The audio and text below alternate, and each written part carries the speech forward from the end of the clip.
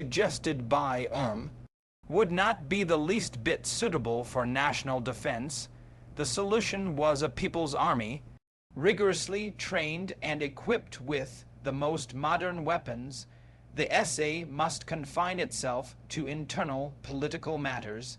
At this point, Hitler forced Blomberg and to sign an agreement in his presence. The SA was granted to paramilitary functions. The premilitary training of youths aged 18 to 21 was to be undertaken by the SA, while those from 21 to 26, not serving in the armed force, were to be trained in SA sport, a code name for organized military training. Certain units were to operate as a police force along the nation's borders. It was a blow to him, but afterward he invited everyone to a luncheon of reconciliation in his home. Formerly a millionaire's mansion, Hitler did not take part, recalled General von Weichs. The food was good atmosphere, frosty at any rate. It seemed as if peace was restored. One certainly believed that the authority of Hitler in the party was so great that his decision would remain binding on the SA. Once the army men left, true feelings, liberated perhaps by drink, exploded. What that ridiculous corporal says means nothing to us. He told his followers, I have not the slightest intention of keeping this agreement. Hitler is a traitor and at the very least must go on leave. If we can't get there with him, we'll get there without him. At least one listener was shocked. It sounded to S.A. Ober, Gruppon, for Victor Lutz like treason, and he reported it to Hess. Lutz took it upon himself to travel to the Obersalzberg and inform Hitler himself of the dangerous discontent within the highest ranks of the SA. When the Führer's deputy hesitated to act here again, he met with an apparent lack of interest. We must let the matter develop, said the Führer, and closed the discussion as if unwilling to admit that his beloved brown shirts were in a state of discontent approaching revolt. The Grey Army rack must be submerged by the brown flood, with the statement that the new army would be a grey one, not a brown one. A few weeks later, however, he flatly refuted comment, countered by calling a press conference in Berlin that April for the diplomatic corps and foreign journalists. He was an imposing figure, squat, powerful, intense. And he spoke in the flat but authoritative tones of someone who expects to be obeyed. The SA is the heroic incarnation of the will and thought of the German Revolution.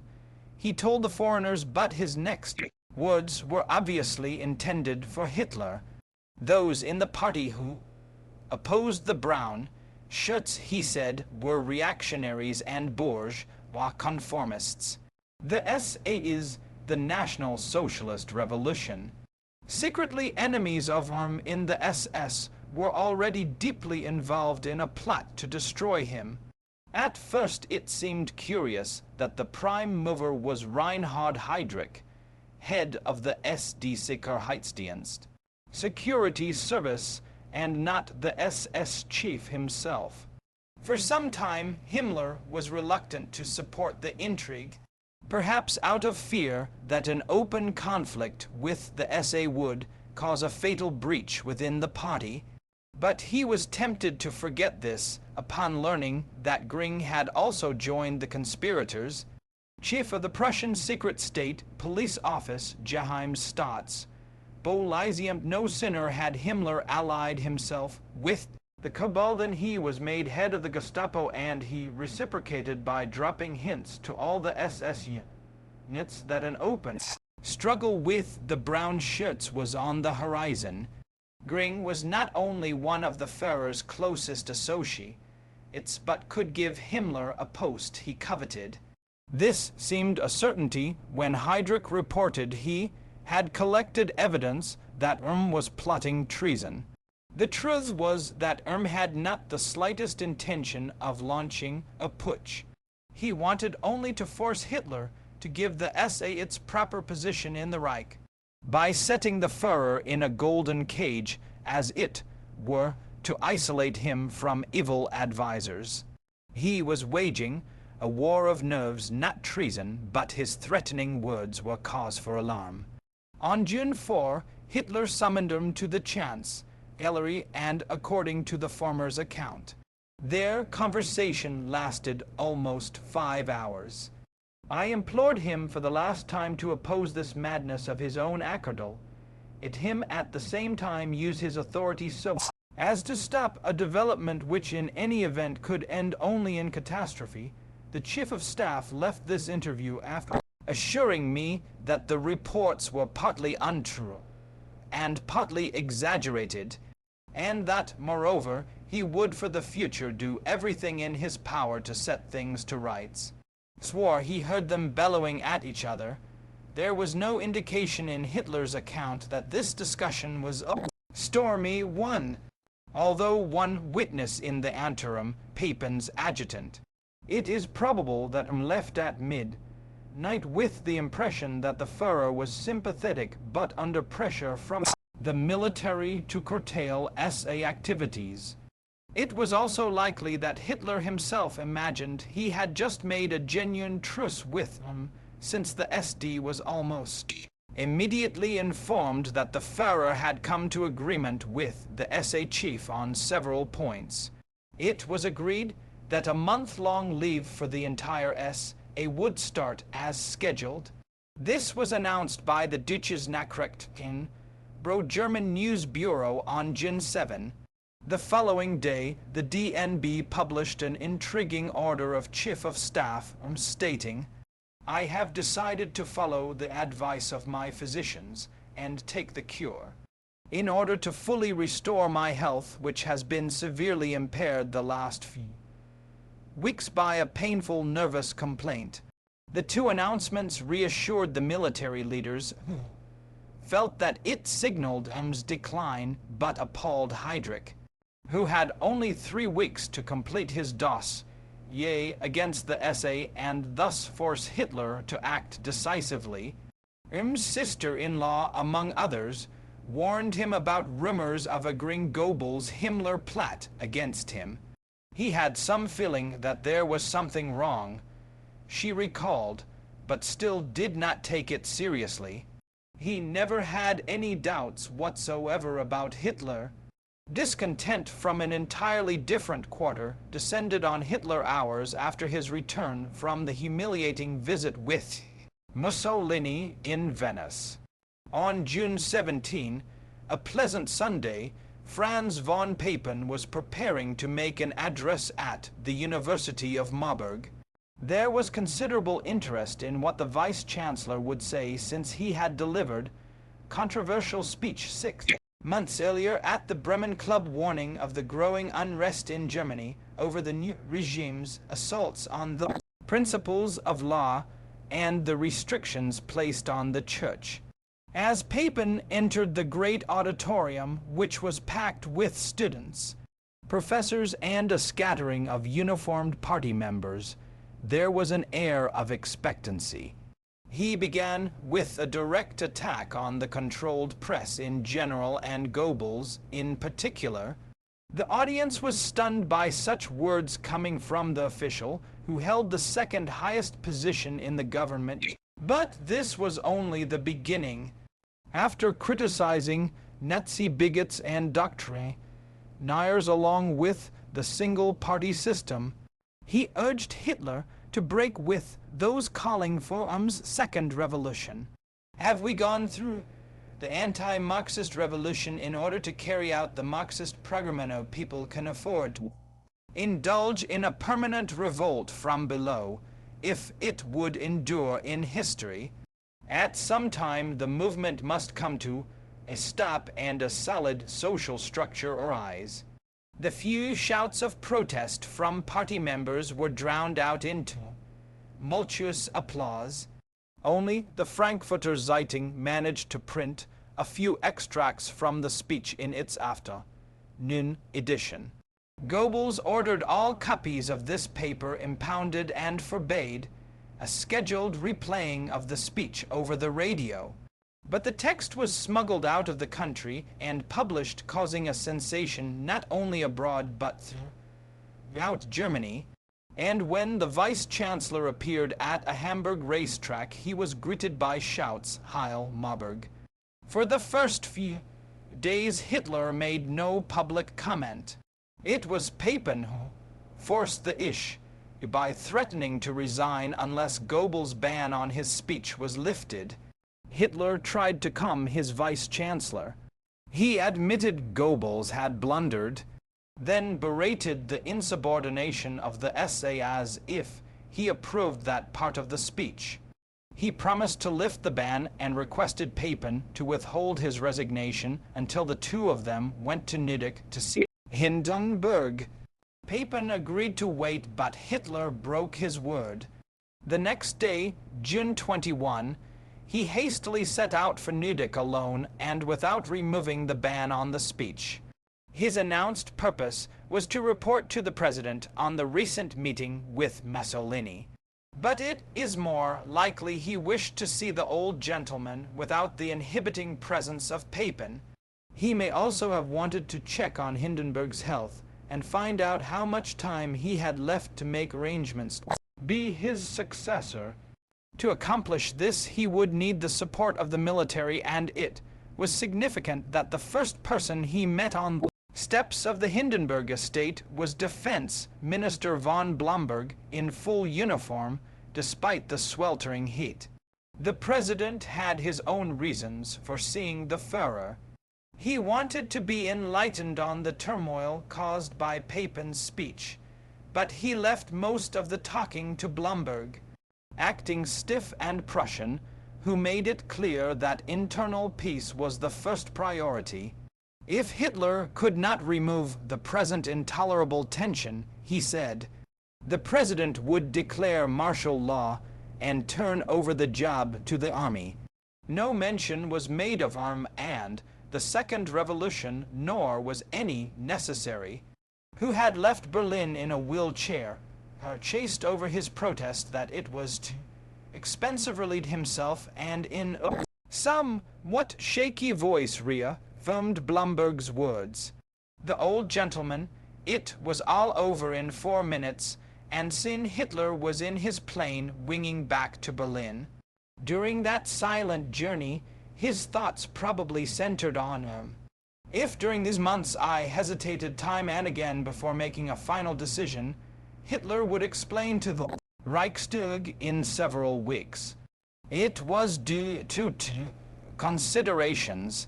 First, I could not easily convince myself that a relationship which I thought to be founded on loyalty could be a lie. I still cherished the secret hope that I might be able to spare the movement and my essay the shame of such a disagreement, and that it might be possible to remove the mischief without serious conflicts. Second, sometime that night Hitler made up his mind to take action. In the morning, he phoned Victor Lutz, who months earlier had warned him against him, and instructed him to report to the Chancellery at once. Swore me to secrecy until the whole matter was settled. The Führer revealed with some emotion that had to be removed because of a determination to arm the essay and set it against the army. He led me into his study, wrote Lutz in his diary, and taking me by the hand. The Führer said that he had always known I would be no party to such matters. Henceforth I was to accept no orders from Munich, and take instructions only from him. In the meantime, Heydrich and Himmler were doing their utmost to entrap him, and that same day the latter summoned one of his SS commanders, Freiherr von Eberstein, and told him that Röhm was plotting a putsch. Eberstein was to pass the word on to the military district commanders and put his own troops on unobtrusive alert, confining them to barracks for emergency action. Within hours, the warning was passed through army channels. The chief of the General Army Office informed his officers that an Coup was imminent and that the SS, which supported the army, should be given any weapons they needed.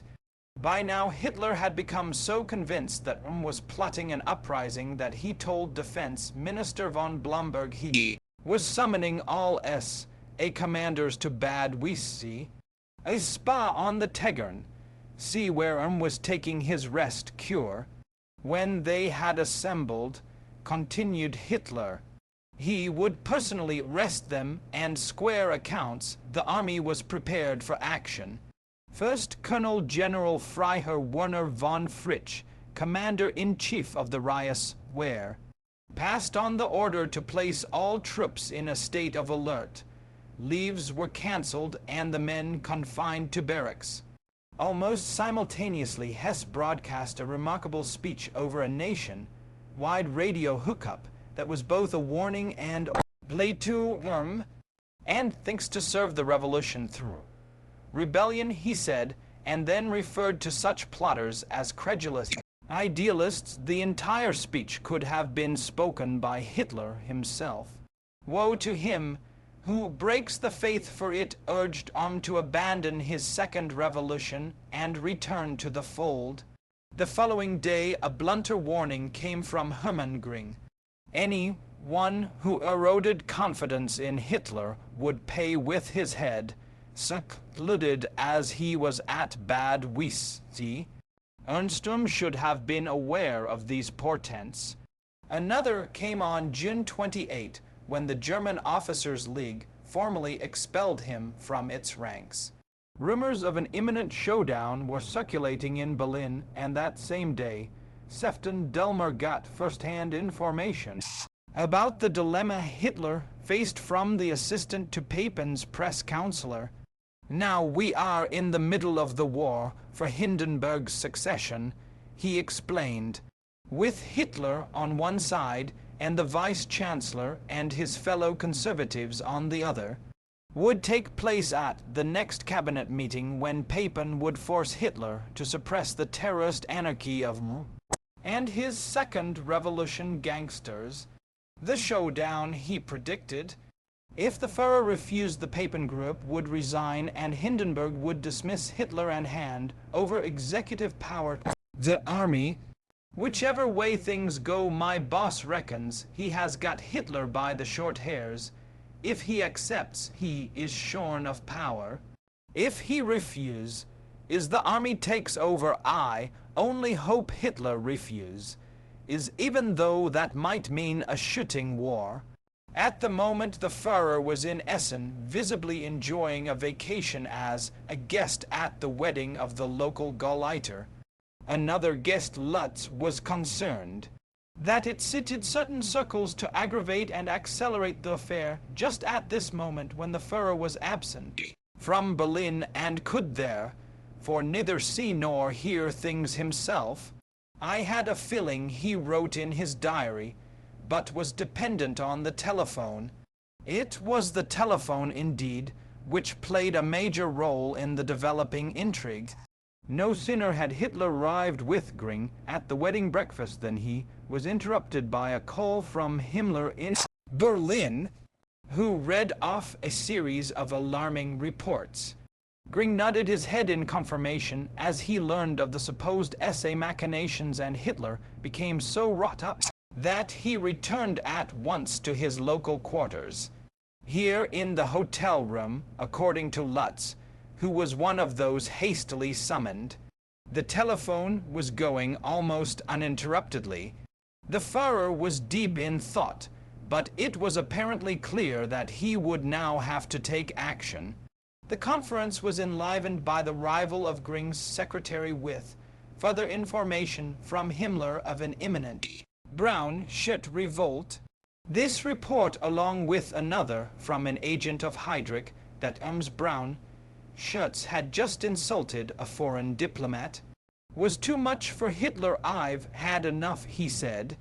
I shall make an example of them. He ordered Göring to return to the capital and be prepared to act upon receiving Code word it was co-libri. Hummingbird then made a call of his own.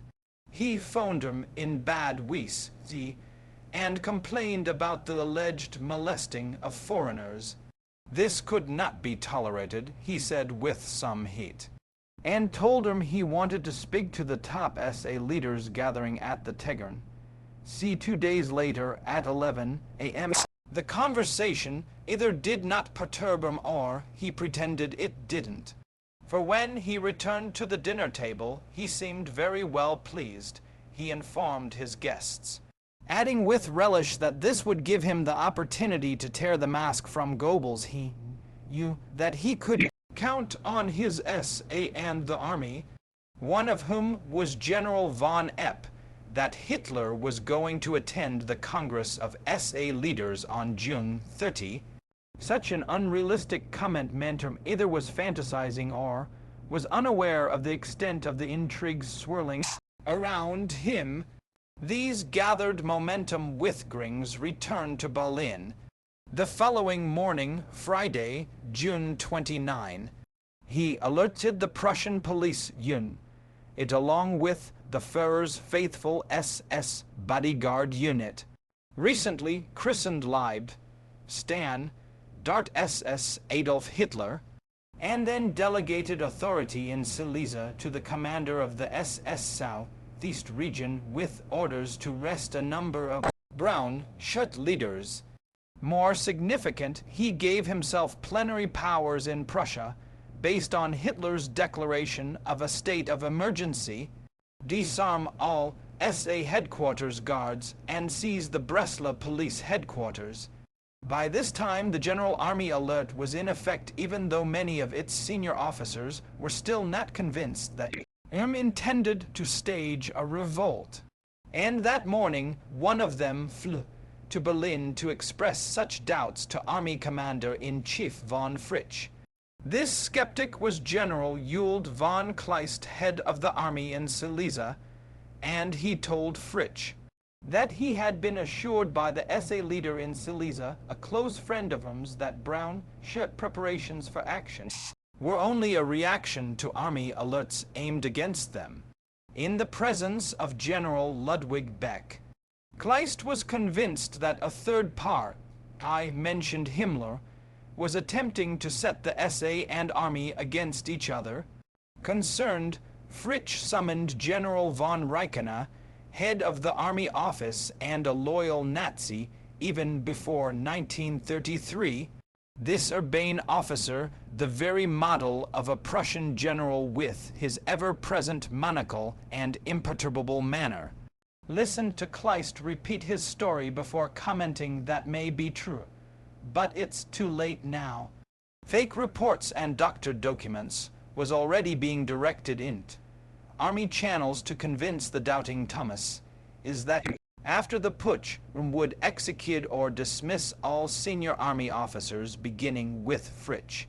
A flood of new evidence, consisting of rumors, fictitious death lists were passed around from so many sources that they began to seem real. An article in the day's Wahl, Kischer Beobachter by Defense Minister von Blomberg, appeared to reinforce this illusion. He proclaimed that the army stood loyally behind the Chancellor. If read this article, he apparently didn't take it as a personal warning.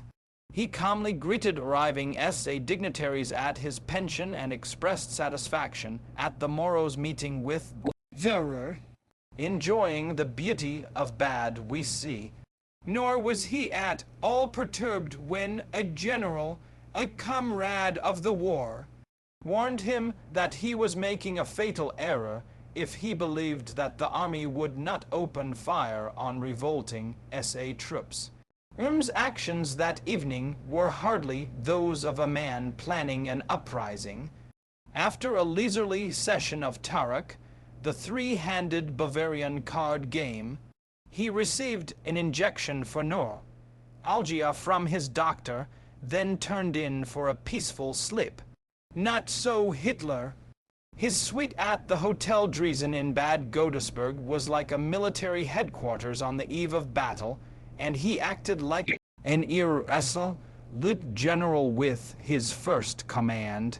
Just before midnight he ordered Gruppen for Joseph Sepp Dietrich, commander of his SS bodyguard, to descend on Bad Wies with 2 companies, but a few moments later 2 phone calls, one from Berlin and another from Munich, forced a drastic change in plans.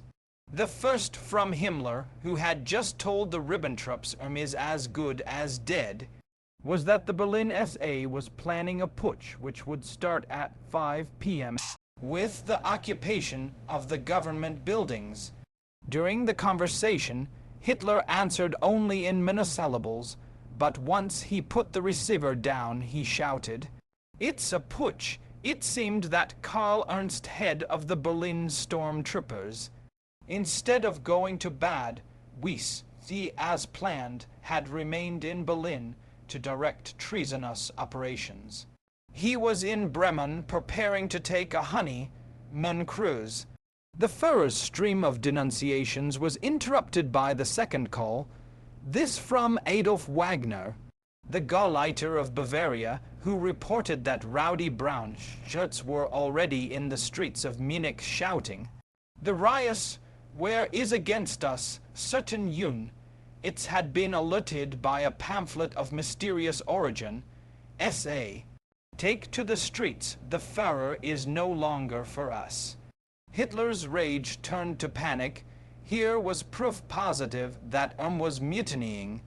"It was at last clear to me," he later said, "that only one man could oppose, and must oppose the Chief of Staff. It was to me that he had pledged his loyalty and broken that pledge, and for that I alone must call him to account. He was going to Bad Wies and personally face the nest of traitors. He ordered his private plane to be prepared for take off. He made a sudden decision which caught his comrades by surprise. Then Pastebeat, Winterreses and Hall, pouring out his feelings, how could have done such a thing? How could he have betrayed his Führer? It was a shaken Hitler who climbed into the 3-motored Junkers 52, a replacement for the regular plane, which had engine trouble. It was about a.m. He slumped into his seat, stared fixedly ahead into the darkness. Otto Dietrich, his press chief, had no idea what was up until an adjutant instructed everyone to release the safety catch on his gun. "Let's who knew was thinking of, he hummed to himself. "Red of the morning, red of the morning, thou lightest us to early death. Yesterday mounted on a proud street, today a bullet through the breast." It was a cloudy night with spits of rain. The military exercise field where Hitler had had his first humiliating confrontation with police and army 12 years earlier. In the gray light preceding dawn, Bauer landed the plane on the drenched runway at Ober-Wiesenfeld. The airport director was distressed. He had been instructed by Chief of Staff to alert the entire SA leadership as soon as the Führer's plane, D-2600, approached. But with the last-minute change in aircraft, there was only a small group, party personages and several army officers, hand to greet Hitler. "This is the blackest day in my life," he told them, "but I shall go to Bad Wies and pass severe judgment." Hitler was driven to the Bavarian Ministry of the Interior, where he leaped out of the car, followed by a rattled Gauleiter Wagner, who was also Minister of Interior.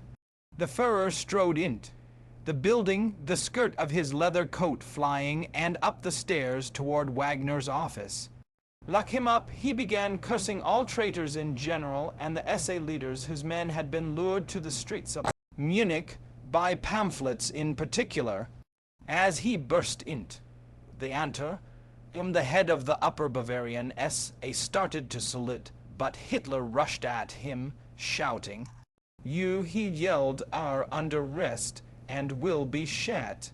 It was 6 a.m. when the Führer, still in a terrifying state of excitement, emerged from the building. A second plane with armed reinforcements had not yet landed, but he was impatient to wait. He got in Kempka's car, taking his usual place beside the chauffeur, and instructed him to head for Bad Wiessee. They started off, followed by another car driven by Schreck. In the entire party, there were only 8 or 9 men and the Führer's secretary, Fräulein Schütter. From the back, Sieg Goebbels talked incessantly of the Brown. Schutt-Platt, but Hitler only stared ahead. The sun was just breaking through clouds on the horizon. It was going to be Hitler weather. In less than an hour, they reached the Tegern, sea nestling at the gateway to the Alps. Its pure waters steaming with early morning mist. We are now going to the pension Hansel Bauer, Hitler told Kempka. There was some dirty work afoot, and they had to surprise the Hanselbauer's occupants. It was almost 7 and church bells were calling the faithful to early morning mass when Kempka slowly, cautiously pulled up at the pension. Kempka noticed that some of the windows were closed, others open. There was no guard at the door. Hitler was first to enter. The ground floor appeared to be deserted. There was no one in the dining room, which was set for the midday banquet. Then the landlady appeared, understandably shocked to find herself face to face with the Führer. She started to express the honor she felt, but he brusquely asked to be taken up to him. While the others in the party took positions in front of other rooms, a plain clothes detective knocked on door. Then Hitler, revolver in hand, went in. Kempka, peering from behind his Führer, glimpsed a slip drugged and blinking with genuine amazement and shock. He was in bed alone. Ernst, said Hitler, and then used the familiar door. You are under arrest. There was none of the fury Hitler had shown at the Ministry of the Interior. He was somewhat tense, but not visibly excited. Briefly and curtly he accused him of being a traitor and told him to get dressed. The SA chief began pulling on civilian clothes, but Hitler had already gone, and words were wasted on the detectives left behind. Protesting vigorously, the Führer was banging at the opposite door. It opened, and an Obergruppen named Heinz stared out drowsily. Behind him stood his bed partner, an attractive young man who doubled as his chauffeur. A disgusting scene which made me feel like vomiting, wrote Goebbels. Hitler went immediately to the next door, leaving Lutz behind to search for weapons. Lutz, I've done nothing, exclaimed Heinz. Can't you help me? I can do nothing, said Lutz, more in embarrassment than self-righteousness, and repeated the phrase. Either from indignation or shock, Heinz refused to get dressed and would not do so until Hitler returned and told him to obey or be shot on the spot. Heinz obeyed and was locked in the laundry with and his colleagues. With them were 10 or so SA guards who had slept through the break-in, as well as Heinz' chauffeur and several other good-looking youths taken in flag rant delicto. While Hitler was discussing what should be done next, Kempka was sent to a near-by pension to apprehend Max Vogel. Rm's cousin, who also served as his chauffeur. Vogel was in bed with Love only such case that morning. Kempka, a good friend of his fellow chauffeur, apologetically announced he was under arrest. As they went to the garage for the car, Vogel made a curious last request. Could he drive it just once more? Kempka understood and let him make a few slow turns in the driveway, as he himself stood on the running board. Just as Kempka and his prisoner got back to the Hanselbauer, a truck filled with about 40 armed brown shirts of them. Headquarters guard arrived from Munich. Their commander was still locked up in the laundry, and they were unhappy about it. One of Hitler's adjutants, Wilhelm Buchner, shouted an order to return to Munich at once. They did nothing except stare back sullenly, and a pitched battle seemed likely. Then Hitler strode forward. "Didn't you hear what Buchner said in a tone of command that managed to be charming? He ordered the guardsmen to return to Munich. On the way you will meet SS troops, and they will disarm you." His manner more than his words took all the fight out of them, and the truck drove off. The prisoners were loaded into commandeered buses, and the caravan started off. Hitler's Mercedes led the way, and a men bound for the lunch banquet at the Hanselbauer would be stopped and interrogated by Hitler. Those whose names appeared on a list hastily drawn up by Goebbels were disarmed and instructed to send which their own cars in the cavalcade. It was about 9:30 a.m. by the time the growing procession reached the Brown House. It had been cordoned off by army troops, and Hitler took time to thank them for coming to his aid and give assurance that he had never intended using them against the SA. Once inside party headquarters, Hitler told Goebbels to telephone the code word to Gring. The purge was on. "I gave the order to shed those who were the ring leaders in this treason, and I further gave the order to burn out down to the raw flesh the ulcers of this poisoning of the wells in our domestic life, and of the poisoning of the outside." The use of words dredging up memories of his mother's cancer, and Dr. Bluck revealed the depth of his emotional upheaval. The cells of Stadel Heim were already filled with SA leaders put there by the SS. Those still in the Brown House, such as demanded to see the Führer, and when he refused, asked for Goebbels. He was too occupied with the phone conversation with Gring, and before he finished, the last prisoners were on their way to Stadel Heim in an armored car.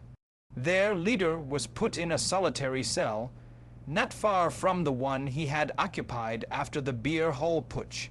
At the Brown House, General von Epp was demanding a court-martial for him. This upset Hitler's equilibrium, and he reverted to his early morning rage. He exclaimed was a proven traitor and deserved to die. The general was so taken aback by this outburst that he could not reply, but as he walked away, muttered to his aide, "Crazy." A little later, at 11:30 a.m., a conference of SA leaders began in the spacious council chamber. Hitler had not yet regained his composure, and his address to his apprehensive audience was a series of disconnected complaints about the SA. Throughout the hour-long tirade, Hitler's listeners stood in discomfort. One was fascinated by the foam that kept spewing from his mouth. In a voice frequently choked with emotion, he accused him of planning to kill him in order to hand Germany over to her enemies. And his conspirators, he promised, would be shot. The killings had not yet started, since Hitler was waiting for Sepp Dietrich, commander of the elite Leibst, and Dart to do the job. He appeared shortly and explained to the exasperated Führer what had kept him so long. His trucks, for one reason, could not travel fast over wet roads on worn tires.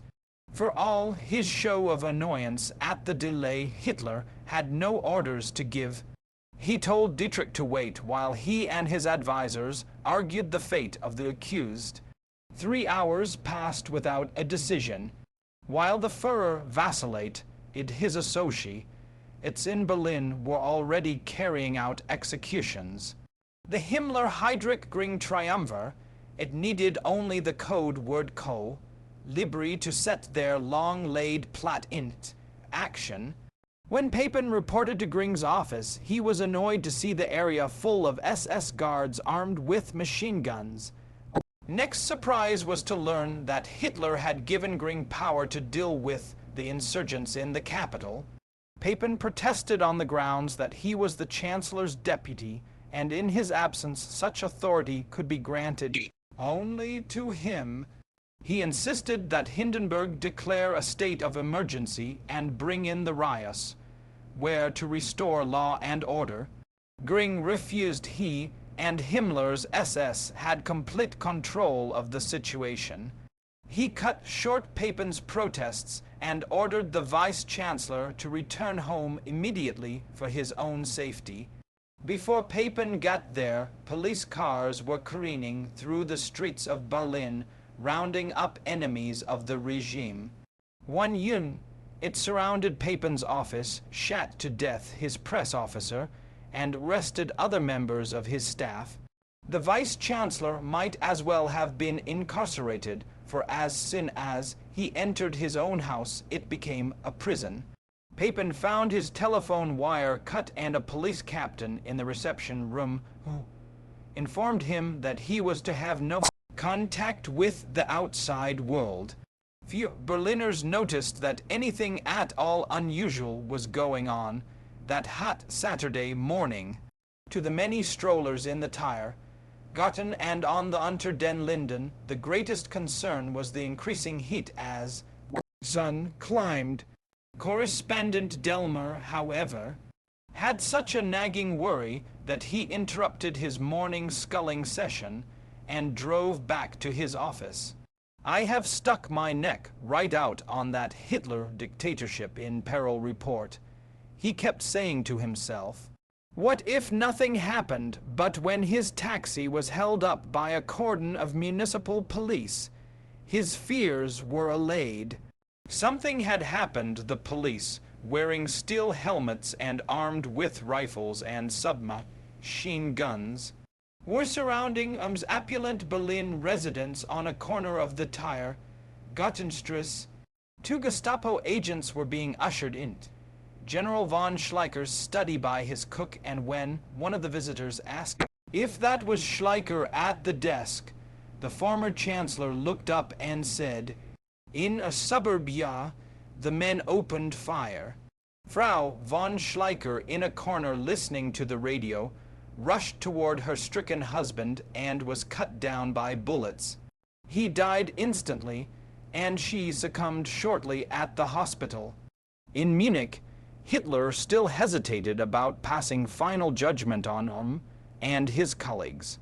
The discussion in the meeting room grew so loud that Sepp Dietrich, waiting in the outer office, could hear voices through the double doors of the meeting room. At last this portal opened about 5 p.m.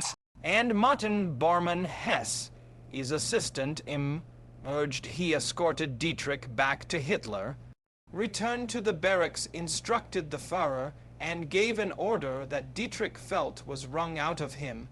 Select an officer and 6 men, and have the SA leaders shot for treason.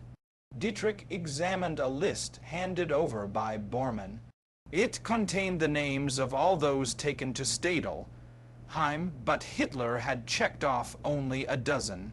They included Heinz and the chief of the Upper Bavarian Sabbat, not Ernst.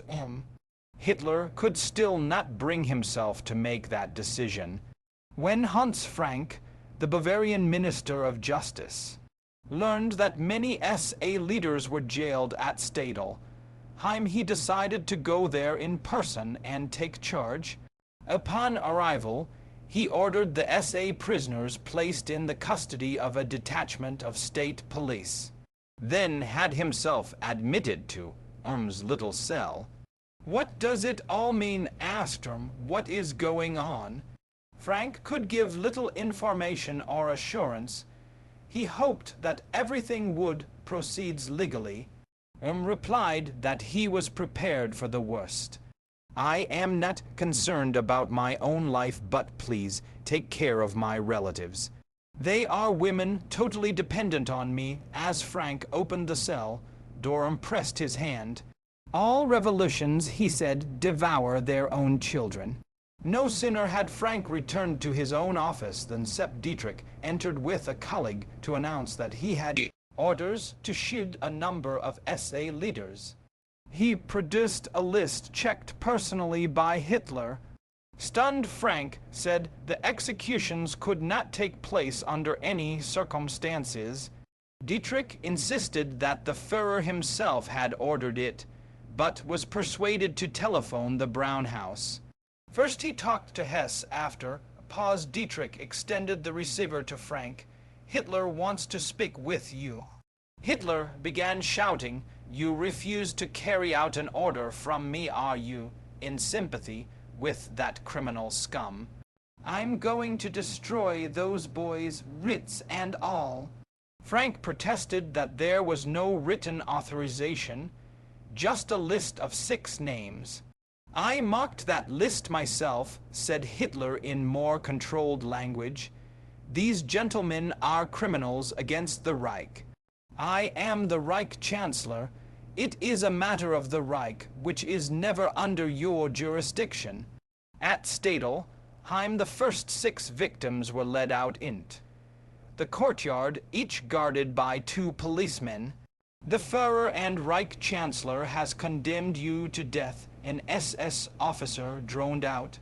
"The sentence will be carried out forthwith when the head of the Upper Bavarian Brown Schutz August Schneid, Huber, realized the chief executioner was Dietrich. He cried out, 'Sepp, my friend, what on earth's happening?'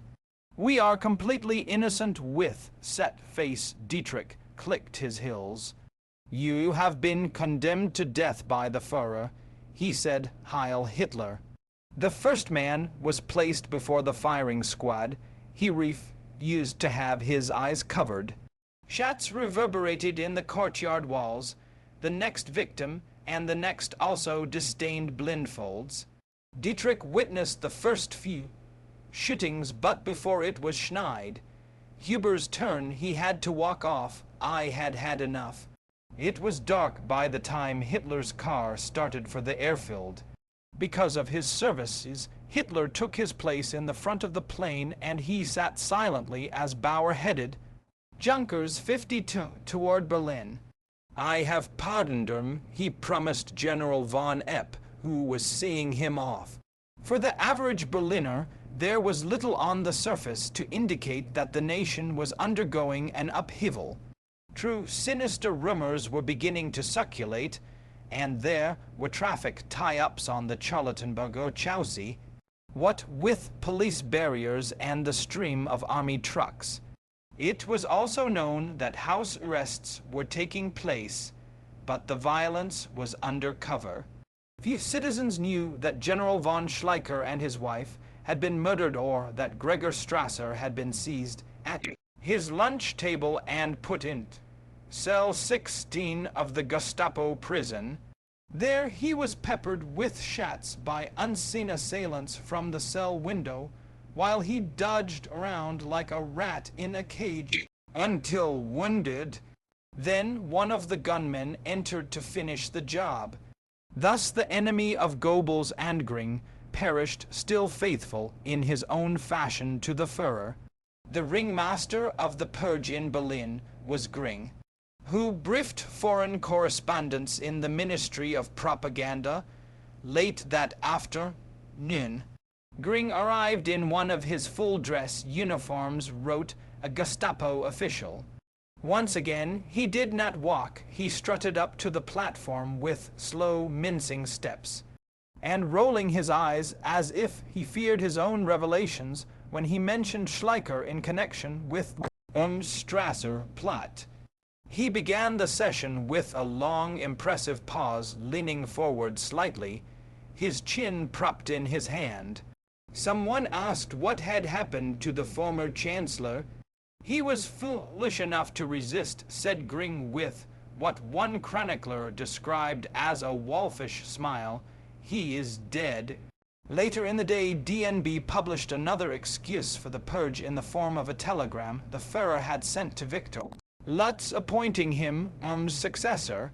In it, he listed a dozen tasks for the new SA commander and his leaders, and the first was blind obedience and absolute discipline.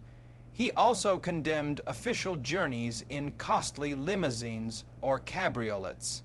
Sumptuous feasts.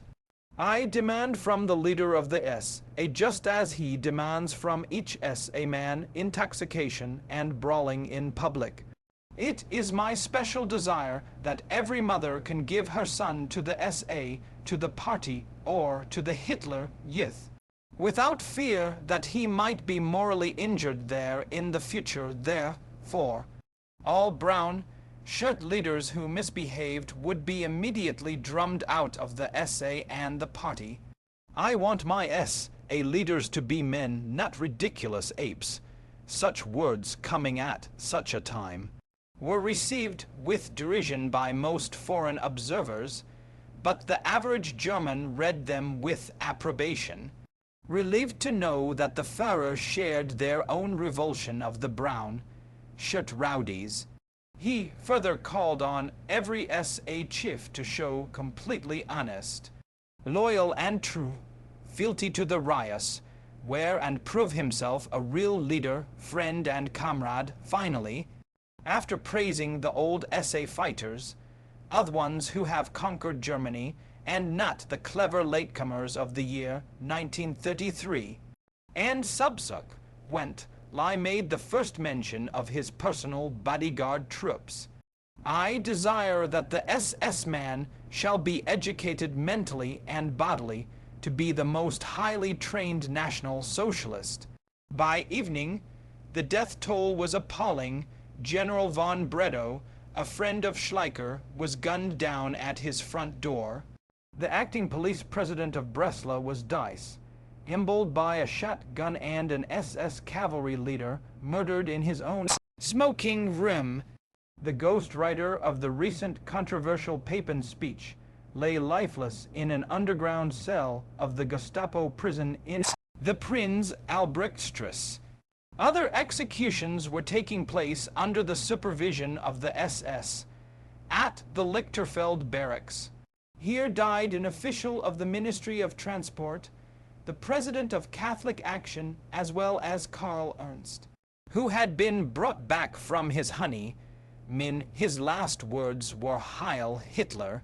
The brown shirts were in a state of confusion, issued revolvers and ordered to catch traitoriously to be rounded up themselves by SS troops and carted off for detention. Some its were alert. Did others were beaten up in the streets by roving Himmler men, and some shot out of hand. Still others were marked for rest or death, but spared by friends in the SS. For thousands who felt they had sacrificed everything for the party, it was a night of terror and disillusionment. It was not until 10 p.m. that the Hitler plane finally touched down at El Airfield.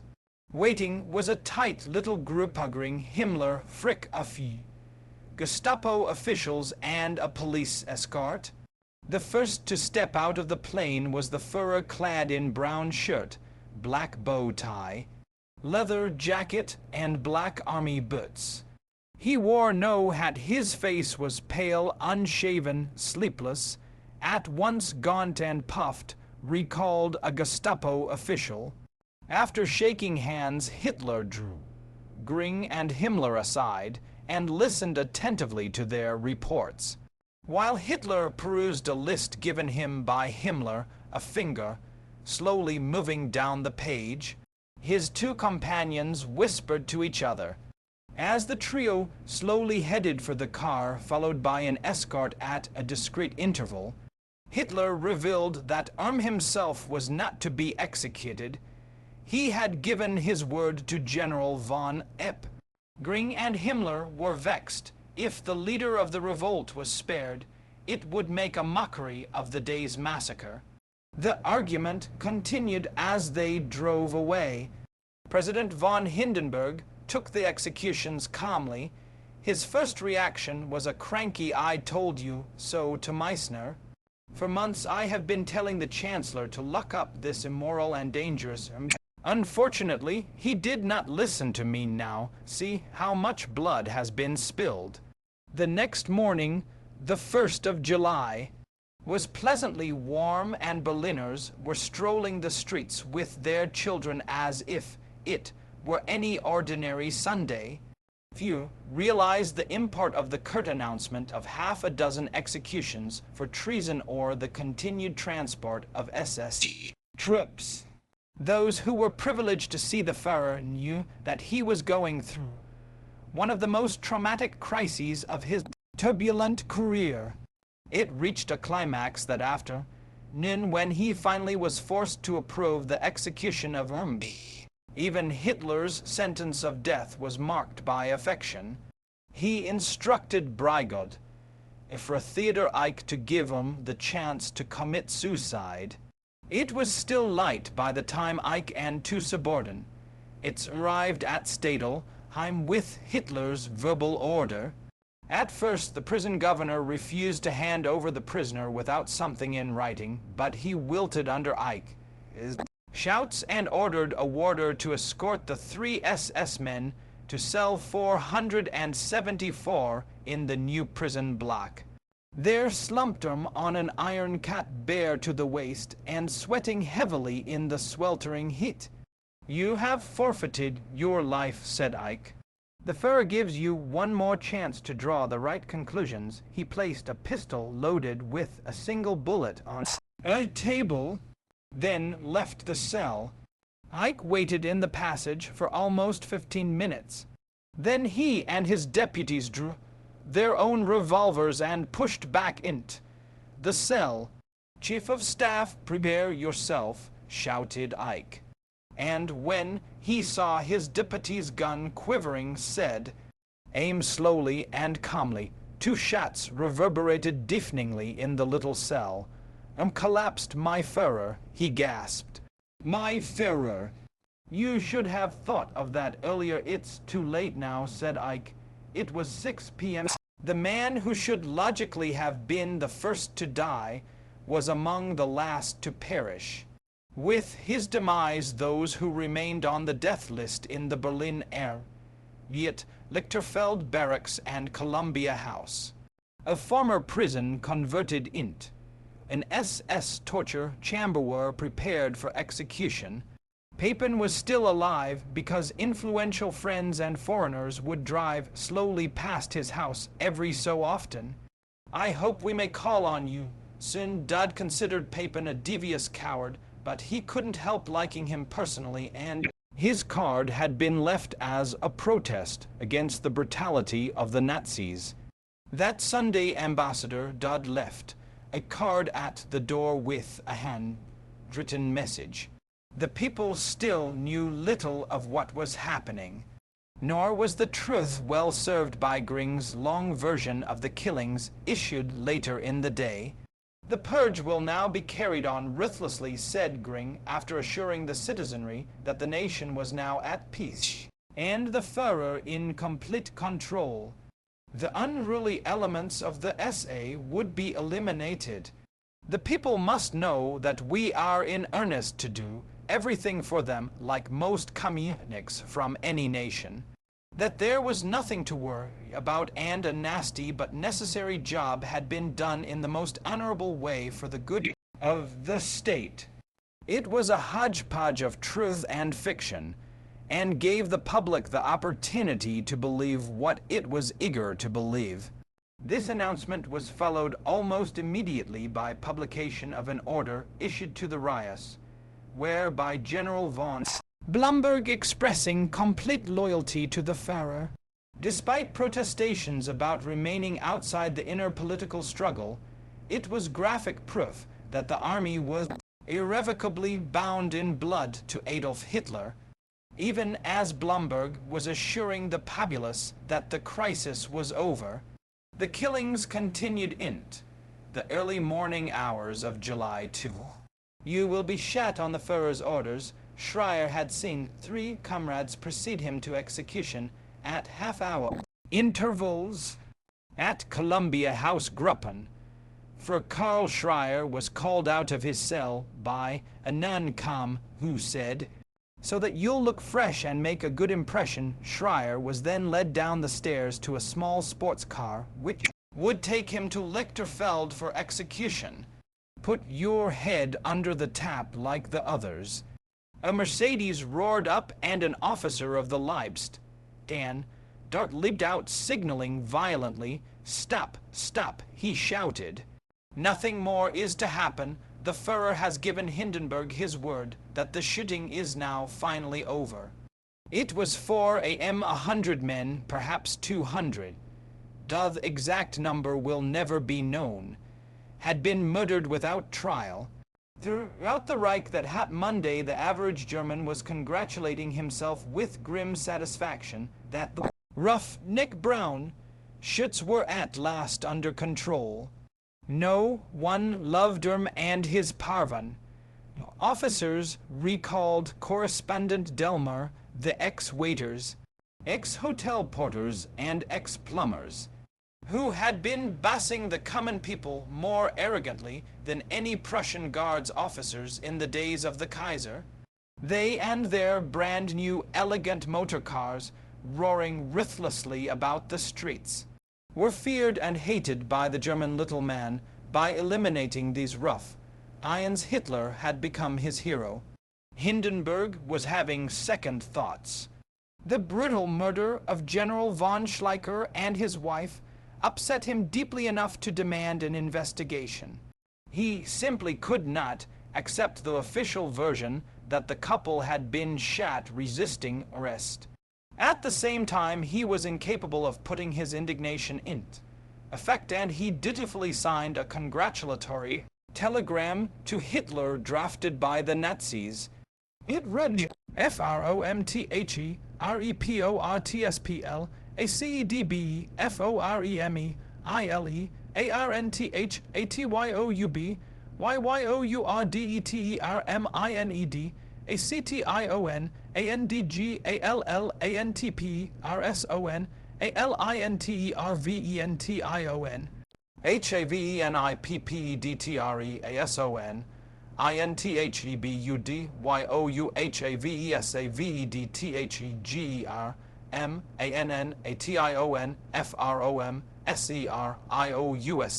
ANGER FORTHISIEXPRESSTOYOU MYMOSTPROFOUNDTHANKSANDSINCEREAPPRECIATION.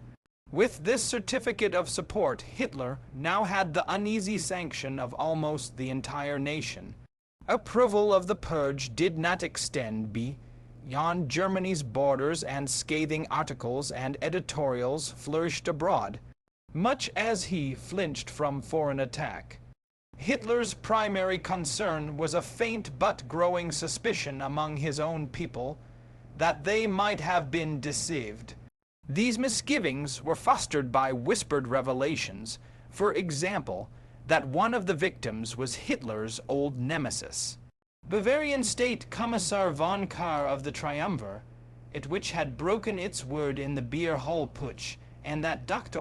Willy Schmid, a music critic, was arrested in his apartment while playing the cello, then murdered under the impression that he was Wilhelm Schmid, the local brown shirt leader. Tiny as was this seed of doubt, it aggravated Hitler's own distressed state of mind. Genuinely shaken by the liquidation of old friends and comrades, he hid from the public. Privately, he commissioned Hess, now his closest friend and associate, to embark on a number of missions of mercy occasioned by remorse to widows and relatives of the victims. Hess did his best to comfort the widow of the music critic by counseling her to look upon her husband's death as that of a martyr for a great cause. He also assured her a pension from the Reich. Frau Strasser and mother were also offered pensions. Still unable to believe that her son could be a homosexual to this day, his older brother and sister-in-law vehemently deny it. The latter curtly turned down the offer. She would not take a pfennig from the murderer of her son. Hitler also attempted to make amends to Papen, inviting him to attend an emergency session of the cabinet on July 3, just as if he had never been held in custody. All affability, Hitler invited the vice-chancellor to take his usual place at the table. Nettled, Papen said that was out of the question and demanded to see Hitler alone. The two moved into the next room, where Papen told about his own house arrest and the murder of his press officer. He requested an immediate judicial inquiry into the matter, then insisted that his resignation be announced immediately. Hitler's polite refusal sent Papen directly to the Bundesstraße to see his old friend General von Fritsch. The army commander-in-chief stared as if facing a ghost. "As you can see, I am alive," said Papen. "But this Schweinery has got to be stopped." Why, he asked, hadn't Fritsch prevented the purge in the first place? The army chief sheepishly explained that it had been impossible to act without explicit orders from Blomberg or Hindenburg. The former had rigidly opposed any intervention, and the latter could not be reached. In the cabinet meeting, General von Blomberg was congratulating the Führer on behalf of the armed forces for acting so expeditiously against traitors. This gave Hitler a felicitous opportunity to justify such harsh actions.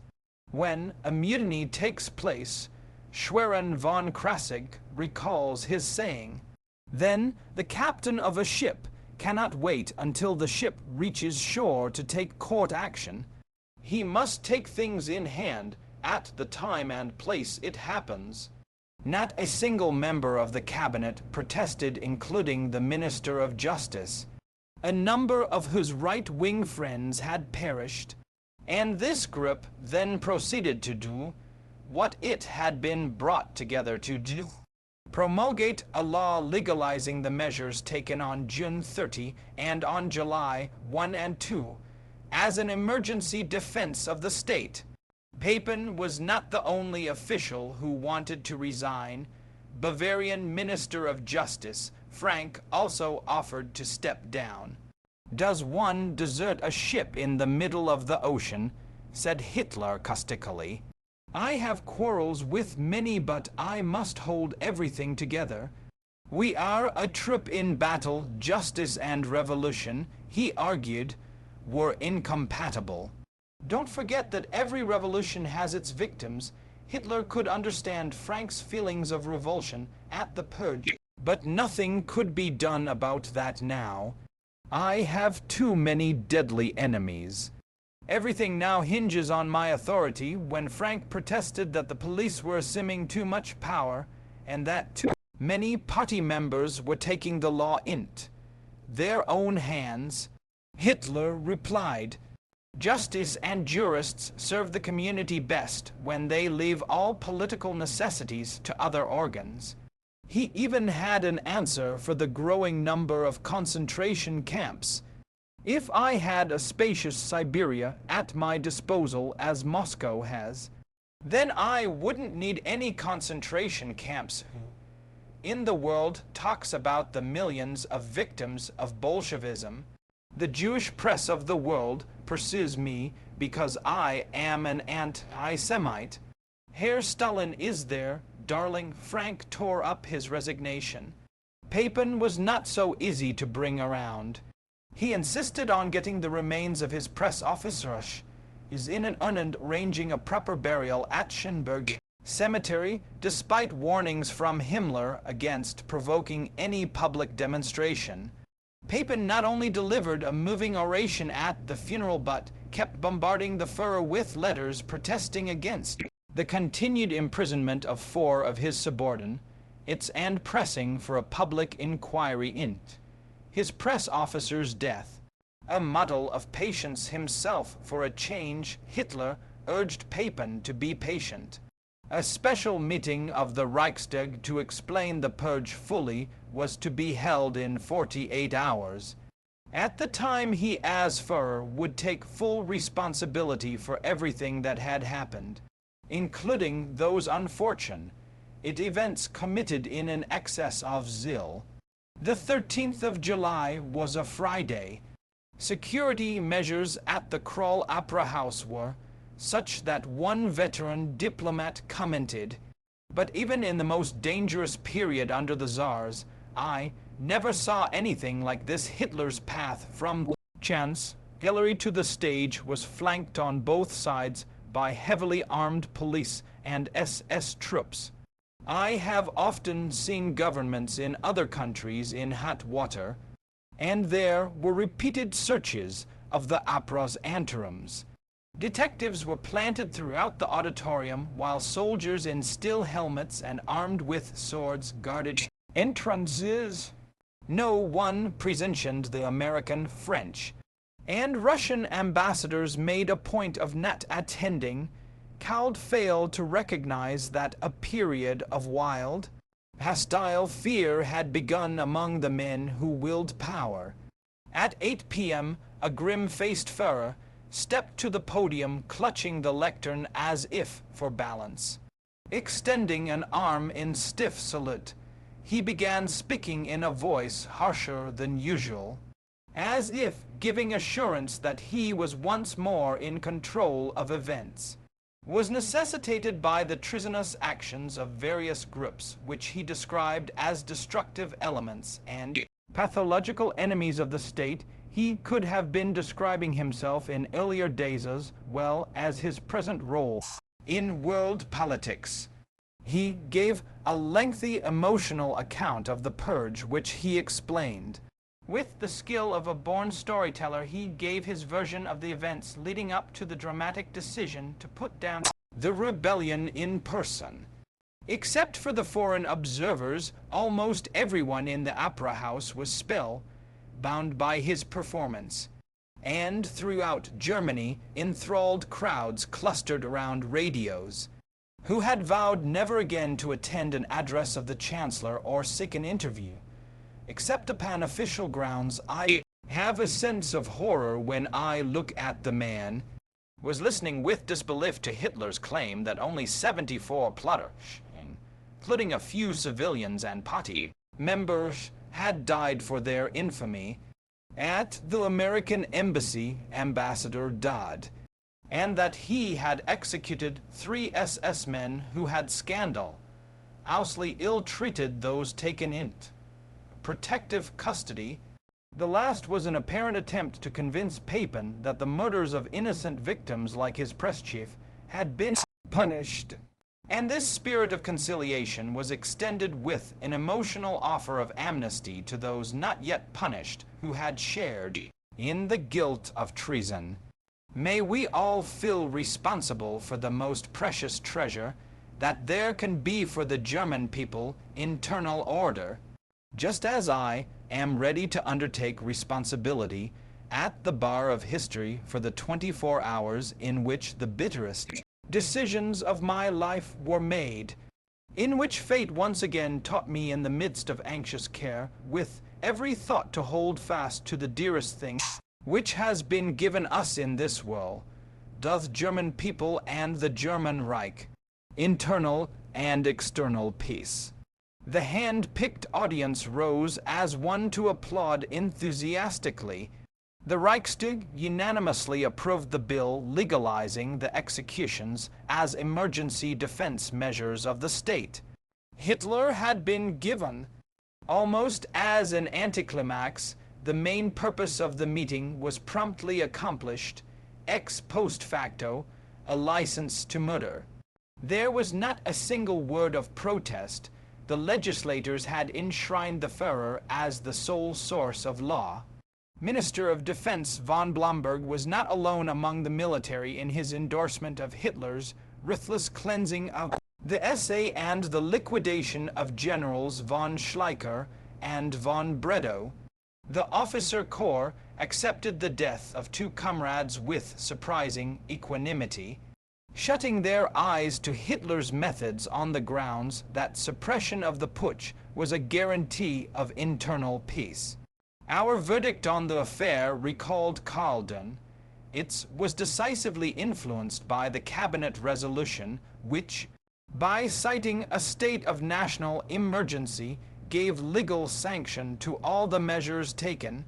The sentiments of the officers drifted down to the enlisted men, who greeted Hitler with cheers when his open car drove past an infantry column on maneuvers a few days later. This type of spontaneous demonstration, reported the French military attaché, is not usual in the German army. Only a handful of officers were bold enough to speak out in protest, and their leader was almost as old as Hindenburg. Had tried to reach the president by telephone in hopes of stopping the purge, but he was always told the old gentleman was too sick to talk. Field Marshal August von Mackensen, an officer of distinction, balked. Mackensen finally went directly to the Führer and made a plea for the re-establishment of common decency in public life. His words moved Hitler to such an extent that it took a moment before he could say, "It may be as you say, Herr Feldmarschall, but I cannot help myself, I cannot go back." Mackensen helped compose a memorandum outlining the details of the Schleicher-Bredow assassinations and demanding punishment for those responsible, determined to inform Hindenburg of the truth. It also urged the president to drop Blomberg, Goebbels, Ley, Neurath, and two other Nazis from the cabinet and hand over control of the nation to a small directorate. Hitler was not named. Presumably, he was to remain as chancellor under a military dictatorship. The memorandum concluded on an emotional note. Your Excellency has thrice before saved Germany from foundering. At Tannenberg, at the end of the war, and at the moment of your election as President of the Reich. Excellency saved Germany for the fourth time. The undersigned generals and senior officers swear to preserve to their last breath their loyalty to you and to the fatherland. Mackensen had persuaded 28 other senior officers of the general staff, many of whom were members of the regiment to which both Hindenburg and Schleicher belonged, to affix their signatures. It was dated July 18 and arrived in Nüdek on the 20th, but this gallant effort was of no avail. If the ailing field marshal ever read the memorandum, which was probably kept from him by his entourage, he took no action. It appeared as if all influential segments of German society had either been intimidated or won over, and what could have been a personal disaster for Hitler turned out to be a victory of sorts.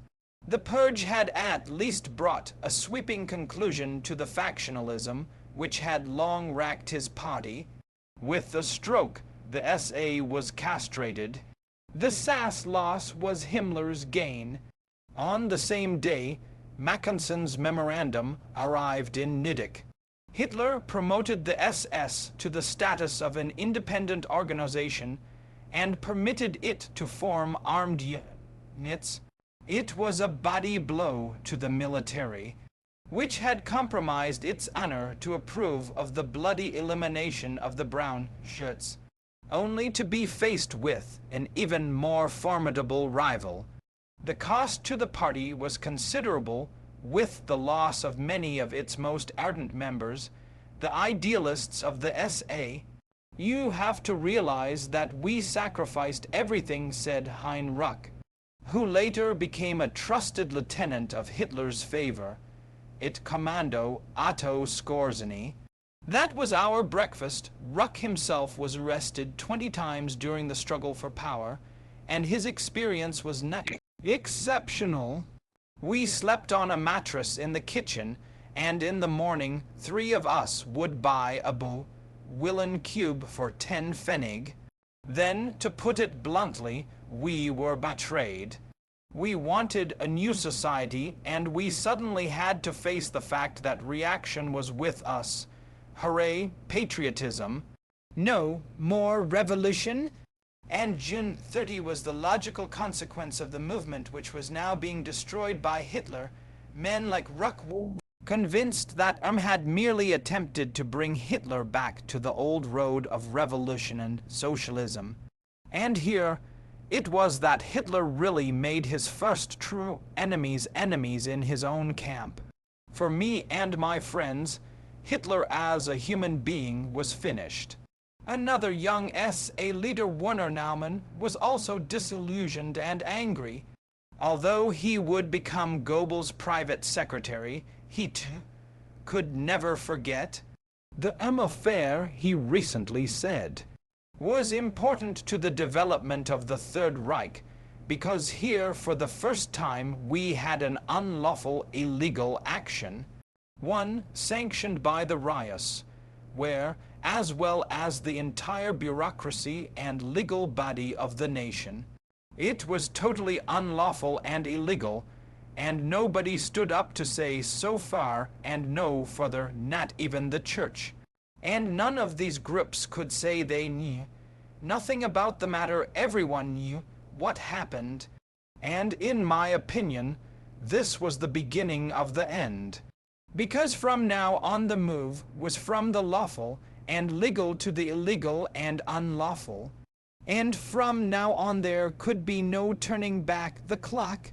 And so, while Hitler appeared to be at the crest of his popularity, there remained a deep and bitter schism within his own movement. Thousands of the most motivated Nazis would never forget the weekend of shame. A state of underground war was declared by those SA leaders who felt betrayed by Hitler. Their resentment against his elite SS erupted in the open several weeks later in the restaurant of Stettin's Brisenhof Hotel, where Victor Lutz was drinking beer with about 20 fellow brown shirts and 3 SS commanders. The unjust and arbitrary action of 30 June will be avenged. Lutz openly intimated that it was Himmler and his SS who had egged on him.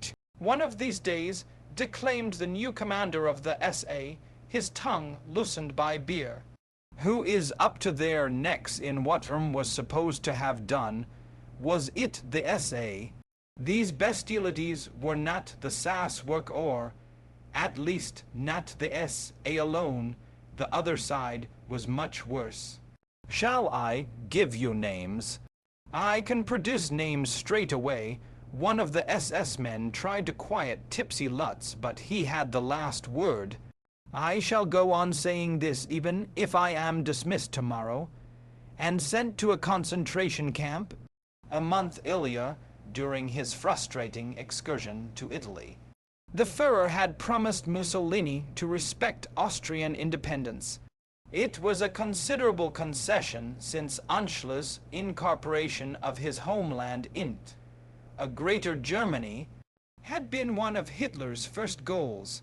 Despite this promise, his own SS did not cease sending considerable financial and moral support to Austrian Nazis, blowing up railways and power stations with German dynamite and murdering supporters of Chancellor Engelbert Dollfuss with German weapons, who carried on a campaign of terrorism. Authoritarian reactionary who was countering the threats of both Nazism and socialism with suspension of parliamentary government. Ironically, the diminutive Dollfuss was a nationalistic. Earlier in the year, Dollfuss had put down revolt from the left by bombarding socialists entrenched in a huge housing development until they surrendered.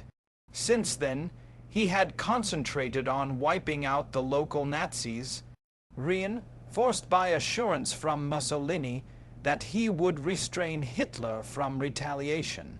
Perhaps the Austrian Nazis were inspired by the hubbub following the affair to take direct action.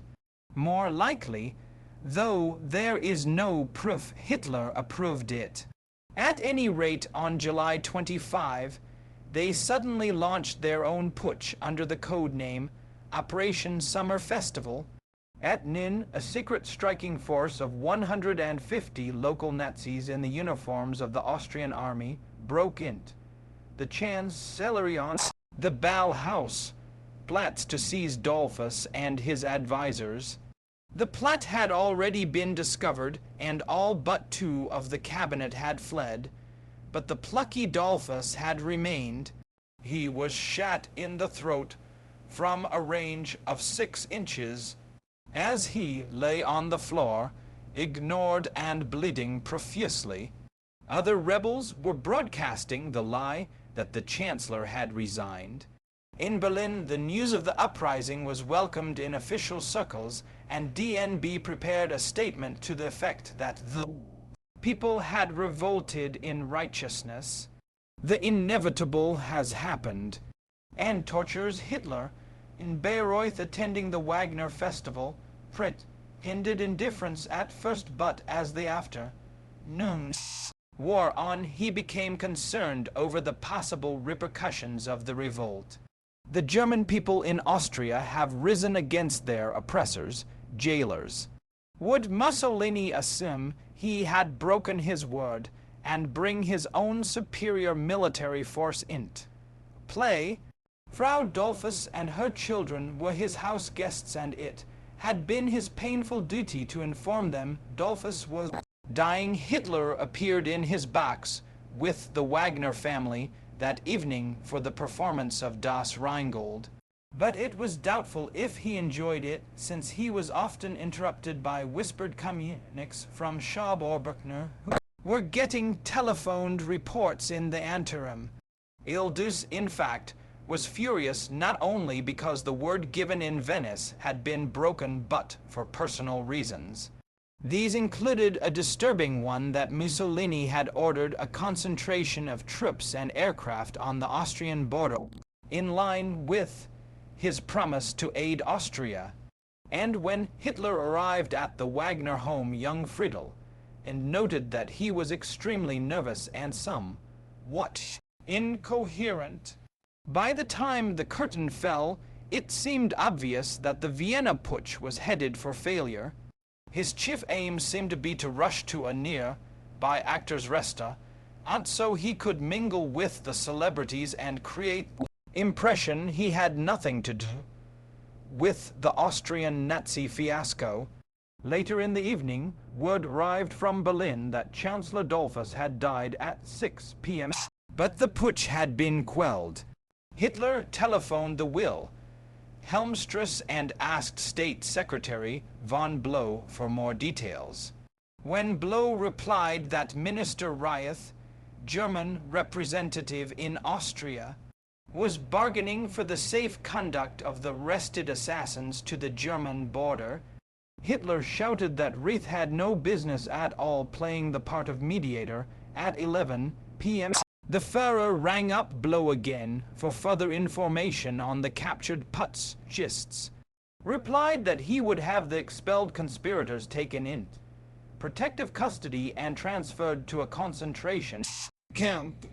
The Reich Chancellor, so Blow noted in his official memorandum. In his extremity, Hitler turned to Papen, whom he had recently humiliated with house arrest, and requested him to replace Reith. Papen was in no mood to comply, but Hitler persisted, appealing in the name of patriotism. The least Papen could do was to talk over the matter in person. Why not fly in the Führer's personal plane to Bayreuth?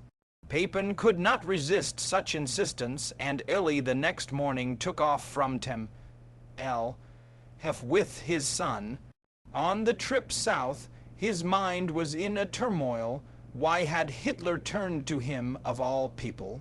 Was it because he had protested against the terrorist methods of the Nazi underground in Austria, and was a personal friend of Dollfuss, denouncing feverishly the rashness and stupidity of the Austrian Nazi Party for having involved him in such an appalling situation? At first, Hitler refused Papen's terms for acceptance. Papen found the Führer in a state of hysterical agitation. The dismissal of his own appointee as inspector of the Austrian Nazi Party. But when Papen said it was a choice between him and me, Hitler finally acceded, and Papen accepted the post. In the waiting room he met an old friend, Hjalmar Schacht, president of the Reichsbank, who was next in line to see the Führer. He too was offered an important assignment as head of the Ministry of Economic Affairs.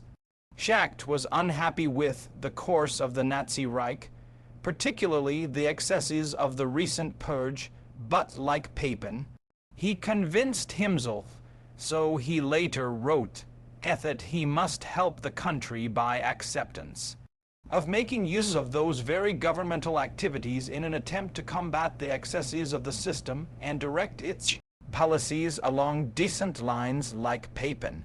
There remained the one and only possibility of working from within outward. He too claimed to have accepted his post provisionally. His condition was put in the form of a question.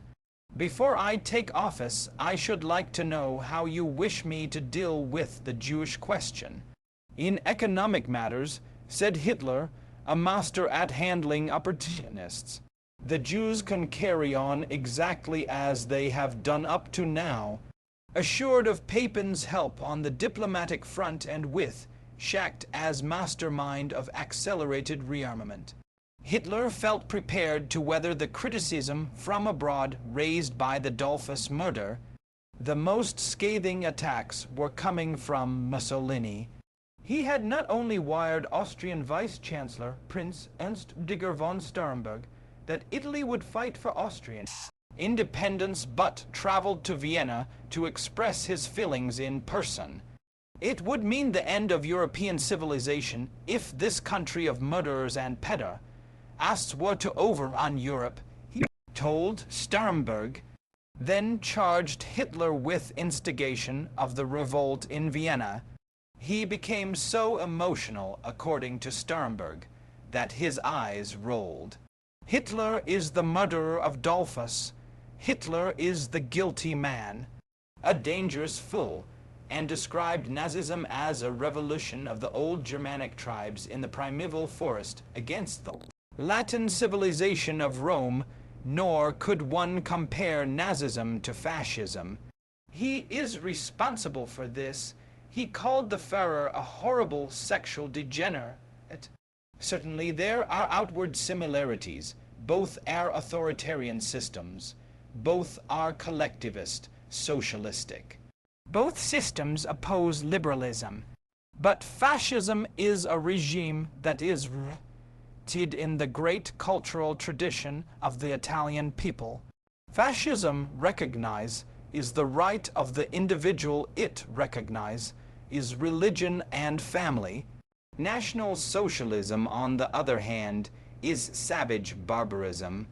In common with barbarian hordes, it allows no rights to the individual. The chieftain is lord over life and death of his people. Murder and killing, loot and pillage and blackmail are all it can produce, he began to shout. This abominable and repulsive spectacle that Hitler showed the world on the 30th of June would not have been tolerated in any other country in the world. Only these primitive Germans, prepared even for murder, will put up with such things, hopefully, he added. The assassination of Dollfuss might do some good.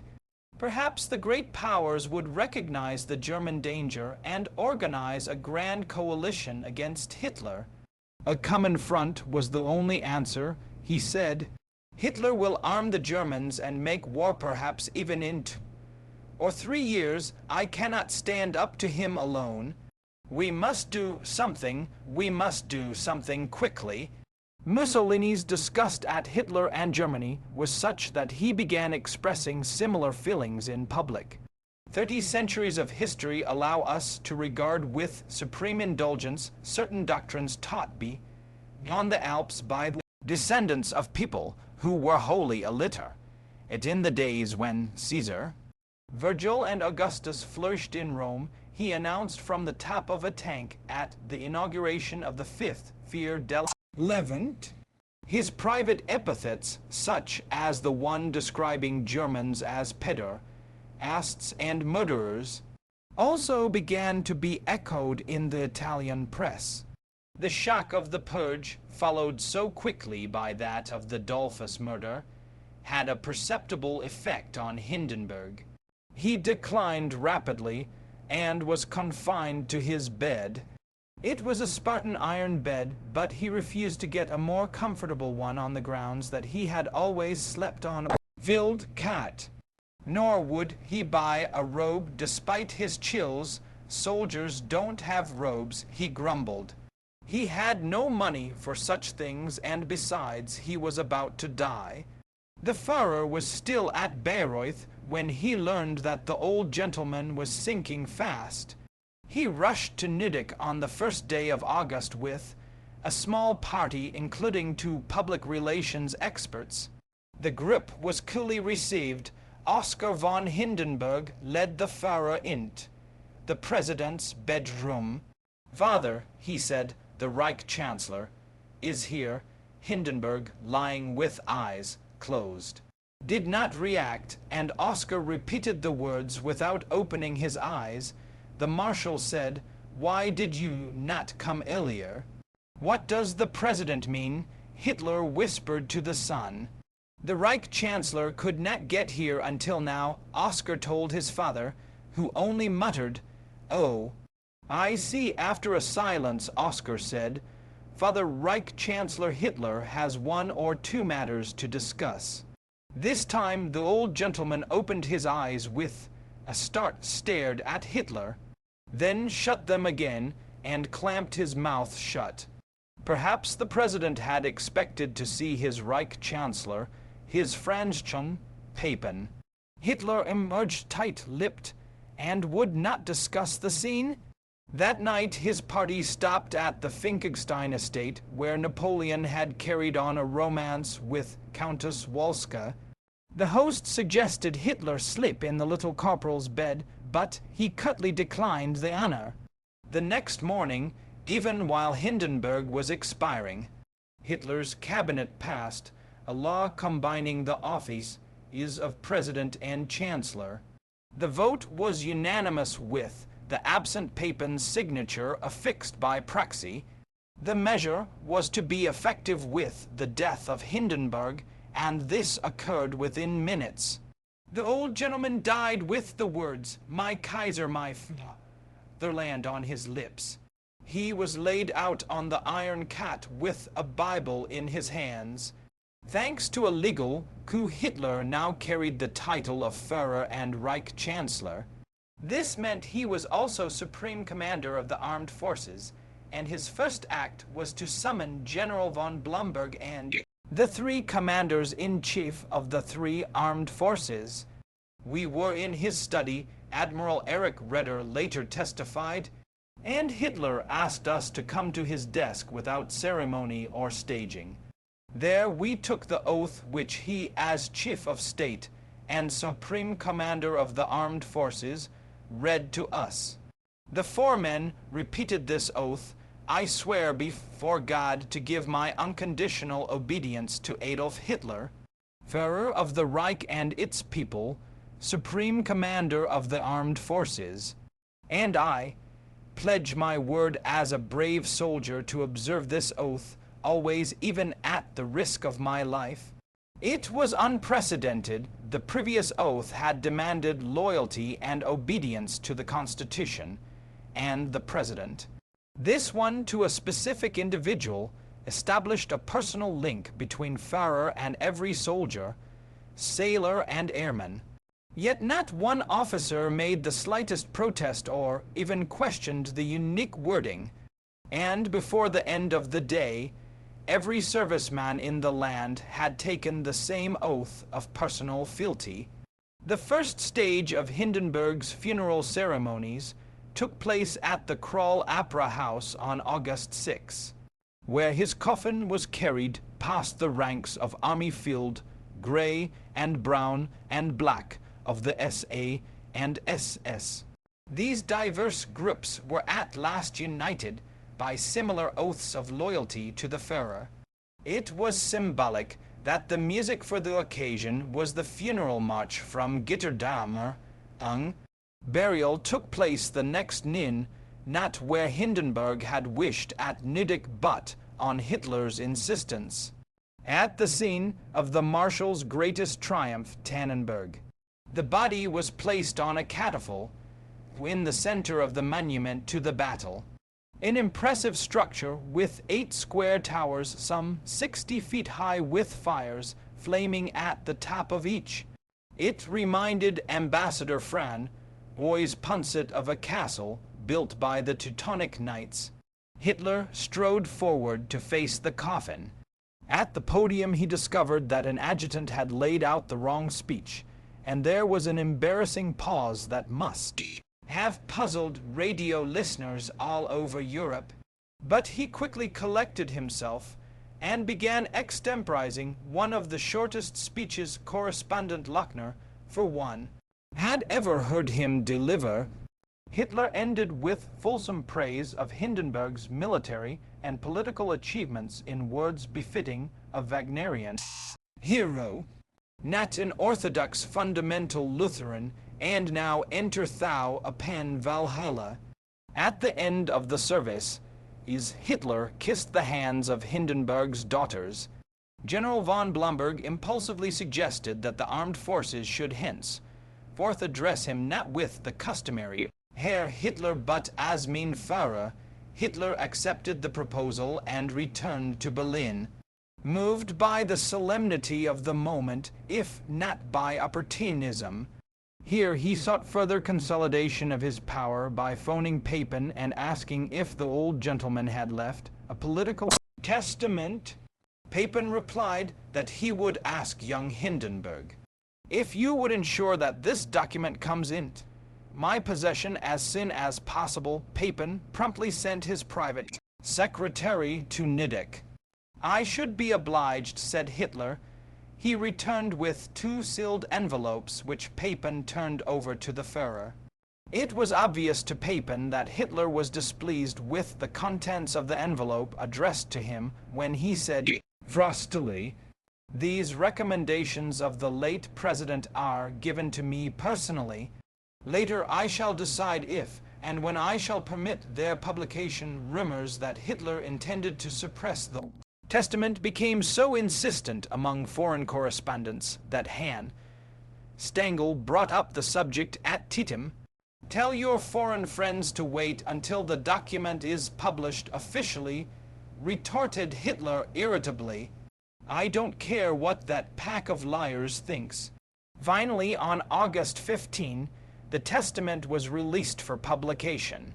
It praised the achievements of Hitler and his government while stressing the importance of the army as the symbol of and firm support for the new state.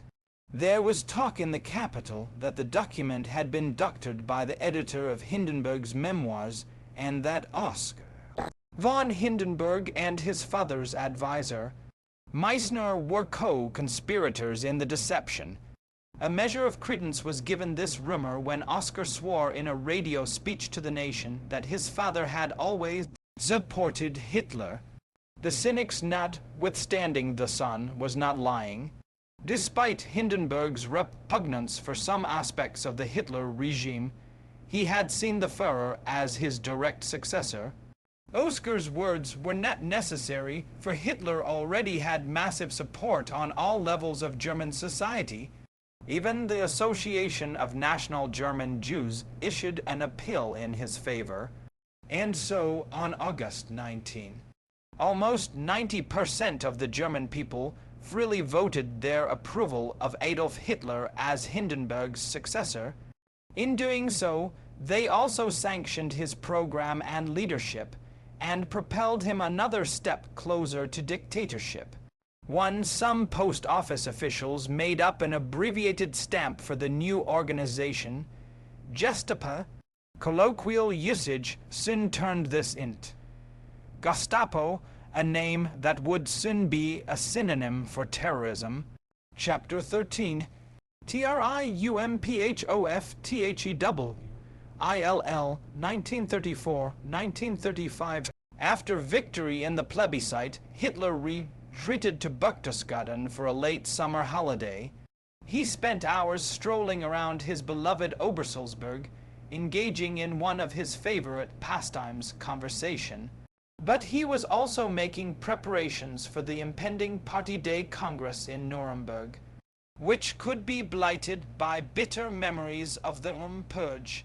He was determined to prevent this through his usually reliable combination of threat, promise, and conciliation. The nation was still in a state of unrest, and a number of intellectuals like Spengler, who had given grudging approval of National Socialism, were now enemies. He was also concerned by foreign journalists eager for material that would damn or ridicule his regime. Dorothy Thompson had found such a story for an article in Harper's Bazaar. This is not a revolution. An American visitor at the Passion Play in Oberammergau, which blamed the Jews for the death of Jesus, reportedly told her. It's a revival. They think Hitler is God. Believe it or not, a German woman sat next to me at the Passion Play, and when they hoisted Jesus on the cross, she said, "There he is." Who betrayed the leader? Thompson's story was almost identical to the August 23 entry in Ambassador Dudd's diary, describing the same drama. That is our Hitler, and when they paid out the 30 pieces of silver to Judas, she said, "That is him." When Jesus was tried before the angry Jewish court, a well-dressed German, looking very solemn, said to me, "Es ist unser Hitler, he is our Hitler." Ida Horn, a distant kinswoman of mine, sitting in another part of the hall, told me as we came out together, a woman near me said, as Judas received his 30 pieces of silver, "Es ist I suspect half the audience, the German part, considers Hitler as Germany's Messiah." A contrary opinion that Hitler was more Judas than Messiah ran deep among many brown shirts who had remained, if reluctantly, in the party. One such, Max Jettner, former subordinate, could not help praising his dead chief while discussing the coming party day with the Führer. Hitler lost his temper. "Why are you bringing up that subject?" he shouted. "This matter is closed. Has been adjudged." Alarmed, Jettner protested that the Führer would not have made him chief of staff if he had lacked good qualities. With one of his lightning change, Hitler patted Jettner on the shoulder. "You are right," he said, "but you couldn't possibly know the whole story. And Schleicher intended to make a putsch against me, and it had to be averted. I wanted to have these matters examined before a regular court, but events overwhelmed me, and many leaders were shot without my consent. Because of all the world publicity, I took the blame." Hitler chose young Alfred Speer as stage manager of the pageant at Nuremberg that was to consolidate his gains and bring back unity to the party. Speer tore down the temporary bleachers on Zeppelin Field and, inspired by the Pergamum altars, erected a stone structure 1,300 feet long and 80 feet high. Crowning the stadium was a giant eagle with a 100-foot wing spread, and on all sides were hung thousands of swastika banners. Positioned around the field at 40-foot intervals were 130 anti-aircraft search lights with a range of 25,000 feet. Göring had resisted loaning these since they were the greater part of his strategic reserve, but Hitler backed Speer. "If we use them in such large numbers for a thing like this," he reasoned, "other countries will think we're swimming in searchlights." His imagination went yawned propaganda of the moment. Envisaging a permanent record that could be exported, he asked Leni Riefan, Stahl, the noted actress and director, to produce a commemorative film. He admired her work, particularly The Blue Light, and assured her she would have complete cooperation if she made a feature-length film of the 1934 Party Day. She yielded despite qualms, but once out of his sight decided she was not qualified to do a documentary. She turned over the direction to an associate and left for Spain to work on a film of her own. By the time she returned, the Nuremberg rally was only 2 weeks off. Awaiting her was a letter from Hesse. The Führer was shocked to find she had delegated the assignment to someone else and wanted to see her at once.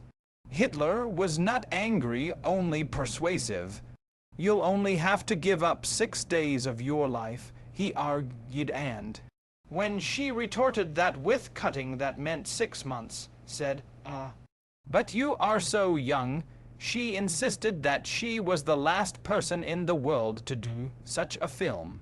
"I'm not a member of the party and I don't even know the difference between SA and SS. That is why I want you to do it," said Hitler. "That will give it a fresh approach."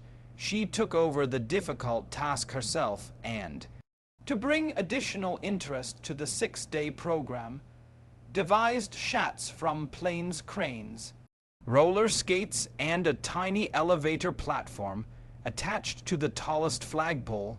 Upon arrival in Nuremberg a week before the opening day, with a crew of 120, including 16 cameramen, she got all the assistance Hitler had promised. The city's firefighting equipment, as well as public utilities, were turned over to her. The participants were already flooding into Nuremberg. Carefully selected months in advance, each had a number, a designated truck, a designated seat in the truck, and a designated cat in the vast tent city near Nuremberg. By the time the ceremonies began on September, for the thousands of party members had been rehearsed to perfection, followed by Hanf Stangel's long one urging the foreign press to report on affairs in Germany without attempting to interpret them afterward. At least 10,000 enthusiasts crowded around Hitler's hotel.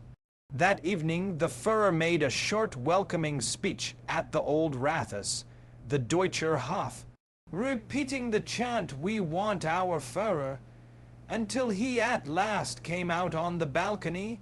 Their fanatical faces reminded William L. Shire then with universal service of the crazed expressions on holy rollers in Louisiana.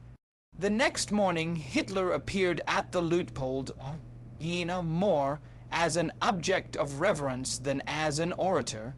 He entered dramatically, followed by Gring Goebbels, Hess, Himmler, and several aides. To the strains of the Baden-Weiler March, after a stirring rendition of the Egmont Overture, Hess came forward and slowly read the names of those who had died in the 1923 putsch. To the audience of 30,000, if not to the foreign correspondents, it was a moving experience, who read a proclamation of Hitler's in a voice so similar to the Führer's that some correspondents listening on the radio thought it was he. The most important words were spoken by Gall, Leiter, Wagner. "The German form of life is definitely determined for the next 1,000 years. Read out Wagner. For us, the unsettled 19th century has finally ended. There will be no revolution in Germany for the next 1,000 years." Intoxicated as he was by the almost constant ovation from admirers, Hitler was nevertheless nagged by anxiety, and the possibility of an embarrassing or even dangerous episode made him so tense that occasionally his own resentment flared up. Many brown shirts had brought their resentment and disillusionment to the festivities. During one meal at the restaurant, frequented by party officials, he suddenly turned on Hans Frank. "You certainly annoyed me by delaying things on the 30th of June in Munich," he exclaimed, and, when Frank again offered to resign, cut him off impatiently. "In a few weeks this whole joke of state justice will end. The Reich would command, and Bavaria and the other states would obey," he said then, after an uncomfortable silence, walked out. In the rising excitement of the rally, Hitler regained his mood of exaltation. This was particularly evident on the evening of the 7th, when 200,000 party faithful with more than 20,000 unfurled flags crowded in Zeppelin filled and lined up with military precision. The effect of Speer's 130 giant searchlights was more breath-taking than imagined. The floodlit stadium gave the impression of a giant hall ringed by titanic gleaming white pillars, Speer recalled, with an occasional cloud floating elastically through the majestic wall of light, like a translucent anemone drifting through the sea in the awesome silence. Hitler's voice came across the field from loudspeakers with eerie effect. "We are strong and will get stronger," he said, and made it as much a threat as a promise. Leni Riefenstahl, Stahl and her cameramen were filming the scene from a dozen angles.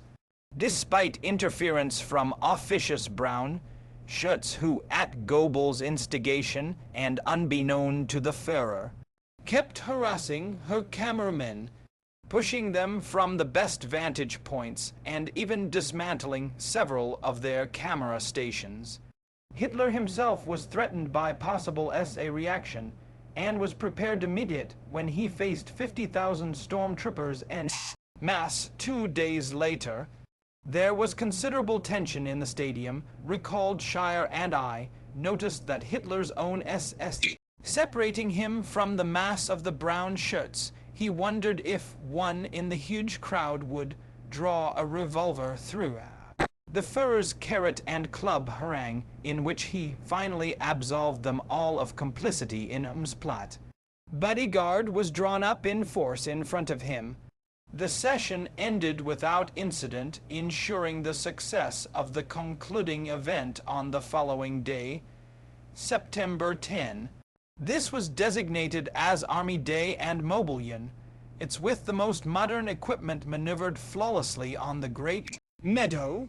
It was the first public display of military might in Germany since the war, and the audience of 300,000 was raised to a state of almost uncontrollable excitement at the sight of a realistic sham battle. Militarism, wrote Shire in his diary, was not just a product of the Hohenzollerns. It is rather something deeply ingrained in all Germans. They acted today like children playing with tin soldiers. Hitler appeared to be as intoxicated as the crowd, and after his final speech the cheering could not be quelled for some time. At last Hess could make himself heard, and he bade farewell to the Führer on behalf of the NSDAP. "The party is Hitler," he said. "Hitler, however, is Germany, just as Germany is Hitler. Heil Hitler, Sieg Heil. Sieg Heil. Sieg Heil Hitler." The frenzied crowd joined in the chant of Hail Victory. It was exhilarating, inspiring, thrilling. But to those not under Hitler's spell, it was bone-chilling, an animal roar, a shriek from the cave. Nothing could have better symbolized the wedding of the Führer and the army, and he decided to make a conciliatory gesture to the senior generals. After a tattoo held by masked bands in front of his hotel, that evening he invited them to dinner.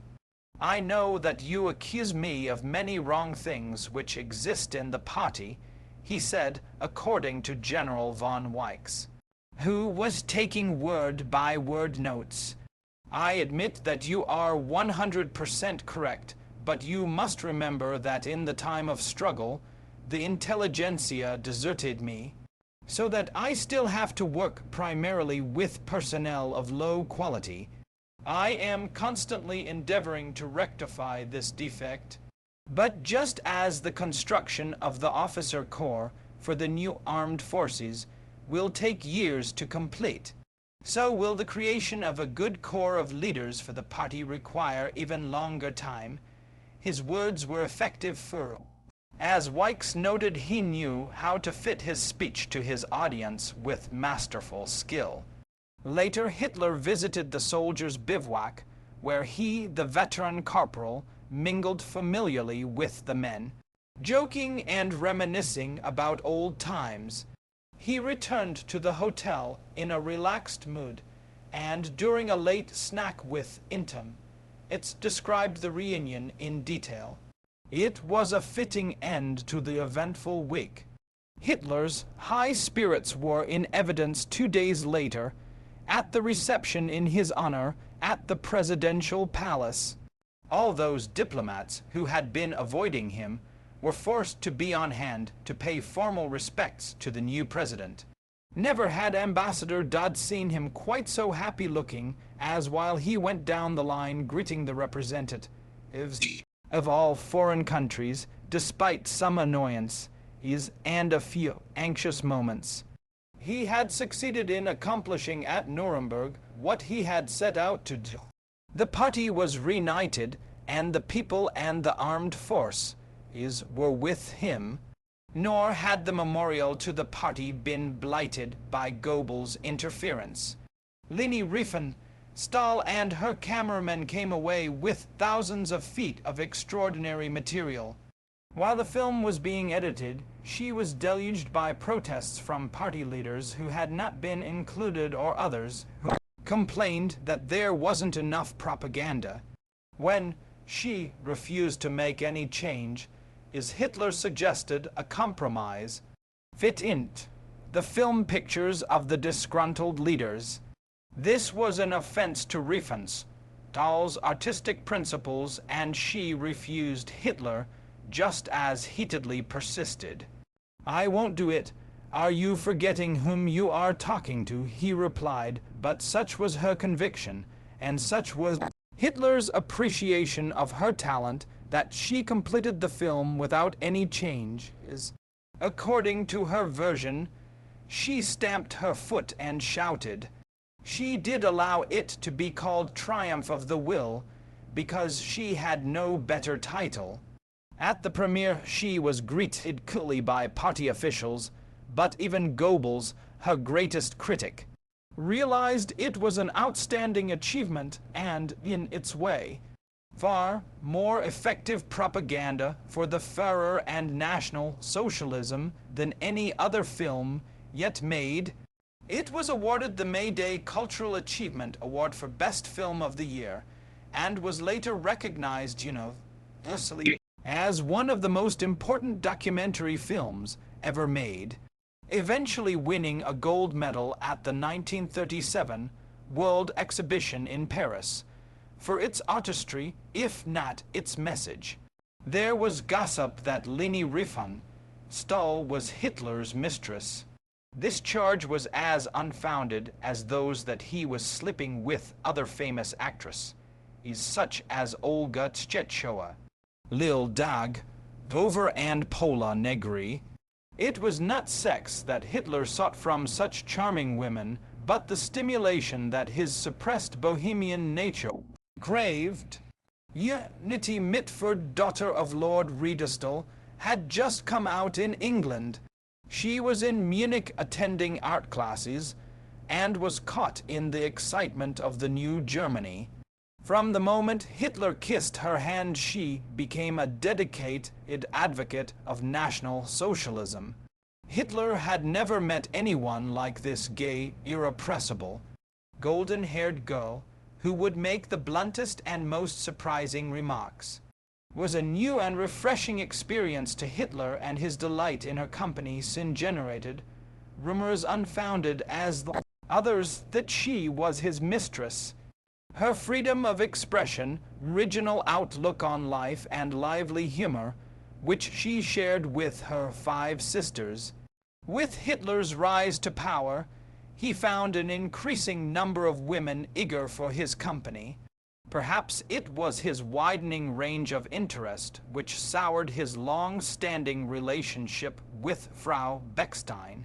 She began to criticize him openly and upbraid him for some of his reforms. She would usually begin by asking the Führer if he were crazy, and then shower him with such a deluge of abuse that he was unable to defend himself. According to Friedel Wagner, during these violent scoldings, Hitler would stand there like an abashed schoolboy who had committed a misdemeanor. Eva Braun was even more distressed at Hitler's broadening horizon. A few days after he came to power, he had given her a matching ring, earrings, and bracelet of tourmalines for her 21st birthday. But this was no indication that he planned to marry his mistress. She saw less of him than before.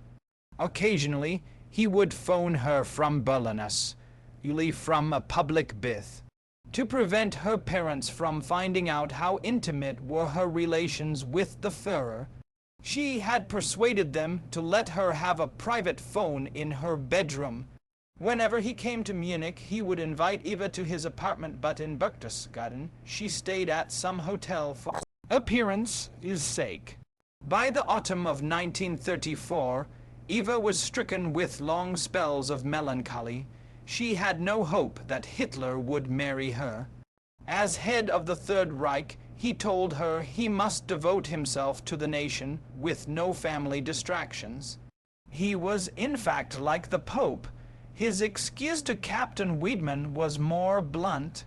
Yes, he confided one evening, he did miss family life, but if he got married, he would lose many female votes. So he concluded, I have a girl at my disposal in Munich. Hitler was even more revealing to his secretary. Christa Schutter-Eva is very nice, he said, but in my life, only jelly could have inspired in me genuine passion. I can never think of marrying Eva, the only woman I could have tied myself to, for life would have been jelly. Hitler's relationship with his sister-in-law from England was also becoming an embarrassment. Brigitte Hitler, former wife of his half-brother Alois, was in desperate financial straits and made a second effort to get some aid from her famous relative. She returned to Germany with her son William Patrick and approached Hitler in hopes he might be willing to pay something to keep her quiet. Hitler invited mother and son to Berchtesgaden, where the latter was astounded, so he told the OSS years later to be roundly upbraided by the Führer's sister Angela, who repeated the fiction that Hitler was not even his uncle. In the meantime, Hitler was devoting much of his time to foreign policy. Since success in this field almost always depends on power, Hitler was doing his best to rearm the Reich overnight. Behind the smokescreen of the disarmament negotiations at Geneva, he was hastily building up Germany's armed forces on every level. Heartened by public reaction to the impressive military display at Nuremberg, Hitler issued a secret order 3 weeks later, trebling the size of the 100,000-man army. That same day, 70,000 recruits were enrolled. The defense budget rose to 654 million marks. 14 infantry divisions and 7 motorized combat battalions, even under tight security, generated alarming rumors of infringements of the Versailles Treaty. The sudden activation of 9 corps headquarters. These, combined with a deterioration in Anglo-German relations, were a real concern to Hitler. It was becoming obvious, moreover, that Britain and France were moving closer to military unity in view of German expansion. On the other hand, there were indications that England was not ready to take any great risks. No country, and especially not England, the private secretary to the British Foreign Secretary confided to Atto, would ever go to war for the interests of other nations outside its own territory, and since Hitler had no designs on the British Empire and his entire foreign policy was based on Britain's forbearance, if not friendship. Prince von Bismarck, that autumn, his campaign to win back their sympathy was straightforward. One step in this courtship was a formal party on December 19. Of the 25 guests there were 4 from Britannia, well-known member of the Anglo-German Fellowship, Lord Rothermere and his son, and Ward Price, the editor of the Daily Mail, the most influential Rothermere newspaper. For the occasion, Hitler wore full evening dress rather than the party uniform. It is 10 years today since I was released from prison at Landsberg. He told how almost the entire staff of the prison, as the guests sat down to a simple meal of roast chicken, he said, including the chief warder, had been converted to National Socialism. The Bavarian government was furious and sent most of the warders to the police school as punishment. Before they had been there 6 months, the place had become a National Socialist recruiting center and had to be closed. After dinner, Hitler invited the non-smokers to accompany him to a special room. Lord Rothermere, along with Ribbentrop and some of the ladies, joined Hitler. He had been introduced to the newspaper magnate by the Princess Stephanie von Hohenlohe, a half-Jew. What attracted Rothermere to Hitler was a common hatred of Bolshevism, and several weeks later, the Daily Mail roundly applauded when more than 90% of the Tsar-elector, at the urging of the Catholic Church, voted for union with Germany. Late in January 1935, Hitler received 2 more friendly guests from England, Lord Allen of Hurtwood, a left-wing liberal who became so impressed by Hitler's assurance of peaceful intentions that he helped persuade Foreign Secretary Sir John Simon of the Führer's sincerity, who brought a message of goodwill from Prime Minister Ramsay MacDonald and the Marquess of Lothian. Even France was relieved by the peaceful return of the Tsar to Germany, and formally presented to Germany a joint proposal for a general settlement which included equality of armaments and an Eastern Bloc. Hitler replied cautiously on February 14 that he welcomed the armament negotiations, but wouldn't it be better if Germany and England had preliminary discussions before the general talks? Sir John Simon agreed to come to Berlin, Italy, the following month. The prospect of his visit at first generated an aura of optimism in the Berlin foreign community, but on March 5, Shire noted in his diary, "Something has gone wrong with the drive for a general settlement. Simon was supposed to arrive here day after tomorrow for his talks with the Germans. But this morning, von Neurath told the British that Hitler had a cold and asked Simon to postpone his trip. A little investigation in the will, Helmstress this afternoon revealed a cold diplomatic. The Führer had been provoked by publication of a British white paper decrying the acceleration of the German arms program. What had particularly alarmed the English was the unbridled enthusiasm shown by the inhabitants of the Saar upon Hitler's arrival to help celebrate formal occupation of that contested territory. Hitler made the next move in this diplomatic chess game on March 10, and did it by revealing exclusively to Price of the Daily Mail that the Luftwaffe had recently become an official branch of the armed forces. As Hitler hoped, there was no official outburst of condemnation from either England or France. Instead, Sir John Simon, who probably already had this information, informed Cummins that he still planned to go to Berlin once the Führer recovered from his cold. The French reaction was merely a proposal from the War Ministry to extend the period of military service.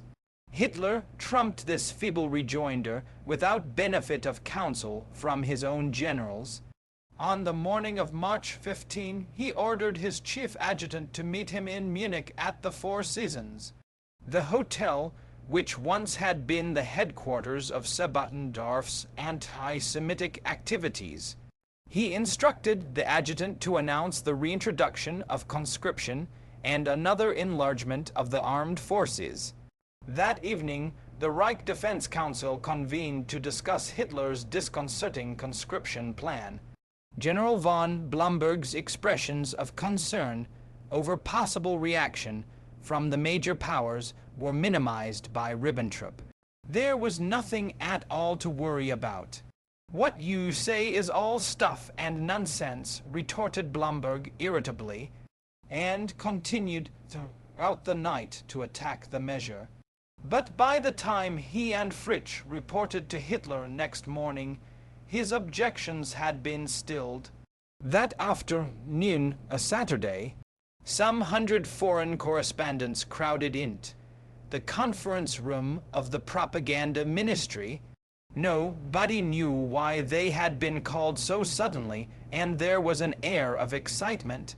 Looking very important and grave, and read out in a loud voice the text of a new decree proclaiming universal military service and raising the peacetime army to 300,000 men. At last Goebbels entered all. Though everyone had expected as much, it came as a shock. Luckner and several other correspondents raced for the telephones in the hall, even while Goebbels was answering questions. At that moment, the French ambassador was getting the news firsthand from the Führer in his study at the Chancellery. Franz Ponset protested that this notification was a flagrant violation of the Treaty of Versailles, and he expressed regret that Germany had presented France with a fait accompli without previous contact or discussion. Hitler's confident, solemn retort was that his intentions were purely defensive, France had nothing to fear, and launched into such a diatribe against the Russians that Franz Ponset left feeling almost confident that Hitler had no desire to wage war against either France or Bright, namely the determination to destroy the Soviet regime. His main enemy was communism, he said. The French answer to Germany's new show of power was a meaningless appeal to the League of Nations, and on the morning of March 25, the official British delegation met Hitler in an atmosphere of amiability. Paul Schmidt, acting as the Führer's interpreter for the first time, noticed his smile was especially friendly when he greeted Sir John Simon, Anthony Eden, and Ambassador Sir Eric Phipps. They grouped themselves around a low table at the Reich Chancellery together with Neurath and Ribbentrop. Simon announced that both the government and people of Britain wanted peace above all, and earnestly wished Germany could cooperate with other European nations toward that objective. The British public, the decisive factor in England, he said, was very disturbed by such events as German withdrawal from the League of Nations, Austria, and certain unilateral announcements. England as a whole was not at all anti-German, but she was strongly opposed to anything which was liable to disturb the peace. Was a skillful piece of special pleading, which was none the less threatening in its undertones in his second encounter. Hitler's reply recalled Eden, who understood enough German to realize that Schmidt was interpreting ably. Eden was most unfavorably impressed by the Führer's personality. He seemed negative to me, certainly not compelling, and was, moreover, rather shifty. At the same time, Eden admired the way Hitler conducted the meeting. Without hesitation and without notes, as befitted the man who knew where he wanted to go. He explained each of his acts credibly without being convincing. He brushed off the accusation of violating the Versailles Treaty, for example, with the argument that he had never signed it. Fixing Sir John with his blue eyes, he added that he would rather have died than do so. Nor was Germany a violator of treaty, except at the time the Prussian army arrived to help the English during Waterloo. And on that occasion Wellington had made no protest. This must have been the nearest to humor Hitler ever approached, observed Eden. I thought it a good thrust delivered without a flicker of a smile. During the morning session, Hitler astonished not only the British but his own interpreter by arguing calmly and politely. But after lunch he lost his poise when the subject of the proposed Eastern Pact, which involved Lithuania, arose. We will have nothing whatever to do with Lithuania, Hitler exclaimed. A conspiracy trial of minority Germans was presently in session there. His eyes blazed, his voice became hoarse, and he rolled his R's. In no circumstance shall we make a pact with a state which stamps upon the German minority in Memel, he raged. In a moment the storm subsided, and once more he was the polished negotiator. This time he argued against the pact on ideological grounds. Between National Socialism and Bolshevism, he said quietly but with force, any association is out of the question. That evening, at a banquet, a relaxed Hitler engaged Eden in a lively discussion of their wartime experiences.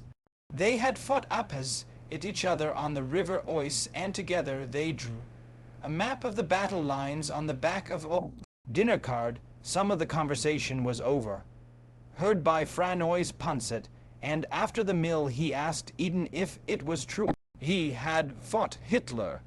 When Eden replied it seemed so, the French ambassador wryly remarked, "And you missed him. You ought to be shot." That night Eden wrote in his diary, "Results bad. Whole tone and temper very different to a year ago. Rearmed and re-arming with the old Prussian spirit very much in evidence. Russia is now the bogey." At 10 the next morning, Sir John proposed that they take up the key question of armaments. Had recently been engaged in separate discussions with other powers in preparation for a great naval armaments conference which would revise existing naval treaties. Britain, he said, he invited Germany to take part in similar informal discussions in London. Hitler readily accepted. He repeated a previous offer to Ambassador Phipps to limit German tonnage to 35% of that of the British fleet.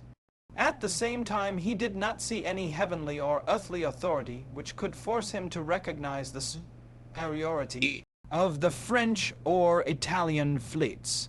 At this point, Hitler dramatically produced a telegram and began reading it with impassioned indignation.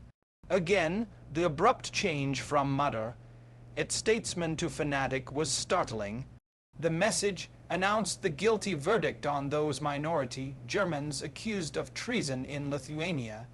What would Britain do, asked Hitler angrily, if the Treaty of Versailles had ripped off part of her territory and turned it over to a country like Lithuania?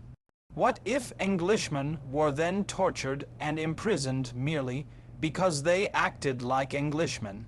His rage soon ran its course, and he resumed his role as man of moderation, asking only for military parity with England and France.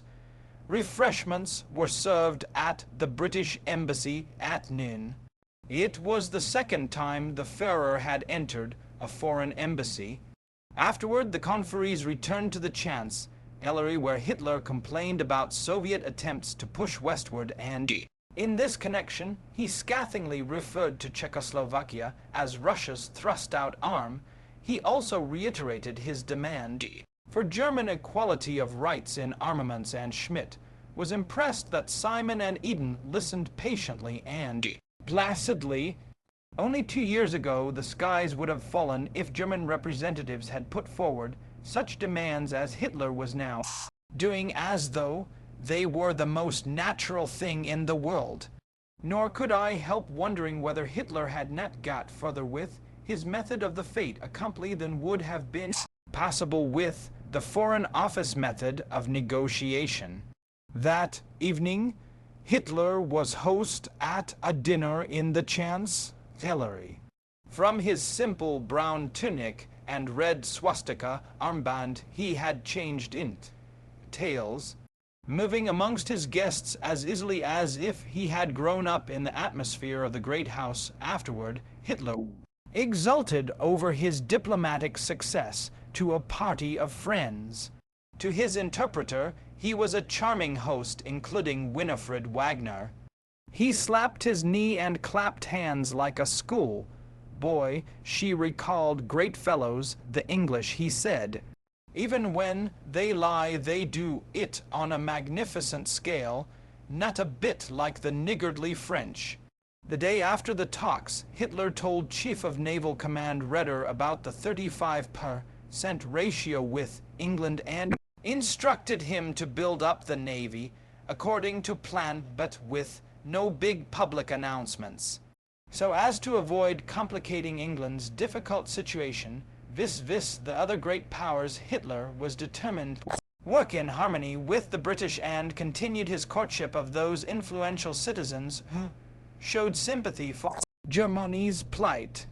In April, he gave a luncheon in his Munich apartment for Sir Oswald Mosley, who had resigned from the Labour Party to become leader of the British Union of Fascists. Mosley observed that Hitler's hypnotic manner was entirely absent. Perhaps I was an unsuitable subject in any case. He made no attempt whatever to produce any effect of that kind. He was simple and treated me throughout the occasion with a gentle, almost feminine charm. In London, a far more important adherent to the German cause was Ria, firming earlier sympathies, during which the heir to the throne once again showed his complete understanding of Germany's position and aspirations. The occasion was a long conversation between Ambassador Hoche and the Prince of Wales. Preoccupation with the international scene was briefly overshadowed by preparation for the wedding of Hermann Göring and Emmy Sonnemann. In Berlin, an actress had died after a long illness in 1931. They were inundated with presents donated by organizations and individuals seeking favor. His first wife, Karen Museums, sent paintings on permanent loan, the most valuable being 2 priceless oils by Cranach. In addition to oriental rugs, tapestries, silver candelabra, and jewels were pepper cake from Saxony, Kush from the Black Forest, cheese and cattle. The smaller items were on display in the Berlin residence, the bulkier transported by truck to Carenhall, the country estate near the capital, named after his first wife but misspelled. The wedding on April 10 could have been produced in Hollywood, and a play-by-play account was given by radio to the nation. The pomposity of the ceremony, performed by a bishop and witnessed by the Führer Himmel, was relieved when 2 storks were observed circling around the evangelical cathedral. An irreverent flying comrade had swooped down and released them over the dome. As the bride and groom left the church, a military band thundered out the march from Lohengrin. Passing under a long arch of extended swords, they were greeted outside by ecstatic cheers and a mass Roman salute. The next day, Göring invited Lochner and 5 other correspondents to see the presents at the Minister-President's palace. Gentlemen, he told them, I have asked you to come here in order that I may show you the gifts which Min Volk have given me. Just like Majesty, Nictwar anyway, Lochner wrote to his daughter, Gring need not starve. If he ever gets in a pinch, the hawking of all the gifts will bring in 1,000,000 or more. The Gring circus was relegated to the background that same day when the British, French and Italians opened their conference at Stresa. The meeting led to the issuance of a joint communique condemning Germany's illegal rearmament and reaffirming loyalty to the principles of Locarno. Contrary to Hitler's expectations that French suggestions would not win the support of the other two powers, the presence of Laval, MacDonald, and Mussolini gave force to the announcement. Hitler, hoping to isolate the French, found himself in danger of being isolated himself, which was so unsettling to the Führer's basic strategy that he made new efforts to reassure his friend Lord Rothermere that England had no reason at all to fear the Reich. This was emphasized several weeks later by a Franco-Soviet pact of mutual assistance. From the earliest days of the party, Hitler wrote on May 3, he had envisaged cooperation with Great Britain. Such an agreement between England and Germany would represent the weighty influence for peace and common sense of 120,000 of the most valuable people in the world. The historically unique colonial aptitude and the naval power of Britain would be combined with that of one of the first military nations of the world. While Rothermere needed no convincing and continued to present a picture of a benign Germany in his papers, the general reaction in England was one of apprehension.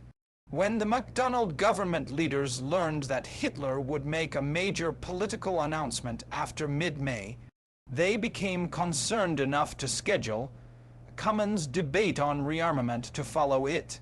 The dreaded speech was delivered on May 21, and once more Hitler surprised the world.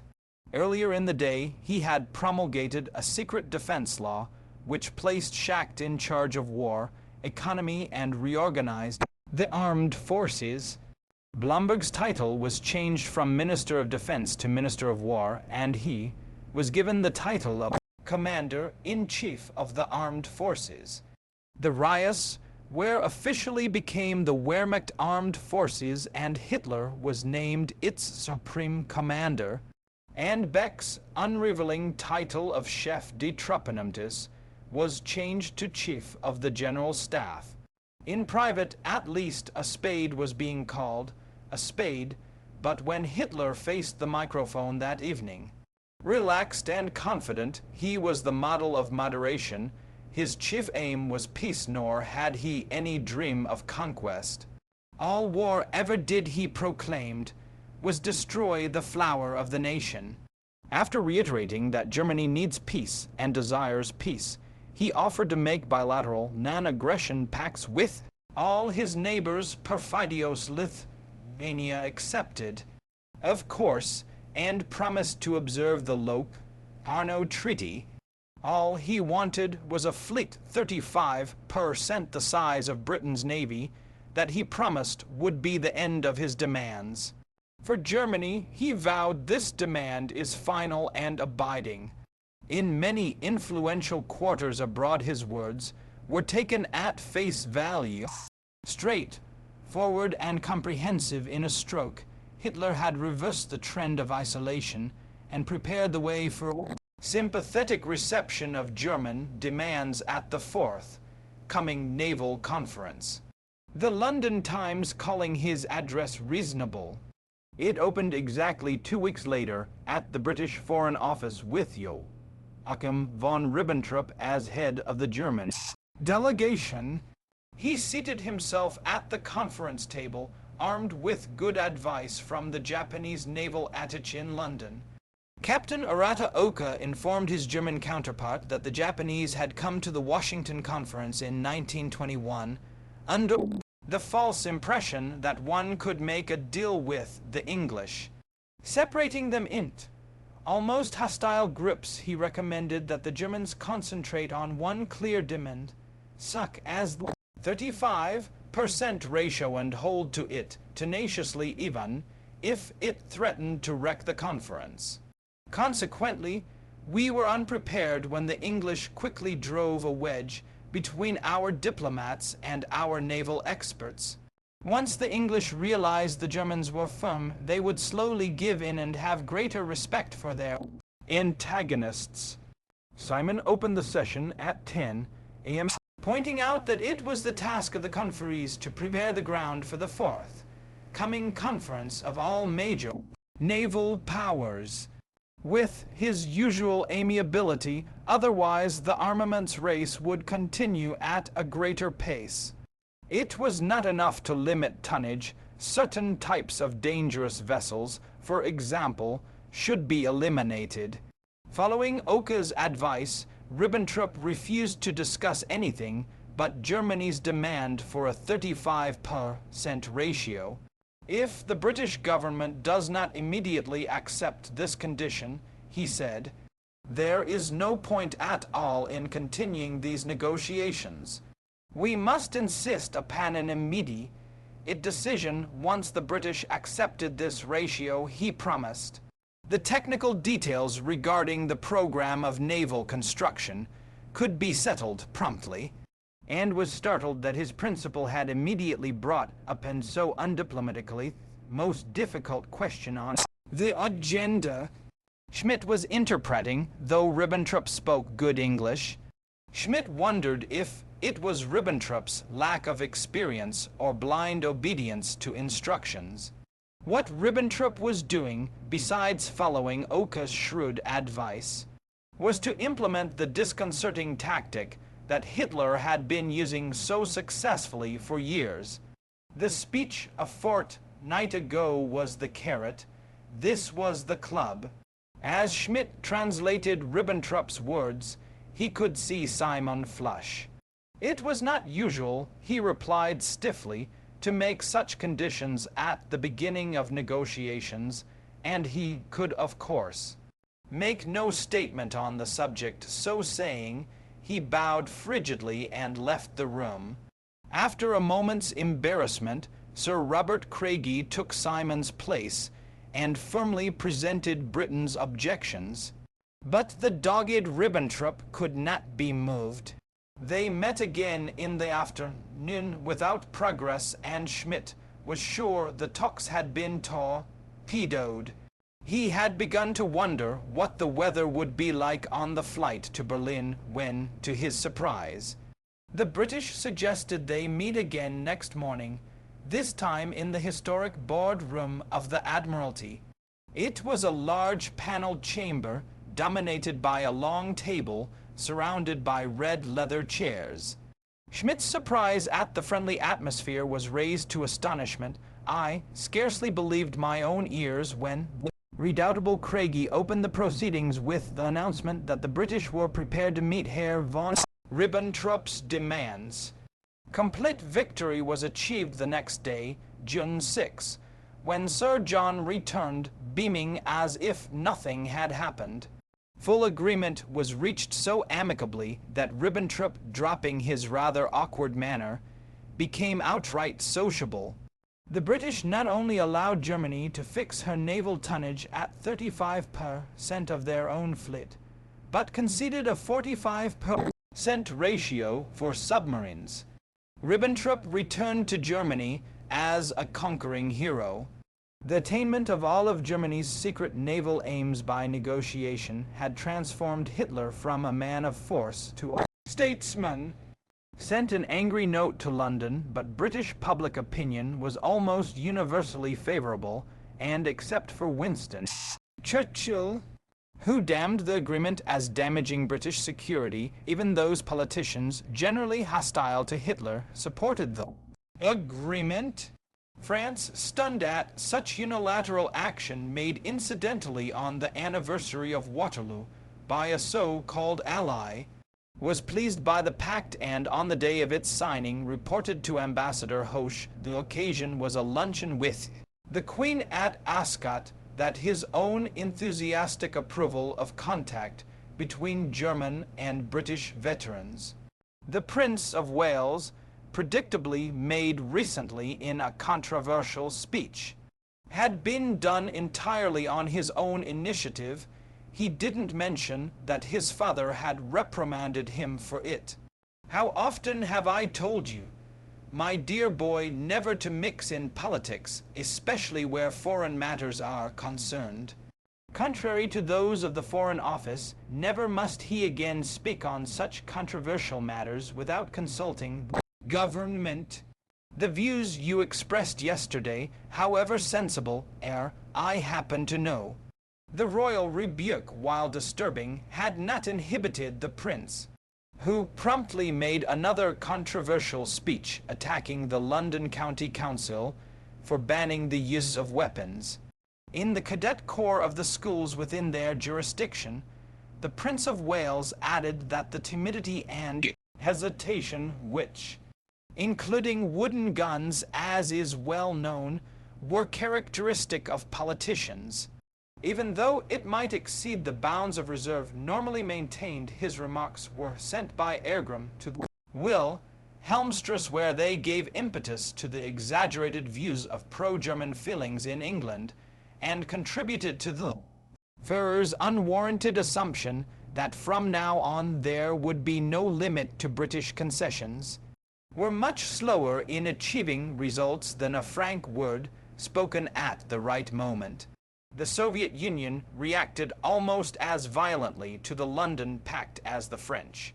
It confirmed suspicions that elements of Britain's ruling class, including the heir to the throne, were helping Germany strengthen its navy in the Baltic Sea for an attack on the USSR, while supporting Japanese ambitions in the Far East, who advanced their credit to 200 million marks, and was preparing to boost that figure to 500 million over a 10-year period. Despite such apprehensions, the Soviets signed a new trade treaty with Hitler. This was no abandonment of his dream of Lebensraum, but another devious move in the international game of diplomacy. For while he talked peace with the West and did business with the East, rearmament in Germany continued as secretly as possible at a rate exceeding the estimates of most foreign observers.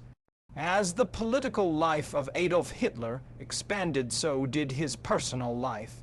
Two inner circles had formed around him, own composed of top associates, it's like Goebbels' Gring, Hess and their wives, and another on a more personal level, the chauffeurs, secretaries, servants, and other intimates. This innermost circle, which included such disparate members as an architect, Speer, and a pilot Bauer, was also taking in some of the younger military adjutants, like Navy Lieutenant von Puttkamer and the representative of the Luft, Waffe Nikolaus von Below. A few belonged to both circles. The most notable was Martin Bormann, who had been working for Hess since the early days and now, as his representative in Berlin, was given the opportunity of assiduously devoting himself to the daily needs of the Führer. Although unknown to most Germans, the indefatigable Bormann had become Hitler's shadow, remaining at his shoulder most of the day, ready to jot down on cuff or notebook his slightest whim. Hitler himself moved easily between the two circles, as well as among a constellation of top military and civilian circles. What he could not do was conduct the affairs of high office in a businesslike manner. A night person, he usually arrived at his desk shortly before noon. He would glance through the press dispatch is that Otto Dietrich had selected for him, and then rush off to lunch. Upon returning, he would postpone matters that bored him to retire in privacy and consider those that did not. For hours he would discuss the rebuilding of Berlin, Munich and Linz with architects Speer and Gieseler. while State Secretary Hans Lammers and Otto Meissner, whom the Führer had inherited from Hindenburg, impatiently waited for decisions that only the head of state could make. His working methods were a constant concern to Captain Wiedemann. Rarely could his personal adjutant get him to read a file before making an important decision. He was of the opinion, wrote Wiedemann, that many matters took care of themselves as long as one didn't stir them up. And he was not often wrong about this. The question was merely how such matters took care of themselves. He was similarly bohemian in his selection of visitors. Some officials would wait for days in the ante, but if an acquaintance of the old days showed up, he was as likely as not to be invited at once to lunch, where he could voice problems which were often solved on the spot. Preoccupation with the international scene disrupted Hitler's already erratic schedule, and consequently he found almost no time for his mistress. The love of Adolf Hitler had become Eva Braun's whole life, even though he had made it plain that they could never marry while he was Führer of the Reich. For me, marriage would have been a disaster, he explained to his inner circle 7 years later. It's when the husband cannot give his wife all the time she feels entitled to demand. Woman lived only for her husband's sake and expected him to live for hers. There's a point at which misunderstanding is bound to arise between man and wife, whereas the man, a slave to his thoughts, was ruled by duty. I'd have had nothing of marriage but the sullen face of a neglected wife, or else I'd have skimped my duties. The bad side of marriage is that it creates rights. In that case, it's far better to have a mistress. And everything is placed on the level of a gift, noting the crestfallen expressions on the face is of his two middle-aged spinster secretaries. The burden is lightened. Johanna Wolf and Christa Schroeder, he hastily added, what I've said applies only to men of a higher type of course. Eva had sunk into a deep depression that was momentarily relieved by one of her lover's rare visits. Yesterday he came quite unexpectedly, she wrote in her diary on February 18, and it was a delightful evening. I am so endlessly happy that he loves me so much, and pray that it will always be so. Within 2 weeks, she wrote, I am again deathly unhappy. This diary has to be the depository of all my tales of woe. He came on Saturday, but after spending a few wonderful hours with her, he left and sent no word when he would return. Since I cannot write him, I am sitting on hot coals, thinking every moment he might come. A week later, she wrote disjointedly, as if in great haste or under emotional stress. I wish that I were very sick, since I have not heard from him for 8 days. Why doesn't something happen to me? Why do I have to go through all this? I wish I had never seen him.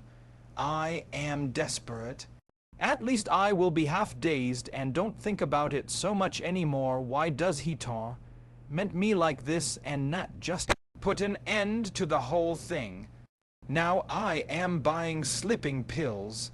He had so much to do politically, but her resolve to wait patiently dissolved, even though he invited her to the Four Seasons Hotel. A few days later she made excuses for him. I had to sit next to him for 3 hours without being able to say a word. At parting he handed me, as he did once before, an envelope with money. How nice it would have been if he had written a greeting or a nice word with it. It would have made me so happy. But he does not think of such things. By the end of the month, loneliness turned to bitter jealousy upon hearing gossip that Hitler had found another woman, nicknamed the WWII. I think it is unconscionable for him not to tell me. He should know me well enough to realize that I would never get in his way if he suddenly discovered his heart belonged to another. In desperation, she sent him a letter late that May, which was an entreaty of sorts. Then she wrote in her diary, "If I don't have an answer by 10 tonight, I will simply take my 25 pills and gently slumber to the other side." Is this the enormous love he so often promised me, when he doesn't send me a comforting word in 3 months? Granted that he has had his head full these days with political problems, but there must be time for some relaxation. What about last year? Didn't our man Italy give him a lot to handle, and still he found time for me? I am afraid there is something else behind it. I am not to blame, certainly not. Maybe it is another woman, but not the Wakri girl. That is not plausible, but there are so many others. What other grounds could there be? Can't find any. A few hours later, she made a final pitiful entry. "Dear God, I am so afraid he won't answer today. If only someone would help me, everything is so terribly hopeless." Perhaps my letter reached him at an inopportune time. Perhaps I shouldn't have written at all. Whatever the case, this uncertainty is harder to bear than a sudden end. Dear God, please help me so that I can speak to him today. Tomorrow will be too late. What Eva Braun did not know was that at the time Hitler received her letter of desperation, he was undergoing an operation. For some months he had been troubled by a sore throat. His voice, abused by numerous speeches of interminable length, delivered in all kinds of weather, had become hoarse, and discovery of a growth on his larynx revived an old fear. For months, according to Speer, he had been talking of Emperor Frederick III, who died of throat cancer. The throat irritation was accompanied by stomach pains, perhaps similar to those he suffered as a youth in Vienna, for which he took Lestal. Apparently he took excessive amounts of the drug, which contained fusel oil. And at least once he was so stricken with a form of intoxication that he summoned Dr. Gurwitz to complain of headache, vertigo, buzzing in the ears, and seeing double. On May 23, 2 days after his important foreign policy speech, Professor Karl van Eycken, head of Berlin University's otolaryngology department, removed a 1-centimeter polyp from the Führer's vocal cord. It was an easy operation which took place in Hitler's Chancellery apartment, requiring only a small amount of morphine as a sedative. Even so, Hitler slept deeply for 14 hours.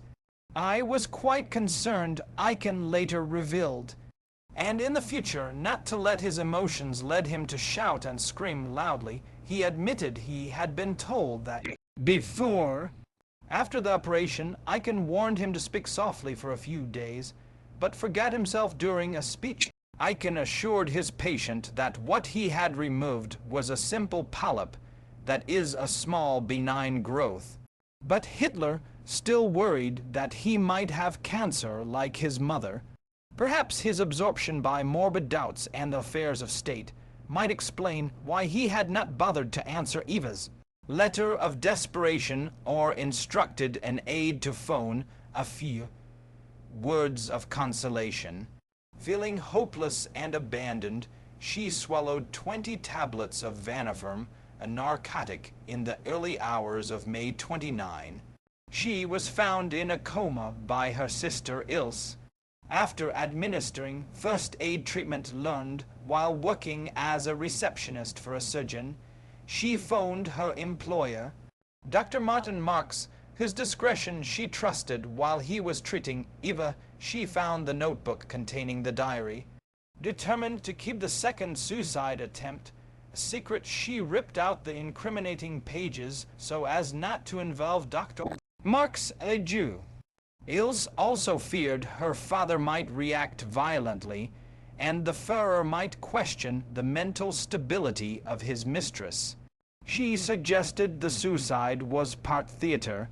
Eva had only taken 20 pills of a type milder than Vernaloir, that one of her sisters would say good night to her.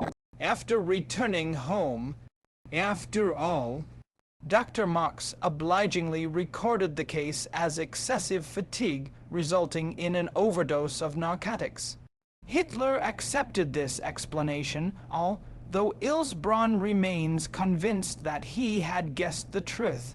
In any case, the accident accomplished what words of entreaty had not. That summer he found Eva a place of her own, moved into a 3-room apartment in the quiet residential Bogenhausen section, a short walk from the Führer's Munich apartment. He paid the rent indirectly through Hoffmann and furnished the place with furniture bought on sale. On August 9, 1935, she and her younger sister Gretel. The master of the establishment was seldom there, and when he did come, it was after the neighbors were asleep. Even then, his trysts with Eva were scarcely private, since secret police kept watch on the stairs and outside the building. Moreover, his larynx was still bothering him, and he was continually clearing his throat loudly. He consulted Dr. at Berchtesgaden the day before Eva moved into her new flat and complained that some foreign body was in his throat. While accepting a bouquet from an admirer, a thorn had impaled itself under a fingernail, and he feared he'd swallowed the thorn inadvertently after withdrawing it with his teeth. The doctor found nothing and simply brushed Hitler's pharynx with a % solution of silver nitrate, but the patient expressed renewed concern about cancer to Professor van Eycken, who submitted a series of preparations calling his patient Adolf Muller to a colleague at the university. Finally, on August 21, came confirmation that Adolf Muller had nothing to fear, the polyp was benign. Hitler's anxiety was eased at least for the moment, but he still found little time to visit Eva, involved as he was in preparations for the coming Nuremberg Party Day of 1935. Moreover, his nocturnal visits to Eva's apartment were occasioning rumors that could damage him politically. Eva's new-found freedom had raised another problem. Her father felt disgraced at an illicit relationship, even one with the Führer of all Germany. On September 7, Fritz Braun nerved himself and sent a letter urging Hitler to return his Eva to the bosom of her family. Braun was prudent enough to have Hoffmann deliver the letter in person, and the photographer with even more prudence turned it over to Eva. She tore it up, but gave her father the impression that the Führer had read it without deigning to reply. A similar letter was written by Frau Braun, unbeknownst to her husband, and sent directly to Hitler. It was never answered. Hitler's first major speech at Nuremberg came on September 11. It turned from a plea for cultural development into another attack on Jews. He charged that they had never produced an art that was characteristically their own and never would. It was such a mild rebuke that foreign observers wondered if it was true that his anti-Semitic program was being meted as reassurance to the other great powers. The growing agitation in the West for a boycott of German goods had convinced him that the time had come to enact some of those legal measures against Jews which had been suggested in his first recorded anti-Semitic declaration almost exactly 16 years earlier. On the contrary, on September 13, he ordered that a decree be drafted within 48 hours under the title, "The Law for the Protection of German Blood and Honor." No sooner had those assigned this task completed a draft prohibiting marriages and extramarital intercourse between Jews and citizens of German or related blood than a messenger arrived with new orders from Hitler, they were also to write up a Reich citizenship law. The harried authors soon ran out of paper and were reduced to using old menu cards. It was 2:30 a.m., September 15. By the time it was agreed that only those of German or related blood could be citizens, the other provisions were acceptable, and at 9 p.m.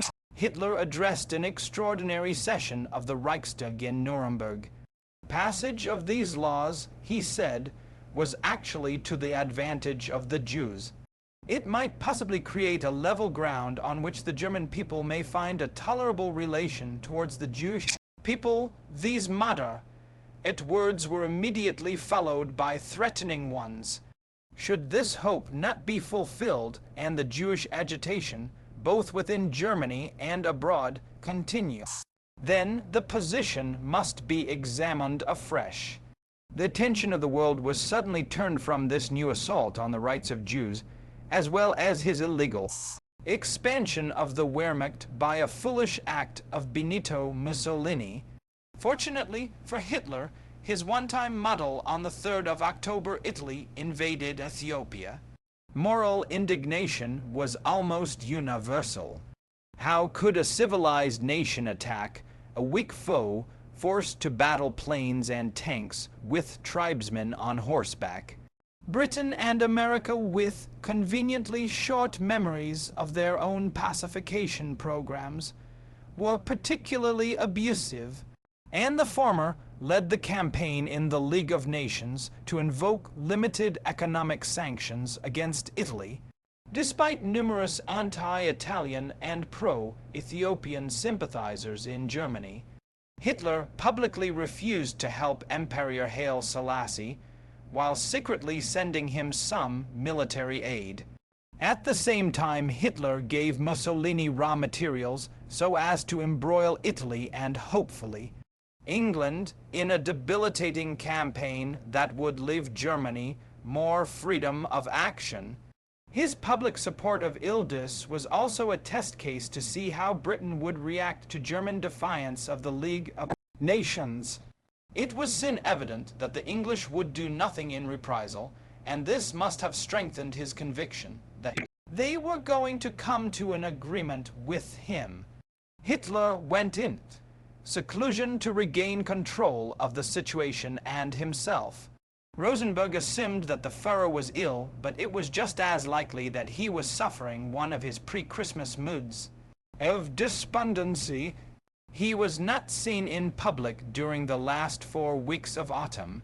What is more, he was faced with another crucial and unpleasant decision that involved the future of the NSDAP and the course of National Socialism itself.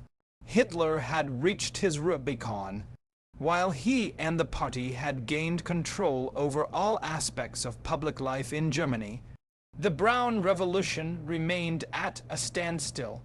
He had let everything in the domestic scene slide at the expense of foreign policy, and was reacting rather than initiating.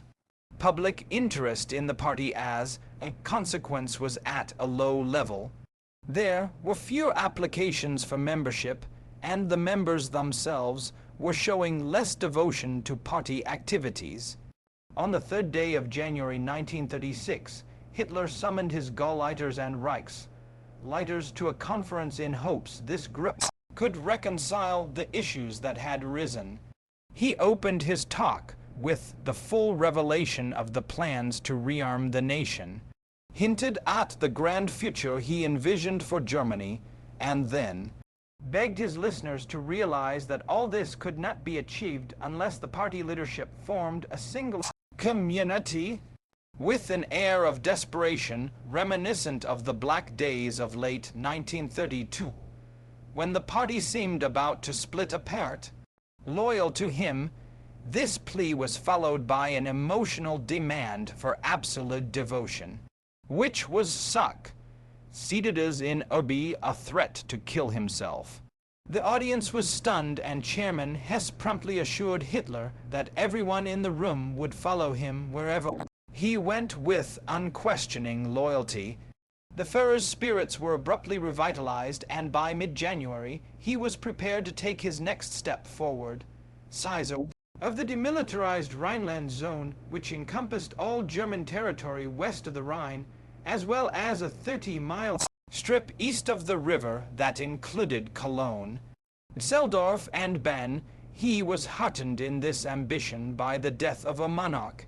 On the evening of January 20, King George V died and was succeeded by Edward VIII, a man of individuality and independence who had made no secret of his sympathies with many of Germany's aspirations.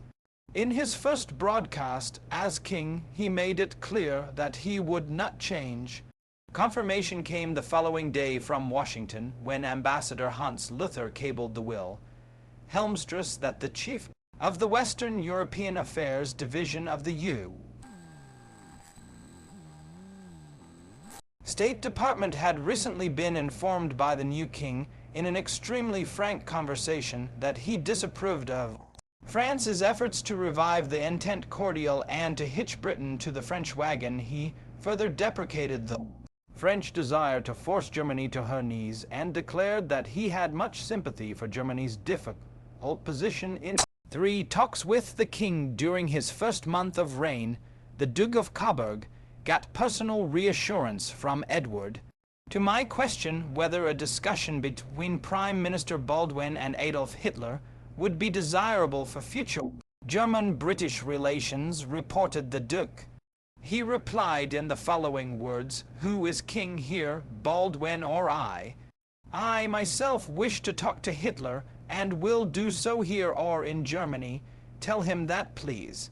Such encouraging words from England, together with the weak half measures of the League of Nations against Italian aggression, strengthened the Führer's resolve to reoccupy the Rhineland. If England could not even bring herself to make an all-out effort to check Mussolini, surely she would never do more than formally protest if he followed in ill-douce footsteps. On February 12, he summoned his charge d'affaires in Paris for a conference regarding possible French reactions to remilitarization of the Rhineland. That same afternoon, he spoke to General von Fritsch about military action. The Army Chief of Staff was not at all enthusiastic. Why not negotiate? Hitler argued that a conference would take weeks and explained that he was only thinking of a symbolic operation. How long would it take to put 9 battalions of infantry and some artillery into the Rhineland? 2 days, said Fritsch, but warned that it should not be undertaken if there was the slightest risk of war, and said he was at present considering an extremely far-reaching question: should Germany take the Paris ratification of the Franco-Russian Pact as grounds for denouncing the Locarno Treaty and stationing troops in the Rhineland? Hitler agreed in principle, but recalled his ambassador to Italy, Ulrich von Hassel. The Führer revealed that until then he had always envisaged the spring of 1937 as the right moment to seize the Rhineland, but political developments made him wonder whether the psychological moment had not already arrived. At that point, according to Hassel's official memorandum, he was now asking himself whether he should not approach Mussolini with the suggestion that he, for his part, should make use of the violation of the Locarno obligations which the inclusion of Russia represented, as a pretext for denouncing the pact whereupon Germany would follow suit. In any case, Hitler had just about made up his mind to act in the near future, even while assuring the French of his peaceful intentions. Is it not plainly to the advantage of both our countries to keep on good terms? He told journalist Bertrand Joyvenot on February 21, "I wish to succeed in making a detente with France. It is extraordinary that you should still consider German aggression possible. Those Frenchmen who were tranquilized by such words should have heeded the significance of the Führer's subsequent answer to Juvenal's criticism of certain Frankophobic passages in Mein Kampf. You want me to revise my book as if I were a writer preparing a new edition, but I am not a writer. I am a politician. I enter my revision int, the great book of history. It was not until the following day that Ambassador von Hassel informed Mussolini of the Führer's grave concern about possible ratification of the Franco-Soviet Pact. Mussolini replied that while he disapproved of this treaty, it did not concern Italy directly. At least it was an indication that Mussolini would stand aloof if Germany denounced the Locarno Treaty, and so the Führer gave the word to set in motion Operation Winter Exercise. On March 2, Blomberg issued preparatory orders to the chiefs of the three services to transfer it's on Z-Day, D-Day, into the demilitarized Rhineland zone. 3 days later, Blomberg fixed Z-Day as the 7th of March, a Saturday. The stage was set, but for some reason Hitler lost his nerve and asked his Wehrmacht adjutant, Colonel Friedrich Haas, back if the operation could still be stopped. The answer was yes. Hitler's next words were even more revealing. Find out the very latest moment winter exercise can be called off. By that, after noon, Foreign Secretary Eden had returned to London. He reported to the cabinet in the evening that the French wished to invoke their authority over the Rhineland. To the British people, this was a much more doubtful cause. He observed in his memoirs, there was not one man in 1,000 in the country at the time prepared to take physical action with France against German occupation of the Rhineland. It was indeed France, not England, that concerned the Führer, and he was unable to sleep a wink that night. Again and again, he later confided to Hoffmann, I asked myself the same question, what will France do? Will she oppose the advance of my handful of battalions? I know what I would have done if I'd been the French. I should have struck, and I would not have allowed a single German soldier to cross the Rhine. It was announced that the Reichstag would meet the following noon, and the diplomatic community in Berlin guessed something momentous was afoot. On Friday, Z-Day -1.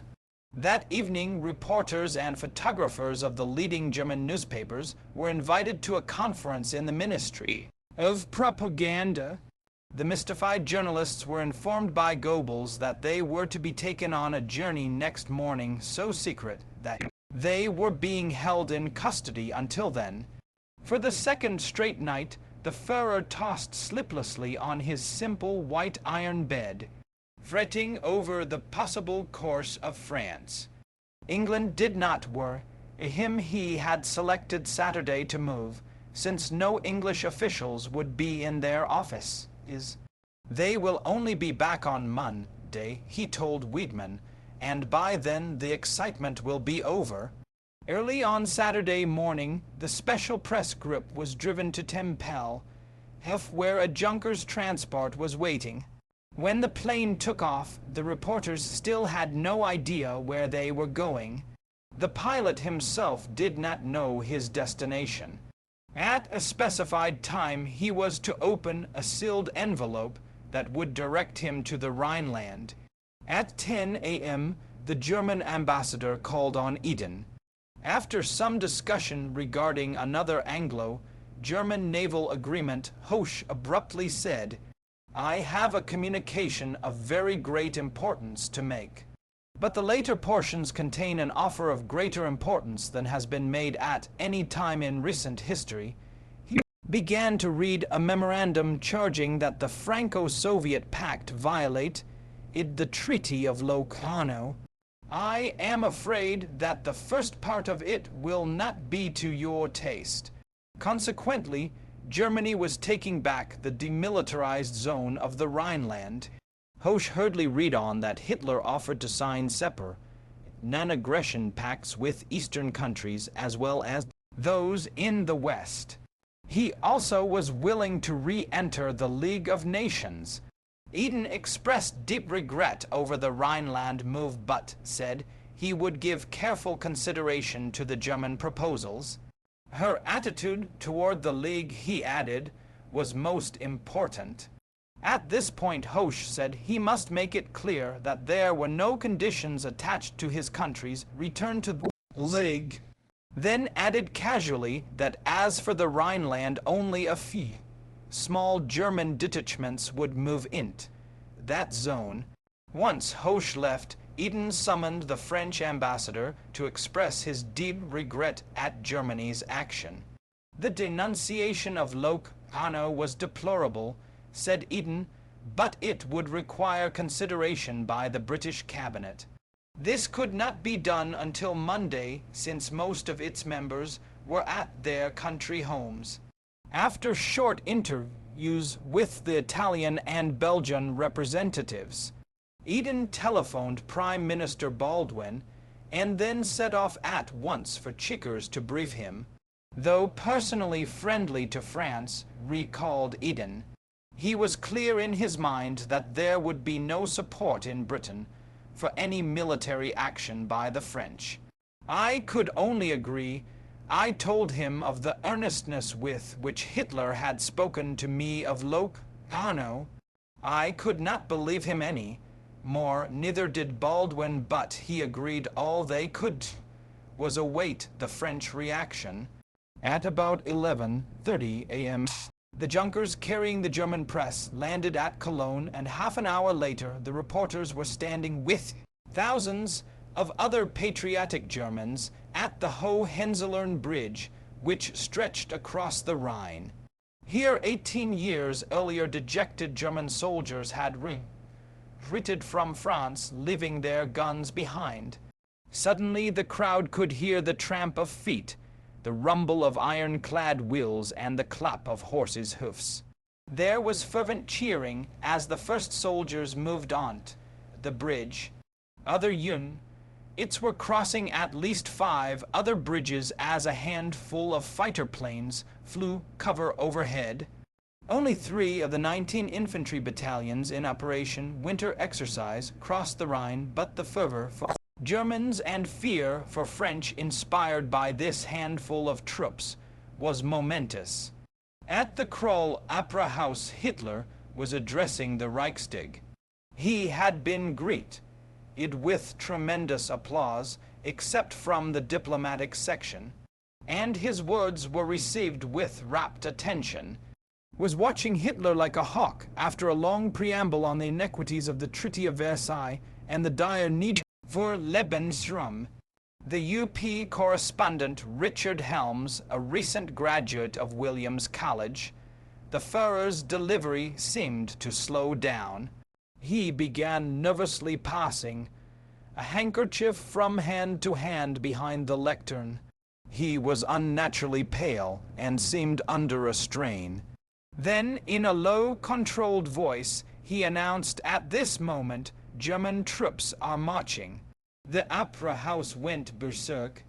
The 3 battalions were, in fact, across the Rhine with orders to stage a fighting withdrawal if challenged by French troops. One only in 1975 was the text revised to place the blame instead on Lucifer, the fallen angel of evil. William Patrick Hitler eventually moved to America with his mother and served in the U.S. Navy during World War II. At present, he lives in the New York metropolitan area under a different name and has a son, Adolf. 3. The crux of the agreements made at Locarno 10 years earlier was a treaty of mutual guarantee binding the signatories to respect the frontiers between Germany, France, and Belgium, including the demilitarized Rhineland. For Winston Churchill fought near by as a lieutenant colonel in the 6th Royal Scots Fusiliers, Years from November 1915 to June 1916. 5. The translation of the diary in the National Archives is crude. Mean get in this sentence, for example, emerges as God damn it. 6. From November 14, 1938. Issue of Time, which also reported that Hitler had previously requested Professor Heinrich von Neumann of Vienna, the world's foremost Otoller Engologist, to examine his larynx. Neumann, an Orthodox Jew, refused. Part 5. Such subtle covenants shall be made till peace itself is war in masquerade. Chapter 14. WITHTHE ASSURANCOFSLEEPW UALKERMARCH 1936 JANUARY 1937.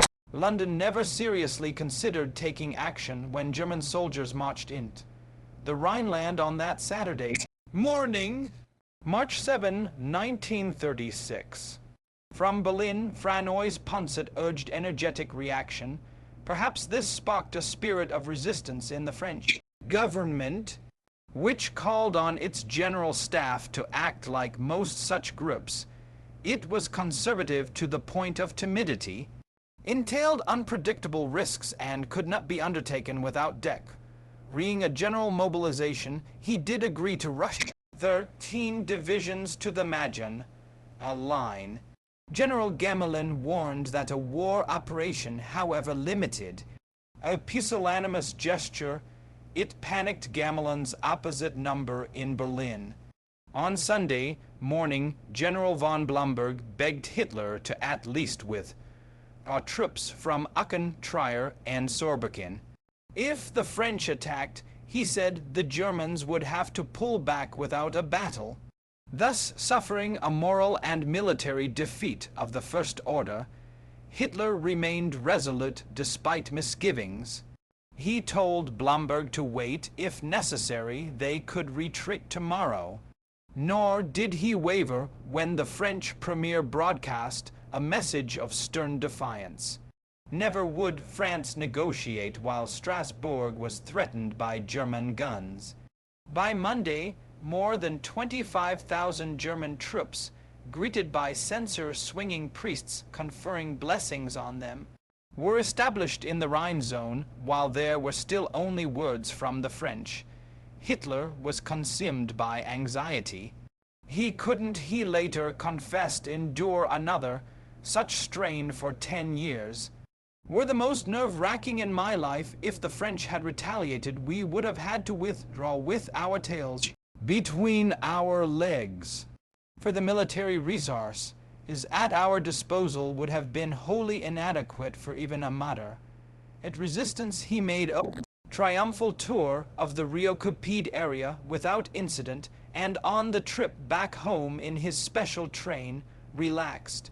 The 48 hours after the march into the Rhineland, he told his interpreter, "Good Lord, am I relieved how smoothly everything went," he said, and turned boastful from relief. Yes, the world belongs to the courageous.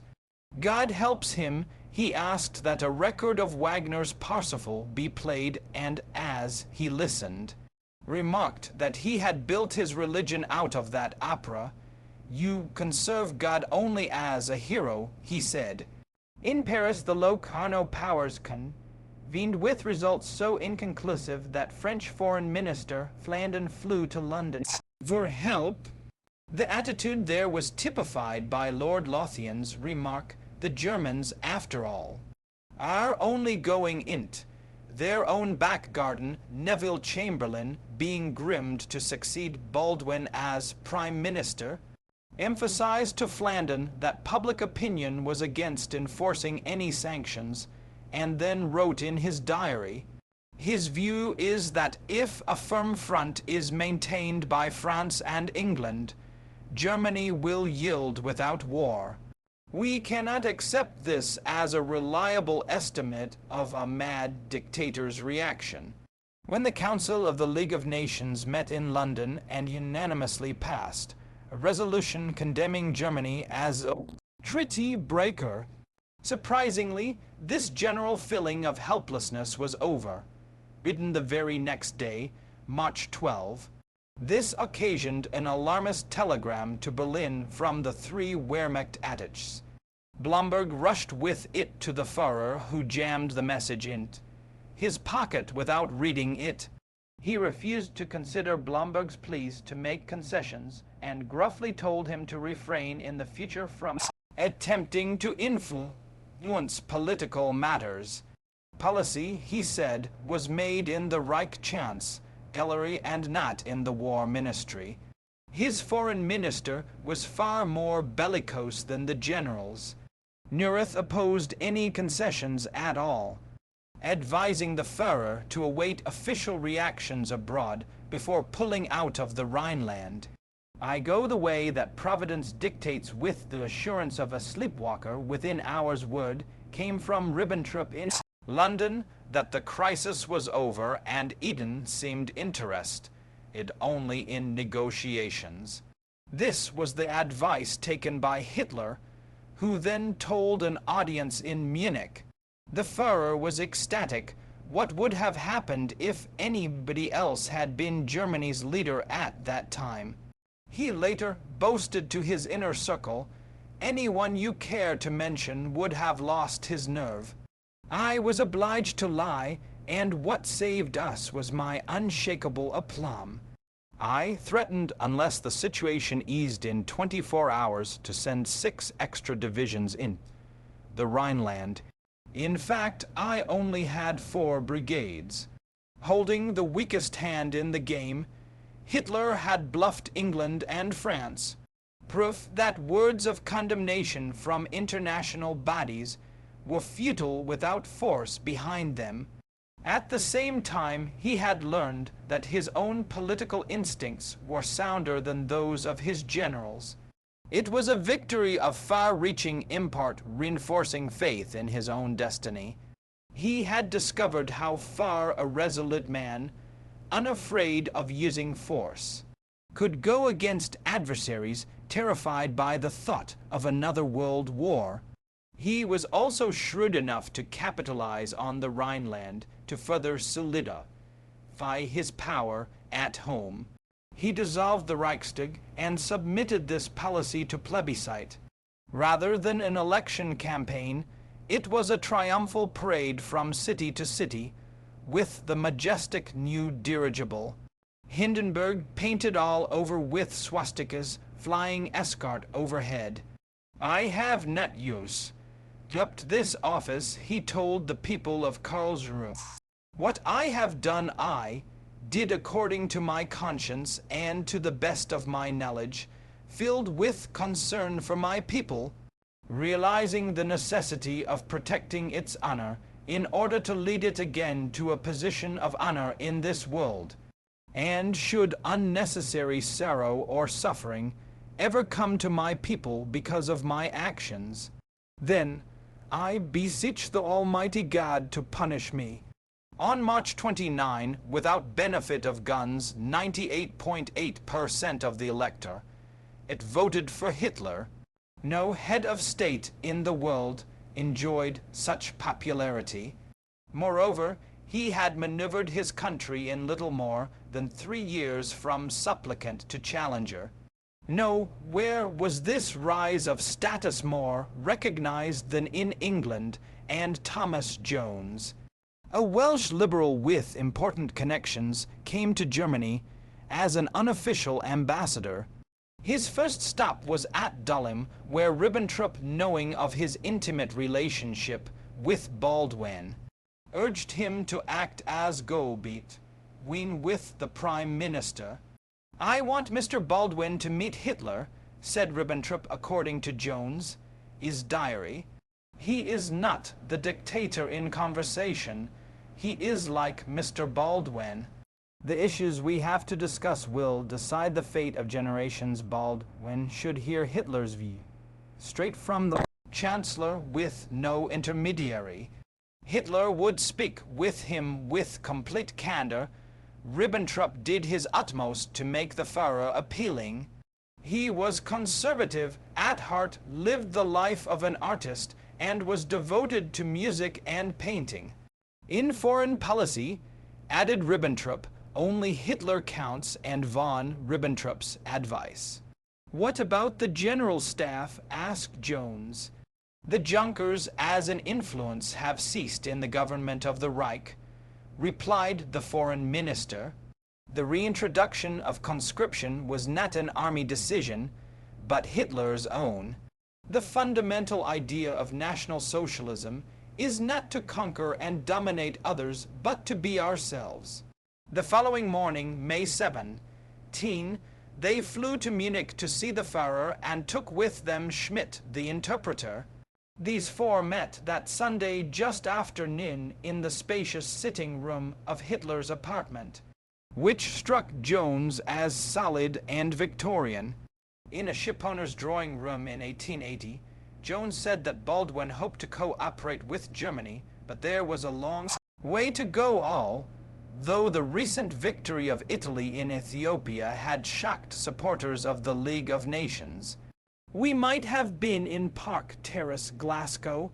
There remained a deep and wide spread faith among Englishmen in this organization, that the British were divided between strengthening the League as presently constituted and transforming it into a consultative body.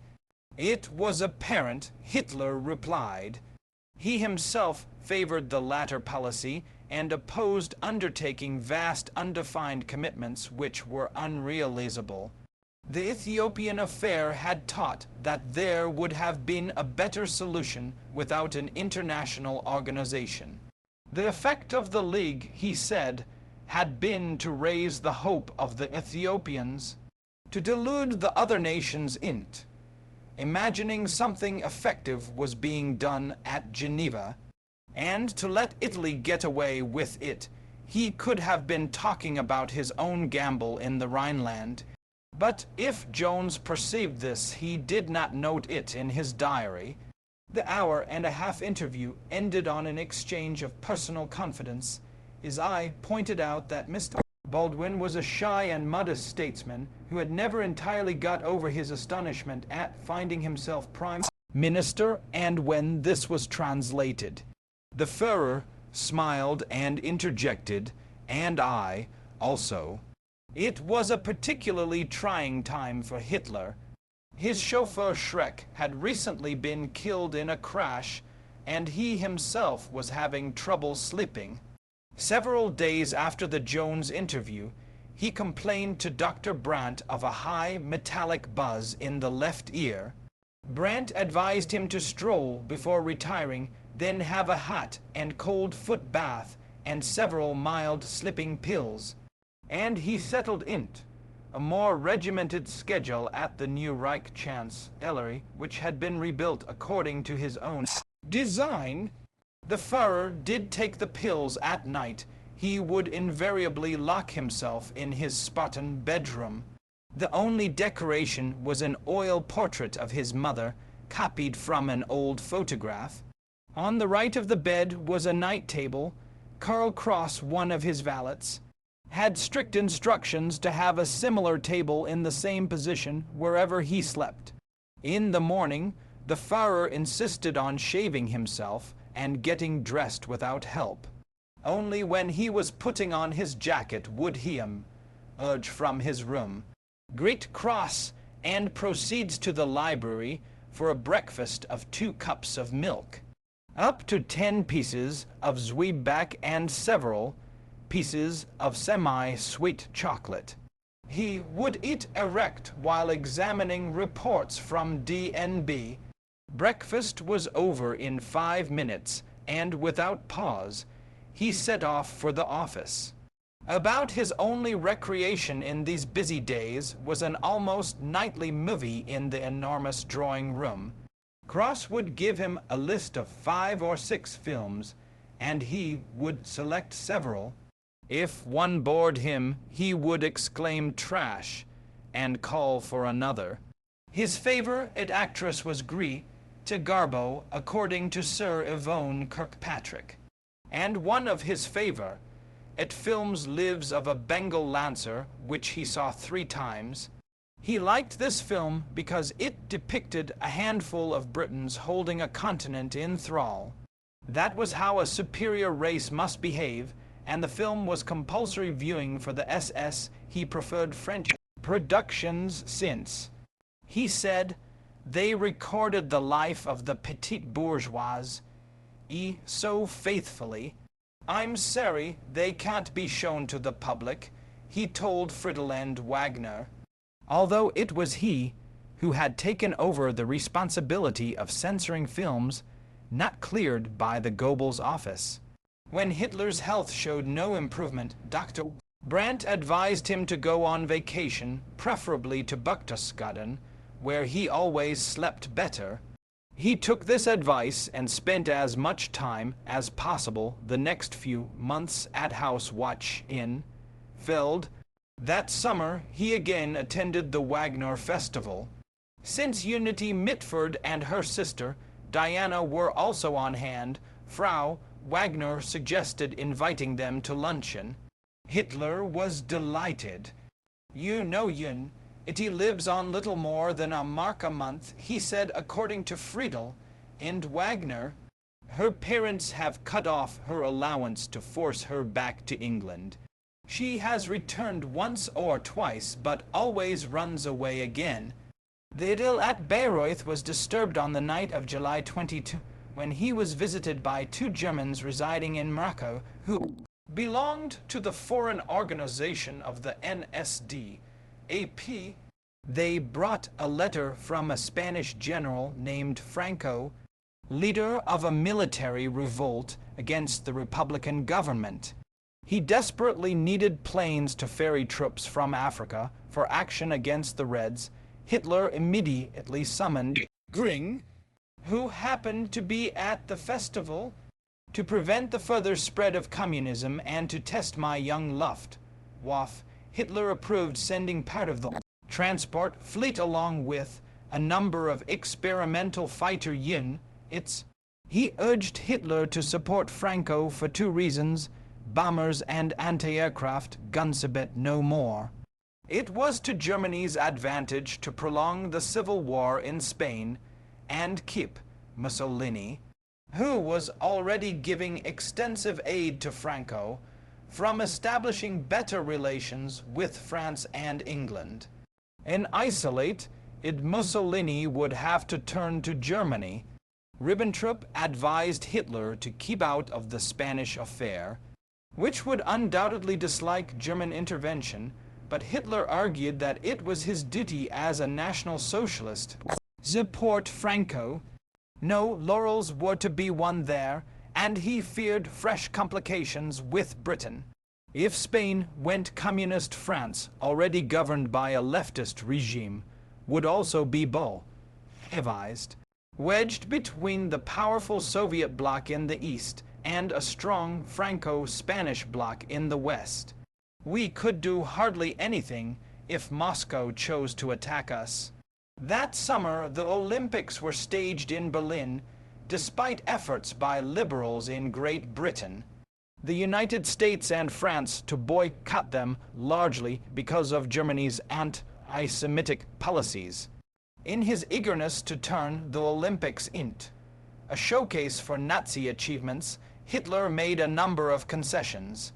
Token Jews, and notably Helene Mayer, the fencer, and Rudi Ball, the hockeyster, were allowed to represent the Reich, and Captain Wolfgang Fürstner, another Jew, was charged with erecting and organizing the Olympic Village. More important anti-Semitic posters along the highways, as well as notices barring Jews from resorts, were removed. In Berlin, Streicher's Der Stürmer disappeared from the newsstands. The entire anti-Semitic campaign, in fact, was muted. These marks of conciliation were given such international publicity that foreigners thronged to Berlin, where they were greeted enthusiastically The opening ceremonies on August 1 were blessed by a clear blue sky.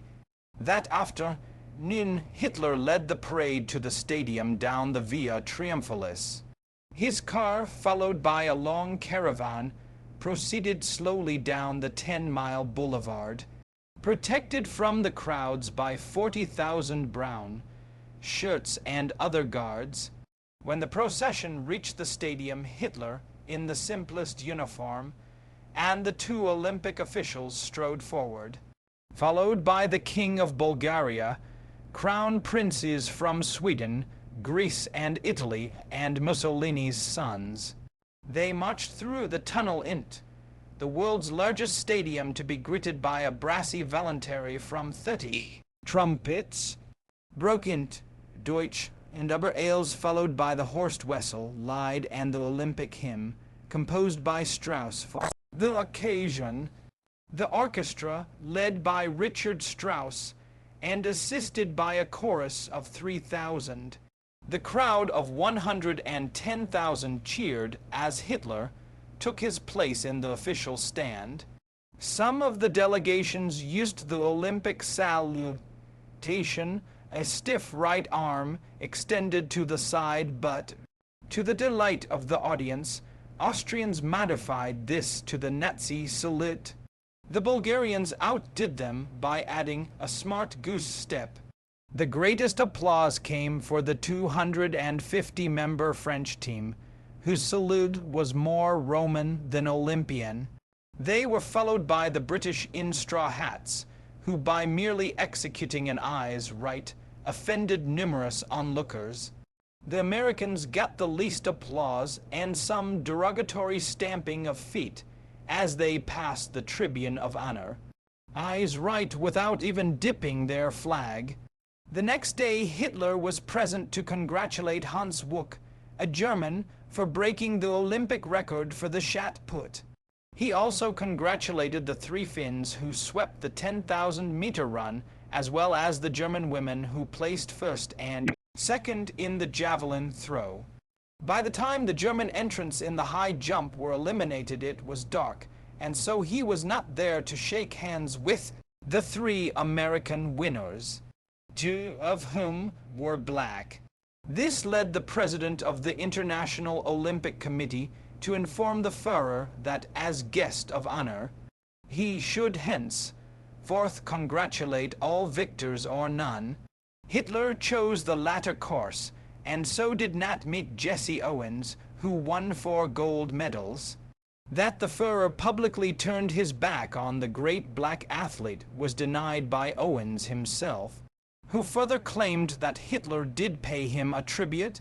When I passed the Chancellor, he arose, waved his hand at me, and I waved back at him.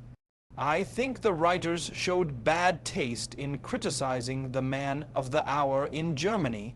To the surprise of his entourage, the Führer attended almost every track and field event.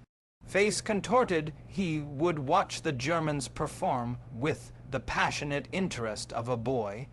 During the hockey game at the Winter Olympics in Garmisch-Partenkirchen, he had been too nervous to stay till the end, and had to have someone give him a brief account later. The games ended on August 16, with Hitler on hand for the final ceremonies. As the orchestra played the games are ended, the crowd joined in the emotional farewell of the athletes, who rocked in time to the music.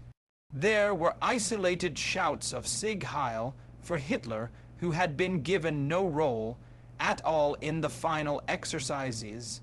Others took up the cry, and soon the stadium reverberated with the chant, Sieg Heil. Unser Führer Adolf Hitler, Sieg Heil. The games had been an almost unqualified Nazi triumph. Germans had won the most gold medals, 33, as well as the most silver and bronze, and surprisingly, defeated the second-place Americans by 57 points. Many of the visitors left Germany pleased by their host's cordiality and impressed by what they had seen of Hitler's Reich. More important, The success of the games was further enhanced by a two-part documentary filmed by Leni Riefan, Stahl, that won worldwide acclaim. Despite Goebbels' attempted sabotage, he even tried to keep her from setting foot in the stadium.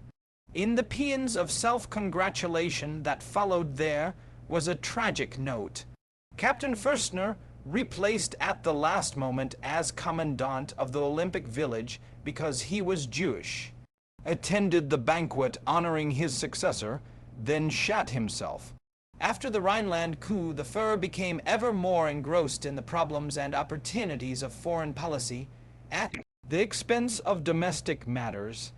Content to leave things as they were, he forced party and state to accept an uneasy coexistence. He also began to isolate himself from old party comrades. He became markedly less ready to receive political visitors unless he had expressly sent for them, recalled at Dietrich. At the same time, he contrived to erect barriers between himself and his associates. Hitler could no longer tolerate objections to his ideas, or, in fact, anything which cast doubt on his infallibility. When Ignatius Fehr, a writer for current history, came to House Watch in Feld for an interview that summer, he found the Führer had aged perceptibly the past year, while he talked at length of music and painting, of his days in Vienna, and even of the Rhine Purge. He refused to answer questions about his future in politics. Instead, he rhapsodized at length on the beauties of the Obersalzberg. Here and here alone, he could breathe and think and lively remember what I was, and what I have yet to do, if only my strength lasts and God and fortune remain with me to the end. He mused in the same melancholy vein to his sister Angela as they sat on the porch looking out toward Salzburg. He was upset over a story that he had cheated a neighboring farmer of 1,000 marks on the sale of a piece of property. "Look, Adolf, it is not that bad," she said. 1,000 marks more or less won't seem so important when you become the old man of the Obersalzberg in a few decades." Hitler was silent, then put an arm around her shoulder. "First of all, 1,000 marks more or less is the point, and secondly, dear Angela, I shall never become the old man of the Obersalzberg. I have so little time." Their close relationship changed later, that summer, largely because of her growing disapproval of his liaison with Eva Braun, whom she privately referred to as Die Boldkuh, the stupid cow, but her attempts to turn Hitler against his mistress failed. Since Eva's second suicide attempt, he had been more attentive and had recently bought her a snug two-story house near the apartment she shared with her sister. Hoffmann had paid 30,000 marks for the villa, turning it over to Eva and Gretel, ostensibly as payment for photographs the two sisters had taken. Hitler also brought Eva to Obersalzberg so often that Angela now refused to shake hands with her and frigidly addressed her as Fräulein rather than the more polite Fräulein. Angela usually saw to it that there was no room at House Watch in Feld, so that Eva had to seek lodging at the Platterhof. The relations between Angela and her half-brother had become so strained by autumn that she decided to give up her post as housekeeper. It was rumored that she had been dismissed by Hitler over Eva, but according to the family, their principal argument concerned her plans to remarry. Hitler wanted Angela to stay on as chat, Helene of House Watch in Feld, but she was as stubborn as he and left to wed Professor Martin Hamitzsch, director of the State School of Building Construction in Dresden. The Führer was too busy, according to the official news release, to attend the wedding. So Eva became the undisputed mistress of House Watch in Feld, which was already undergoing total reconstruction. As official summer residence, it had to be enlarged to accommodate high-level diplomatic negotiations and provide even with a bedroom, boudoir and bath adjoining his own room and studio. The construction of this showplace, which was renamed the Berghof, who was doing his utmost to make himself absolutely indispensable in small as well as large matters to the point of absurdity, as well as an expansive complex on the mountainside, was turned over to Martin Bormann. Once at lunch, Hitler seasoned his food with sauce, then wondered what was in it. Bormann left the table, and several hours later, after several hectic phone calls to Berlin, announced to a bemused Hitler, "Mein Führer." The ingredients of Magi are as follows. Less amusing was his treatment of subordinates. One day, while dictating to Hildegard, Fath Hesse, his private secretary, he ordered her to take off her glasses. When she protested, he simply snapped them in two, and said, "You're far prettier without them." As Bormann rose, others were dropping out of favor. Esser was transferred to a minor position as a glorified travel agent. Rosenberg was shoved into the background, and Hahn Stangl was treated with mocked coolness. The latter's uninhibited comments were making him suspect in party circles, and there were rumors that he was on a black list.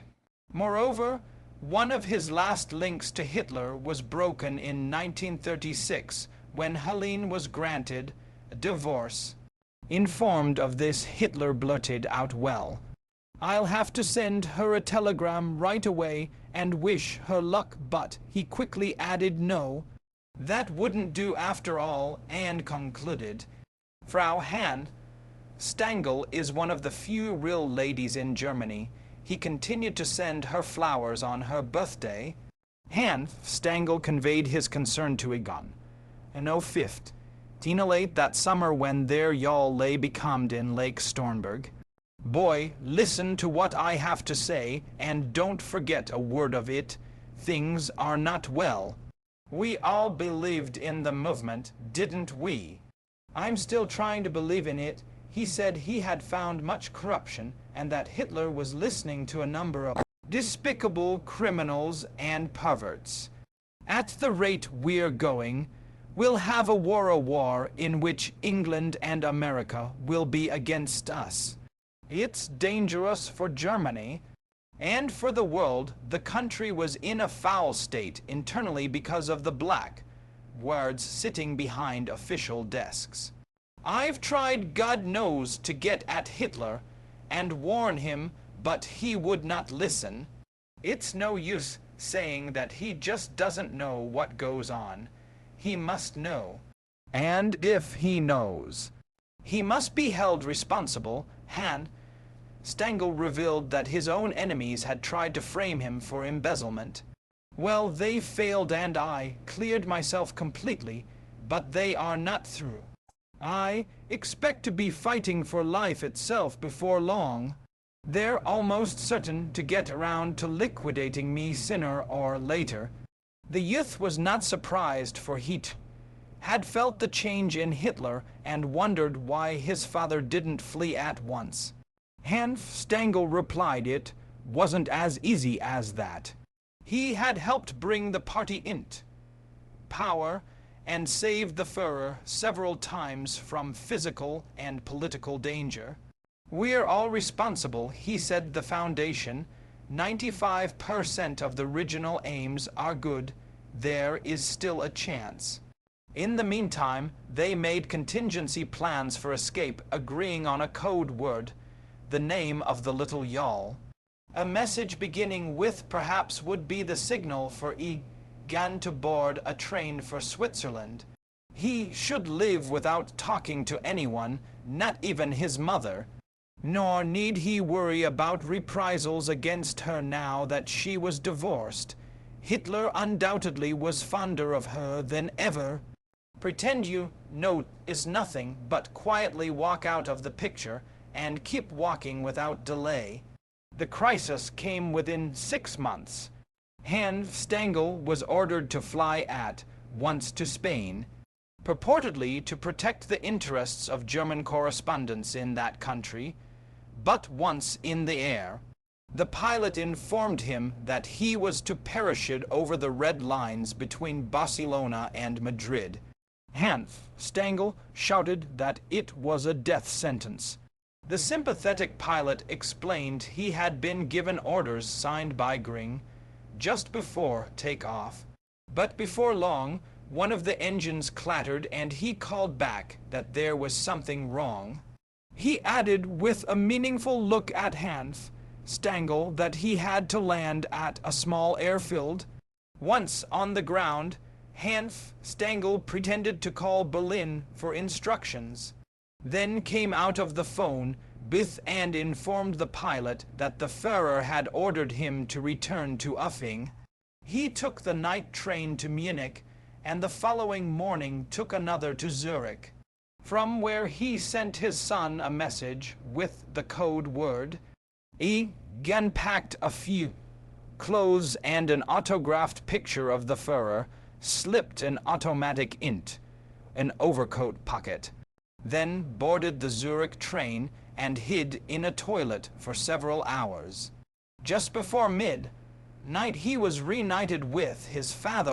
Distracted as he was by personal problems, Hitler did not break stride in his drive for German supremacy. In the summer of 1936, he composed a long memorandum on war economy written in foreboding language and typed in triplicate with 1 copy each for Gring and Blomberg and a third for his personal file. In it he stated that military strength must be raised to the limits of Germany's potential. Nor did the urgency of the task permit any gentle scruples. Germany not only lacked material but was overpopulated and could not feed itself from its own soil. To keep on saying these things is absolutely pointless.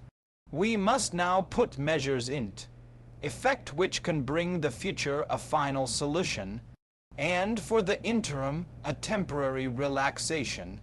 The final solution lies in expanding the living space or the raw material and food resources of our people. It was the problem of the government. He continued to eventually resolve the shortages of raw materials. It is better to consider and solve these problems in peace than to wait until the next war before attempting to carry out these economic investigations and experiments in the midst of other demands. Autarky, a self-sufficient economy, must be established as rapidly as possible with the following aims. The German army must be ready for war in 4 years' time too. The German economy must be ready for war in 4 years. At the same time, he was attempting to solidify connections with the British. They, in turn, were demonstrating persistent ineptitude in coping with a leader of such determination and cunning. They were convinced that Hitler could be brought into line with understanding and concessions, and he had kept this misinterpretation alive the past year with conciliatory talk and vague offers of treaties.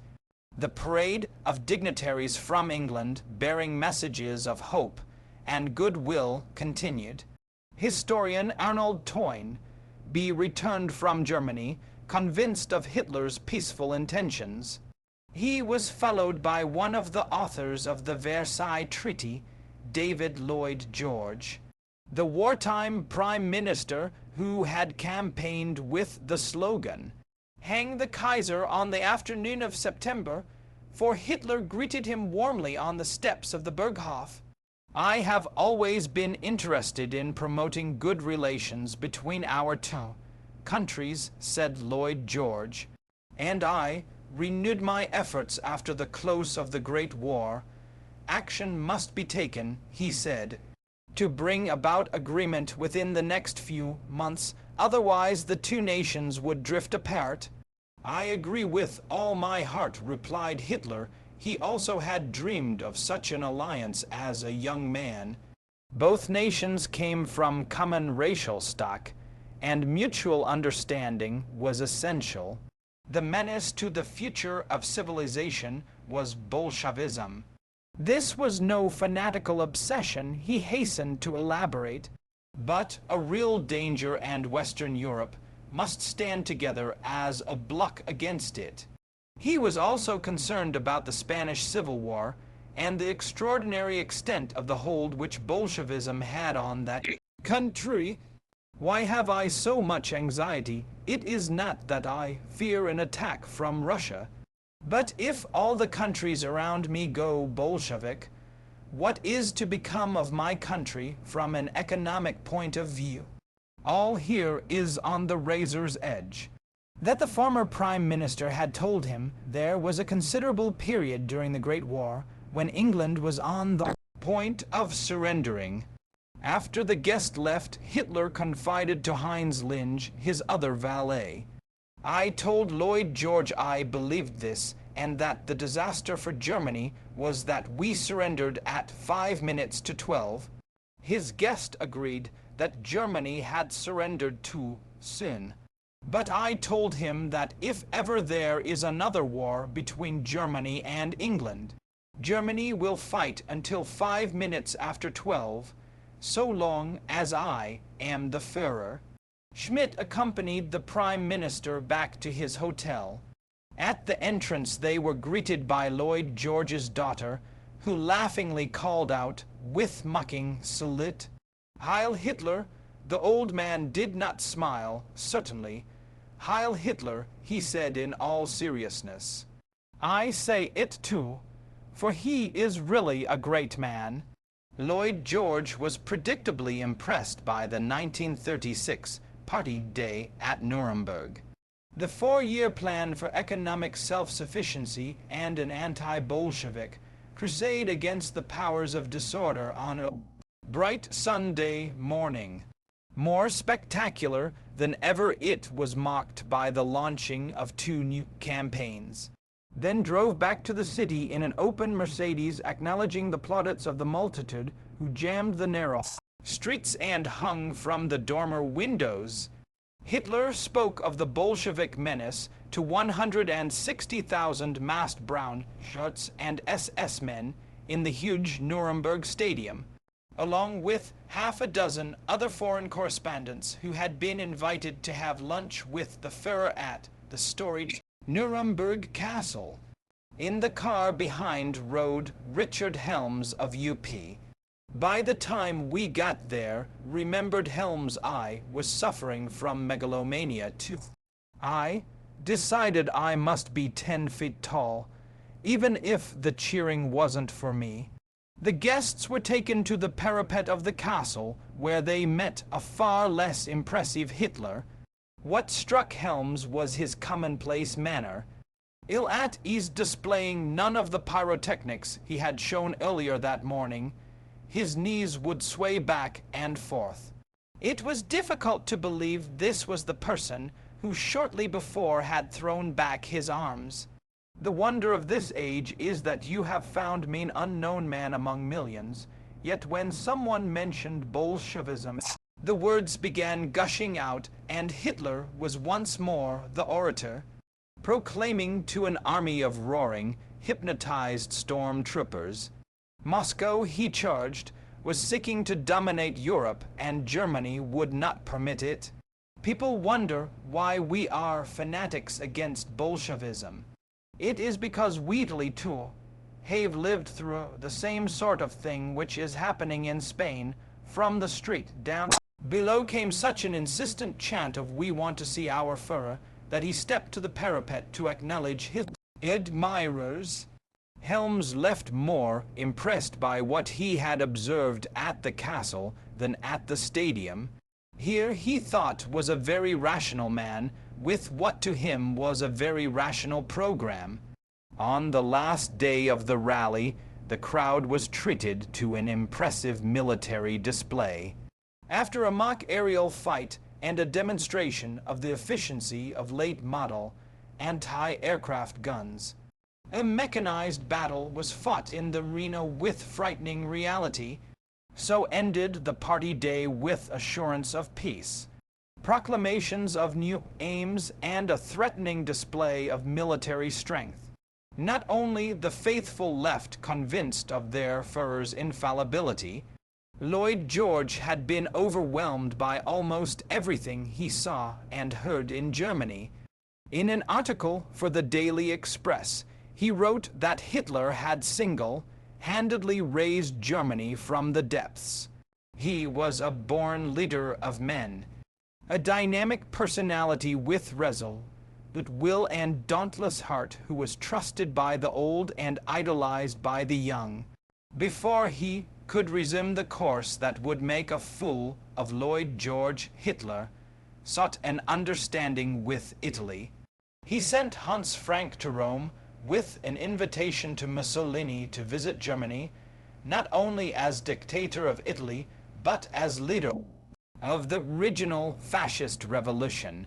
Now Ildus showed Jen an interest in liaison with Germany, and on October 21, his foreign minister and son-in-law, Count Gay Ciano, arrived in Berlin to make preliminary arrangements.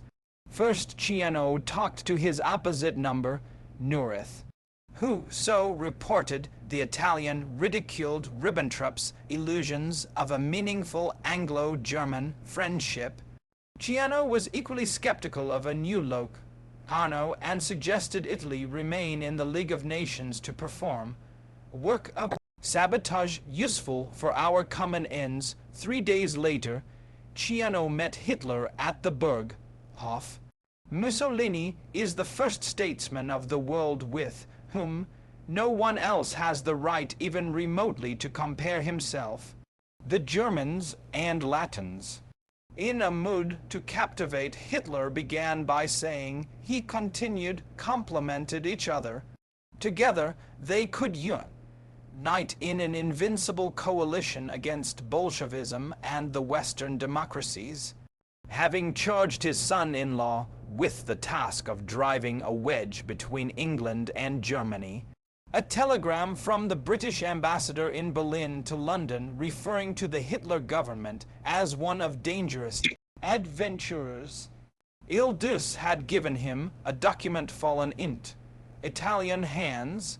Upon reading this, the Führer angrily exclaimed, "According to the English, there are 2 countries in the world today which are led by adventurers, Germany and Italy.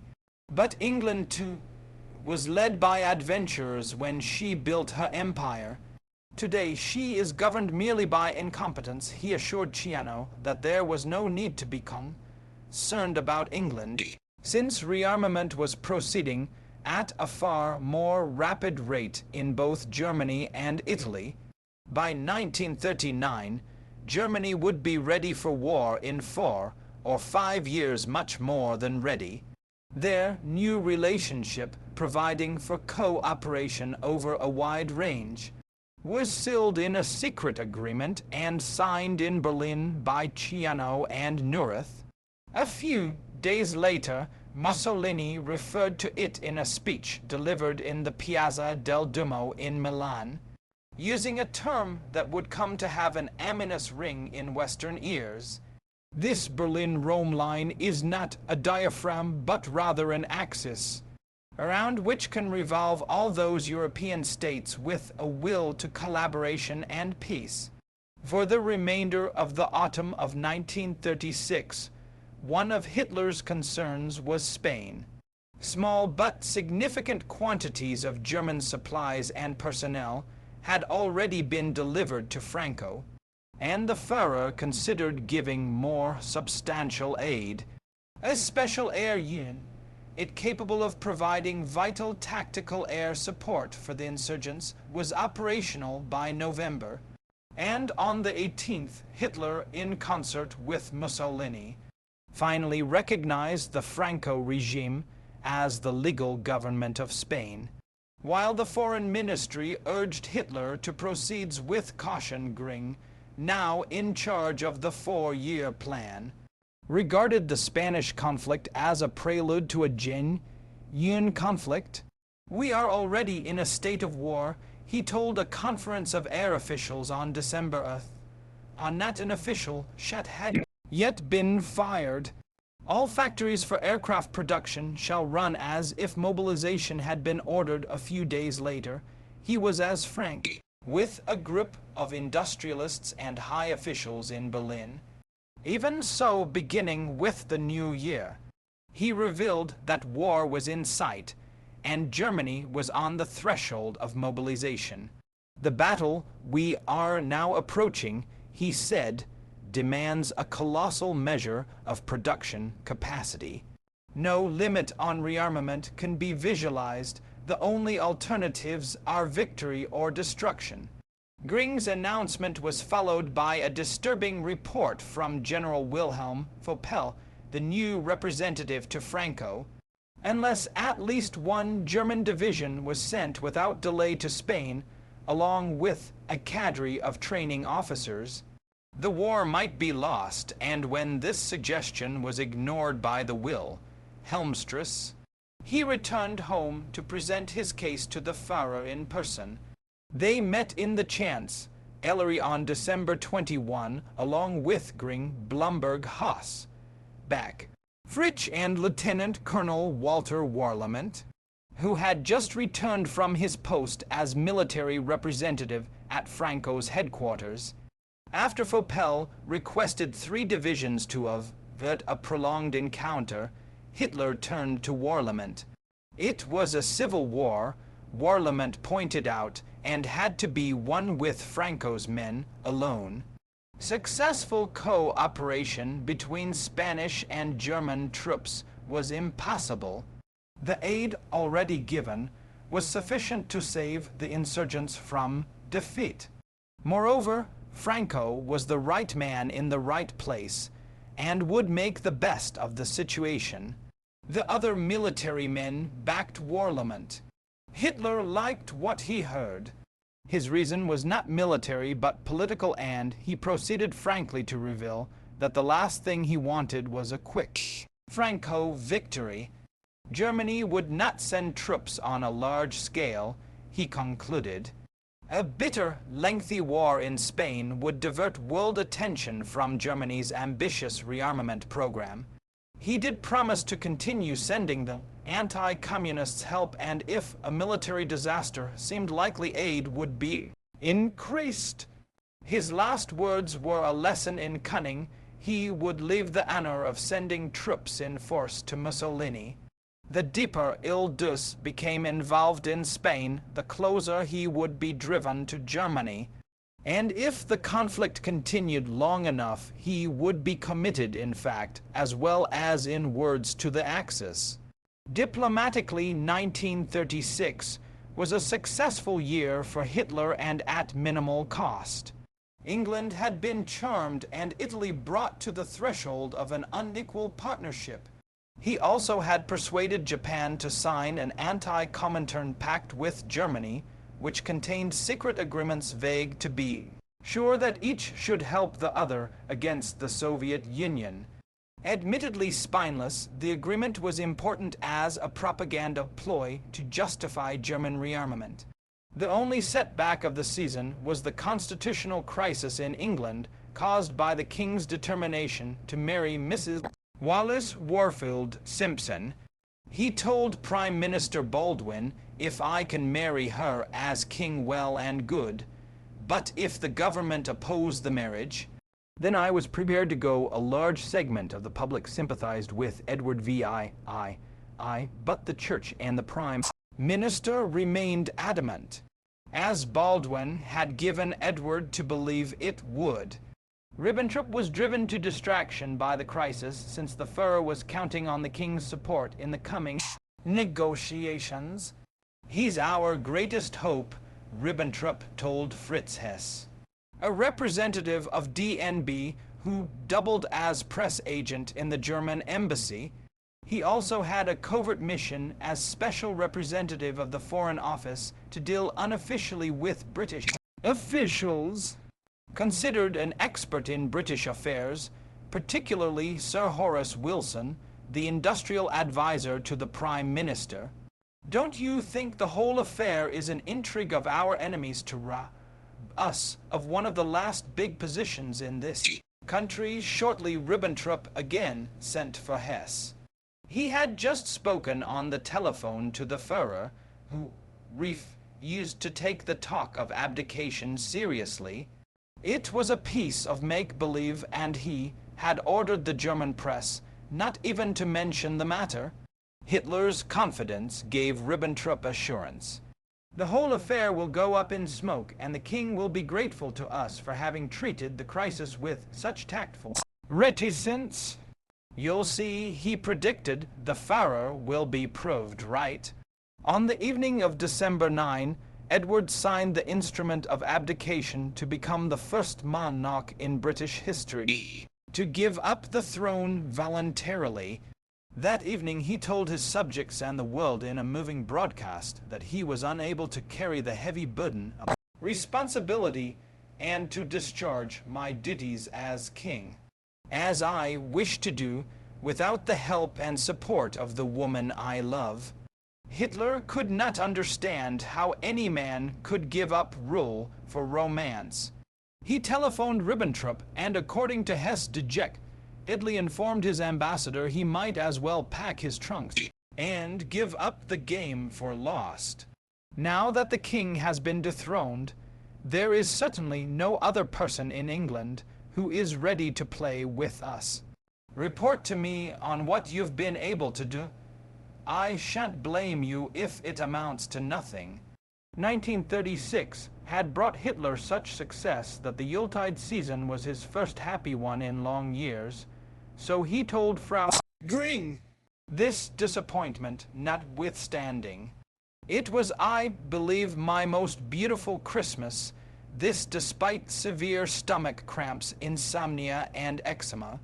On December 25, he selected a personal physician recommended by Hoffman, the photographer Dr. Theo Morel was a skin specialist with a lucrative practice in Berlin's Kurfürstendamm, his patients including the leading film and stage personalities. He was fat swore, with a full round face and peered nurse, Tedley through thick glasses. His hands were large, hairy, his nails often dirty in practice, too. He was occasionally careless. He was known to have wrapped a patient's arm with a bandage he had just used to wipe a table, and to inject the same needle without sterilization into patients. For some reason, perhaps out of the friendship that had sprung up between Frau Morel and Eva Braun, Hitler chose him from among all the doctors in Germany, and for the first time since his army days Hitler removed all of his clothes for a complete physical examination. Morel diagnosed the pains and cramps in the epigastric region as gastro-duodenitis, for which he prescribed Mutaflor and Galestal. Hitler also suffered from meteorism, uncontrollable farting, a condition aggravated by his vegetarianism, for which Morel prescribed Dr. Antiga's pills. These contained nux vomica, but Morel, unaware that this was a seed containing strychnine, instructed his patient to take 2 to 4 at every meal. In addition, Morel supplemented Hitler's vegetarian diet with large doses of vitamins, often administering them intravenously together with glucose for energy. The most prestigious specialists in the country, including Dr. Gruwitz, head of the German Red Cross, and Professor Dr. Bergman of the Berlin Charity Hospital, had failed to cure Hitler's stomach cramps or clear up eczema so painful he couldn't wear boots. The skin specialist from the Kurfürstendamm promised to do both within a year. It took him little more than a month, and Hitler jubilantly announced that the miracle doctor had saved his life. Both Gruwitz and Bergman let me go hungry.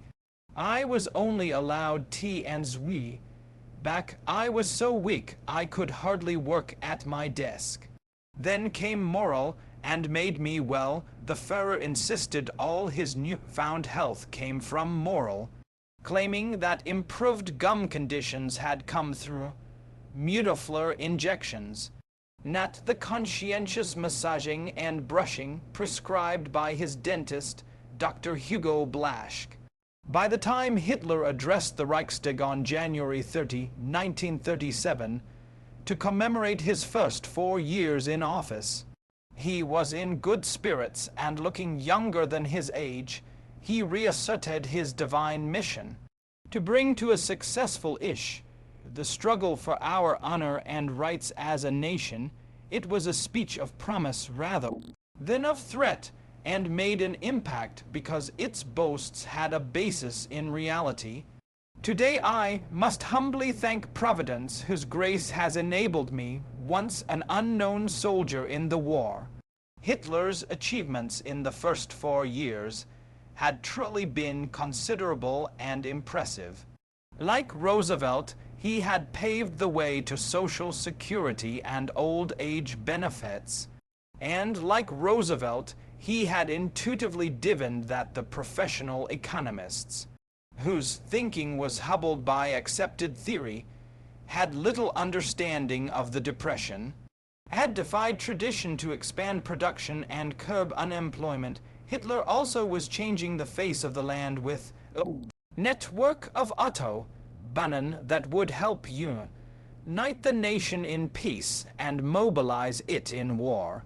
Both leaders, consequently, to put the population on wheels. He was developing people's car so compact and inexpensive that the average German could afford it. He asked Ferdinand Porsche to design a vehicle that would get some 40 miles per gallon, accommodate 4 passengers, and have an air-cooled engine that would not freeze up in winter. He envisaged other innovations for the future. In large cities, there would be automated underground parking, traffic-free centers, numerous parks and green areas, and strict pollution control. The problem of pollution so concerned him that he encouraged industry to work toward the complete elimination of noxious gases. In line with his personal obsession with cleanliness, perhaps in connection with his recurring poison cancer phobia, anti-pollution contrivance were already installed in some factories in the Ruhr Basin, and new plants were required to construct preventive devices to avoid pollution of the waters. His interest in city planning extended to towns and villages. Space, another obsession, was essential, he told intimates. And I am delighted to see our architects planning on broad and spacious lines. Only thus shall we avoid the springing up of more towns in which the houses are cluttered up almost on top of each other, as one sees in Zwickau, Gell, Senk, Karchen, and so on. If I were banished to a town of this kind, devoid of all beauty, I should lose heart and happiness just as surely as if I had been banished from my fatherland. I am therefore determined that some measure of culture and beauty shall penetrate even into the humblest of our towns, that step by step the amenities of all our towns will reach a higher level. The welfare and training of the youth of the nation were also given priority, with high schools specializing in natural science and non-classical curriculum placed on the same level as the humanistic gymnasia. Drastic changes had already been made in the educational system, with 5 hours a day for physical training, compulsory courses in racial biology, and emphasis on German history and literature.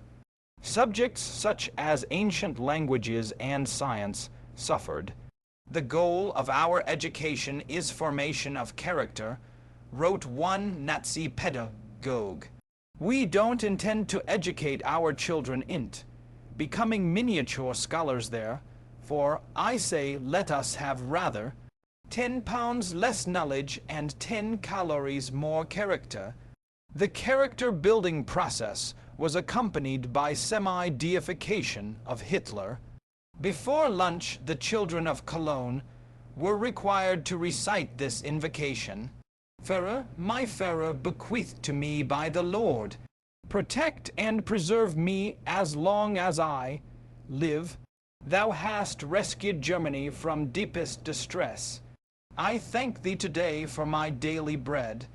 Abide, though long with me, forsake me not.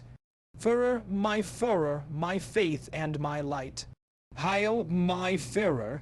British Ambassador Phipps reported back to London.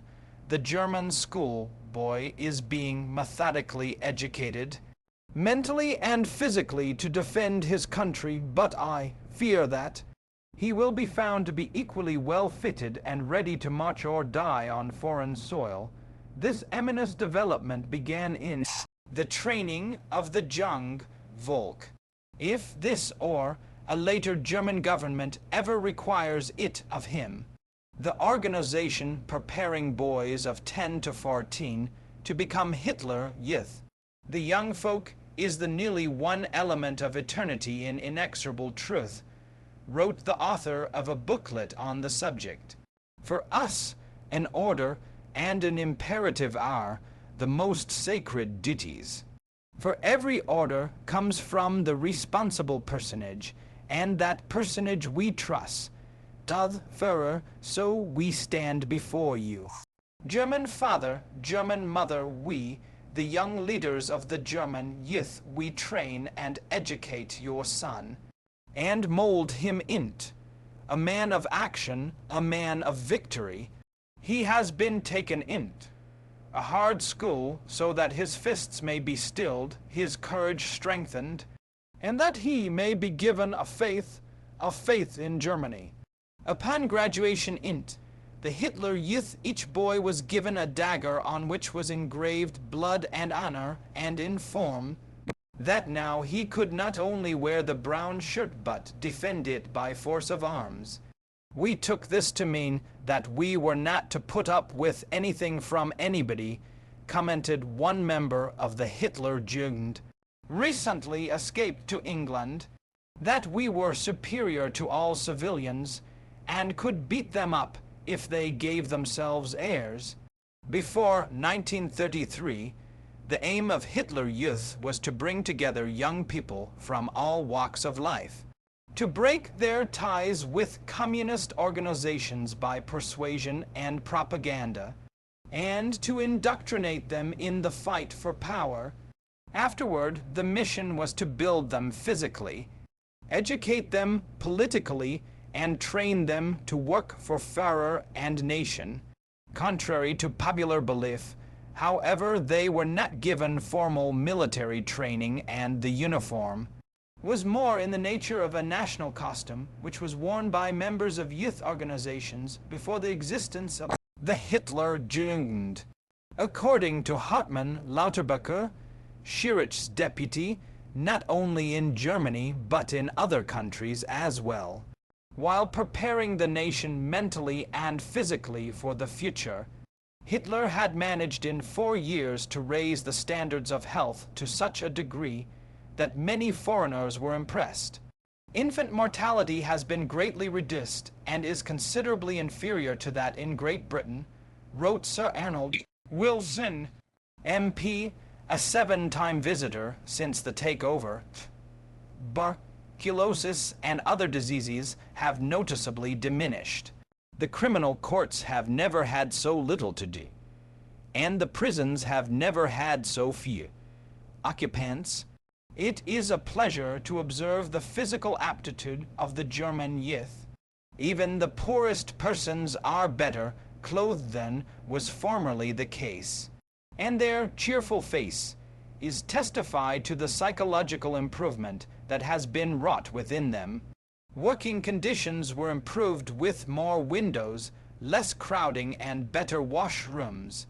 Under the slogan, "Boutification in every place," all offices and workrooms were kept clean and neat. There were abundant flowers so that those who labored could also enjoy their surroundings.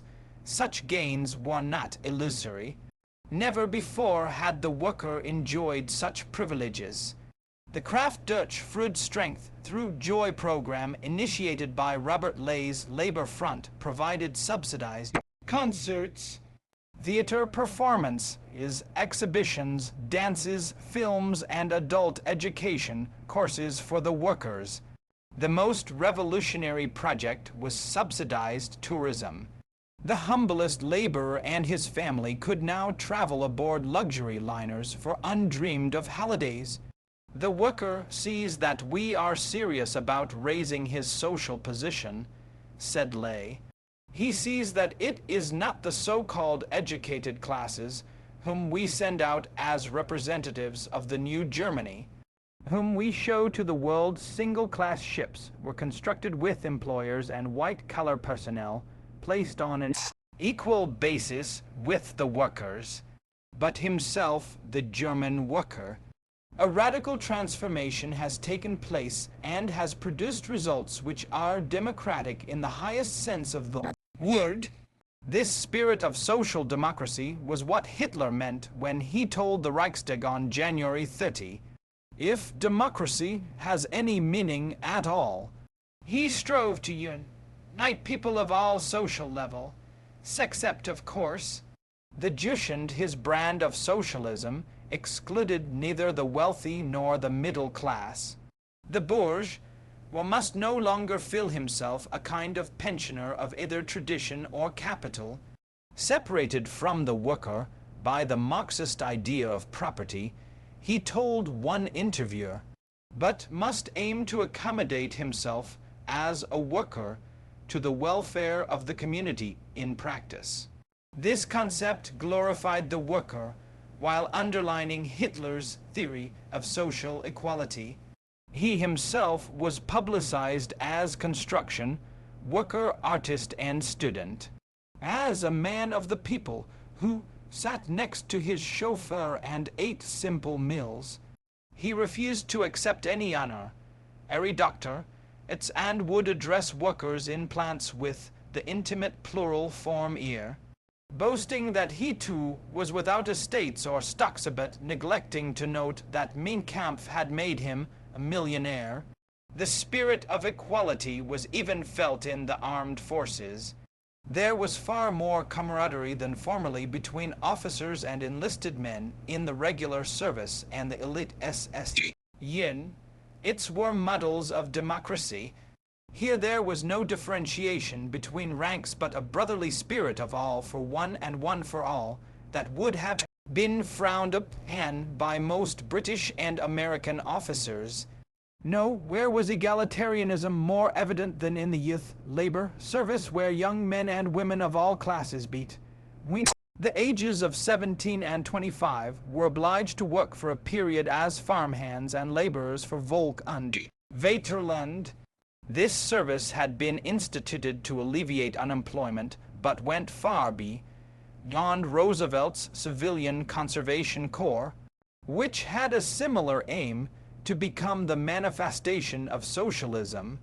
The walls of the labor camp barracks were hung with flags, pictures of the Führer and other leaders, and inspirational slogans such as "Germany needs you," "As you need Germany, thy people is everything," "Thou art nothing," and "Labor service is honor." Service of the German youth. An American visitor, G.S.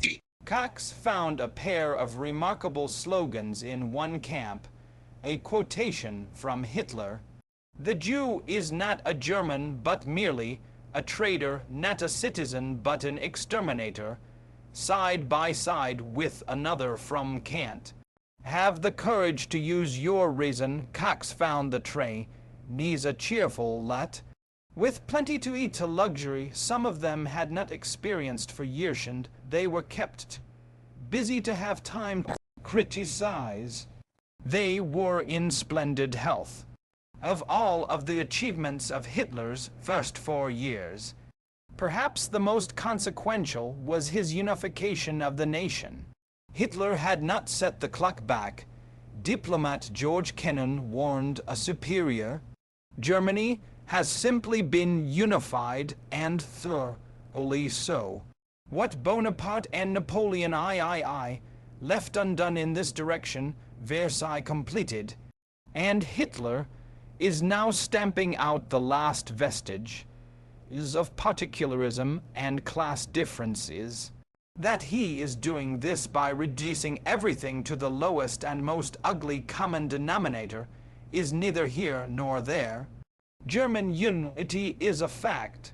Hitler may go, but the unity will remain, and with it, barring outside interference, must remain the jealousy, the uncertainty, the feeling of inferiority, the consequent lust to dominate Europe, which are all that most Germans really have in common. No objective observer of the German scene could deny Hitler's considerable exploits, and, while labor had lost its unions, so had management lost its right to organize politically. Every individual, in fact, had lost his rights, his liberty, while the nation was gaining in equality and prosperity. But loss of civil liberties was not the only price paid for Hitler's program. His insistence on speeding up rearmament at all costs was forcing the nation into a potentially disastrous economic crisis. Although he had lifted the country out of depression and ended unemployment by original means, the brilliant Schacht had done his best to oppose the efforts of Hitler and the military to make Germany economically independent, first by vetoing plans of the War Ministry and IG, and then by refusing Blumberg's request for expansion of fuel oil production for fear it would upset the peacetime balance of the economy, forbidden to produce artificial rubber. But by early 1936, Schacht's influence had waned and the economy had been thrown off balance by Hitler's order to increase the army to 36 divisions. There were two primary reasons. Import prices had risen 9%, while export prices were falling 9%. And with two successive bad harvests, German agriculture was unable to supply the needs of the nation. Existing raw material stocks were shrinking. There was already a disturbing shortage of food and fuel. This latter crisis was precipitated by a Russian embargo on German exports, combined with a Romanian demand for higher prices. Heating, light, lubricating, and diesel oil supplies were at a dangerously low level and could not be replaced by home production. It was this emergency which had occasioned Hitler's aforementioned memorandum in the mid-summer of 1936 on war economy. His answer to the oil crisis had been one repeated years later in the United States, that Germany could not possibly produce enough raw materials within her present borders to attain complete self-sufficiency, yet insisted that the nation do its best. He knew, of course, he held out the assurance that absolute autarky was possible once Germany expanded to the east. Against Schacht's advice, he demanded increases in the production of synthetic rubber, iron or fats, textiles and light metals, and then called for a solution of the fuel crisis within 18 months. Nor did he heed the cries of outrage from industrialists when he maintained the production of arms rather than stockpiling raw materials. He ignored the warnings of experts that the production costs of such a program were exorbitant. Instead, he counterattacked by threatening big business with state intervention if it refused to join in the battle for autarky. He declared that finance and economics and all theories are there to serve the struggle of a people to assert itself.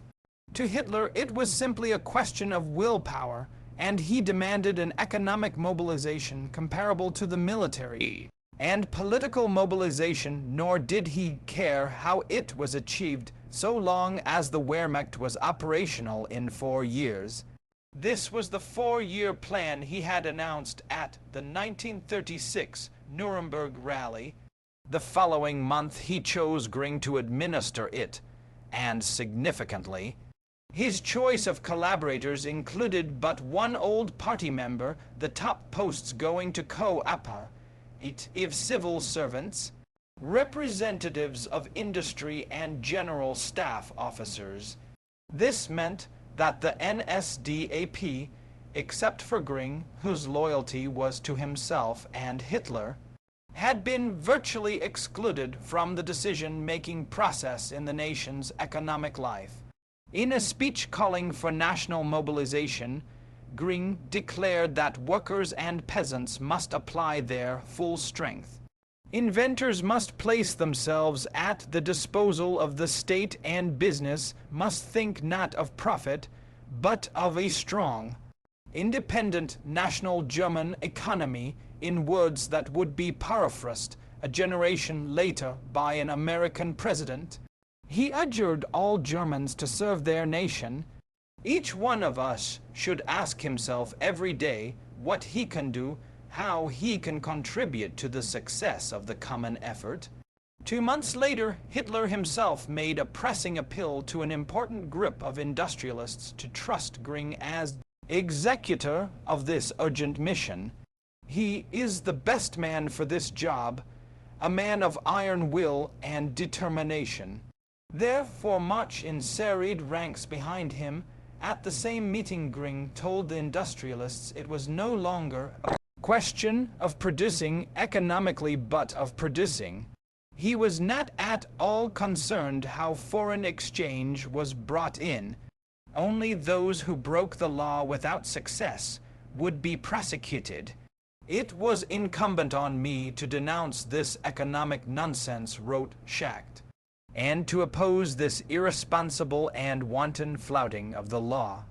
As openly as possible, he did so in a speech to the Chamber of Commerce on his 60th birthday, and his audience was almost the same as Göring's. He also decried Göring's claim that the only important thing was to produce. Then that is the most utter economic nonsense imaginable. It was a declaration of war by an official already out of favor, and within a few months Schacht was forced to resign as Minister of Economics. If I sow 100 weight of grain on a certain area of land, and harvest only 3/4 of 100 weight, this left Göring free to carry out his Führer's plan to transform the German economy into a barefaced instrument for rearmament war. If Hitler had died in 1937, on the 4th anniversary of his coming to power, the great economic crisis notwithstanding, would undoubtedly have gone down as one of the greatest figures in German history. Throughout Europe he had millions of admirers. Gertrude Stein, who found Roosevelt boring, thought Hitler should get the Nobel Peace Prize. In magazine and newspaper articles, George Bernard Shaw defended Hitler and other dictators. Shaw's speeches on fascism infuriated fellow Fabians and brought a spate of passionate letters from anti-fascist exiles. Another outspoken adherent was Sven Hedin, the renowned Swedish explorer, who wrote that Hitler was endowed with an indomitable passion for justice, breadth of political vision, unerring foresight, and a genuine solicitude for the welfare of his fellow citizens. Hedin, himself 1/16th Jew and proud of it, defended Hitler's anti-Semitism while disapproving of its harsh methods. An impartial investigation of the conduct of the Jews in the years after the armistice, he said, showed why Germans loathed Jews. Wherever the policy of subservience and defeatism was preached, its leading protagonists were Jews, and as a rule they were the same Jews who formed the vanguard of communism and Bolshevism. His summary of Hitler accomplishments could have been written by Goebbels, a man who, within the space of 4 years, has raised his people from the very lowest depths to self-consciousness. Pride, discipline, and power deserves the gratitude of his fellow citizens and the admiration of all mankind.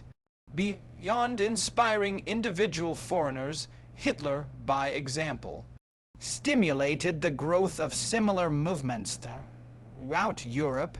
The most important was the British Union of Fascists. The Black Shirts and Hitler had recently honored their leader, Sir Oswald Mosley, by attending the luncheon reception following his wedding to Diana Mitford. Catholicism, Mother Action France under Charles Maurras flourished and was influencing such gifted authors as and Milzra. In France, where anti-Semitism had long been an aspect of nationalism, royalism, and at times, there was also the Croix de Feu, an extreme right-wing veterans organization, under the leadership of Colonel Franois de la Raque and half a dozen similar groups. While fascism in practice was repugnant to such non-conformists, the accomplishments and words of both Hitler and Mussolini had mobilized them against the liberal state, democracy, and parliamentarism. In Belgium, young Lindegren, who would come to regard himself as the spiritual son of Hitler, founded his Rexist movement as a bulwark against communism. Our movement, he commented years later, was more phalangist than fascist. More spiritual than political Rexism to him was a reaction against the corruption of the times, a movement of political renovation and political justice, a battle against disorder, incompetence, irresponsibility, uncertainty, and, above all, Bolshevism. The fascist influence extended to the United States, where the German-American Bund members openly wore a Nazi uniform of white shirt, black tie, jack boots, and swastika emblems, and to China, where Chiang Kai-shek had secretly organized an elite group known as the Blue Shirts. Fascism is now thought to be backward, one of its members remarked many years later, but then it seemed to be a very progressive means of resurrecting the country. Its primary goal apparently was preservation of the nation. Fascism is the only tool of self-salvation of nations on the brink of destruction, stated a contemporary editorial in the Blue Shirt publication.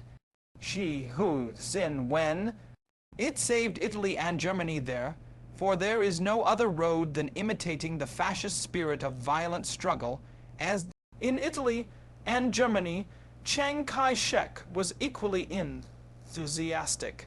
Can fascism save China? He asked a group of blue shirts, and provided the answer yes. Fascism is what China now most needs. Despite public disclaimers to Westerners, he too loathed democracy. In the last several decades, we have in vain become drunk with democracy and the advocacy of free thought and subscribed to Hitler's Führer principle. The most important part of fascism, he told a group of party cadres 8 months after Hitler took power, is absolute trust in a sagely able leader. Unless the nation completely trusted this one man, it could not be reconstructed. Therefore, the leader will naturally be a great person and possess a revolutionary spirit, so that he serves as a model for all party members. Furthermore, each member must sacrifice everything, acting directly for the leader and the group, and indirectly for society, the nation, and the revolution. From the day we joined this revolutionary group, we completely entrusted our rights, life, liberty, and happiness to the group, and pledged them to the leader. Thus, for the first time, we can truly be called fascist.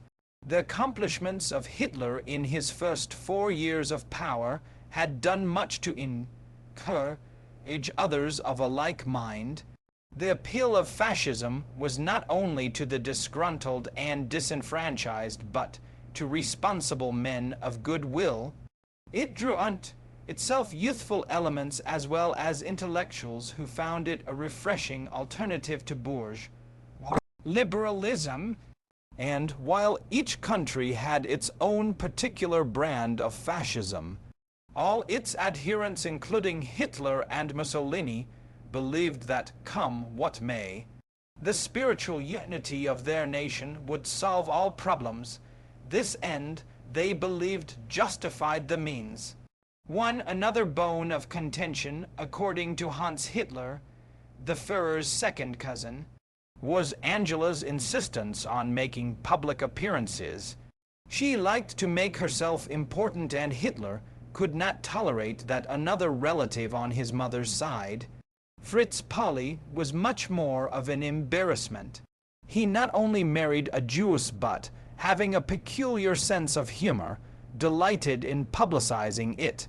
He printed up postcards of the Hitler family tree with his wife's maiden name Rosenthal as the bottom branch, then passed them out with the remark that this was the Jewish side of Adolf Hitler.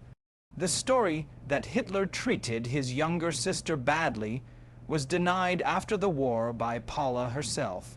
When Hitler's notoriety spread to Vienna, she changed her name to Wolf. Even so, she was dismissed from her job.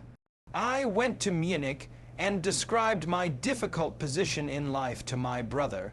With full understanding, he assured me that he would provide for me in future. He gave her 250 marks a month, raising that figure to 500 in 1938.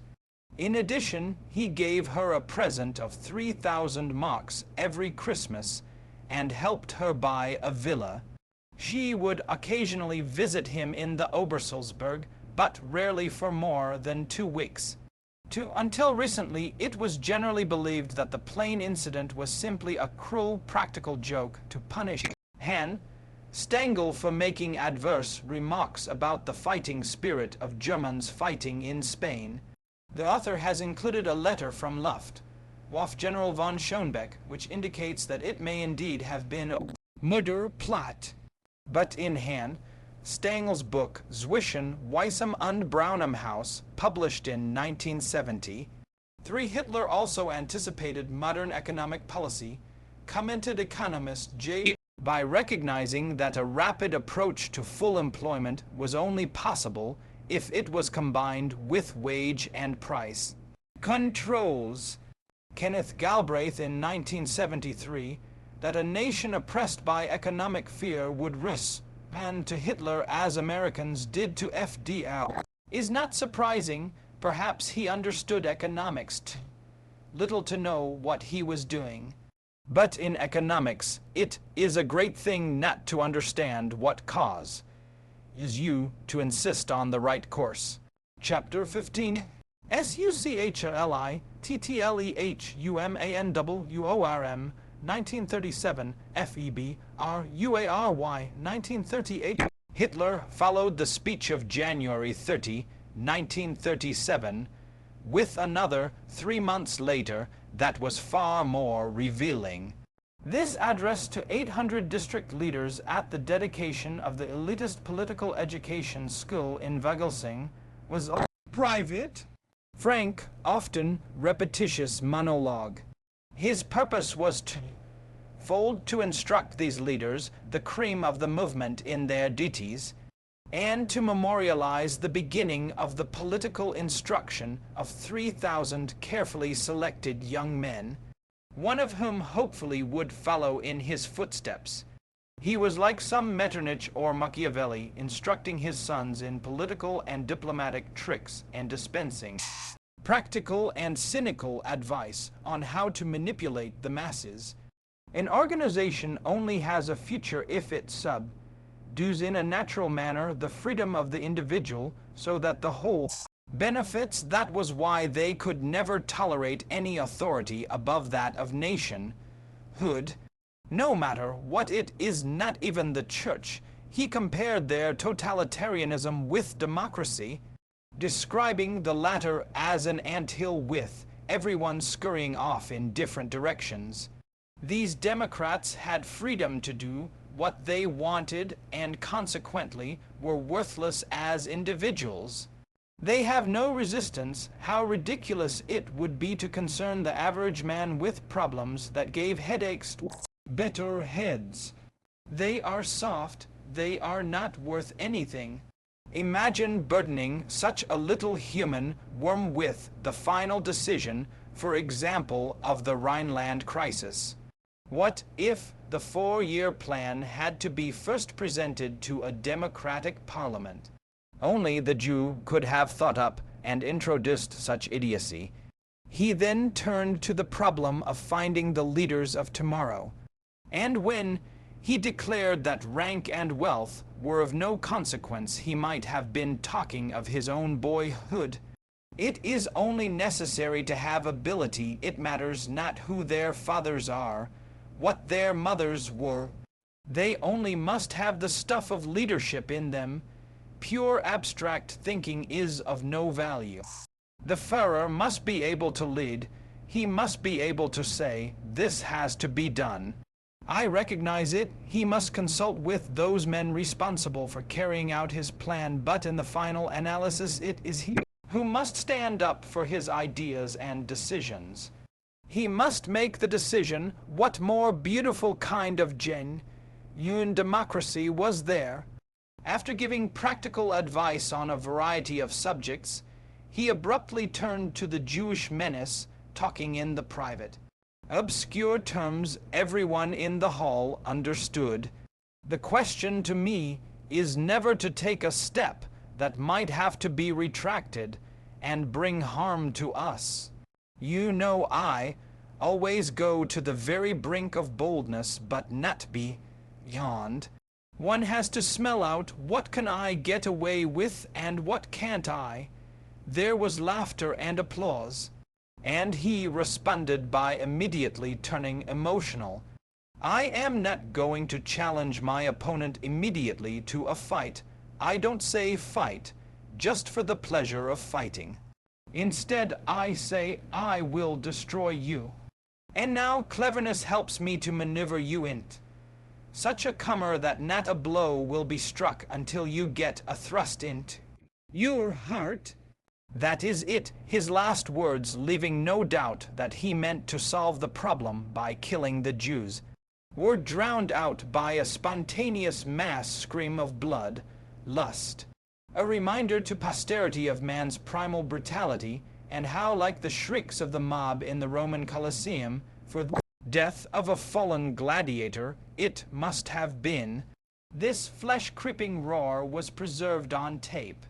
When the uproar died, Hitler reverted to his quiet, reasonable catalogue of pragmatic advice, as if what he had just said was to be filed in secrecy. He concluded with a call for all-out national rearmament. I want the German people to emerge as the strongest people in Europe. Not the second or third exultant waves of applause swept the hall. And even if this sacrifice fails, it will not be, in my eyes, the last chapter of German history, but the next to last chapter. We shall write the last chapter. Except to his closest adherents, Hitler had never been so candid. The very informality of the speech, its almost total absence of emotional appeal, except for the brief, terrifying revelation of his plan for the Jews, were themselves fearsome. Stripped of pretense, this was a cold and calculated soliloquy by a man enjoying almost absolute power. On the brink of total dictatorship, Hitler remained the artist. Art and politics to him were inseparable. An institution founded immediately after the World War by architect Walter Gropius to create a functional experimental architecture by utilizing the resource is of painting. One of his first steps to inaugurate Nazi art and architecture was to disband the Bauhaus. sculpture and industrial design, as well as architecture. This school had drawn to it some of Europe's most talented architects and painters. Klee Kandinsky, Feininger, and Mondrian was the epitome of modernity. Consequently, it was anathema to the classically and romantically minded Hitler. The architect he admired above all was Professor Paul Ludwig Trust. I could no longer bear the things I had drawn up to then, Hitler later confessed to Speer. That he confided to Trust's young wife that once he came to power and became the leader of the German people, he would call on her husband. What a piece of luck that I met this man. He was so impressed, in fact, whose work had clarity, strength, and nobility. Perhaps his most memorable project for Hitler was a modern art museum for Munich, the Haus der Deutschen Kunst, to be built from voluntary public contributions. The Führer himself had participated in laying the cornerstone in the fall of 1933. Prior to the ceremony, thousands of brown shirts, SS and Hitler Youth paraded along the Prinzrad, Gentenstrasse to the building site. The Führer was greeted by the masons, foremen, and other workmen in medieval costumes. After an orchestra played the prelude to Die Meistersinger, Hitler once more proclaimed his theory of Germany's cultural mission, then bestowed on Munich the title of the capital city of German art. Moments later, however, a chill came over the proceedings when he struck the cornerstone with a silver hammer so energetically that it broke. There was an awkward silence because of a superstition that the architect would die if the hammer broke. Goebbels tried to make light of it. When the Führer strikes, he strikes mightily. But it was no joke to Hitler, who was convinced that it was a bad omen, so feared Trust, and within a few days he was hospitalized by angina pectoris. He died a few months later of pneumonia. Frau Trust carried on her husband's work, and Hitler would visit her studio every time he came to Munich. Their relationship extended beyond architecture. A lady with a mind of her own, she expressed it forthrightly when someone asked one day what she thought of Speer. Professor Trust would have thought it over and reported back next day that the building could only be 96 meters for structural and aesthetic reasons. She turned to the Führer and said that if Herr Hitler had asked her husband to design a building of 100 meters, but if you said to Speer, "I need a building of 100 meters, he would immediately reply, "Mein Führer, 200 meters, and you would say you are my man." Not at all offended, Hitler joined in the laughter. He always liked to laugh, she recalled. Hitler really had a good sense of humor, from the heart, and not, as Speer says, sarcastic. To the surprise of his aides, Hitler did not resent Frau Trust's candor. Argument with her only stimulated him, except on one memorable occasion. For the grand opening of the Haus der Deutschen Kunst in the summer of 1937, an ambitious exhibition of German art was scheduled. The judges, including Frau Trust, made their selection according to artistic standards, and therefore a good many modern paintings were chosen. Since Hitler considered such art degenerate, he and Frau Trust had a violent argument at the museum just before the opening day. She argued that the selection was good since it embraced a representative cross-section. Pointing to a pile of rejected paintings, she said, "These are gray. They have already been refused by our grandmothers. The colors had all faded into a dull brown." Hitler pointed to a huge painting of a man on a hill playing a violin. Why was that refused? "It's impossible," she retorted. Too sweet for our exhibition, she asked Hitler why he accepted an artist only after his second stroke. As the quarrel grew, more acrimonious the grip following them hung back. Hitler never raised his voice, but his manner became coldly formal. Ignoring the storm signals, she said she could not betray her artistic convictions.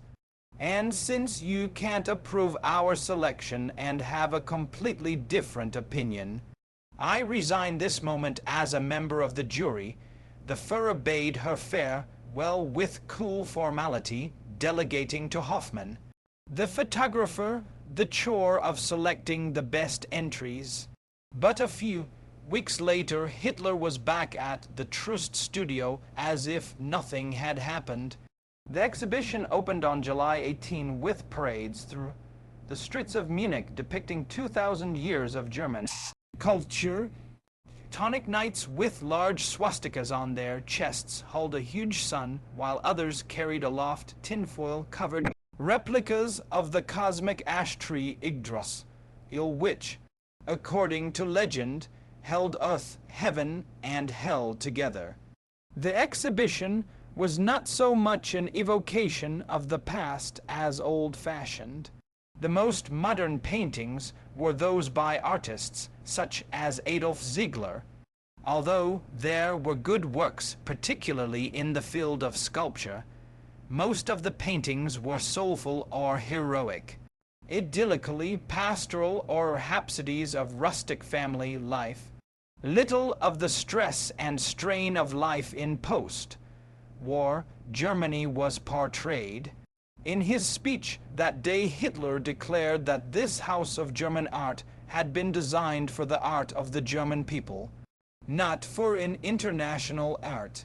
It was not the function of artists, he said, to retreat into the past or to distort or make ugly. The new age of today is at work on a new human type.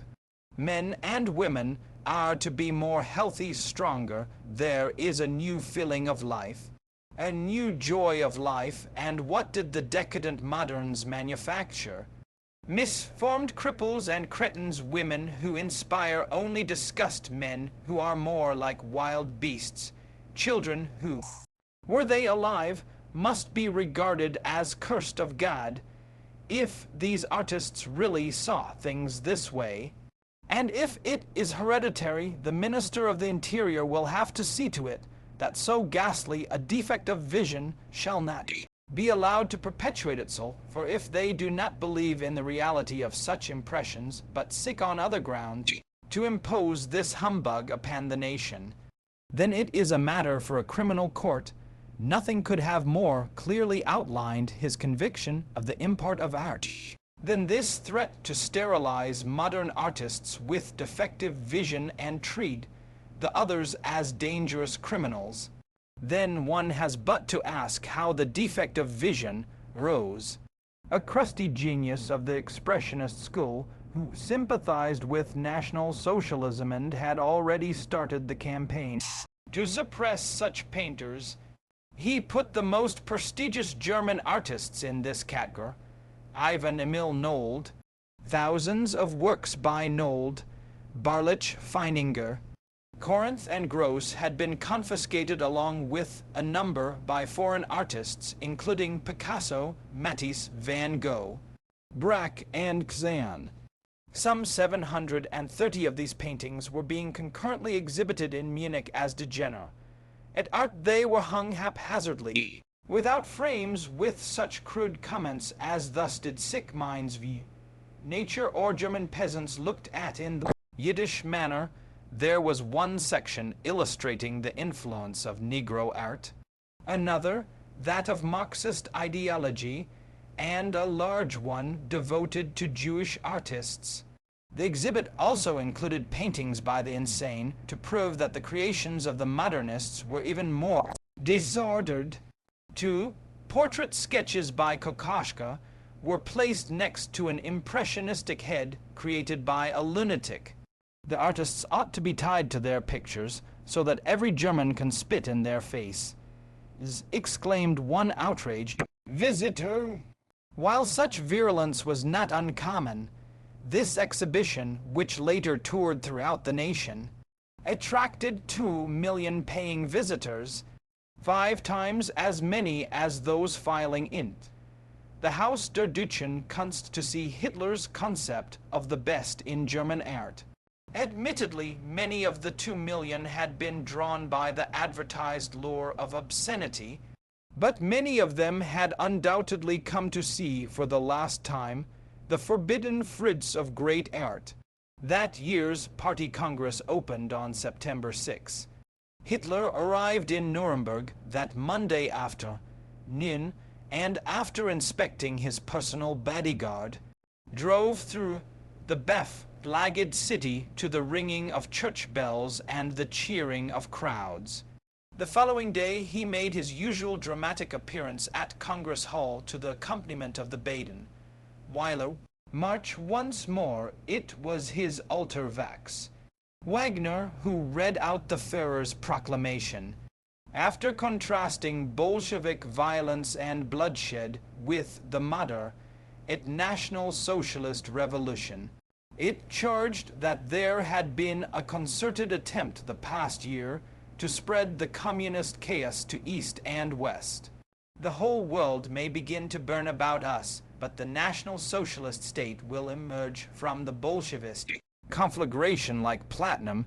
Germany had solved her social problems peacefully and equitably, while other countries staggered under strikes and terrorism brought about by Jewish Bolshevik agitators. There was one comforting certainty. It was a speech designed to keep the populace complacent rather than inflame its warlike spirit. While he himself was preparing to woo an ally for the conflict he knew was inevitable, that he bring no civilian evening clothes, and that he have the opportunity of meeting mit der großen Mensch with great multitude.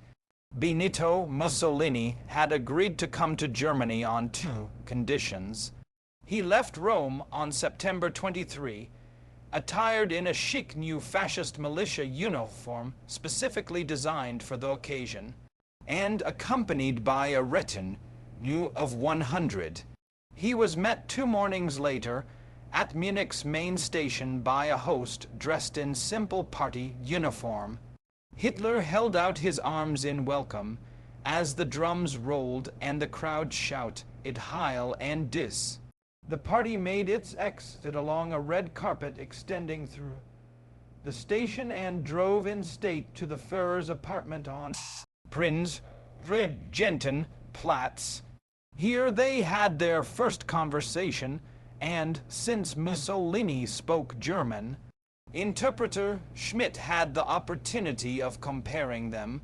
With his unruly lock of hair, Hitler had an untidy bohemian appearance. His voice was rough and often hoarse as he flung out sentence, is full of rolling R's either at me or at Mussolini. Sometimes his eyes blazed suddenly, and then equally suddenly became dull, as if in a fit of absent-mindedness. Ildus was completely different. Firmly erect, swaying from the hips as he talked, his Caesarian head might have been modelled from the old Romans, with its powerful forehead and broad, square chin thrust forward under a wide mouth. He had much more vivacious expression than Hitler when his turn came to thunder against the Bolshevists or the League of Nations. Indignation, contempt, determination, and cunning alternately lit up his mobile face, and he had the histrionic sense native to Latins, yet he never seemed to say a word too much. Schmidt was also struck by the difference in their laughs. Hitler's was mocked by derision and sarcasm, whereas Mussolini's was free and whole-hearted.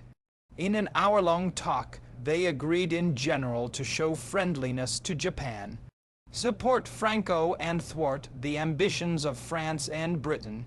This their only political discussion of the visit was evidence that Hitler was beginning to realize there was little hope he would inveigle England in, underwriting, even covertly, his program of expansion. From that moment on, Mussolini was rushed through a series of ceremonies and appearances, including an impressive parade of goose-stepping SS men that he would never forget, army maneuvers in Mecklenburg, and inspection of the vast Krupp works in Essen. The culmination of the tour came on the afternoon of September 28. Hitler's pulled up alongside Ile-Douze on an adjacent track, and for the next 15 minutes the two trains ran side by side. As the separate trains of the two dictators approached their destination, the railway station near the Olympic Stadium, the operation, practiced by the engine drivers for days, was so smoothly executed that the Italians and Germans could carry on easy conversations through the open window. Then Hitler's train began to gain almost imperceptibly, so that it reached the station platform a few seconds ahead of the other, giving him time to walk across the platform and greet Mussolini with outstretched hand, just as his train pulled to a stop. It was a marvel of efficiency, and along with the goose-stepping troops and maneuvers, had the impressive effect Hitler hoped for. There was more to come. Almost 1 million spectators, many brought in from the provinces by special trains, lined the triumphal avenue from the station to the center of Berlin, which had been decorated with fascist and National Socialist flags. Long banners hung from rooftops to the street, and at every square there were huge pylons displaying alternately the German and the Fasc's emblems. Work had been shut down at 4 p.m. so that the local population could swell the ranks. The enthusiastic crowd was held back by 60,000 SS men recruited from all over Germany. Never before had there been such stringent security measures. Numerous plain clothes men mixing with the crowd while armed launches patrolled the spree.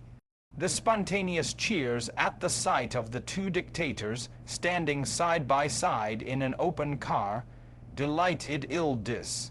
The reception was even warmer the following day when the two men drove back to the Olympic Stadium so that Mussolini could have his promised meeting with the masses. This time Hitler let Mussolini enter first to have a moment of private adulation. Then Hitler made a brief introductory speech broadcast to the 115 million citizens of our two countries who are sharing with deep emotion in this historic event theirs. He asserted it was a community not only of opinion, but also action. Germany is once again a world power. The strength of our two nations constitutes the strongest guarantees for the preservation of a civilized Europe. True to her cultural mission and armed against disruptive forces, Ile-Douze strode to the microphones.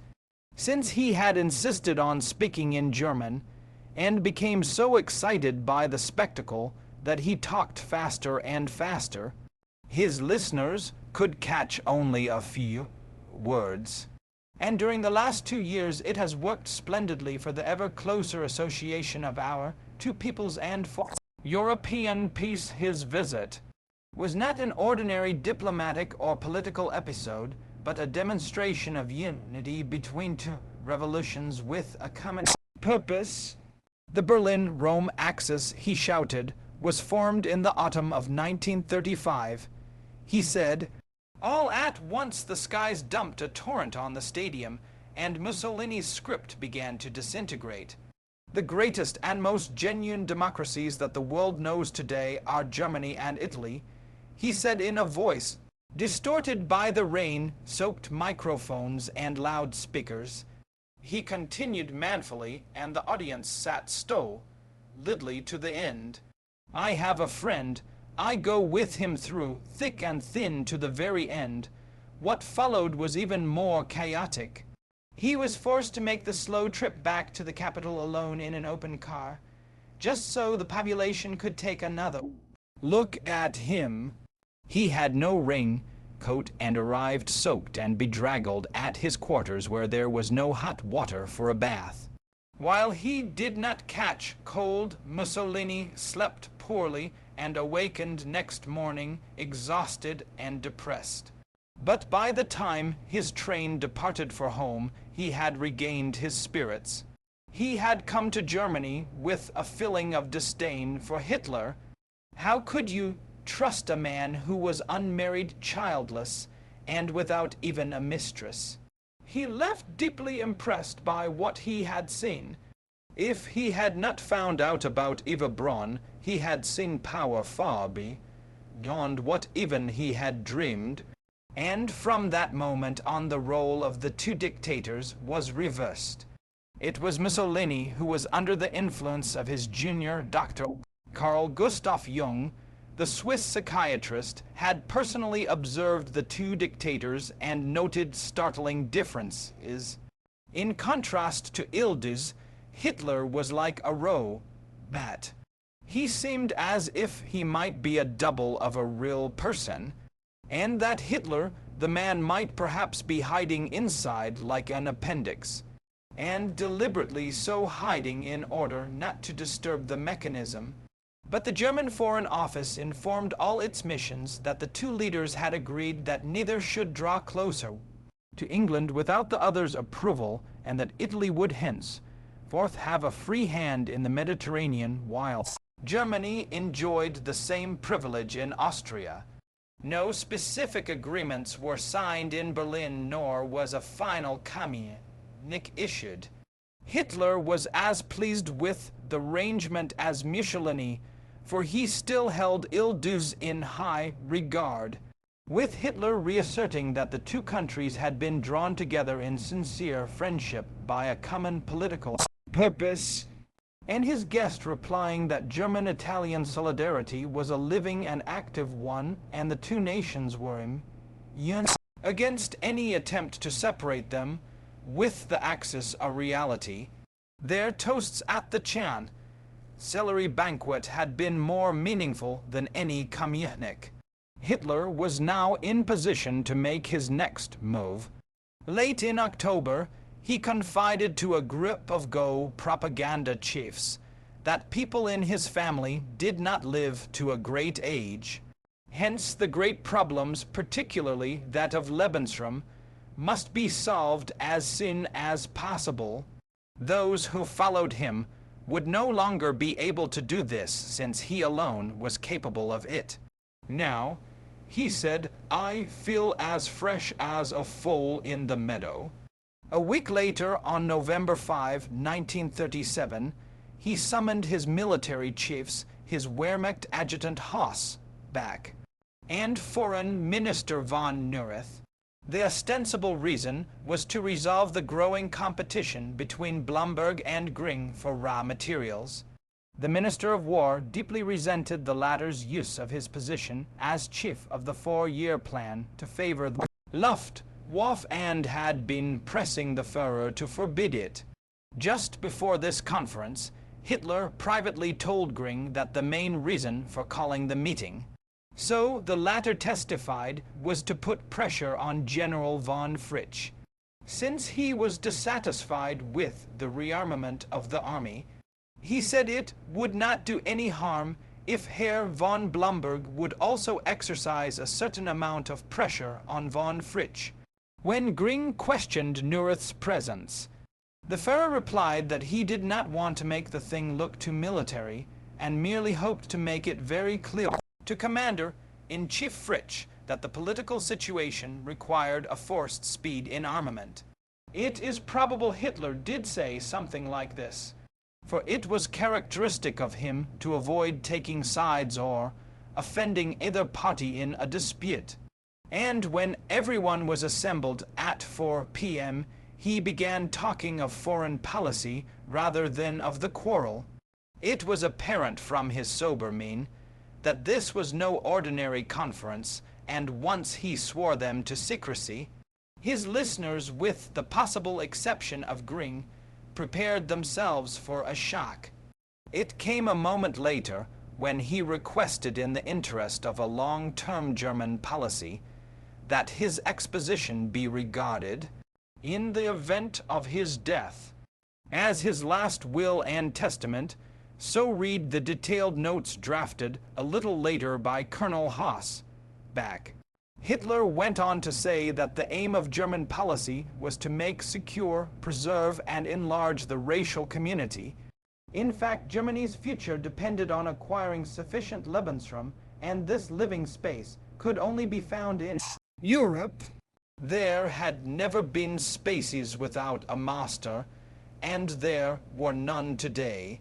The attacker always comes up against a possessor. The question for Germany ran, where could she achieve the greatest gain at the lowest cost? Germany's problem, he informed his startled audience, could only be solved by means of force, and this was never without attendant risk. The question was when and how. German power, he said, would attain its peak within 6 years or so. Thereafter her military equipment would be obsolete, and the other powers would have rearmed. They must take the offensive while the rest of the world was still preparing its defense. If the Führer was still living, it was his unalterable resolve to solve Germany's problem of space at the latest by 1943-45. Hitler scarcely glanced at his notes, facts, and figures rolling out in a startling display of photographic memory, a gift reportedly shared by Caesar, Napoleon, and Lenin. Baron von Neurath sat stiffly, and the military leaders fidgeted uncomfortably as Haas, back, no stenographer, feverishly scribbled down what Hitler was saying.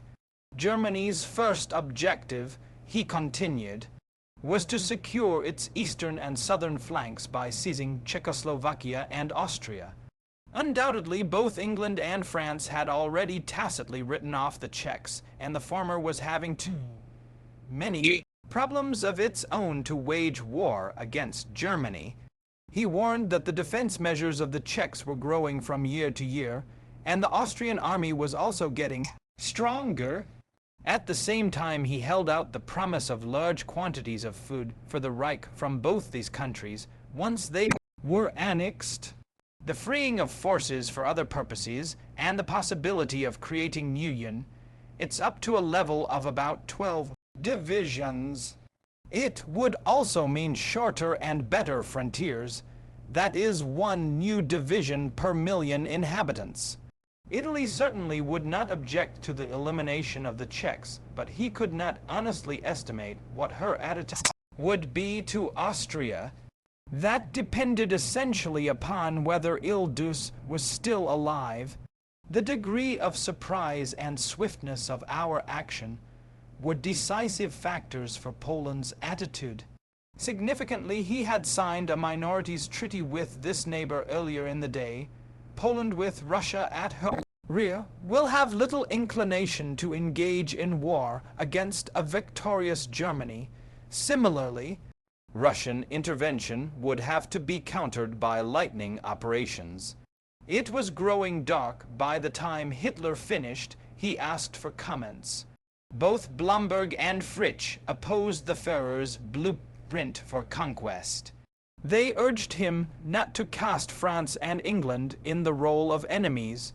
The French army would certainly not be too distracted by war with Italy to be a formidable opponent on the Western Front. Blomberg also protested that it would be extremely difficult to break through the Czech defenses, which were as strong as the Maginot Line, then joined with Fritsch to elucidate all these points once more. The latter was so concerned that he offered to cancel his leave, was planning to go to Egypt to recuperate from an attack of bronchial cat. Arabic, the Führer told him that was not necessary. Possibility of conflict was not that imminent. Hitler left most of the rebuttal to Gring, sitting back to listen attentively. The discussion became so heated that Bach was finding it almost impossible to jot down what was being said. I do remember exactly that the sharpness of the opposition both in content and form did not fail to make its impression on Hitler. However, he recalled, as I could see from his changing expression, every detail of the conduct of Blomberg and Fritsch must have made plain to Hitler that his policies had met with only plain impersonal contradiction. Instead of applause and agreement, equally unenthusiastic, Neurath warned that a conflict between Italy and France was not as likely as the Führer seemed to think. And while Admiral Raeder did not join the argument, it was apparent that he too was skeptical. The meeting finally ended at 8:15 p.m. after Hitler left. Gring took Raeder aside to allay his concerns.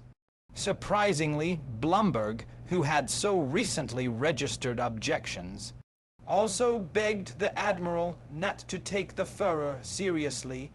His oration was intended only to spur Fritsch into accelerating the rearmament program. Nor was there the slightest danger of any naval conflict with the English. Raeder left the chance. Ellery relieved that Hitler did not really mean to wage war. After all, the Navy did not have a single battleship in service, and the Army and Air Force were equally unprepared. In no way were we armed for war, and a war against England, he recalled, would have been sheer madness. Neurath took the Führer at his word, but it was not until reaching his office that the foreign minister really fathomed what he had heard. On the other hand, he became physically sick and had to summon a doctor. Within 40 hours, Neurath, who was to suffer several heart attacks over the matter, was so driven by conscience that he ignored his oath of secrecy. He met with Generals Beck and Fritsch at the Bendlerstrasse to discuss ways of invigorating Hitler to abandon his plans for war.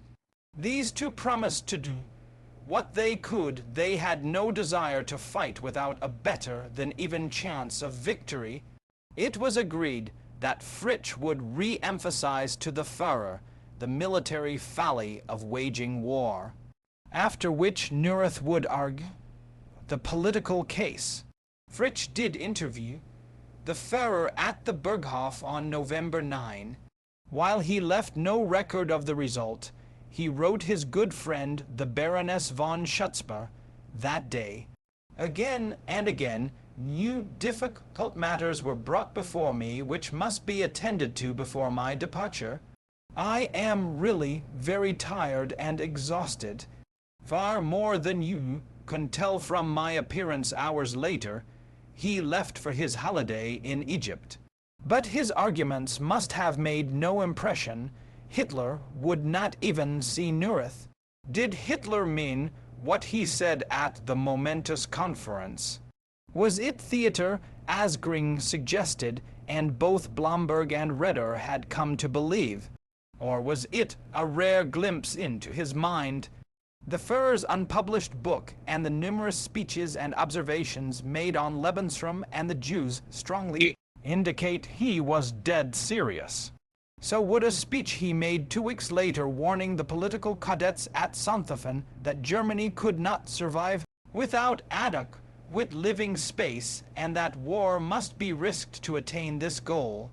While his words at the fateful conference did not constitute a blueprint for war, they did suggest what he might do if diplomatic threats failed. He was resolved to wage diplomatic war even at the risk of a general conflict. Time was working against him. By 1943, he had to liquidate minor preliminary obstacles one by one, either by diplomatic blackmail or by a series of blitzkriegs. First Czechoslovakia, then Poland and France. Hopefully England would be won over to neutrality, but if not, she too had to be taught a military lesson that would forcibly disinterest her in continental affairs. Thus, by 1943, the way would be cleared to wage major warfare, and to knock out the primary enemy, Russia. In any case, he was seriously dedicated to a warlike course, and with a gambler's instinct for timing, he was prepared to embark on the ultimate course envisaged in 1928. In England, there was a new prime minister set on a more conciliatory posture toward Germany. "Our objective," wrote Neville Chamberlain just before accepting the appointment, "should be to set out the political guarantees which we want as a general settlement. We want the breakdown to be due to Germany's refusal to accept our reasonable requirements in the political field, energetic, and if the discussions have to break down, strong-willed and self-confident." Chamberlain promptly began moderating the foreign policy of his predecessor, Baldwin. "I believe the double policy of rearmament and better relations with Germany and Italy will carry us safely through the danger period," he wrote in a private letter, "if only the Foreign Office will play up," and since he ran his cabinet like a managing director, there was no doubt that he would override Foreign Secretary Eden, who doubted the possibility of agreement with Hitler on acceptable terms. Chamberlain's announced willingness to work with Hitler was given a test that autumn when the Lord President of the Council received a gilded card inviting him to attend a hunting exhibition in Berlin, sponsored by Reichsmaster Huntsman Hermann Gring. Lord Halifax. As master of the Middleton hounds, Halifax was tempted to accept, and Chamberlain thoroughly approved, since the promise was held out that Halifax would be able to see Hitler. He left England intending to sound out the Führer on a possible understanding, but as an envoy he was an unfortunate choice. Upright, religious, and conventional, he knew little of German history and character, nor had he even read Mein Kampf. He found Gring frankly attractive, like a great school boy, full of life and pride in what he was doing, a modern Robin Hood, producing on me a composite impression of filmster, gangster, great landowner interested in his property, prime minister party manager, head gamekeeper at Chatsworth. He had expected to dislike Goebbels Inton, Salibet didn't. I suppose it must be some moral defect in me, but the fact remains. These impressions, along with his friendly reception by Berliners, who named him Lord Halifax Halleley, was the German equivalent of Tally-Hole, favorably prepared him for a meeting with the Führer at the Berghof on the morning of November 19. As he looked out the car window, Halifax saw a pair of black-trousered legs and assumed this was a footman descending to help him up the snow-swept steps, until he heard someone hoarsely whisper in his ear, Der Führer, who insisted on showing Halifax and Sir Yvonne Kirkpatrick of the Berlin embassy around the house before they settled themselves at an inconveniently low table in the study. The tall, gaunt Briton hastily knifed out of the car to be met with a friendly smile from Hitler. "I have brought no new proposals from London," said Halifax. "I have chiefly come to ascertain the German government's views on the existing political situation, and to see what possibilities of a solution there might be." At these words, the Führer frowned so angrily that the interpreter Schmidt thought he would lapse into a silent sulk. Instead, he launched into a series of highly categorical demands. He railed at the British press, which he charged had tried to wreck the Halifax visit by publishing so-called German demands, and became overtly annoyed when Halifax stiffly defended the freedom of the press in England. With gentle, stately courtesy, Halifax tried to conciliate the peevish Hitler. He praised his host for keeping communism out of Germany, and expressed the hope that their two nations, along with France and Italy, could lay a very solid foundation for peace. Then he made a diplomatic blunder. Eden had warned him not to mention the situation in Central and Eastern Europe, yet in an effort to be conciliatory, he brought up the subject.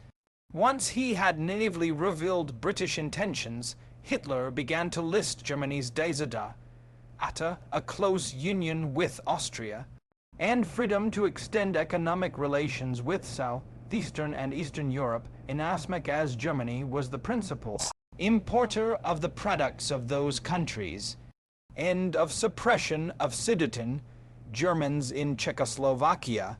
His argument was consistent without being credible, so he abruptly changed to diatribe. Obstacles are repeatedly being put in my way in Southeast Europe by the Western powers, he shouted, and political ambitions which I have never entertained are attributed to me. Halifax tactfully reiterated that England was always open to any solution not based on force, then added with no tact at all that also applies to Austria. It was as if he had touched an alarm button. Hitler excitedly retorted that force had never been considered in the case of Austria, since it was the population itself that had demanded Anschluss with Germany.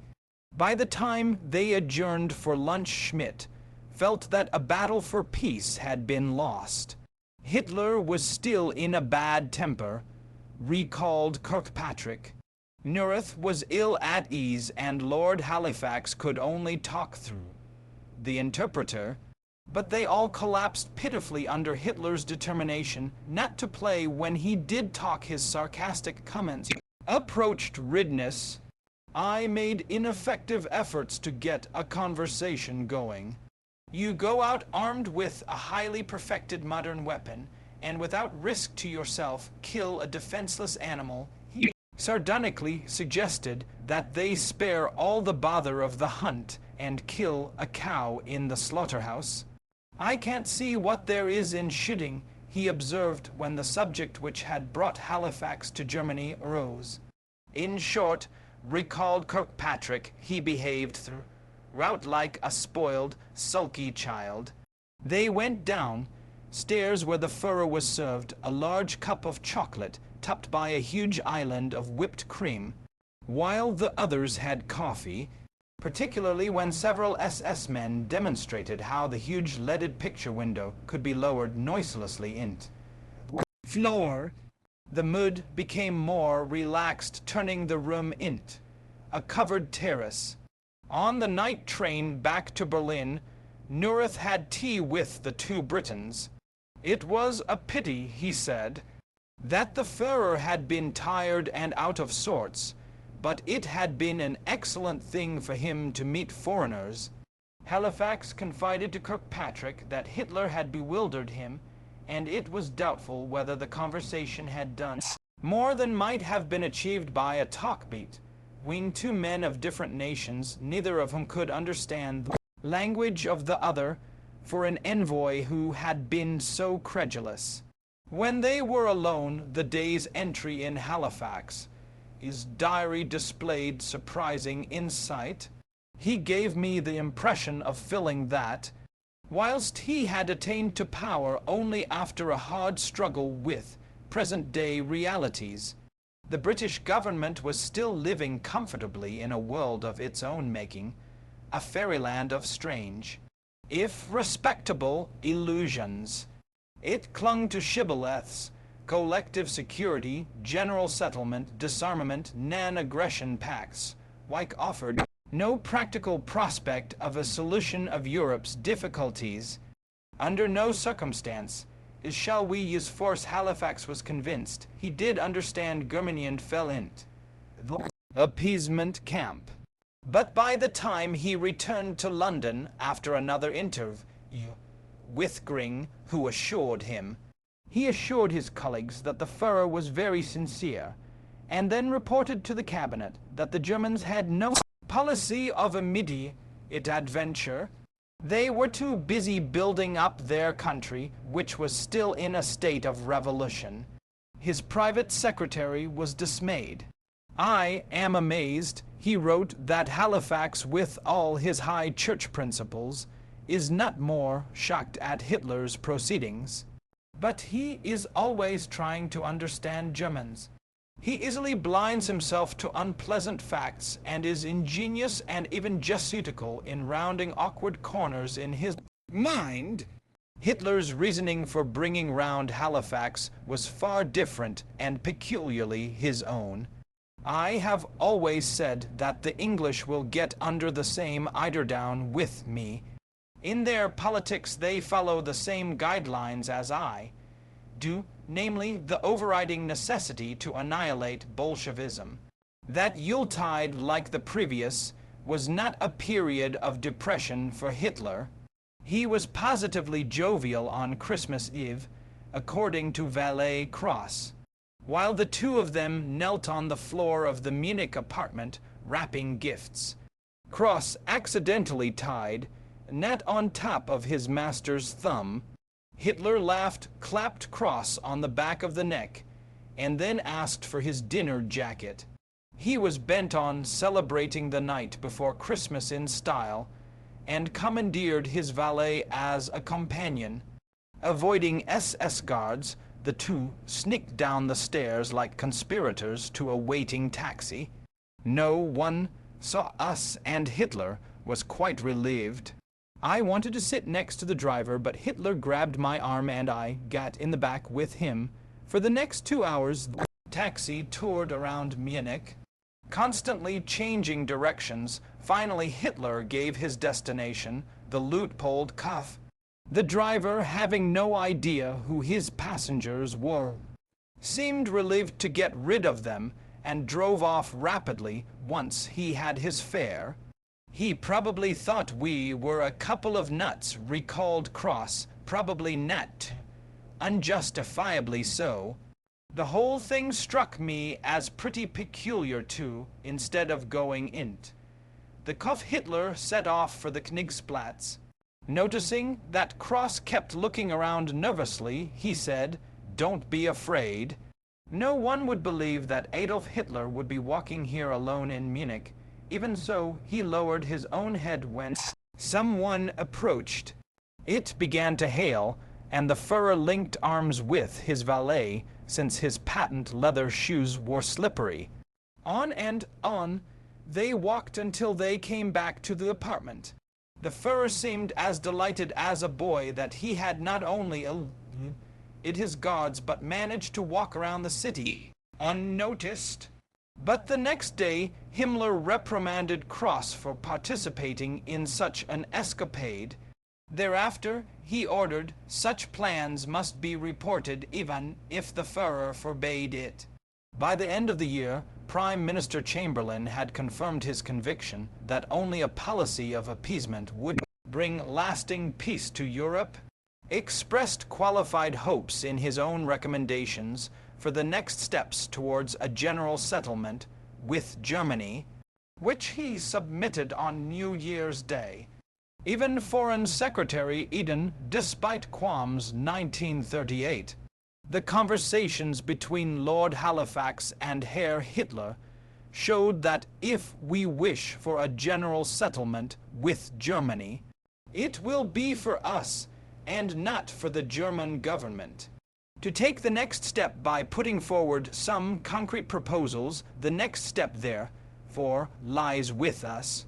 It is important, if we are really anxious to prevent the hopes created by the recent conversations from evaporating, that we should keep moving, that there should be no long delay.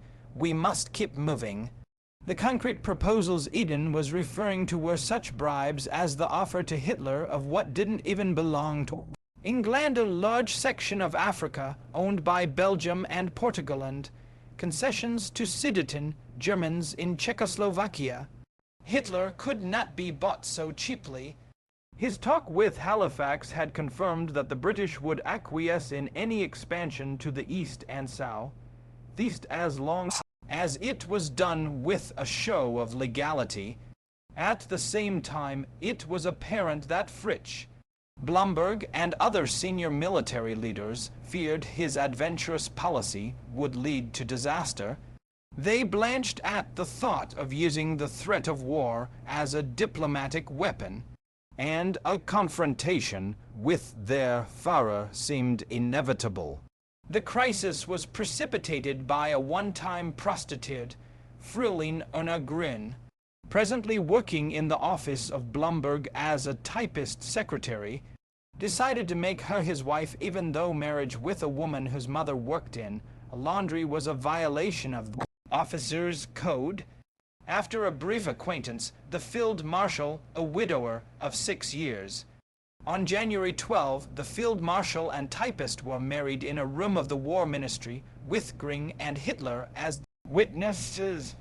But no sooner had the couple left on a honey than rumors spread about the past of the young Frau Blomberg.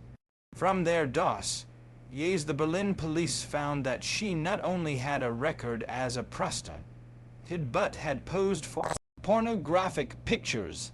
These revelations confounded Hitler, and Schack was followed by indignation, convinced that Blomberg had inveigled him in being a witness at the wedding so he would be compelled to quash any rumors that might arise. Hitler ordered Göring to inform the Field Marshal of Unna's past. If he agreed to dissolve the marriage, some way would be found to avoid a public scandal. If not, Blomberg would have to be fired. His logical successor was Fritsch, who was far more opposed to the Führer's policy. Göring had come to the chance. Ellery prepared for this possibility with another dossier given him by Himmler and Heydrich.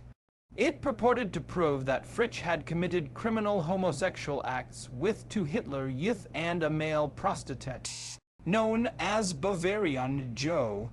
Here was a timely excuse to rid himself of a most uncooperative commander-in-chief, and Hitler readily availed himself of it. When Göring left the room, he must have been elated. In a single stroke, Minister of War, Blomberg and the best candidate to supplant him had apparently been eliminated, leaving Göring the most likely successor.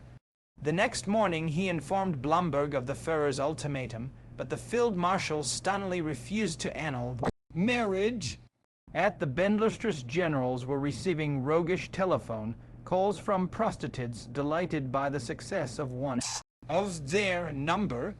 The officer corps, which had winked at the murders of Generals von Schleicher and von Bredow, could not excuse this insult to their honor.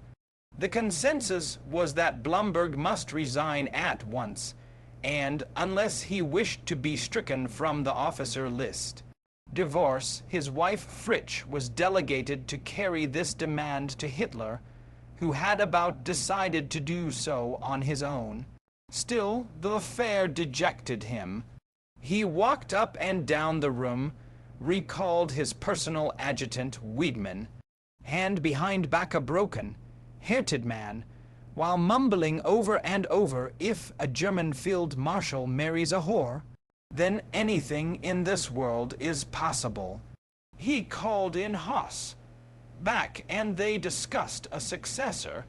His chief adjutant could see no objection to Fritsch.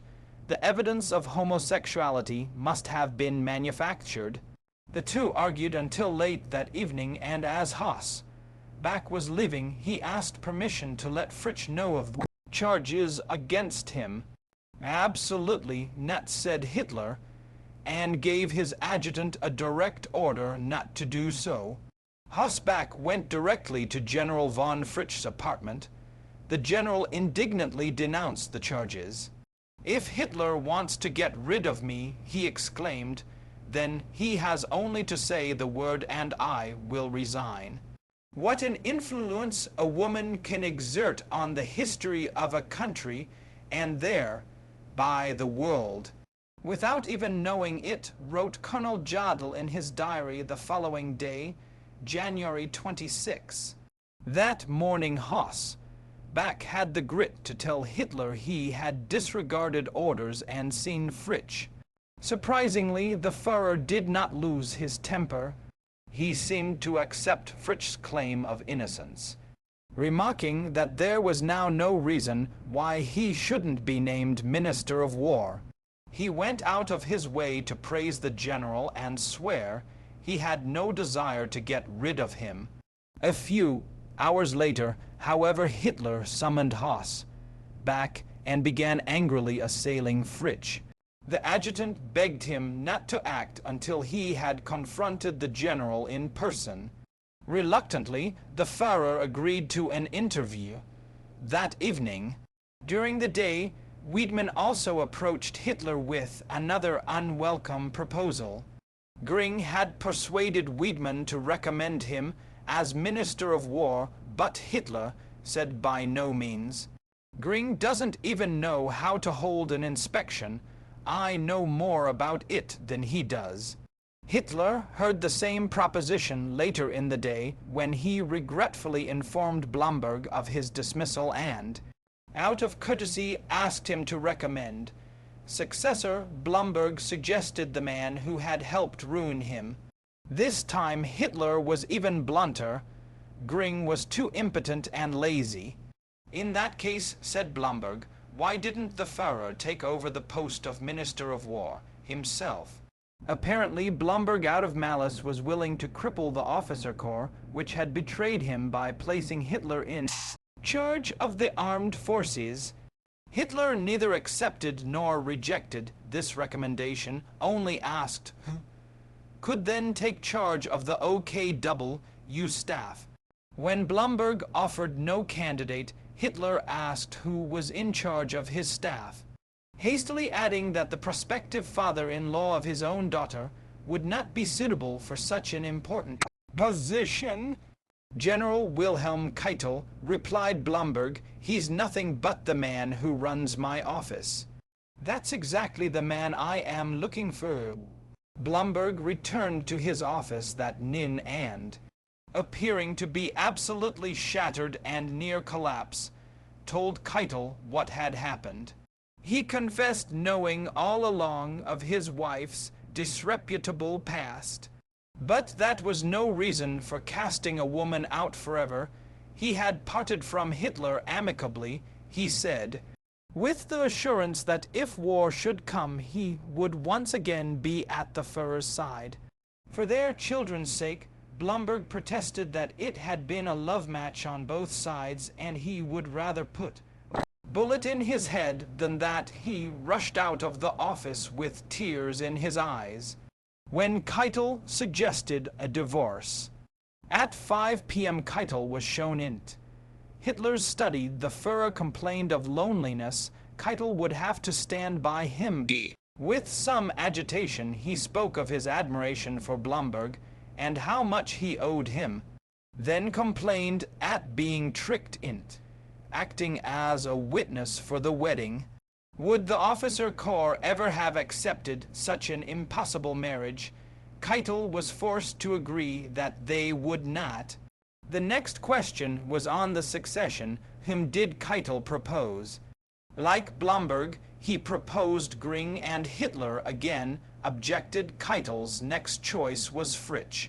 The Führer stepped to his writing desk and came back with an indictment signed by the Minister of Justice charging that officer with a criminal homosexual offense. But the question of succession to the most important military post in the land made it necessary to clear up the matter once and for all.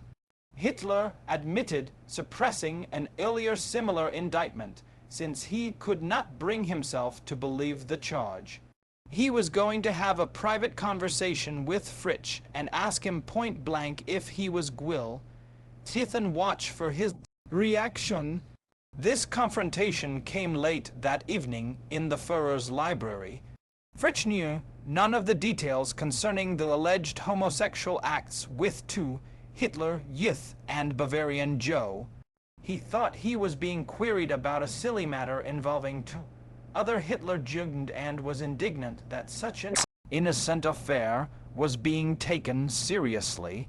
He explained that occasionally he had invited the two boys to dinner and later given them lessons in map reading, and if one was not attentive, he would administer a light tap on the rear with a ruler. Hitler had never heard about these two youngsters and fired Fritsch promptorily. Before the dazed Fritsch was out of the chance, Ellery, Hitler was giving his personal adjutant an excited version of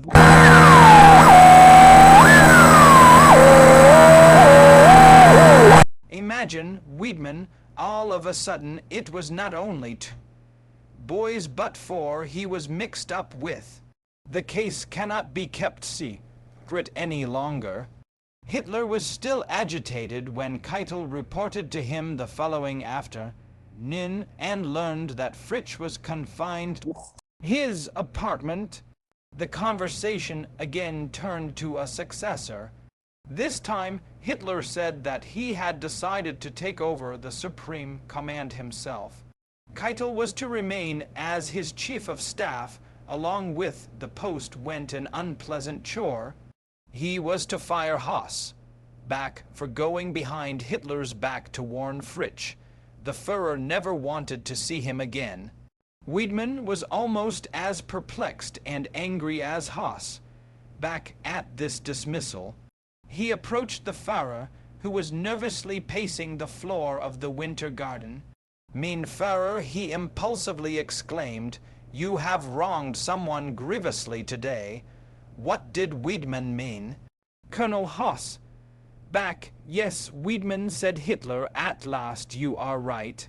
But it was only today that I saw the human being Haas. Back behind the General Staff machinery, tell him that I am sorry, but I cannot reverse his dismissal now. He should take a trip to the Mediterranean, and then join me for dinner in the future.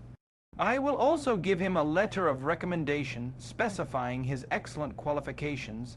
This mood of forgiveness soon passed, and he never sent the letter of recommendation.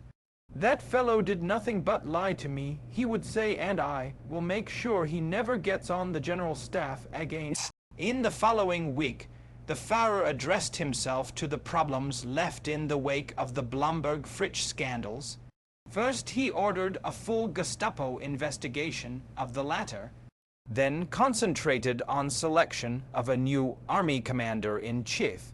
He settled on General Walther von Brauchitsch, an admirer, though not a party member, but pretended that his first choice was Reichenau. General Gerd von Rundstedt, as representative of the army, indignantly disapproved. To the officer corps, Reichenau was not only a rabid Nazi, but a military radical not fit to hold any important command. Rundstedt in turn nominated Beck. Hitler would not accept him. His next choice, of course, was Brauchitsch. It had developed into a horse trade, and this time Rundstedt said the Führer's candidate would be acceptable to the army. This was not yet the end of the affair. Brauchitsch revealed that he could not accept the post unless a pressing personal problem was settled. He was in the midst of divorce proceedings, but his wife was demanding a considerable settlement, and he was already in debt. Hitler not only gave the general 80,000 marks, but persuaded Frau von Brauchitsch to accept the terms. It was a good bargain for the Führer. He now had an army commander-in-chief indebted to him, a 200% rabid Nazi, because of Hitler's manipulations and determination, along with the vacillation of the most senior generals. Furthermore, the woman Brauchitsch planned to marry, Frau Charlotte Schmidt, was according to Ulrich von Hassel. The crisis was finally resolved. Surprisingly, the abortive mutiny of the army hierarchy did not permeate to the field. Except for Fritzsch's close friends, few officers knew of the scandals or that both he and Blomberg had been dismissed. And so it was with some mystification that many of the commanding generals of the Wehrmacht arrived in Berlin for conference on February 4, 1938, and learned what had occurred from the morning newspapers. They were summoned to a large hall in the Chancellery, where Hitler informed them of the criminal charges against Fritsch and the need to dismiss Blomberg because of his unfortunate marriage. "We were flabbergasted," recalled Heinz Guderian. "These serious allegations against our most senior officers, whom we knew to be men of spotless honor, cut us to the quick. And yet our immediate reaction was that the first magistrate of the German state could not simply have invented these stories out of thin air. They were quite incredible."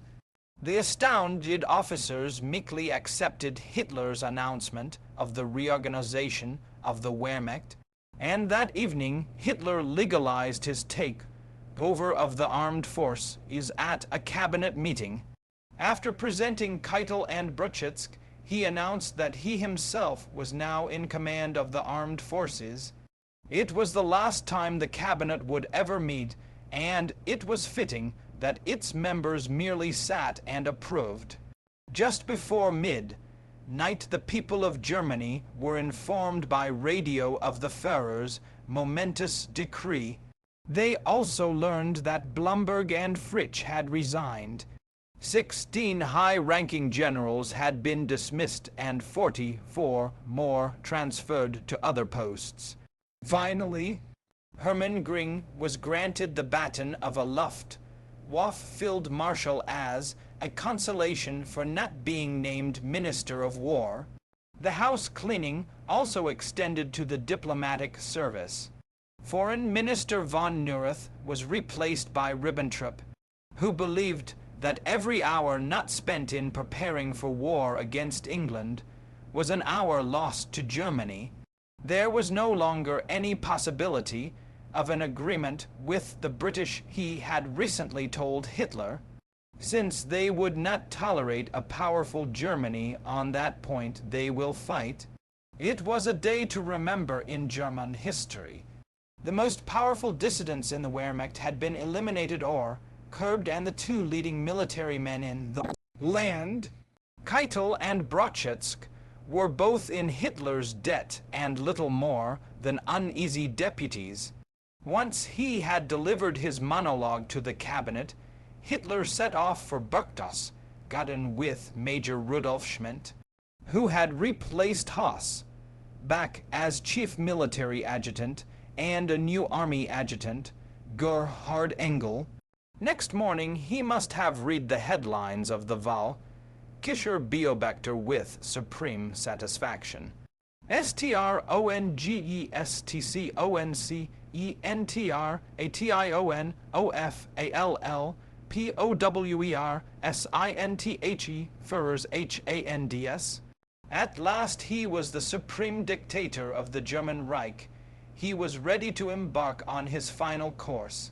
One in his memoirs, Speer claims he often accompanied Hitler to the Trust studio and considered the professor his second teacher. Theirs. He asserted it was a close relationship. Frau Trust denies this. Speer, she said in a 1971 interview, never met her husband and was brought to the Munich atelier only after Trust's death. To Hitler did approve Haas, Bach's subsequent appointment as commanding general of an army. Chapter 16. THERETURNOFTHENATIVE February, April 1938. The repercussions of Hitler's bloodless purge were felt almost immediately in Vienna. At the German legation, Franz von Papen's chancellor and now merely a minister to a small count, Rye, was called on the telephone. It was Lammers, secretary of the chancellery. The Führer wished to inform you, he said, that your mission in Vienna has ended. I wanted to tell you. Before you read about it in the newspapers, Papen was almost speechless. He had been persuaded by Hitler to take the minor post to restore the dangerous situation created by the Dollfuss Murder? I had served my purpose, it seemed, and could now go, he recalled with some bitterness. To obtain some picture of what was going on, he decided to go at once to Berchtesgaden, where he found Hitler exhausted and disturbed. His eyes seemed unable to focus on anything, and his thoughts seemed elsewhere. He sought to explain my dismissal with empty excuse. The distracted Führer paid little attention to the conversation, until Papen remarked that only a face-to-face meeting between Hitler and Austrian Chancellor Kurt von Schuschnigg could solve the numerous problems dividing the two countries. "That is an excellent idea," said Hitler, and told Papen to return to Vienna and arrange meeting for the near future. "I should be very pleased to invite Herr Schuschnigg here and talk everything over with him." That he did so to forestall a coup and to gain time until the international situation should improve in Austria's favor. He added ironically that he only wished his place appas it Hitler at the conference table could be filled by a psychiatrist. Schuschnigg accepted Papen's invitation with some uneasiness, then confessed to his foreign minister Guido Schmidt. Schuschnigg was indeed ill-suited to face such a ruthless opponent. A devout Catholic and intellectual, a decent man with little vanity or driving ambition, he would enter the contest at a disadvantage. On the evening of February 11, accompanied by Guido Schmidt, he boarded the night express for Salzburg. Once the train reached the birthplace of Mozart, the slipping car was detached. The next morning the two men drove through the ancient city, past the airport and across the Salzach River to the German border. Papen was waiting with a Hitler salute. The German customs officials also smartly raised their arms, as did their Austrian counterparts in violation of the law. It was an alarming omen, and moments later came another.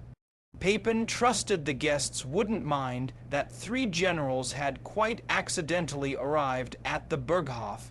If he had been, Adolphus Schuschnigg might have protested, but he disliked scenes and had no desire to provoke Hitler. "No," he said, "I don't mind, but it's strange." On the outskirts of Berchtesgaden, they turned sharply to the left. At the foot of the Obersalzberg, where half-tracks were waiting to take them up the steep, icy road to the Berghof, they passed neat snowbound farm houses and an old church. Then came upon SS barracks, some still under construction. All at once there was a sharp turn, and the tracked vehicle stopped below the large terrace of the Berghof. Hitler advanced with outstretched hand, the genial host. After introducing the 3 generals behind him, he led the Austrian Chancellor into his study on the 2nd floor. Here the Führer abruptly shed his affability, bluntly accusing Austria of following anything but neighborly policy. Was it friendly to stay complacently in the League of Nations after Germany withdrew? In fact, Austria had never done anything to help Germany. The whole history of Austria was one uninterrupted act of high treason. And I can tell you right now, Herr Schuschnigg, that I am absolutely determined to make an end of all this. The German Reich is one of the great powers, and nobody will raise his voice if it settles its border problems. Determined not to lose his temper, Schuschnigg retorted that Austria's entire history had been an essential and inseparable part of German history. Austria's contribution in this respect is considerable. "Absolutely zero, I'm telling you, absolutely zero," exclaimed Hitler, sounding like anything but a man born and raised in Austria himself, and when Schuschnigg brought up Beethoven, reminded him that the composer came from the lower Rhineland. "I am telling you once more that things cannot go on this way. I have a historic mission, and this mission I will fulfill because Providence has destined me to do so. And you will find that there is but one will he had chosen the most difficult road that any German ever took and made the greatest achievement in the history of Germany. I thoroughly believe in this mission. It is my life. Look around you in Germany today, Herr Schuschnigg. Greater than any other German, and not by force. I am carried along by the love of my people. I can go about freely and without guard at any time in Germany, and that because I am born by the love and trust of my people. He accused Austria of fortifying the German border and making ridiculous efforts to mine the bridge and roads leading to the Reich. You don't seriously believe you can stop me, or even delay me for half an hour, do you? Perhaps you will wake up one morning in Vienna to find us there just like a spring storm, and then you'll see something. I would very much like to save Austria from such a fate, because such an action would mean blood.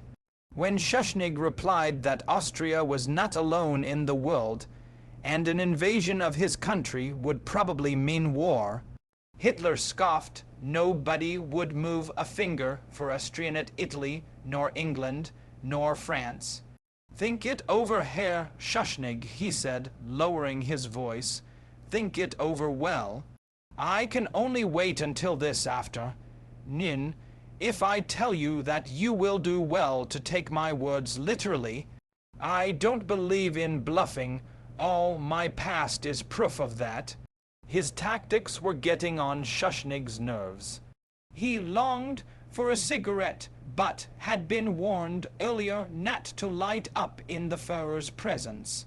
He asked Hitler exactly what he wanted. That replied Hitler, ending the session with dramatic abruptness. We can discuss this after. Nin, he rang a bell, and the doors opened silently from the outside. They ate in the dining room, served by handsome young SS men in snow-white uniforms. In front of the others, Hitler treated his guest politely. The conversation was relaxing and inconsequential. Coffee was served in an adjoining walled in winter garden. Suddenly, the host excused himself and returned to his study with Ribbentrop. His departure was a relief to Schuschnigg, who began chain smoking. It also gave him the opportunity of chatting with the three generals, none of whom knew why they had been summoned to the Berghof. It was almost 4 p.m. before the Austrian was led to a small room for a meeting with Ribbentrop, who handed over a 2-page typewritten draft of an agreement that was essentially an ultimatum. Germany would win its full support of Austria's sovereignty if all imprisoned Austrian National Socialists were set free within 3 days, and all dismissed National Socialist officials and officers were reinstated in their former positions, including the assassins of Dollfuss. In addition, Arthur Seyss-Inquart, the leader of the Mutter et Pan-German faction, was to be appointed Minister of Interior with full, unlimited control of the nation's police forces. A Mutter et Austrian Nazi was to be Minister of Defense, and the incumbent propaganda chiefs were to be removed as part of the smooth execution of a press truce. To Schuschnigg, these concessions amounted to the end of Austrian independence and suppressing indignation. He began to contest the various points like a dispassionate lawyer. He had just managed to squeeze a few minor concessions from Ribbentrop when word came that the Führer was ready to see him upstairs. Hitler was excitedly pacing up and down the study. Herr Schuschnigg, he said, continuing to omit the von, I have decided to make one last attempt. He pushed another copy of the draft agreements at the Austrian. There is nothing to be discussed about it. I will not change one single iota. You will either sign it as it stands or else our meeting has been useless. In that case I shall decide during the night what will be done next." Shushnig refused to sign. Even if he did, he said, it would be valueless, since by constitution President Michaelis alone could appoint cabinet members and grant amnesty, nor could he in any way guarantee that the time limit stipulated in the document would be observed. You must guarantee that. I could not possibly, Herr Reichskanzler. Schushnig's studied courtroom rejoinders infuriated Hitler. He rushed to the door and shouted General Keitel. He turned back to Schuschnigg. "I shall have you called later." The bellow was heard in the winter garden, and Keitel trotted upstairs like an obedient dog. Entering the study just as Schuschnigg was about to leave out of breath, Keitel asked what commands the Führer had. "None at all. Just sit down," puzzled. The head of OKW perched in the corner dutifully, and from now on fellow officers would name him Leikeitel, Vorlaki Lackey. Unaware that Hitler was bluffing, Schuschnigg was badly shaken by the time he reached the winter garden.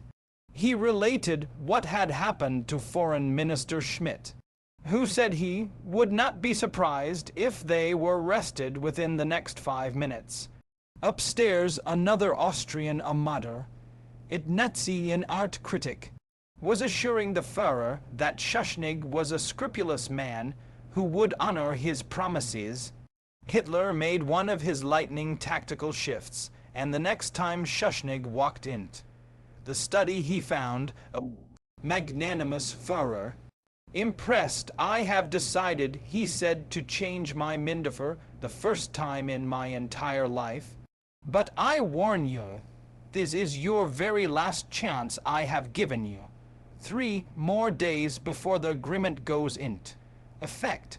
The minor concessions wrung out of Hitler seemed more important than they were, and Schuschnigg agreed to sign the compact. After the shock of the first 2 conversations, Hitler again became the genial host who has just sold the guest an Abiet dart for an exorbitant price and is assuring him it is a bargain. Once the revised document was sent out to be retyped, "Believe me, Herr Bundeskanzler, it is for the best. Now we can abide by this agreement for the next 5 years. It was evening by the time the 2 copies of the agreements were signed. Hitler asked Schuschnigg and Schmidt to stay for dinner, but they were anxious to get back to Salzburg. Accompanied by Papen, they proceeded in silence through the faggy night towards Salzburg. How difficult it is to deal with such an unstable person, he quickly added that he was sure it would be different next time. Finally, Papen said, "Now, you have some idea, Herr Bundeskanzler.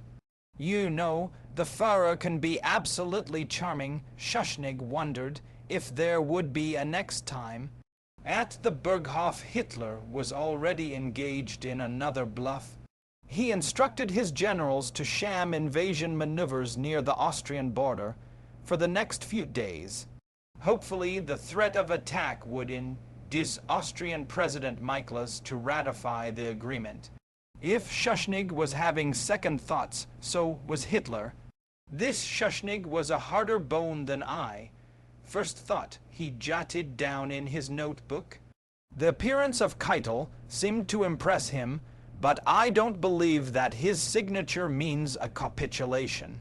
One must be hellishly careful to see that no change of mood occurs. His Jesuit brothers are by no means to be trusted.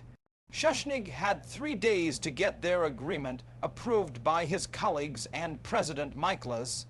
It was Sunday when the Chancellor arrived back in Vienna, and time would run out on Tuesday the 15th. Who was willing to grant amnesty to those Austrian Nazis still in prison, while vigorously objecting to the appointment of Seyss in Quart. He conferred at once with Michaelis. "I would give him any other post," he said, "but I refuse to give him the police and the army."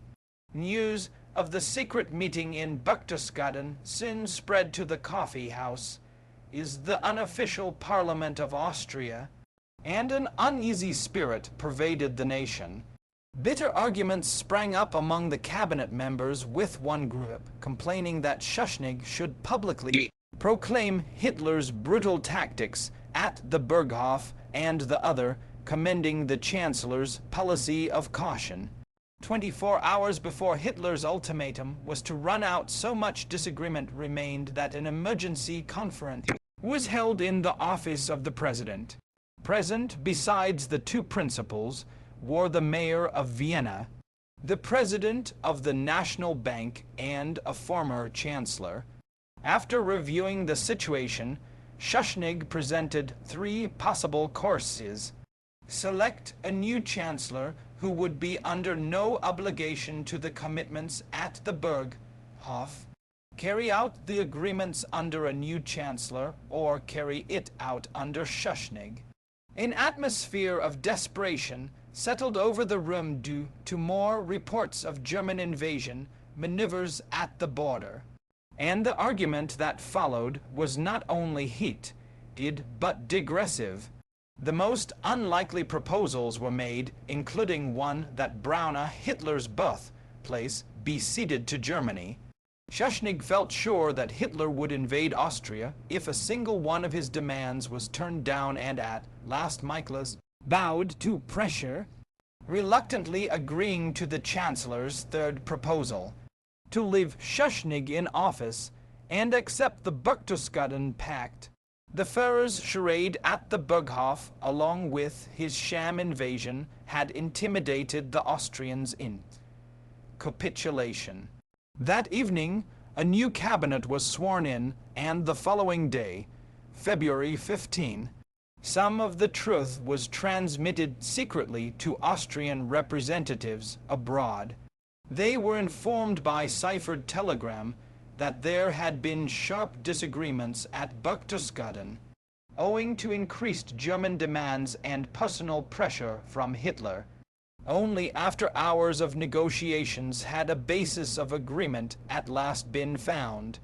The government hastily dispatched another telegram which ordered the recipients to regard references in the previous telegram to difficulties connected with the Berchtesgaden conversations as for your personal information only, fearing even this language was too strong. In Vienna, there was a rising demand that Schuschnigg reveal exactly what had happened in Berchtesgaden, but, having promised to keep silent until after Hitler addressed the Reichstag on Sunday, he kept his word as a man of honor. The German legation phoned Berlin that there was considerable agitation in Vienna because of the political and economic consequences of the agreement, that the city resembled an anthill, and that quite a few Jews were preparing to emigrate. Secret SD reports confirmed this. One agent informing Heydrich on February 18 that the Chancellor was under heavy attack from both Jews and Catholics. The Jews were attacking mainly through the stock exchange to exert pressure on the currency. Since February 17, 1938, there has been an extraordinarily heavy flight of capital, which led to a substantial drop in Austrian securities in Switzerland and London, as well as in other foreign countries. Shilling notes are being taken over the border illegally in large quantities, so that they have not been quoted since last night. On February 20, Hitler made his eagerly awaited speech to the Reichstag, which was also broadcast throughout Austria. After announcing that he and Schuschnigg had made a contribution to the cause of European peace, he accused Austria of mistreating its German minority. It was intolerable for a self-conscious world power to know that at its side are co-racials who are subjected to continuous suffering because of their sympathy and unity with the whole German race and its ideology.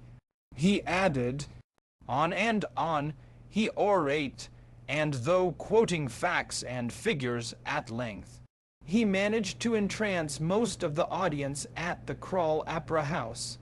During the rhetorical passages, his voice mounted to the pitch of delirium. He was a man transformed and possessed. We were in the presence of a miracle. These words came not from a German but from an English observer. Major Francis Yates Brown. In Vienna, journalist G.L. Jetty roamed the streets during the interminable hours of that speech to see how the populace was reacting. It was a city of the dead. He found only 10 people at one of the busiest corners, all listening tensely under a loudspeaker. The local Nazis were delighted that Hitler was at last coming out into the open, and not long after he finished, began congregating and shouting over and over, Sieg Heil, Heil, Hitler, Heil, Hitler. Jetty took a taxi to the German legation, a focal point of activity. As he drew near, another chant of Sieg Heil could be heard, which as one approached seemed to change into the inarticulate but disciplined cowing of some militar.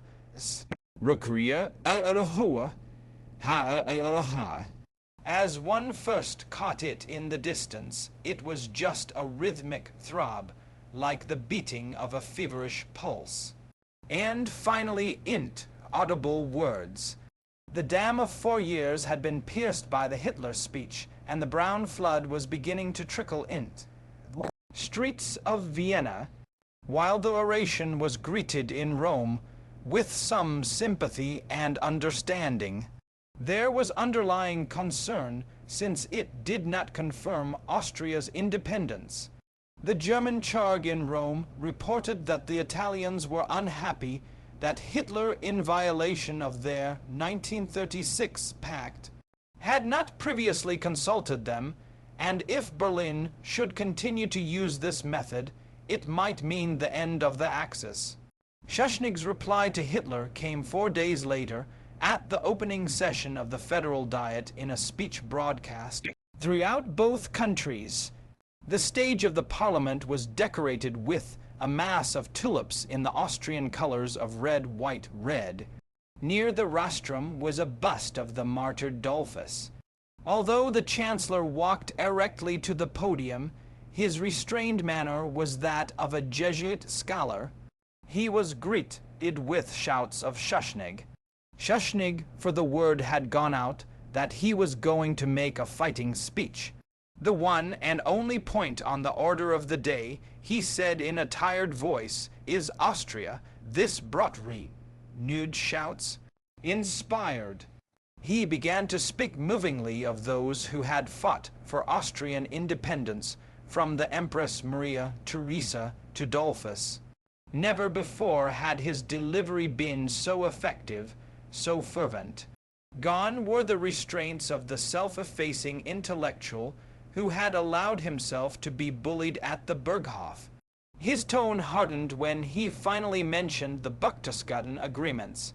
We have gone to the very limit of concessions, where we must call a halt and say, thus far and no further. He went on to declare that neither nationalism nor socialism is the watchword of Austria, but patriotism. The nation would remain free, and for this Austrians would have to fight to the end. He ended with a fighting motto, Rat Weiss, Rat bis in den Tod, red, white, red, until death, Austria. The members of the House stood to applaud frenziedly. Their shouts were picked up by the crowds outside. Someone started singing Gott erhalt, God preserve, and it became a roaring chorus. They sang Andreas Hofer, the anthem of revolt that came from the Tyrol, Schuschnigg's birthplace. The enthusiasm in the streets carried over to a general feeling of hope throughout the land and as far as Paris. In a debate on foreign affairs the next day at the Chamber of Deputies, the French foreign minister declared that Austrian independence was an indispensable element of the European balance, while one deputy went so far as to predict that France's fate would be decided on the banks of the Danube. Throughout Austria, local Nazis began demonstrating. The center of the agitation was Graz, where the swastika had been raised on the roof of the town hall during Schuschnigg's speech, defying the government's ban on political meetings. The local Nazis subsequently announced a rally of 65,000 party members from all over Austria for the weekend. Schuschnigg reacted immediately by dispatching troops, bombers, and an armored train to Graz. The Nazis backed down and cancelled the meeting, but it was little consolation to the Chancellor. The disturbance should have been quelled by Seyss-Inquart and his police, not by the army. French indignation at Hitler's threat to Austria took the form of a proposal to London that the two big powers send a joint note of protest to Berlin. It arrived at an inauspicious time. Anthony Eden had just resigned, and the foreign ministry was momentarily without leadership. The English public had not yet been aroused by the events in Austria, and their prime minister remained devoted to the policy of appeasing Germany. Furthermore, Chamberlain was supported by the London Times, which consistently played down the importance of the events in Austria. A close understanding between the two German states is the most natural thing possible. Goebbels could not have put it more convincingly. Fundamentally, it editorialized Austria can never be anti-Germanic. Not even Franklin D. Roosevelt's condemnation of all aggressors the previous autumn had affected Chamberlain's policy, nor had he been moved by the president's practical suggestion, which followed his call to quarantine the Japanese, Nazis, and fascists from the community of nations. Roosevelt dispatched Captain Royal Ingersoll, chief of the Navy's War Plans Division, to London with instructions to explore the implementation of a long-range naval blockade of Japan. The proposition found such approval in the British Admiralty that its members told Ingersoll they were prepared to stop all Japanese traffic crossing a line roughly from Singapore through the Dutch East Indies, New Hebrides, and around to the east of Australia and New Zealand. But Prime Minister Chamberlain put an end to the plan for mutual blockade early in 1938 by rejecting another proposal of Roosevelt's calling for Britain to join an international conference to discuss essential principles of international law that would, New Guinea incidentally, awaken America to the true nature of the bandit nations, as Roosevelt was privately calling them. But it soon became clear that his refusal to join an international conference meant that the British government would take no part in any quarantine. At first, the president did not grasp the full implication of Chamberlain's unexpected rejection, either in the Orient or in Europe. Chamberlain's rebuff was such a blow to Roosevelt that it led him to abandon a vigorous foreign policy that might have stemmed further aggression all around the world and so changed the course of history. Instead, he allowed the United States to revert to isolation. By the beginning of March, therefore, Great Britain was irrevocably bound to appeasement. On the 3rd of the month, the ambassador to Germany, Sir Neville Henderson, called at the Chancellery to inform Hitler that His Majesty's government was ready in principle to discuss all outstanding questions. Despite Henderson's obvious effort to be friendly and absolutely correct his general bearing, which was that of the perfect English gentleman, recalled interpreter Schmidt, always somehow irritated both Ribbentrop and Hitler, who could not endure fine people. It took Henderson 10 minutes to state the object of his visit: a genuine desire to improve mutual relations between their two countries, was prepared to make certain concessions to settle the grave problems of limitation of armaments and restrictions of bombing, as well as a peaceful solution to the Czech and Austrian problems. Britain, he said, what contribution to general security and peace in Europe was Hitler ready to make? During this lengthy exposition, the Führer crouched in his armchair scowling, and when Henderson finally stopped, he angrily replied that only a small percentage of Austrians supported Schuschnigg. Why did England persist in opposing a just settlement and interfering in German family matters? He abruptly went on the offensive, charging that the Franco-Soviet and Czecho-Soviet pacts were deaf in its threats to Germany. That was why Germany had to be so heavily armed. In consequence, any limitation of arms depended on the Russians. And this was a problem complicated by the fact that one could place as much confidence in the faith in treaties of a barbarous creature like the Soviet Union as in the comprehension of mathematical formulae by a savage. Any agreement with the USSR was quite worthless, and Russia should never be allowed into Europe. Left the case of Austria in limbo by begging the question with a vague reply, the following day Hitler sent his chief economic advisor.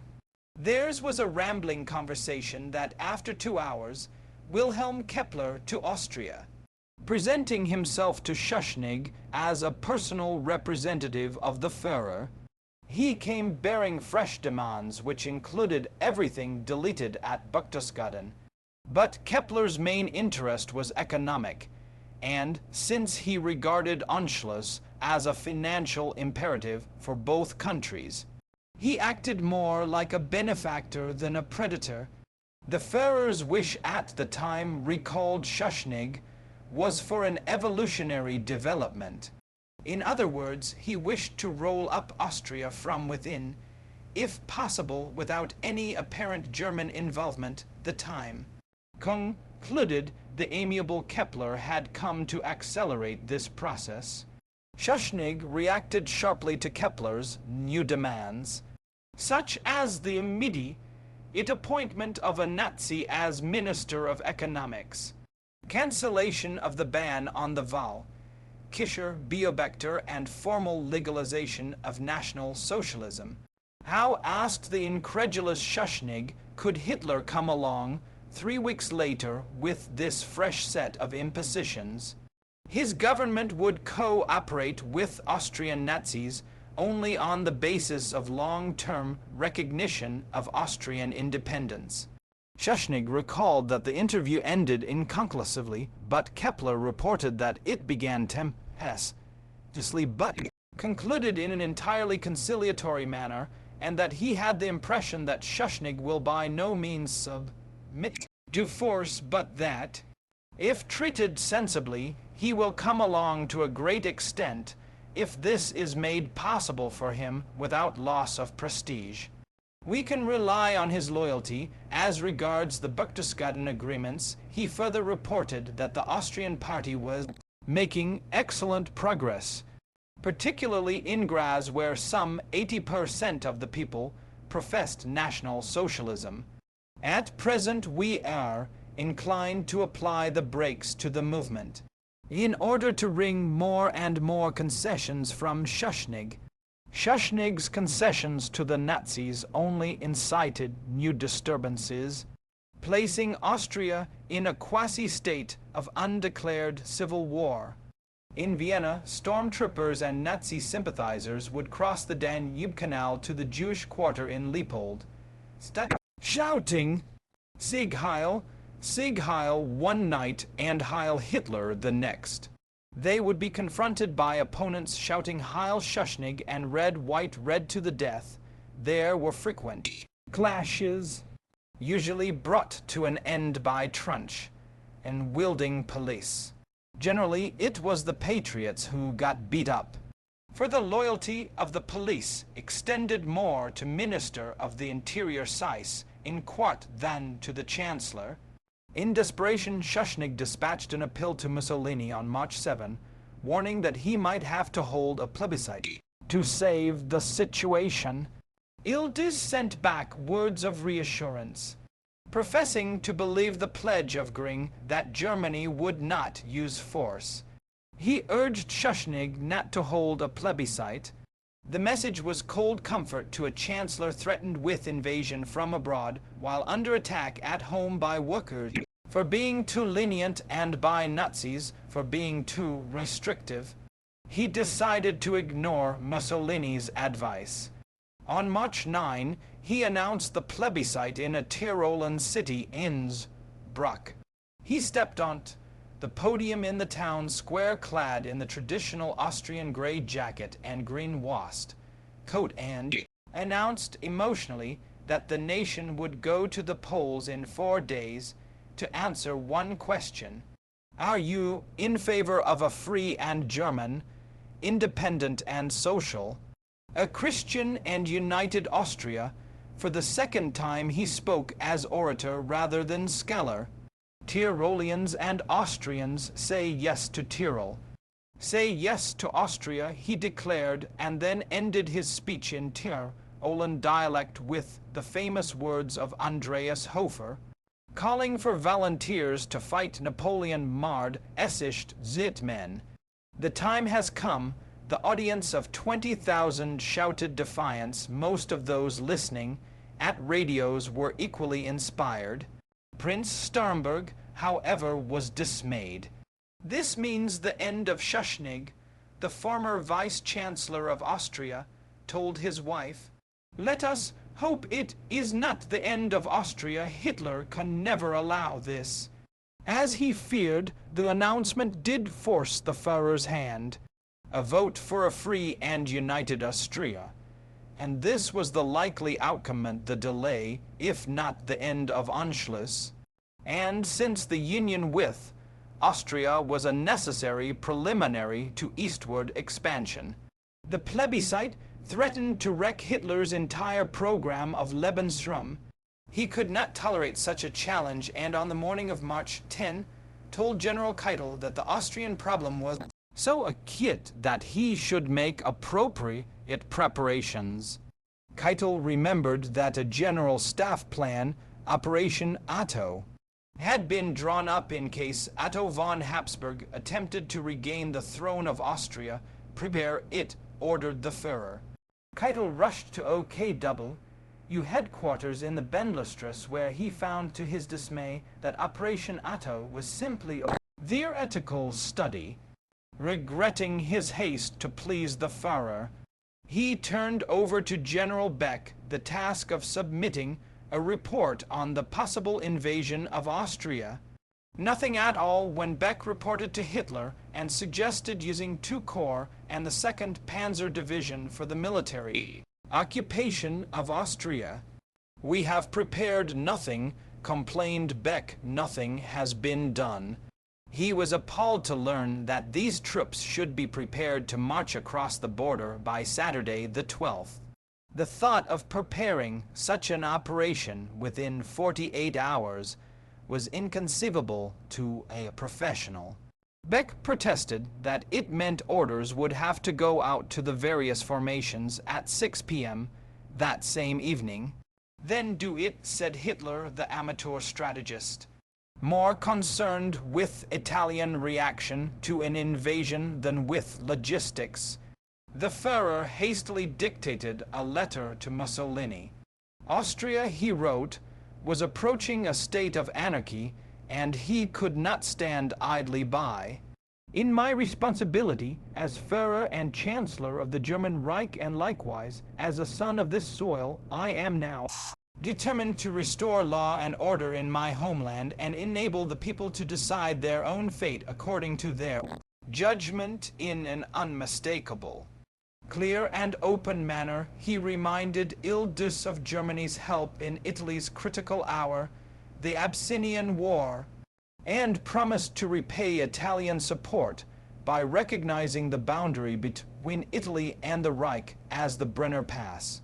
This decision will never be questioned or changed. It was known by the time he handed over the sealed letter to Prince Philip von Hessen with instructions to deliver it personally to I.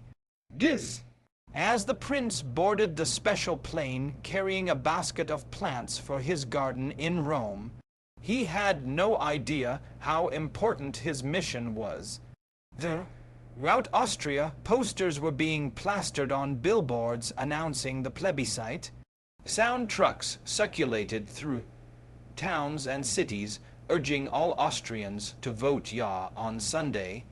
In Vienna, patriots were at last making more noise than the Nazis as groups ranged the streets, shouting Heil Schuschnigg, Heil Liberty, and Sunday is polling day.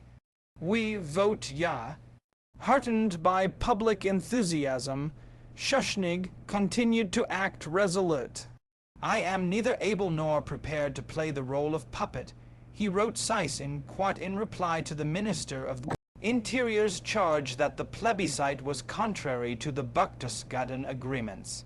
I cannot be expected to look on with folded hands while the country is ruined economically and politically.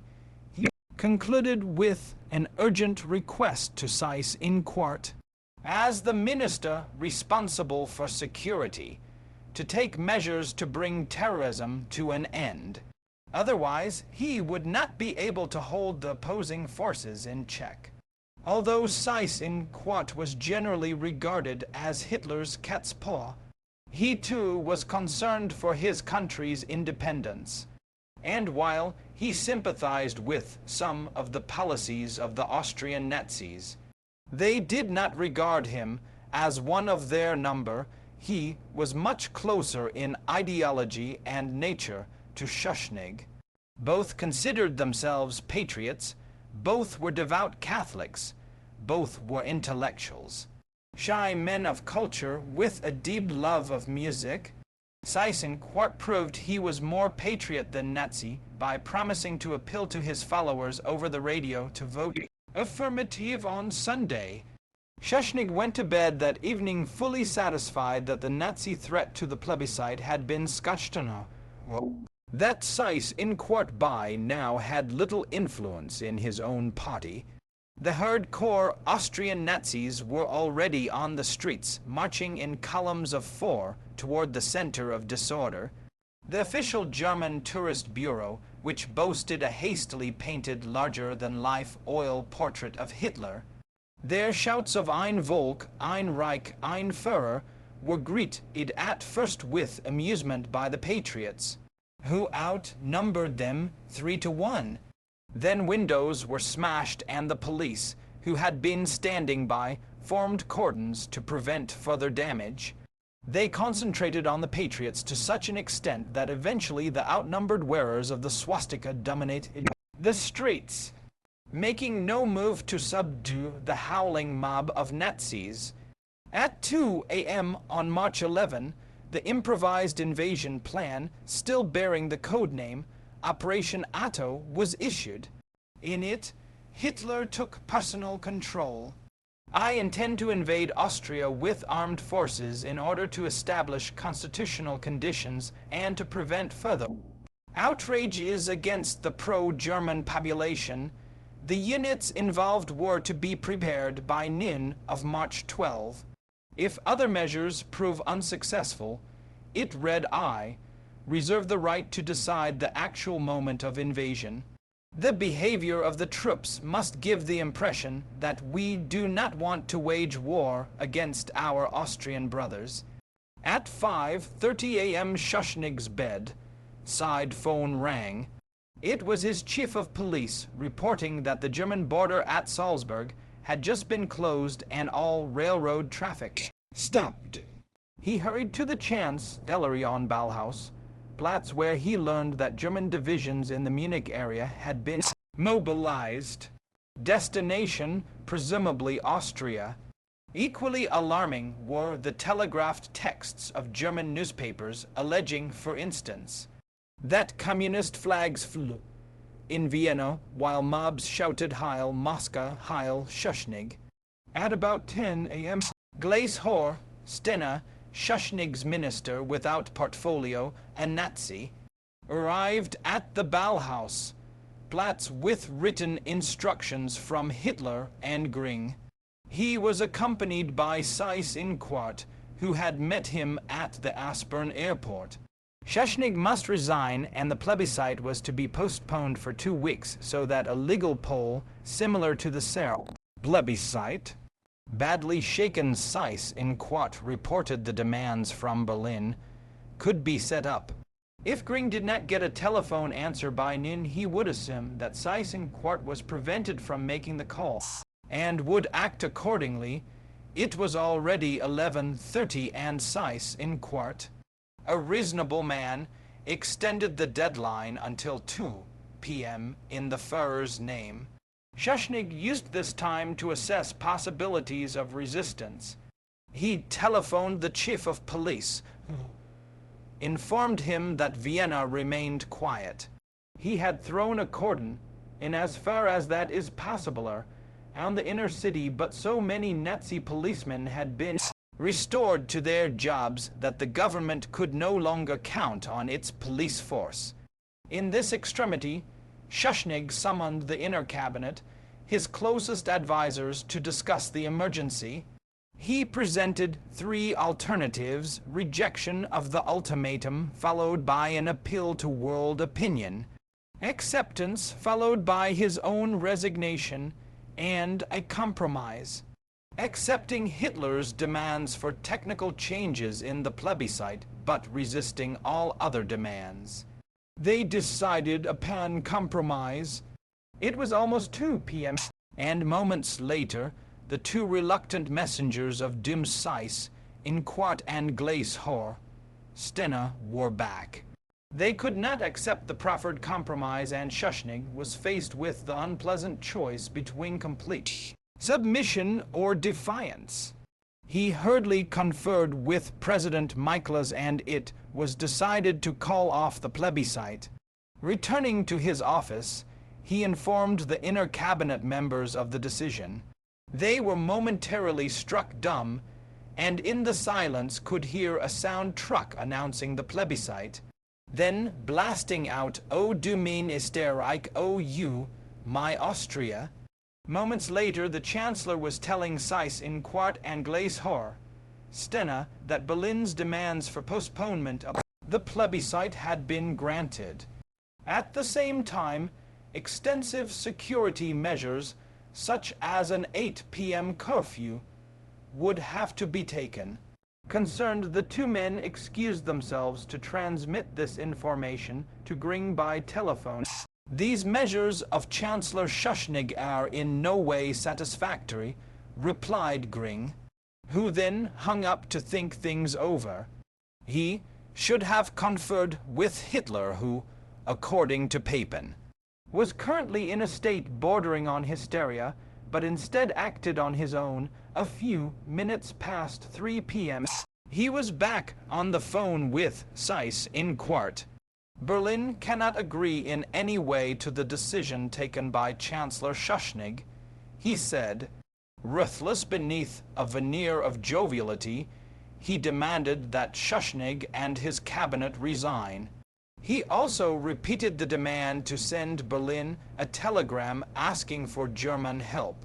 The 2 ministers solemnly marched back to the large room where their cabinet colleagues were assembled. Seyss-Inquart, white in the face and agitated, read from his notebook Gring's ultimatum, and then quailed under a bombardment of questions. "Don't ask me," he replied bitterly.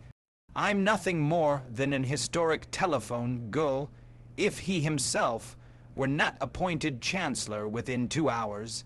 He added the German armies would move on Austria. Life in Vienna was continuing as if nothing had happened. Planes circled overhead, dropping clouds of leaflets urging the citizens to vote Ja on Sunday. On the streets, truck columns of the Fatherland Front were greeted with patriotic shouts and waving handkerchiefs. Strangers would welcome each other with Österreich. For once the nation appeared to be united. All at once the gay waltz and patriotic marches that had been coming from every radio station were abruptly changed by an announcement ordering all unmarried reservists of the 1915 class to report immediately for duty. Before long, a stream of army trucks loaded with steel-helmeted troops headed for the German border. In desperation, Schuschnigg sought help from London.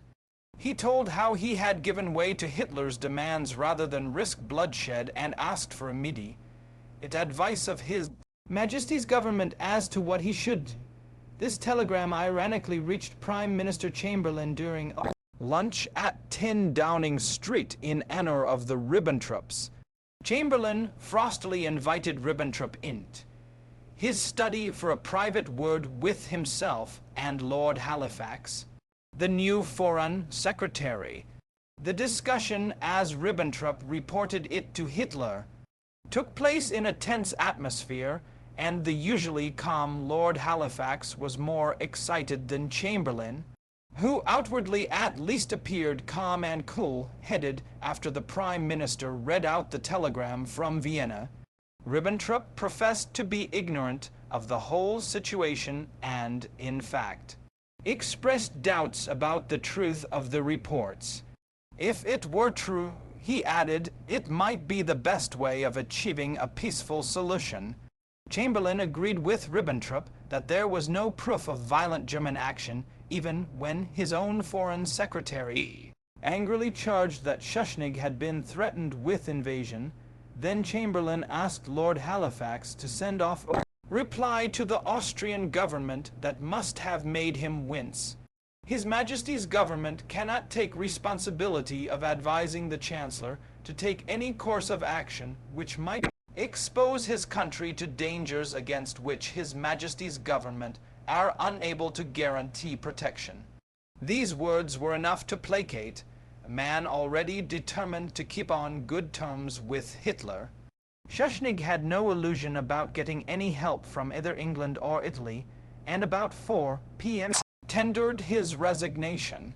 President Michaelis reluctantly accepted it, but flatly refused to follow Gring's order to appoint Seyss-Inquart. Instead, he selected the chief of police, but he declined. So did the Inspector General of the Armed Forces, as well as the leader of a former Christian social government. No one wanted the position, and Michaelis appealed to Schuschnigg to reconsider. He refused to take part directly or indirectly in the preparations for Cain once more to slay his brother Abel, but when Michaelis replied in dismay, I see that everyone deserts me, he reluctantly agreed to continue in office as ex-chancellor until a new head of government was appointed. So saying, Schuschnigg returned to his own office and began clearing his desk. As the afternoon wore on, the emotional strain in the Chancellery became almost unbearable. Pressure from Berlin, and particularly from Gring, who was in his element, was growing. At 5 p.m. the Field Marshal was shouting over the phone at a Nazi underground leader named Odilo Glabachnik that a new cabinet must be formed by 7:30 p.m. At that time, Seyss-Inquart was to telephone the Führer that it had been done. Said Gring, and dictated a list of the ministers that included his own brother-in-law. A few minutes later, Seyss-Inquart himself was on the phone informing Gring that Michaelis had accepted Schuschnigg's resignation but was insisting on replacing him with a former chancellor. Gring roared out to tell Michaelis to accept German demands. Then the troops which are already poised all along the borders will march, and Austria will have ceased to exist. Tell him that we are not joking. If we are in possession of the report that you have been appointed Chancellor by 7:30 p.m., and the troops will remain on our side of the border. In the meantime, Seyss-Inquart was to send all National Socialists to the streets throughout the country. The marching orders will be stopped. If Michaelis could not understand the situation in 4 hours, he concluded ominously, he'll understand it in 4 minutes. Well, all right, said Seyss in quite dubiously. Gring did not have to wait until 7:30 for a report. In less than an hour, he was informed that Michaelis still refused to make the appointment. Now, listen here, Gring shouted at Seyss in quart, I am willing to wait for another few minutes. I expect you to call me then immediately on the priority wire here in the Reichs. Gansley, but you have to make it snappy. I am not supposed to wait another minute. He gave the impression that he was under orders, but more likely acted under his own authority, since Hitler was not yet ready to press the issue. I cannot take the responsibility, in fact. If things don't happen within that time, you will have to take over by force, all right. Nazis were already taking over the streets of Vienna in response to orders from Berlin. One mob sweeping toward the inner city shouted Heil Hitler, Sieg Heil. Hang Schuschnigg in the chance. Ellery Schuschnigg heard the shouts and the tramp of feet. Convinced that this was a prelude to invasion, he went to the president's office to make a final appeal, but Michaelis remained adamant, stubbornly refusing to appoint a Nazi as chancellor, and when Schuschnigg insisted, said, "You will desert me now." All of you, still Schuschnigg saw no other possibility than Seyss in quart, a practicing Catholic with a reputation as an honest man, and suggested that he himself speak immediately on the radio to the Austrian people. Shortly, Schuschnigg entered the corner room on the first floor of the Chance, gallery adjoining the grand staircase. Here, in the middle of the room, stood a microphone. Barely 5 paces from the place Dollfuss had been murdered by the Nazis, there was a hush as Schuschnigg stepped to the microphone at 7:50 p.m. and told of the German ultimatum. Throughout Austria, people were engrossed by a broadcast which William Shirer described as the most moving he had ever heard. President Michaelis asks me to tell the people of Austria that we have yielded to force. We have instructed our army to retreat without offering any resistance in the event of an invasion, and to await further decisions. Shirer thought Schuschnigg's voice would break into sobs, but he controlled himself, because under no circumstance, is not even in this supreme hour, do we intend that German blood shall be spilt. Thus he concluded, I take leave of the Austrian nation with a German farewell, which also expresses my heartfelt wish God save Austria. There was not a sound in the corner room until the Commissioner for Cultural Propaganda, who bore the old aristocratic German name of Hammerstein Equord, lurched forward on crutches to shout int the microphone, Long live Austria. Today I am ashamed to be a German. Hurriedly some technicians turned on a recorded version of the national anthem, composed by Haydn and almost identical to Deutschland über alles. Seyss in quart must have run from the Kammer room to a telephone, because it was only 7:57 p.m. By the time he had Gring on the line, the government has just put itself out of office, he reported. Austrian troops were being withdrawn from the German border. The gentlemen here have decided to sit and wait for the invasion. When Gring learned that Seyss in quart had not been nominated as chancellor, he lost his temper. All right, then. I am going to give marching orders now to the troops, and it is up to you to see that you will be in charge. Everybody who resists our troops or organize, his resistance will be summarily dealt with by our tribunals. Seyss in quart. Half-hearted protests were shouted down. Inform all leading personalities of what I tell you now. All right, now, you have got your official orders. Was getting rowdy as Nazi supporters of both sexes chanted the name of the Führer and Cav, orted in the glow of smoking torches. The crowd outside the Austrian chants, Ellery swollen to an estimated 100,000. Even more unruly groups ranged through the inner city singing Nazi songs and shouting, "Down with the Jews, Heil Hitler! Sieg Heil! Kill the Jews, hang Schuschnigg, Heil Seyss in Quart!" Between delivering ultimatums to Vienna in an effort to force the situation. Göring had been urging Hitler to invade Austria, come what may. The Führer hesitate it until about 8:15 p.m. Then, as he was reflectively strolling with Göring, a police official saw him abruptly slap his thigh. "Now get moving," he cried. Half an hour later, Hitler signed Instruction Order No. 2 for Operation Otto, which declared that German troops would march into Austria at dawn the next morning to prevent further bloodshed in Austrian towns.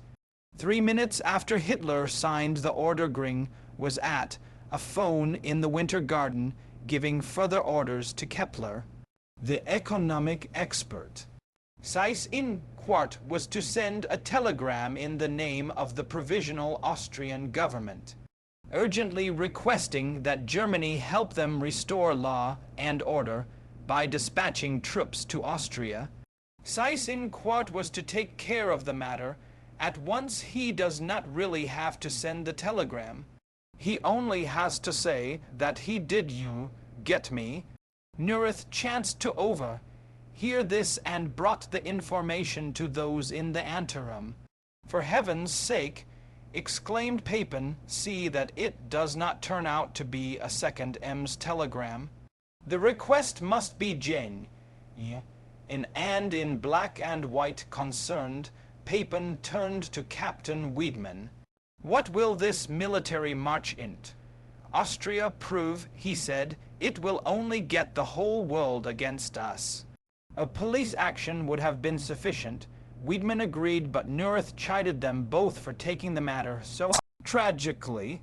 Hitler, he said, had been dreaming for years of getting his best divisions into Austria. Why don't you let him have that pleasure? His pleasure of the moment was the arrival of the telegram from the Provisional Government of Austria requesting the immediate aid of German troops in the exact words dictated by Göring. Another case of legality after the fact. It gave Hitler the opportunity to masquerade his troops as liberators and in high spirits. He ordered them to march in with bands playing and regimental colors flying. One thing was lacking: reassurance from Mussolini, and this arrived at 10:25 p.m. in the form of a long-distance call from Prince Philip von Hessen. "I have just returned from the Palazzo Venezia," he told Hitler, whose heart must have been pounding. Ildus took the news very well indeed. "He sends his very best regards to you." The Austrian question no longer interested him.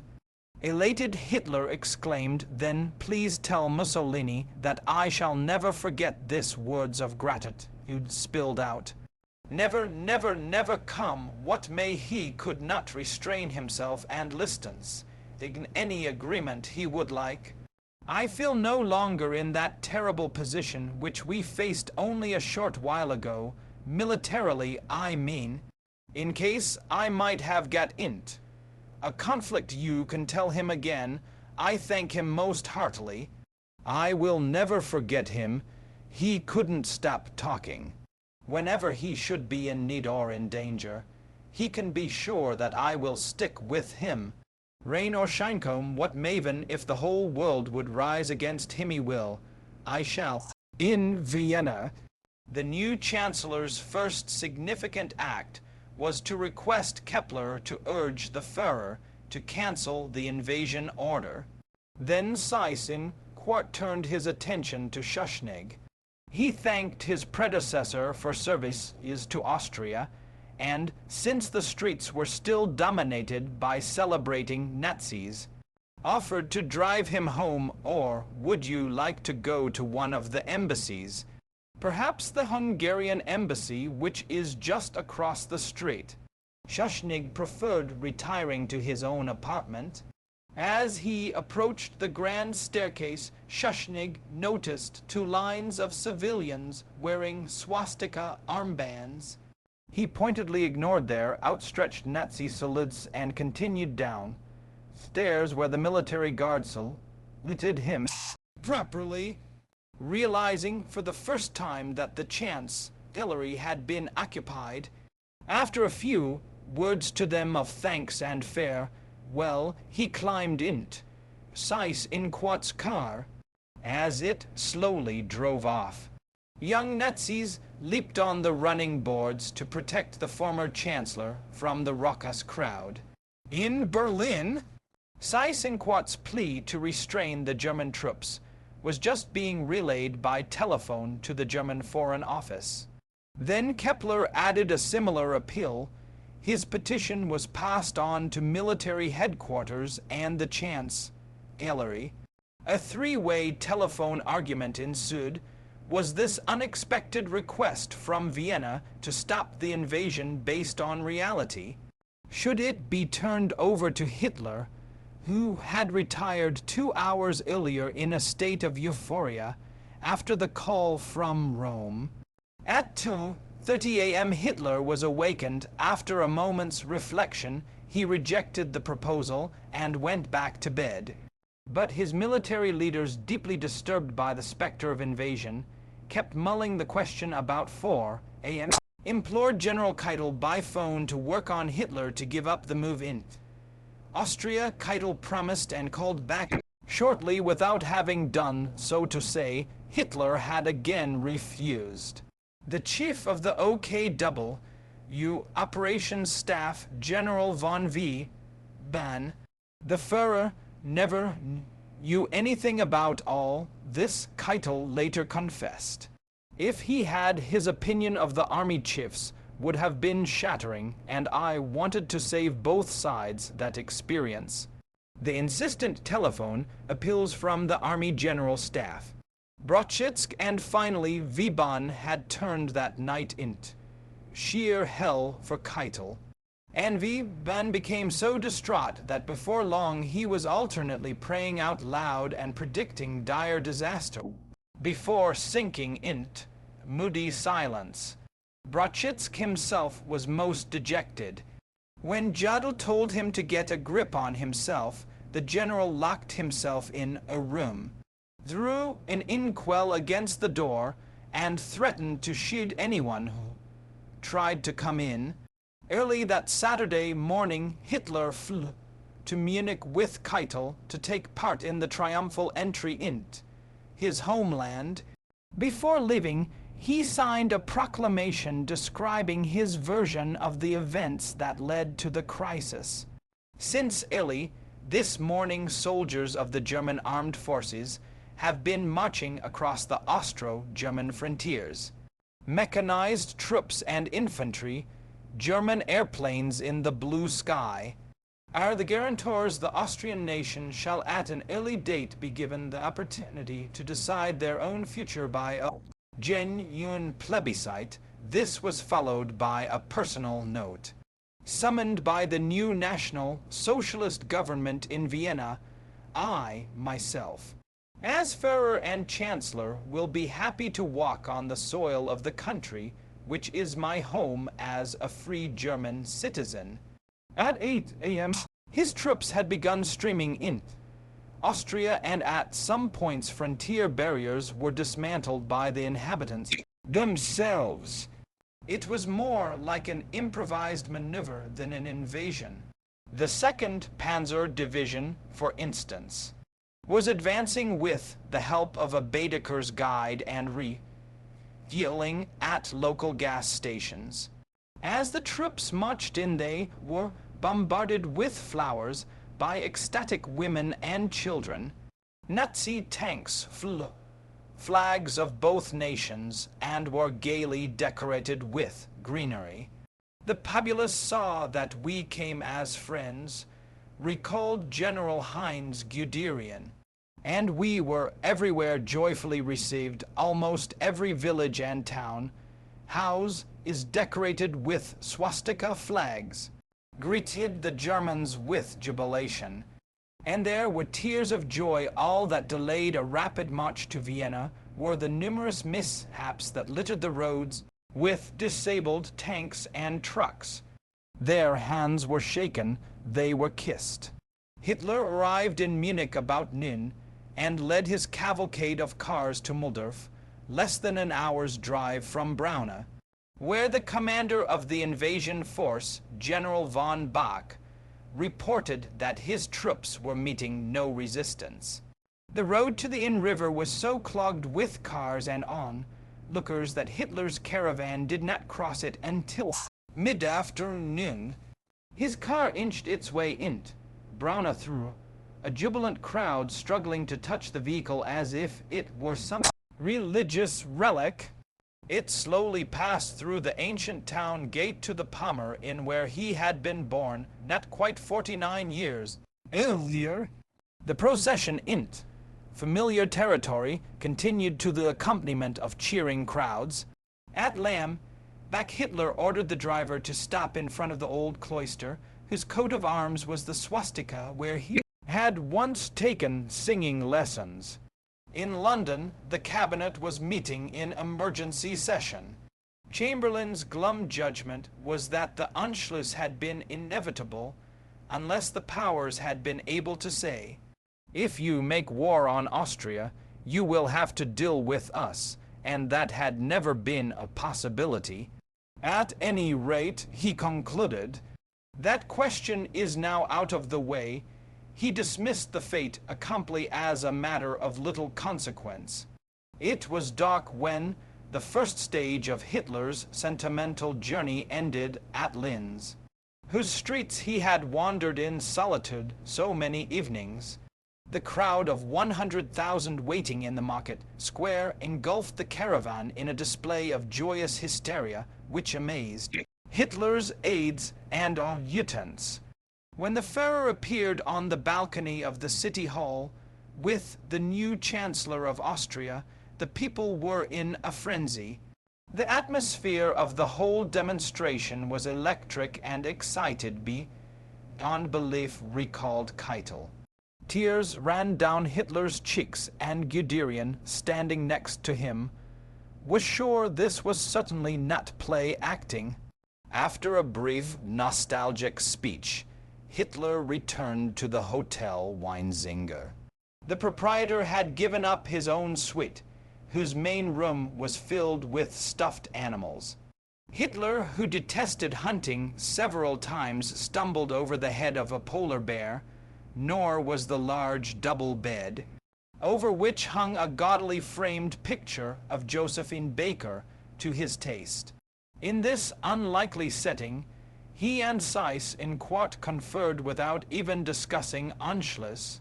Hitler had not entered his homeland considering Anschluss in the fullest sense of the term, envisioning rather a loose union such as Austria had once had with Hungary. But the enthusiasm of the day was altering his concept, and he confided to his valet, "It is fate, Linge. I am destined to be the Führer who will bring all Germans into the Greater German Reich." Seyss in quart returned to the capital that evening to find Viennese Nazis gathered to greet the Führer. A torchlight procession awaited in place, and the demonstrators had grown weary from cheering. General Guderian's tanks had left Linz before dusk, but it was snowing, and the road under repair was torn up for miles. At least 50 tanks broke down, and the advance guard did not reach Vienna until after midnight. Even at that hour, Guderian found the streets filled with excited citizens who broke in, frantic rejoicing on sighting the first German soldiers. Preceded by an Austrian military band, the invaders marched past the Opera House. They were greeted with flowers and raucous friendliness. Enthusiasts tore off the buttons of Guderian's overcoat for souvenirs before hoisting him to their shoulders and carrying him to his quarters. What puzzled the citizens was the convergence at sunup of German officers on food stores where they bought up large quantities of butter, sausage, and other food. On Sunday morning, Gring phoned Ribbentrop in London to tell of the wild reception Hitler had received. It was also a lie. He said that Germany had issued an ultimatum to Austria or to President Michaelis. Ribbentrop swallowed all this and replied that the average Englishman didn't really care what happened in Austria. Still, a note of concern moderated Ribbentrop's own jubilation. If there should be any sort of threat or trouble, he asked, would the Führer stand firm? Gring had already sent a courier by plane to urge Hitler to press beyond their original plan. Why don't we go the whole hog? Perhaps Hitler was unaware of all Gring had been doing the past few days, but it was just as likely that he was letting his field marshal proceeds as if on his own, so that he would have to take the blame if something went wrong. If the enthusiasm is so great, he suggested. Their minds ran in the same channel, and Hitler himself had already ordered an official of the Ministry of the Interior to draft a law for the reunification of Austria and Germany. In either case, by Nin, it was ready, approved, and dispatched in final form to Seyss in court in Vienna, with orders to have it passed within the day. Shocked at first the more the new chancellor thought about the proposed legislation, the better he liked it. Moreover, Hitler promised that a free and secret vote would be held within a month to confirm the law. After convincing himself that the decree was not only inevitable but valuable and useful, Seyss in court urged his cabinet to approve it on the grounds that Anschluss was the will of the people. The cabinet unanimously agreed to turn over the country to Hitler, but once more President Michaelis showed his intransigence by refusing to sign the document and declared himself hindered in the exercise of his office, thus giving him the constitutional right to turn over his functions to the Chancellor. While Hitler was confident that Anschluss would be enacted, there remained one concern. Ever since the telephone call from Prince von Hessen, he had fretfully awaited Mussolini's formal approval. Almost 2 days had passed without a word from Rome. Mussolini, in fact, had been floored by the news of the Anschluss, exclaiming, "That damned German!" At last he regained his composure, and that Sunday sent off a brief telegram. ICONGRATULATYOUONTHE UAYYOUHAVESOLVEDTHE AUSTRIANPROBLEM IHADALRE ADYWUARNEDSCHUSCHNIGG. The Führer's joy was complete. In gratitude, he sent an even briefer reply. MUSSOLINISHALLNEVERFORGETTHIS. Feeling a need to share his triumph with Eva Braun, he phoned her to join him in Vienna. Earlier in the day he had treated himself to a visit to near by Londing. Together he and Linge walked to his parents' grave in the churchyard across from the old homestead. Hitler took a wreath from his valet, told him to retire with the rest of the staff so he could meditate. After placing the wreath against the marker, he stood silently for several moments. Afterward, still quiet and thoughtful, he revisited the scenes of his childhood. Concealing his emotions even from intimates, he recognized an old schoolmate named Hagemuller, and they chatted briefly. Later he held a reunion in Linz at the hotel for other friends, including a watchmaker and his former history professor, Dr. Hummer. That evening Seyss, in quart more lackey than head of state, returned to Hitler's suite. The Führer was so deeply moved upon learning that the law-making Austria, a province of Germany, was passed that he wept. Yes, he finally managed to say, "A good political action saves blood. So ended Austria's independence, and so ended Sunday, March 13, the day on which Schuschnigg had hoped his nation would affirm its independence by plebiscite. Sigmund Freud had promised his family to leave Austria once the Nazis took over. Now he told an English colleague, Dr. Ernest Jones, this is my post and I can never leave it." This reminded Jones of the officer on the Titanic, who, when asked why he abandoned ship, replied, "I never left the ship. She left me." Freud got the point. He admitted Austria no longer existed and agreed to depart for England. The land of his early dreams, he escaped none too soon.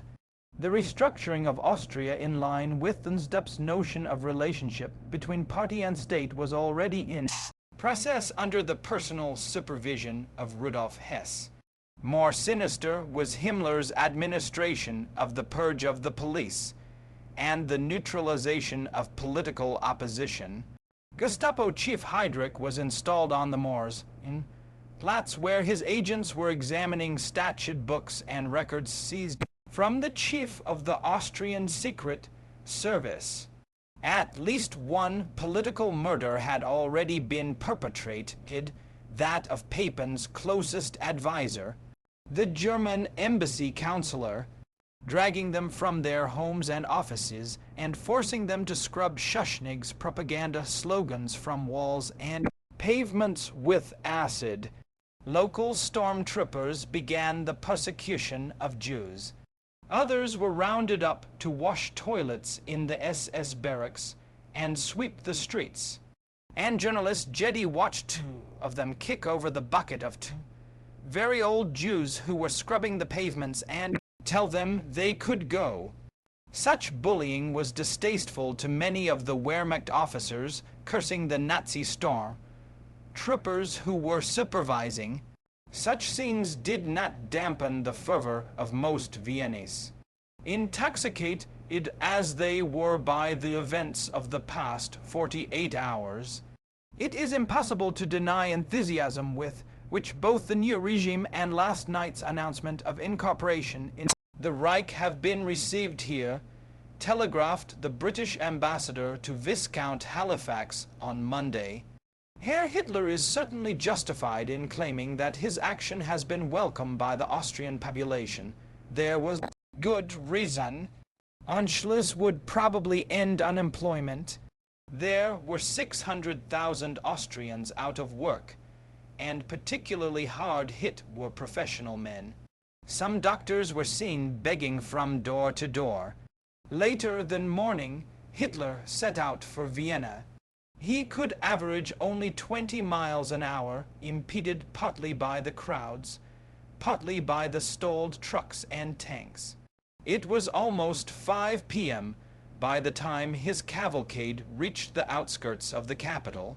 Every building, including churches, flew the Austrian and German flags. Masses lined the streets, shouting themselves hoarse at the sight of Hitler in his open car. Erect with arm outstretched, the ovation was frantic, spontaneous. His car stopped before the Hotel Imperial, and upon entering it was another dream come true. As a youth, he had always longed to go inside. Now it was bedecked in long red banners bearing his mark, the swastika. The crowds kept shouting a variation of an old German drinking song, "We won't go home. We won't go home till the Führer talks," until he stepped out on the balcony of the royal suite. After acknowledging their frenzied yells with a salute and wave, he withdrew. But the mob tirelessly kept up its chant hour after hour, forcing him to show himself again and again. At first he was quiet, as if numbed by the endless ovation. But as the evening wore on, so intimates of the Führer told Pierre Huss of I.N.S. He began reminiscing of the nights he used to walk past the Imperial Hotel. I could see the glittering lights and chandeliers in the lobby, but I knew it was impossible for me to set foot inside. One night, after a bad blizzard which piled up several feet of snow, I had a chance to make some money for food by shoveling snow. The 5 or 6 of us in my group were sent to clean the street and sidewalk in front of the Imperial Hotel. On that particular evening, the Habsburgs happened to be entertaining inside. Ironically enough, I saw Karl and Z to step out of their imperial coach and grandly walk into this hotel over the red carpet. We poor devils shoved the snow away on all sides and took our hats off every time the aristocrats arrived. They didn't even look at us all, though I still smelled the perfume that came to our noses. And this hotel did not even have the decency to send a cup of hot coffee to us. The cheerful music inside not only made him wish to cry, but made him boil with the injustice of life. We were about as important to them, or for that matter to Vienna, as the snow that kept coming down all night. I resolved that night that someday I would come back to the Imperial Hotel and walk over the red carpet in that glittering interior where the Habsburgs danced. I didn't know how or when, but I have waited for this day, and tonight I am here. He awoke Tuesday morning without the stomach cramps he had felt in Linz. He made a spirited address to the huge crowd of 200,000 which gathered in the Helden Platz to honor him. Now, he said, they had a new mission and their country a new name, Ostmark. But both mission and name came from their own history, since assaults from the east had been broken on the frontiers of the old Eastmark. Neither the new mission nor the new name cooled the ardor of his listeners, who shouted as enthusiastically as any Munich audience. Announced that Reichsstatthalter Keeper of the Reichscity Seising, what will now speak, no one was more surprised than the Chancellor to discover he had been transformed into a sort of provincial viceroy. At the end of his speech, Hitler turned to the radio announcer and said in an undertone, he accepted the demotion in good grace as the crowd cheered. At that hour, Adolf Hitler could do no wrong. Past the Winter Palace and its tall, spare-like iron fencing with Austrian generals trailing General von Bach on horseback. Then came the parade. The Austrian army had just been absorbed into the Wehrmacht. During the pause in the impressive procession, the good Catholic Papin turned to Hitler with warning that the Anschluss would evaporate if he subjected the Church here to the attacks it had suffered in Germany. Have no fear, said Hitler, I know that better than anyone.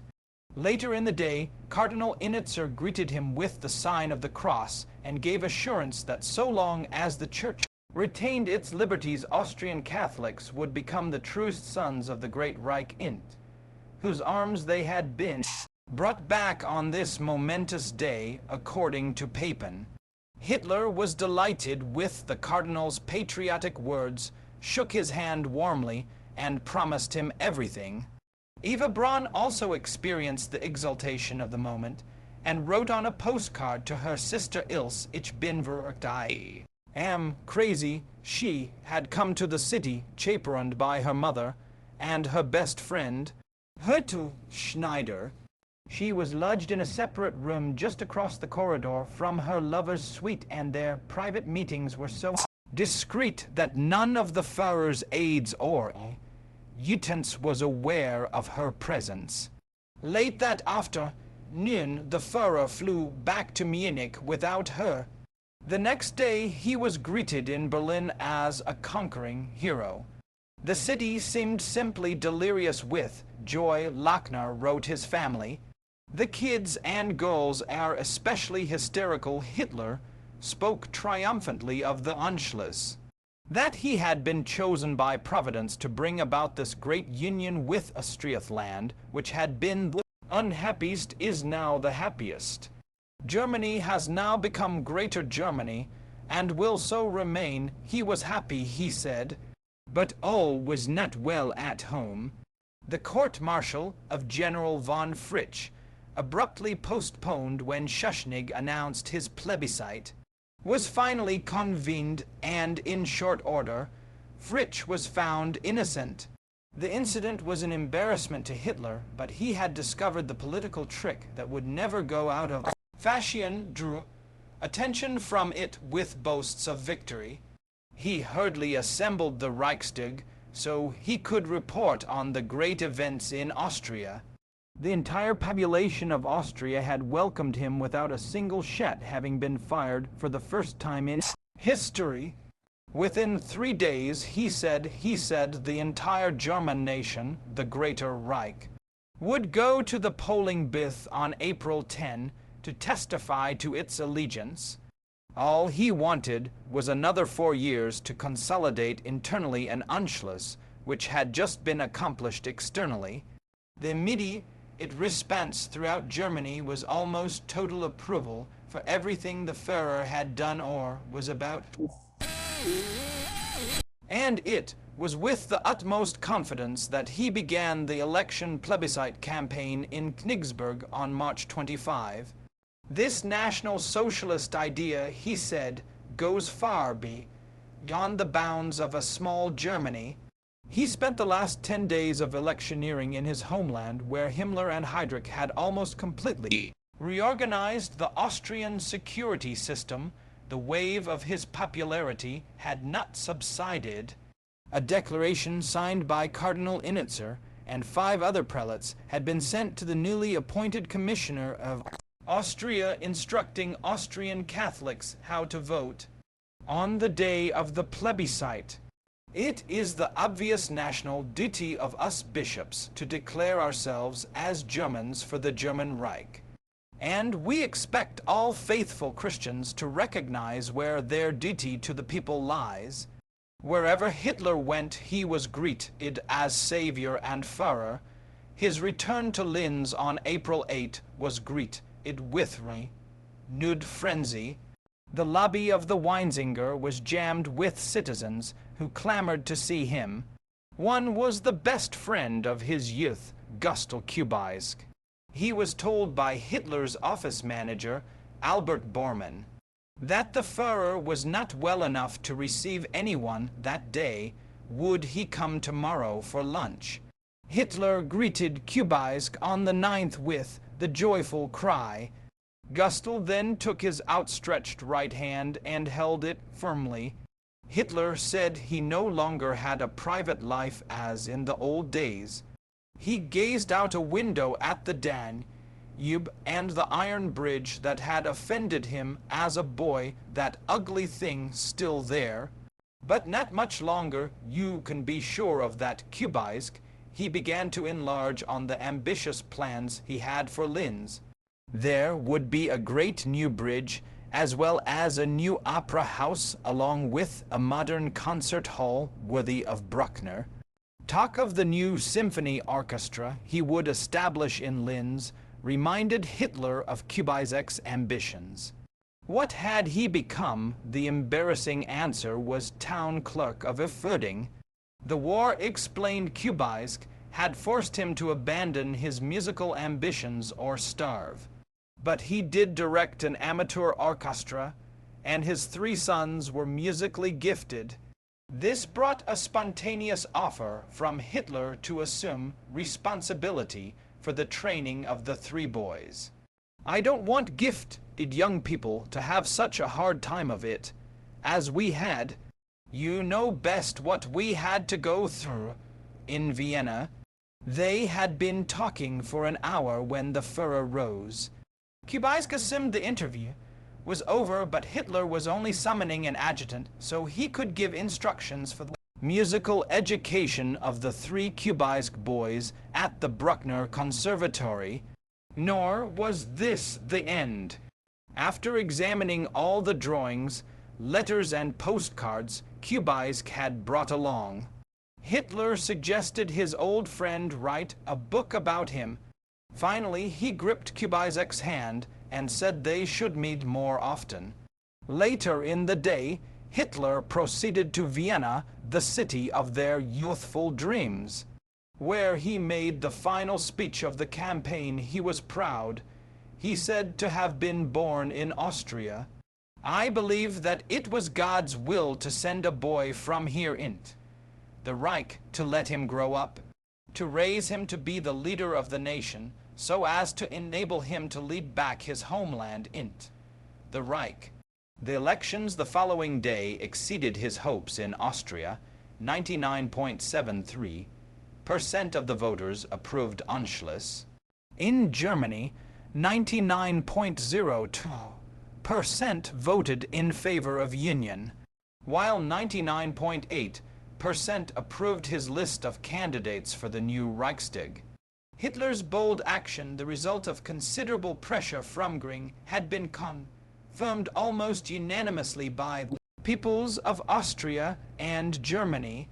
This is the proudest hour of my life. It also confirmed the conviction that his was the correct path, and that he should continue along it to the next station, Czechoslovakia. For me, he said, this and other telephone conversations between Berlin and various capitals during the next few days are from official transcripts found by Allied authorities in the Reich Chancellery. 2. The peremptory telegram sent in 1870 by the French Foreign Office to King Wilhelm of Prussia, who was taking the waters at Ems, was published in shortened form by Bismarck. The deletions made the French demands seem insulting and helped precipitate the Franco-Prussian War. 3. The latter was also involved in discreet but assiduous research for any personal information concerning the Führer. Dollfuss and Schuschnigg had reportedly collected numerous documents indicating that Hitler's grandfather might have been Jewish, that Jelly Rubble might have been murdered, and that his service in the war was nowhere as heroic as party propagandists said. The revelation of such material, even if based only on rumor, could seriously damage the Führer's reputation at one of the most critical periods of his career. Some post-war charges against Hitler are equally unfounded. That he turned the village of Dalsheim into an artillery range soon after taking over Austria for the purpose of obliterating the birthplace of his father and the grave of his grandmother, along with any incriminating records. It is widely believed, for example, it is true, that Dalsheim today is a decaying mass of rubble. It was destroyed, however, not by Hitler, but by the Russians after the war. A German military training area was established in and around the village in 1941, but its farms and houses were practically intact by the time the Russians arrived. Chapter 17. ONTHE Razors EDG Markt, October 1938. Even before Hitler marched into Austria, he had suggested that he would no longer suffer the severe persecution of the German minority in Czechoslovakia. While this was in line with a vow to return lost people and land to the Reich, his main concern was Czechoslovakia's threatening geographical and political position. Here, he reasoned, was an artificial country created by the Allies after the war, a peninsula thrust into what remained of the Reich as a perpetual threat from the east. Hitler was not alone in regarding it as a dagger aimed at the heart of Germany. The specter of simultaneous drives from east and west into the waste of the Reich inspired a counter-German military plan known as Case Green. a surprise attack on Czechoslovakia. For about 2 years, however, Case Green was little more than a staff study. The easy seizure of Austria changed all that. Overnight, Hitler had been given the opportunity to upset the balance of power in Europe. A thrust in Czechoslovakia, neutralizing her formidable defense system, would position his army for a drive against Poland or the USSR. All he needed was an excuse to invade, and he had a ready-made 3.5 million Sudeten Germans, inspired by the absorption of Austria, were now demanding a similar Anschluss, on the debatable grounds that they were a cruelly repressed minority. Their grievance is, along with a traditional hostility to all things Czech, had plagued the tiny republic since its foundation. For the past 3 years, Hitler had been covertly subsidizing the Nazi Sudeten Party led by Konrad Henlein, and it now controlled the entire German minority movement. In late March 1938, German support took a more ominous character when the Führer named Henlein as his personal representative with instructions to make demands that could not possibly be accepted by the Czech government, would create a constant state of unrest that would finally necessitate German armed intervention to prevent civil war and protect the lives of its nationals in the Sudeten. This strategy, he hoped. With an excuse at hand, Hitler was still restrained by apprehension that France, England, and perhaps Russia would resist any effort to seize Czechoslovakia. Before facing such odds, he needed the blessing of his sole ally. And so, on May 2, 1938, he set out for Rome to get it, accompanied by a retinue of 500 consisting of diplomats, generals, security agents, party leaders, and journalists, all wearing uniforms of one type or another. It was with mixed feelings that Hitler left Berlin. Elation over the bloodless conquests of the Rhineland and Austria was tempered by recurrence of the gastrointestinal pains miraculously cured by Dr. Morel's Mutafleur. Concern over his health spurred him to spend several hours on the train bound for Rome writing out a will. From Mein Kampf alone he had amassed a fortune. The 5 trains of the Führer's party were met at the Brenner Pass by flowers, banners, and formations of Italian soldiers and fascist troops. A band played the national anthems of both countries as the Duke of Pistoia welcomed the Germans in the name of the King. The German railway cavalcade proceeded in. Italy passed guards of honor posted on both sides of the tracks. Houses were decorated with placards and banners acclaiming the Führer and Italian-German friendship. Hitler summoned an adjutant and, within hearing of Ling, ordered him to go through the train, informing everyone that very little man would greet them in Rome, but they were to behave themselves and not laugh. As the delegation neared Rome, that is an order, the little man is the King of Italy. It was dark when they arrived at the Lagged San Paolo station, specially constructed for the occasion. It annoyed Hitler that he was met by King Victor Emmanuel, not Mussolini, and he annoyed His Majesty by sitting himself first in the state carriage. Drawn by 4 horses, it proceeded past illuminated fountains along the old Roman triumphal way. A profusion of searchlights and torches turned night into day. The gaudily lit Colosseum seemed on fire. Cheering crowds lined the route, and at one point African cavalry charged down the avenue at the guest of honor like something out of the Desert Song. But Hitler felt demeaned by riding in such an ancient vehicle. Hadn't the House of Savoy ever heard of the automobile? Nor did he find his accommodations in the Quirinal at all to his taste. The palace was uncomfortable as well as gloomy, and reminded him of a museum. From the very beginning, he and Victor Emmanuel were on bad terms. Hitler resented the sovereign's open coolness and kept complaining that Mussolini himself should have served as host. The reception banquet at the Quirinal did nothing to ease the situation. Hitler, eyes moving nervously, slowly led the Queen, a majestic figure, taller than himself, on his arm. Behind came the diminutive king leading the governor's tall wife. The foursome made a comical sight, and Hitler knew it. As the Queen entered the great reception hall, the Italians either bent very low or kneeled down.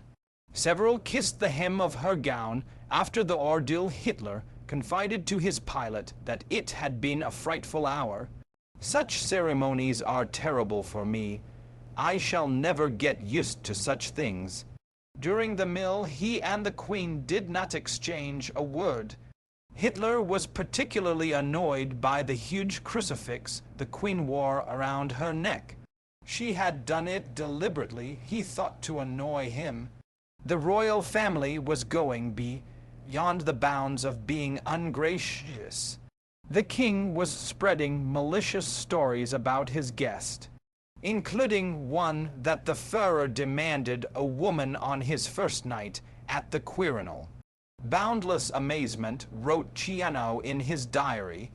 The explanation: "It seems he cannot go to sleep unless a woman turns down the bed before his eyes." It was difficult to find one, but the problem was solved by recruiting a chambermaid from a hotel. If this were really true, it would be weird and interesting, but is it? Who also alleges that Hitler has himself injected with stimulants and narcotics.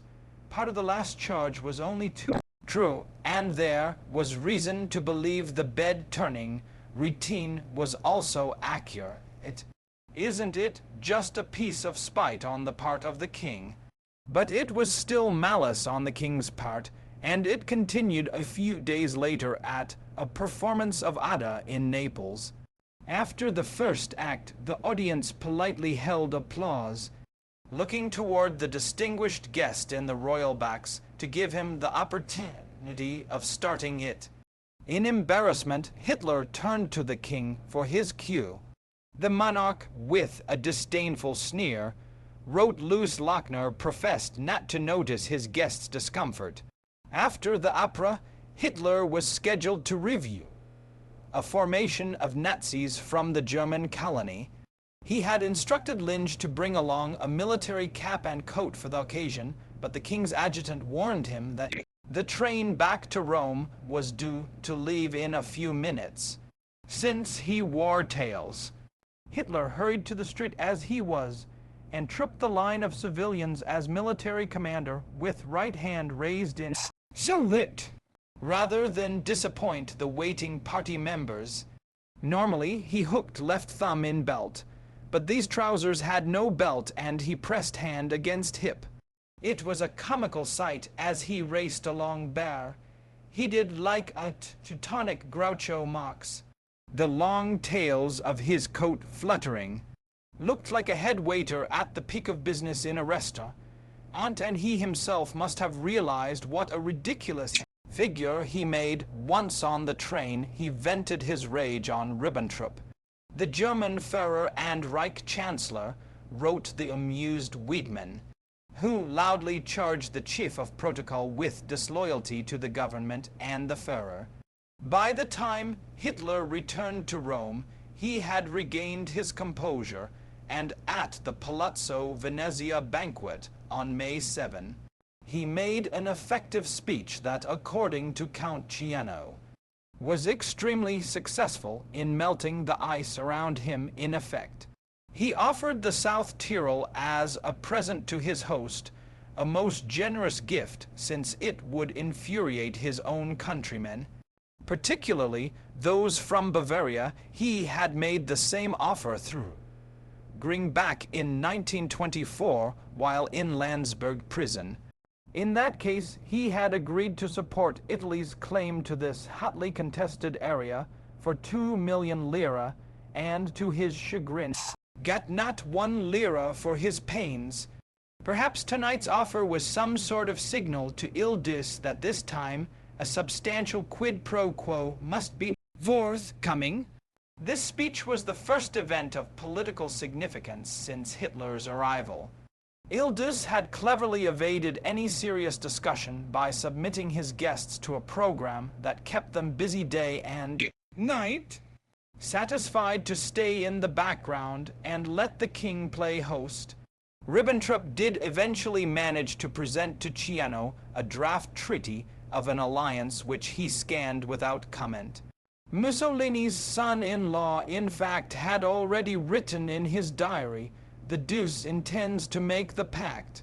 We shall make it, because he has 1,001 reasons for not trusting the Western democracies." More important, Hitler eventually succeeded in broaching the question that most concerned him, Czechoslovakia. Almost offhandedly, Mussolini gave the impression that this little country was not at all important to him, and he would look the other way. This assurance was worth all the real and imagined insults Hitler had been subjected to, and he now felt free to take the next step in his program. President Bean and other Czech leaders were under the illusion that Hitler would never risk an attack on their country, for fear of setting off a general war. And if he did, wouldn't France, England, and Russia somehow manage to restrain him? But these three were in no mood to act as protectors. You only have to look at the map. Chamberlain had recently written his sister to see that nothing that France or we could do could possibly save Czechoslovakia from being overrun by the Germans if they wanted to do it. Therefore, we would not help Czechoslovakia would simply be a pretext for going to war with Germany, unless we had a reasonable prospect of being able to beat her to her knees in a reasonable time, and of that I see no that we could not do. I have therefore abandoned any idea of giving guarantees to Czechoslovakia or the French in connection with her obligations to that country. The Prime Minister's continuing lack of resolve disturbed the French leaders, and, though they continued to make bold statements, perceptive observers were convinced that France, whose foreign policy had been in tow of the British since the Rhineland seizure, would not spring to the Czechs' defense. The third potential defender was publicly taking every opportunity to urge England and France to stand up to the Germans, while privately doing nothing. And on May 6, the Soviet chargé d'affaires in Prague admitted to the American ambassador that his country definitely would not supply Czechoslovakia any military aid unless France did so. Stalin wanted Hitler controlled by the West, not himself. Besides, how could they get the troops there? Poland and Romania stood between them, and both these countries had understandably refused to allow passage of the Red Army. At the same time, Stalin was assuring Bean in private that the Soviet Union was ready to assist him militarily even if France does not do so, and even if Poland and Romania refuse to permit Soviet troops to pass in Czechoslovakia. This was all part of the attempt to convince liberals of the world that the Soviets were the true defenders of a brave, little beleaguered nation when, in fact, they were no more willing to fly to its aid than England or France. Hitler had guessed as much, and now that he had Mussolini's tacit approval of a march in Czechoslovakia, he ordered Goebbels to intensify the press campaign against that hapless country. Activity among the Sudetenland Germans increased with assurance that Der Tag was at hand. This rumor was given credence by alarming reports on May 19 and 20 that Hitler's troops were mobilizing on the Czech borders. 11 infantry and 4 armored divisions were already converging on the Bohemian frontier, while German and Austrian troops were poised for attack in southern Silesia and northern Austria on the afternoon of Friday, the 20th. Being called an emergency meeting of the Cabinet and the Supreme Defense Council, shortly after 9, without consulting their French allies, a partial mobilization was ordered. Czech troops occupied the border fortifications and the Sudeten territory, and Europe was swept by a crisis fever not experienced since 1914. By dawn of Saturday, a small power had taken the initiative against a powerful one, making known that she would not be a pawn in the game of European power politics. In so doing, Czechoslovakia was also forcing her reluctant sponsors, France and England, to back her up. As a consequence, French Premier Daladier summoned the German ambassador and showed him a mobilization order lying on his desk. Whether I sign this document or not, and in Berlin British ambassador, Henderson warned Foreign Minister von Ribbentrop that France had defined its obligations to Czechoslovakia and that His Majesty's government would not guarantee that they would not be forced by events to become themselves involved. Convinced that England was the prime enemy, "It depends upon you, Excellency," he said, "if these had to be fulfilled." Ribbentrop decelerated from outright rage to righteous indignation, stoutly denying that German troops threatened the Czech borders. If France and Britain were crazy enough to use armed force against Germany, then once again we should have to fight to the death. Ribbentrop left Berlin by special plane that evening to meet Hitler in Berchtesgaden. He was as incensed as his foreign minister, for not a single major military movement or concentration aimed at Czechoslovakia had taken place. Who then had started the rumor? It could have been the Communists, the Czechs, or the anti-Hitler group, which included such disparate elements as Schacht, the self-styled financial wizard, and Admiral Canaris, chief of the German intelligence service. More likely, panic itself was the villain. The Western press spread the story that the Führer had been forced by foreign pressure to call off his invasion and by so doing made the mistake of humiliating him. Hitler had embarked on no military enterprise, wrote Wise, Acker, and could not therefore withdraw from one.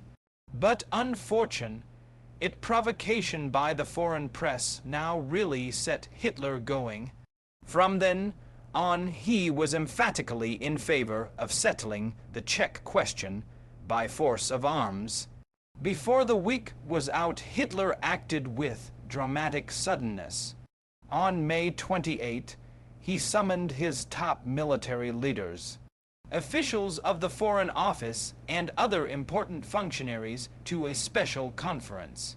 As this unusually large group was gathering outside the Chancellery Winter Garden, the general assumption was that Hitler was about to call for new military measures. An agitated Gring drew Captain Wiedmann aside. "Doesn't the Führer realize what he is doing? This will mean war with France." The army was not calm, but ready, he said, and promised to tell this to the chief. Hitler began speaking calmly, but his words were explosive. "It is my unshakable will to wipe Czechoslovakia off the map. We shall have to use methods which, perhaps, will not find the immediate approval of you old officers. This attack," he explained, "was but part of a much broader strategy to acquire living space. When Germany made its inevitable drive to the east for Lebensraum, Czechoslovakia would be a threat to the rear. Consequently, she had to be eliminated, and this was the propitious moment, since neither Britain nor France wanted war. Russia would not intervene, and Italy was uninterested. When Hitler finished, Göring pushed forward, eyes agleam, and grasped his hand. "Mein Führer," exclaimed the man who had vowed to stop him an hour earlier, "let me congratulate you wholeheartedly on your unique concept." There were no protests, not even discussion. Hitler walked over to Keitel, Brochitsk, and Beck, who were standing together in one corner. So he said, "We shall just tackle the situation in the East Czechoslovakia. Then I will give you 3 or 4 years' time, and then we will tackle the situation in the West." The 3 generals said nothing, but the following day Beck wrote another critical memorandum. Germany, he claimed, was no stronger than in 1914 and far more vulnerable to air attack. She was confronted furthermore by a coalition comprising Czechoslovakia, France, Britain, and America, have time and space at their disposal, and their resources of men and materials are superior to those of Germany and her allies. Germany's opponents, he concluded. On May 30, Beck delivered this grim appraisal to Brochitsk, who asked Keitel how best to bring it to the Führer's attention. He was advised to delete the political section, lest Hitler toss aside without reading it the part discussing the balance of military strength in case France intervened.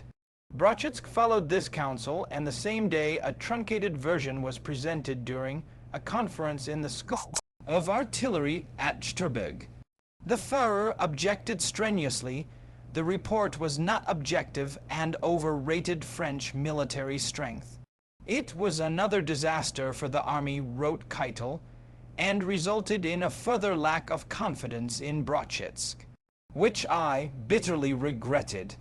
Although the Führer did not hold Brochitsk responsible as much as Beck and the General Staff, brushing aside all objections, Hitler concluded that Czechoslovakia must be dealt with by force, and gave the army until October 1 to do it. Thus, the 4th version of Case Green was put into motion. Work on the West Wall, the defense system on the French border, was accelerated under the direction of Fritz Tott, who had built the Autobahn complex. Within weeks, more than 500,000 men were working on fortifications designed to hold off France with a minimum of troops, while forces in the east seized Czechoslovakia in a lightning stroke. At the same time, an intensive program of propaganda warfare was inaugurated, its purpose in the Führer's own words. And on the other hand, it must give the national racial groups indications as to how to support our military operations and influence the neutrals in our favor, to intimidate the Czechs by means of threats and wear down their power of resistance. Hitler's determination to drive forward was solidified by a dispatch from his ambassador in Moscow, sent on the day of the Stürburg Conference. Count von der Schulenburg reported that Czechoslovakia, intent on avoiding a conflict, was ready to make concessions within the bounds of reason. Here the view prevails that the Soviet will for the present avoid being drawn into the war at all costs. The reasons for this attitude are to be found in strained internal conditions and in fear of a war on 2 fronts. The stage was set for a European crisis that would make the events may seem inconsequential. Although Hitler had put Case Green in motion, his intent was primarily to use it for bargaining. The question was how close to the precipice of war he would go, and early that summer he himself probably did not know. Relying on intuition, as he had in the Rhineland and Austrian crises, he allowed his personal adjutant Wiedemann to go to London in July for an informal talk with Lord Halifax, It was an extraordinary mission of exploration, privately arranged by Wiedemann's close friend, Princess Hohenlohe. Half Jewish by birth, which completely circumvented Ribbentrop, but Hitler had also personally instructed him to inform Halifax that the crucial question of the moment was the mistreatment of the Sudeten Germans. Wiedemann's official commission was to explore the possibilities of a state visit to England by Gring. If there is no satisfactory solution in the near future, I will simply have to solve it by force.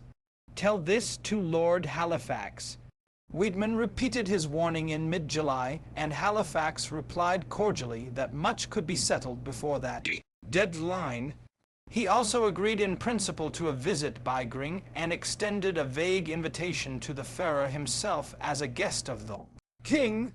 Wiedemann flew back to Germany in high spirits.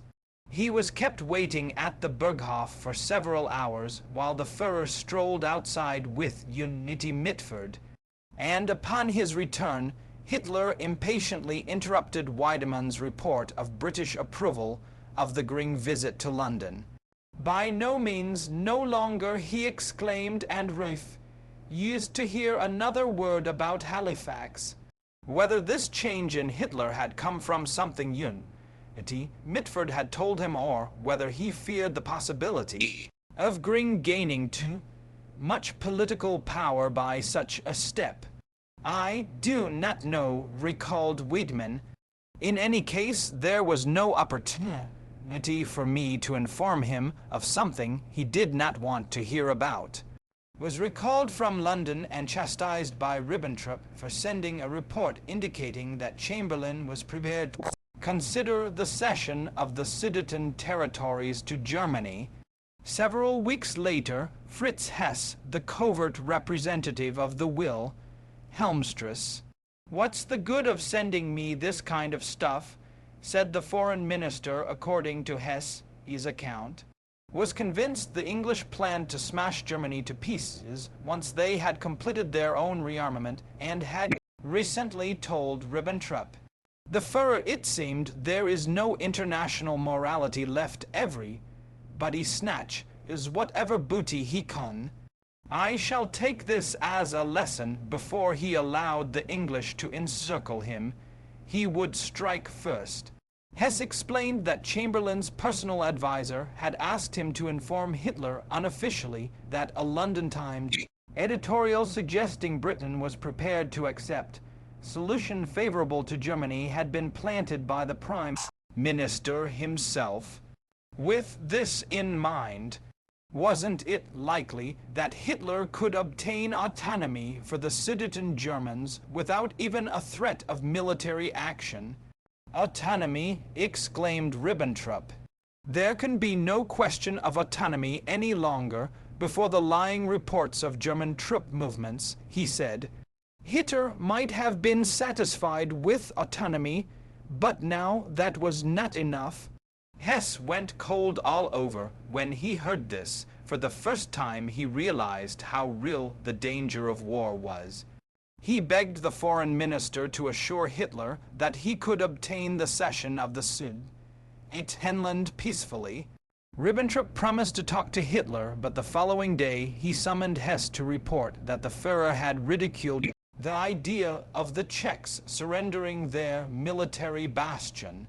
Impressed, I simply don't believe it, he said. They can't be that stupid.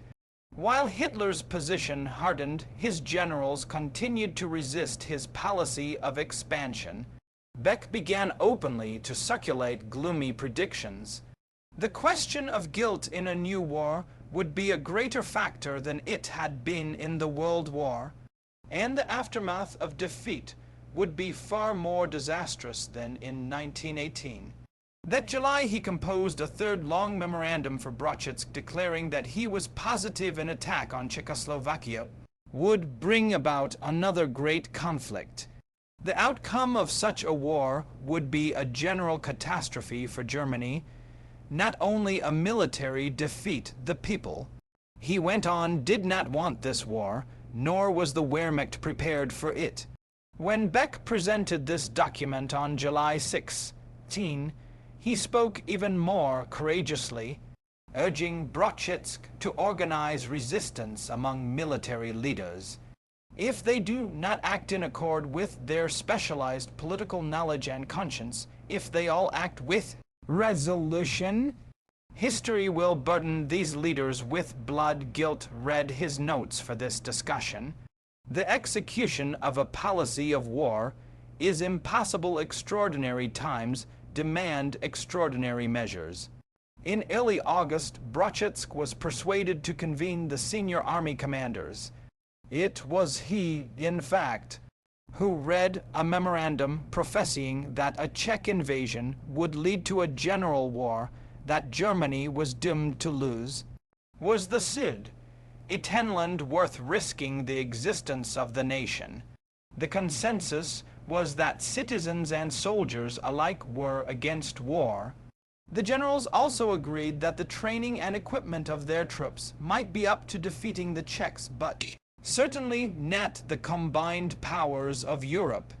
There were only two objections, and these rather mild ones. General Busch repeated the clique that soldiers should not interfere with politicians and Reichenau. The first general to go Nazi warned his colleagues to confront Hitler singly rather than en masse. Brochitsk decided to take his advice and face the Führer alone. It is doubtful if he stated the case as forcefully as he had done to his peers, but even in milder form, it brought a verbal explosion that promptly brought him back in line. Discouraged by the commander's negative attitude, Hitler invited their chiefs of staff to dinner at the Berghof on August 10. He regaled them for 3 hours with his political theories, but they too were not impressed. Universal opposition only made the Führer more determined, and 5 days later, he gathered his senior officers in a mess hall to announce that he had decided to solve the Czech problem by force. After witnessing artillery exercises near Jterberg, he assured his listeners that so long as Chamberlain and Daladier were in power, there would be no widespread war, and concluded with a reminder of his own prophetic powers. 2 days later, Soviet Ambassador Mesky told Halifax that German policy was at least 50% bluff, and that the irresolute stance of the French and British constituted it a real danger for peace, since it gave an exaggerated impression of Germany's strength both at home and abroad. Additional pressure was brought to bear upon the British the following afternoon by a gentleman farmer from Pomerania. Ewald von Kleist-Schmenzen, a descendant of the great poet and a monarchist, had long been an enemy of Hitler. He was in England as a representative of the moderates in the German General Staff, who hoped to stop Hitler's aggression using a passport provided by Admiral Canaris. Late that afternoon, he was in private conversation with Sir Robert Vansittart, chief diplomatic advisor to Halifax. Kleist began with the sober announcement that war was a certainty unless the British stopped it. There was only one real extremist in Germany. He said, Hitler has made up his mind for himself. All the generals in the German army who are my friends know it, and they alone know it for a certainty, and know the date at which the mine is to be exploded. Do you mean that such people as Goebbels and Himmler are not pushing Hitler in that direction as well? Asked Vansittart. I repeat that I discount them. Hitler has taken this decision by himself. All the generals were dead against war, but they will not have the power to stop it unless they get encouragement and help from outside. As I have already told you, they know the date and will be obliged to march at that date. When asked the date, Kleist laughed. Of course you know it, and it took some time to convince him that the British leaders did not have this information. After the 27th of September, it will be too late, he said, and the latest time to stop the operation was the middle of September. Hitler must be made to understand that England and France were not bluffing. A leading British statesman should make a speech aimed at the German public emphasizing the horrors of war. Vansittart immediately wrote a detailed account of the meeting for Chamberlain, but he was too dedicated to appeasement to take Kleist seriously, and his position was reinforced the next day by a telegram from Henderson in Berlin. In the ambassador's opinion, the chief danger of war lay not in Hitler himself, who stood to lose most, and other influences and the universal hatred abroad of Nazism. He advised London not to drive Herr Hitler into situation where his prestige being at stake he would feel himself obliged to yield to his extremists. But in the force is working for war, namely German and Czech extremists, communists. Kleist had come much closer to the truth. At home Hitler was surrounded by disapproval. The generals were still unconvinced by his arguments. The prime mover Beck once more offered his resignation, and when Brochetsk continued to decline it, refused to serve any longer, Hitler solved the problem by accepting the resignation and ordering Beck to keep it secret from the public for reasons of foreign policy. As a loyal German, Beck agreed but continued to support the anti-Hitler group, which was secretly plotting to wrest the Führer once he gave the final order for execution of Case Green. Rarely in history had so many leading military and civilian leaders plotted to overthrow government by force.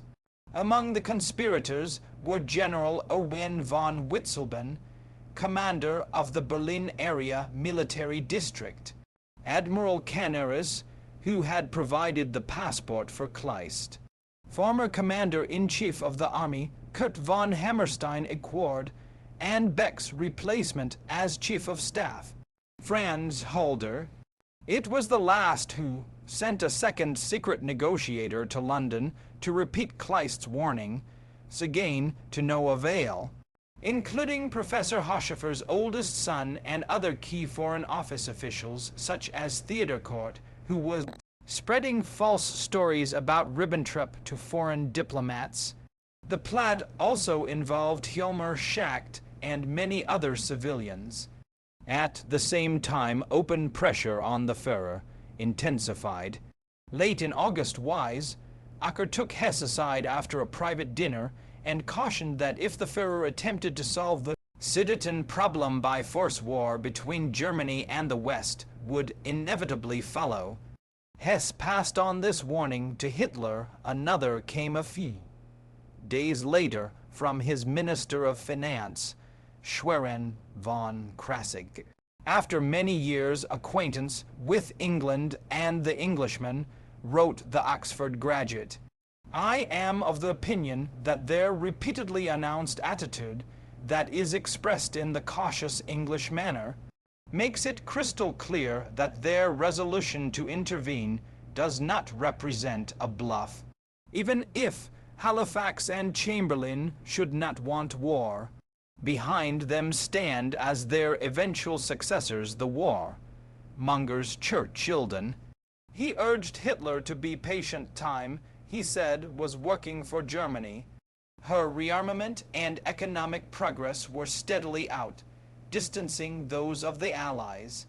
France was showing an increasing willingness to break with Czechoslovakia, and in America there were also signs of reaction to the Jewish propaganda directed against the Reich. Further, that means we can only win by waiting. And that is why the communists, Jews, and Czechs are making such frantic efforts to push us in a war now. All these admonitions had little effect on the Führer. He seemed set on war. After watching infantry maneuvers late that summer, he slapped a thigh with his gloves and remarked to Since that war was the father of everything, every generation must experience war once, he said.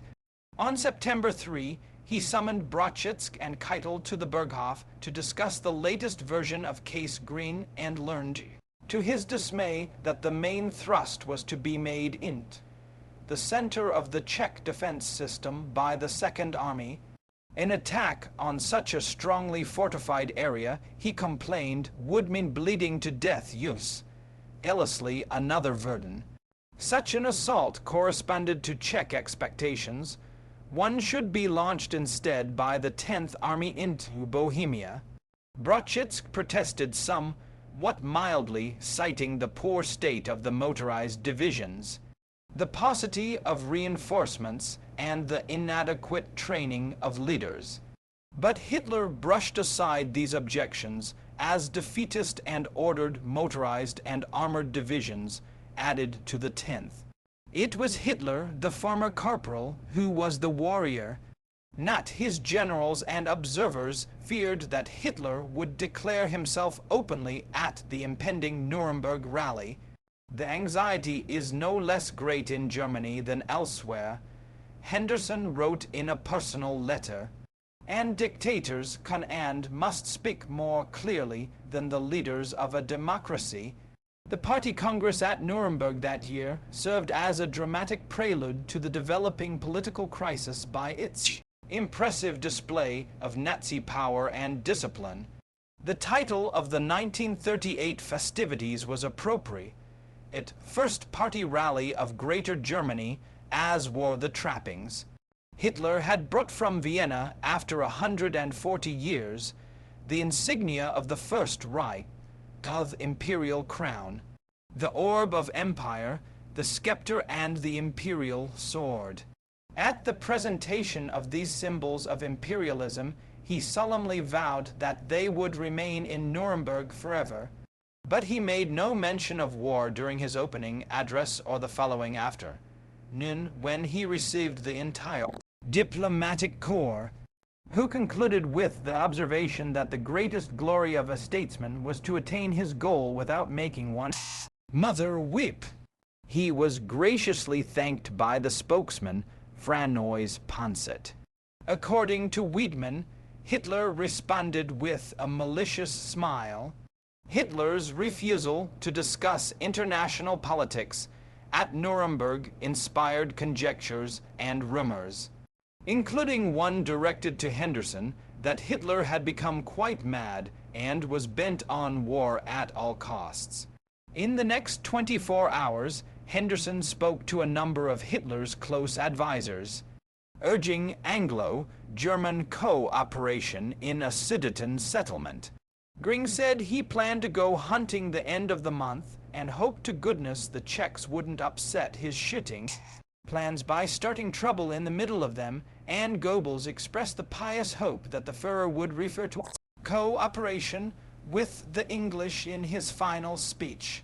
He appeared to me anxious, reported a suspicious Henderson, and I begin to doubt whether he is egging Hitler on to extremes. Henderson received instructions to deliver a personal warning to Hitler that England could not stand aside in the event of a general conflict. In the midst of these interviews, Henderson protested the Führer was on the borderline of madness, and a second crisis could push him over the edge. The matter consequently was dropped. Since Hitler was already convinced England had no intention of risking war over Czechoslovakia, he was going ahead with his invasion plans. What might it was a decision combining shrewd calculation, intuition, and an irresistible impulse. You know, I am like a wanderer who must cross an abyss on the razor's edge, Hitler told Frank. But I simply must cross a few hours after the British decided not to transmit a warning. He summoned Keitel, Brachitsk, and Halder to Nuremberg. They met in the Deutscher Hof just before midnight of September 9, and it was the new chief of staff who outlined the revised version of Case Green. It still entrusted the main thrust to the Second Army, but did involve a pincer movement that had not been mentioned in the previous discussion. Surprisingly, Hitler admitted that it was a clever idea, but its success is nevertheless too uncertain for it to be depended on, especially as a rapid success is necessary from a political point of view.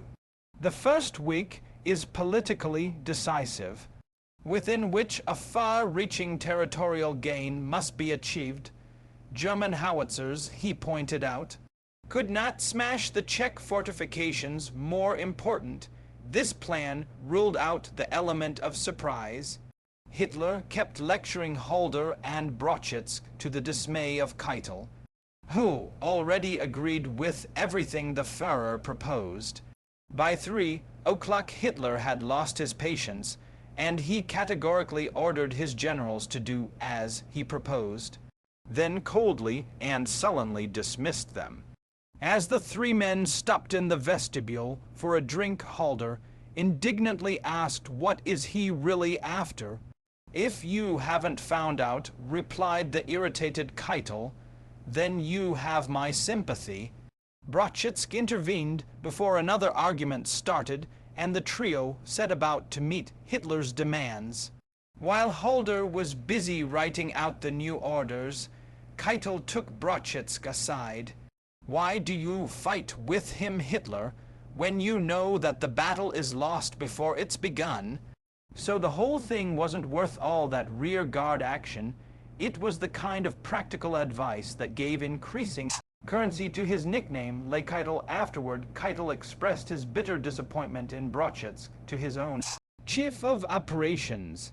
"Nobody thinks there is going to be a war over this." Jodl seconded the motion and wrote in his diary, "There is only one undisciplined element in the Armith generals, and in the last analysis this comes from the fact that they are arrogant. They have neither confidence nor discipline because they cannot recognize the Führer's genius. They still looked upon him as a corporal of the Great War instead of the greatest statesman since Bismarck. It was not Hitler but Göring who made the first public announcement on Czechoslovakia the following day. A trifling piece of Europe, he said, is making life unbearable for mankind. The Czechs, the vile race of dwarfs without any culture, nobody even knows where they came from, are oppressing a civilized race. And behind them, together with Moscow, there can be seen the everlasting face of the Jewish fiend. If such words had been uttered by Hitler, Europe would have trembled, but even President Bean ignored Göring's diatribe. "I firmly believe that nothing other than moral force, goodwill, and mutual trust will be needed," he broadcast in both Czech and German.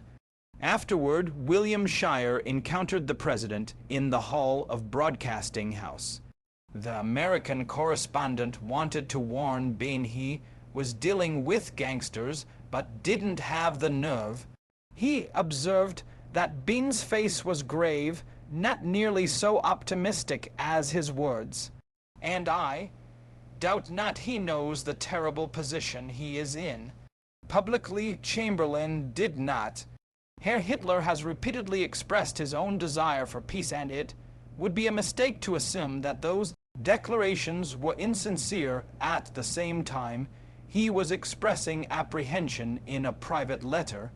On September 11, the Prime Minister told a group of journalists, "I fully realize that if eventually things go wrong and the aggression takes place, there will be many who will say that the British government must bear the responsibility, and that if only they had had the courage to tell Hitler now that, including Winston, if he used force, we would at once declare war, that would have stopped him, but it was wrong."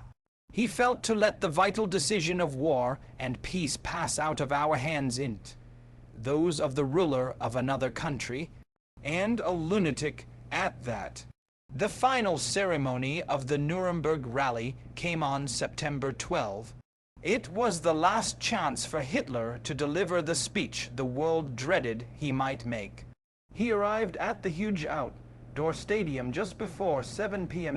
to the concerted roar of Sieg Heil, and slowly walked toward the rostrum in the glare of a spotlight, looking to neither side, right hand raised in salute. He spoke at first only of the party's struggles, and at such length that some foreign observers began to hope he was not going to bring up the question of the day. Suddenly he began to condemn the Czechs. I am in no way willing that here in the heart of Germany a second Palestine should be permitted to rise. The poor Arabs are defenseless and deserted. The Germans in Czechoslovakia are neither defenseless nor are they deserted, and people should take notice of that fact. The audience roared Sieg Heil. Sieg Heil, this was the moment the world had been waiting for all week.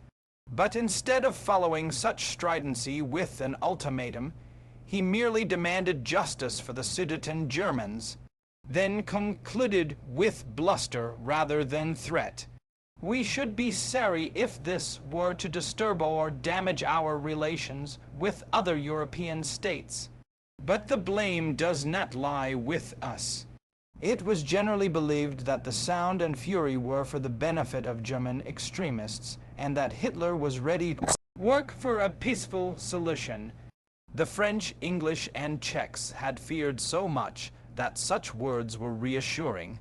Mussolini shared this belief, for he observed as he turned away from his radio, "I had expected a more threatening speech. Nothing is lost." This sense of well-being was brief. Hitler's oratorical condemnation of injustice inspired scenes of protest among the Sudeten Germans. By morning, Eger was blanketed with swastika flags. 10,000 protesters jammed the streets shouting, "We want self-determination."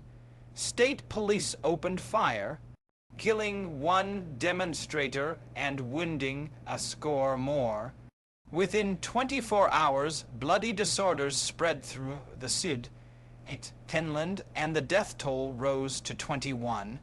Aroused by Henlein's call for freedom, the Sudeten Germans went on strike and refused to pay taxes. Prague declared a state of siege. Martial law was proclaimed in the border districts, and more Sudeten Germans were shut down. Throughout Europe there were renewed rumors of an ultimatum by Hitler, an outright invasion. Paris and London panicked that evening. Daladier sent an urgent message to Chamberlain. An invasion of Czechoslovakia, he said, had to be avoided at all costs, or France would be forced to fulfill the obligations of her treaty. He proposed that they immediately invite Hitler to meet with them and work out a reasonable settlement.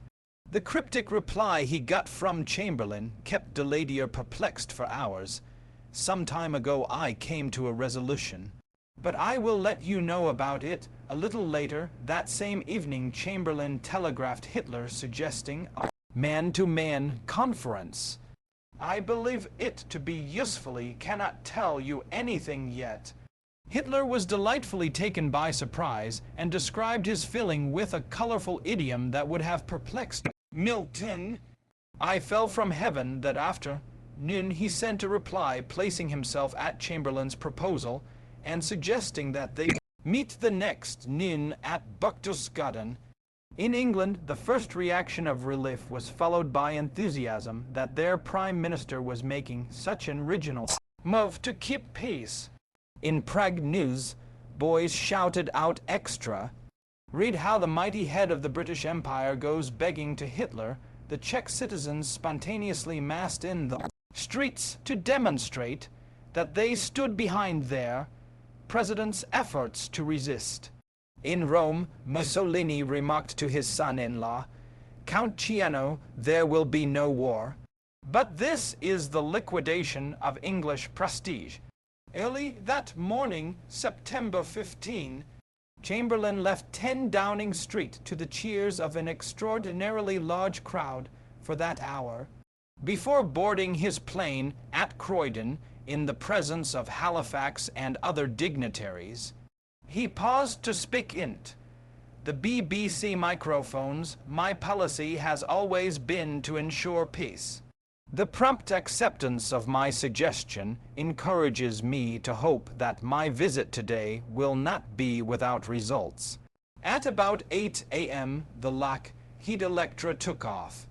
It was the first long flight for the 69-year-old Prime Minister, and he was as excited as a boy. But it would be wrong to assume he was an aging innocent proceeding to the slaughter. Chamberlain was a hard bargainer. My method is to try and make up my own mind first on the proper course, and then try and put others through the same course of reasoning like his father. A successful businessman who became an outstanding statesman, he was a devout Unitarian, the very embodiment of Victorian virtues. His spare ascetic figure, his chilling manner, and his sardonic smile reminded many of a head master. Only his intimates knew that this austere exterior emanated from painful shyness, and that beneath the armor lay warmth and sensibility. The question was whether such an individual, convinced as he was that the Führer was half mad and needed to be handled cautiously, could cope with the situation. As he flew over London, Chamberlain himself experienced some slight sinkings, yet was buoyed by the thought that he too held strong cards, and that, as long as he could keep negotiating with the Führer, Czechoslovakia would be safe. He sat through the flight to Munich, according to one fellow passenger, as always aloof, reserved, imperturbable. Unshakably self-reliant, Henderson greeted him as he descended from the plane at 12:30 p.m. and was surprised how remarkably fresh he looked for a man of his age. "I'm tough and weary," explained Chamberlain. Enthusiastic crowds were waiting all along the route to the Munich railroad station, shouting Heil and lifting arms in salute. Despite the drizzle, it was after 4 o'clock by the time the Chamberlain party started up the steep winding road to the Berghof. The sky was dark and clouds hid the mountains as rain began to pelt down. Hitler, the polite host, waited at the head of the long flight of steps to the terrace. After exchanging stilted pleasantries over tea, Hitler abruptly asked what procedure his guest proposed for the meeting. Chamberlain said he preferred a tight-tight. Hitler led the Prime Minister and interpreter, Schmidt, upstairs to his study, leaving behind a patently annoyed Ribbentrop. Hitler began quietly listing complaints against his neighbors as he presented a history of events leading up to the present crisis. In this simple, wood-paneled room, almost bare of ornament, then looked the Führer full in the face and said he was prepared to discuss the possibility of writing any German grievance is so long as force was not used. Chamberlain listened attentively, answered questions with a friendly smile. "Force," said Hitler, excited for the first time. "Who speaks of force? Wasn't it Bean who was applying force against the Germans in the Sudetenland?" And he himself poured out such a torrent of words that Chamberlain asked him to stop, so he might have a chance to understand what he was talking about. As the mountain wind howled, rain slashed against the window. "I shall not put up with this any longer," exclaimed Hitler. "I shall settle the question in one way or another." It was the first time the alarmed Schmidt had heard him use such phrase with a foreign statesman. "I shall take matters into my own hands." Chamberlain was startled, but answered resolutely, "If I have understood you right, You are determined to proceed against Czechoslovakia. If that is so, why did you let me come to Berchtesgaden? This trip was a waste of time and under the circumstances. He said it was best to return to England at once. Anything else seems pointless. Hitler hesitated before this unexpected counterattack. Now, thought Schmidt, was the moment if he really wants to come to war. The interpreter stared at the Führer in agonized suspense. The question of peace was poised on the razor's edge. To Schmidt's astonishment, Hitler backed down. If, in considering the Sudeten question, he said calmly, you are prepared to recognize the principle of the right of peoples to self-determination, then we can continue the discussion in order to see how the principle can be applied in practice. Then came a second surprise. Chamberlain did not immediately assent, objecting that a plebiscite in the Sudeten Hinland held immense practical difficulties. Amazingly, Hitler did not flare up at this rebuff.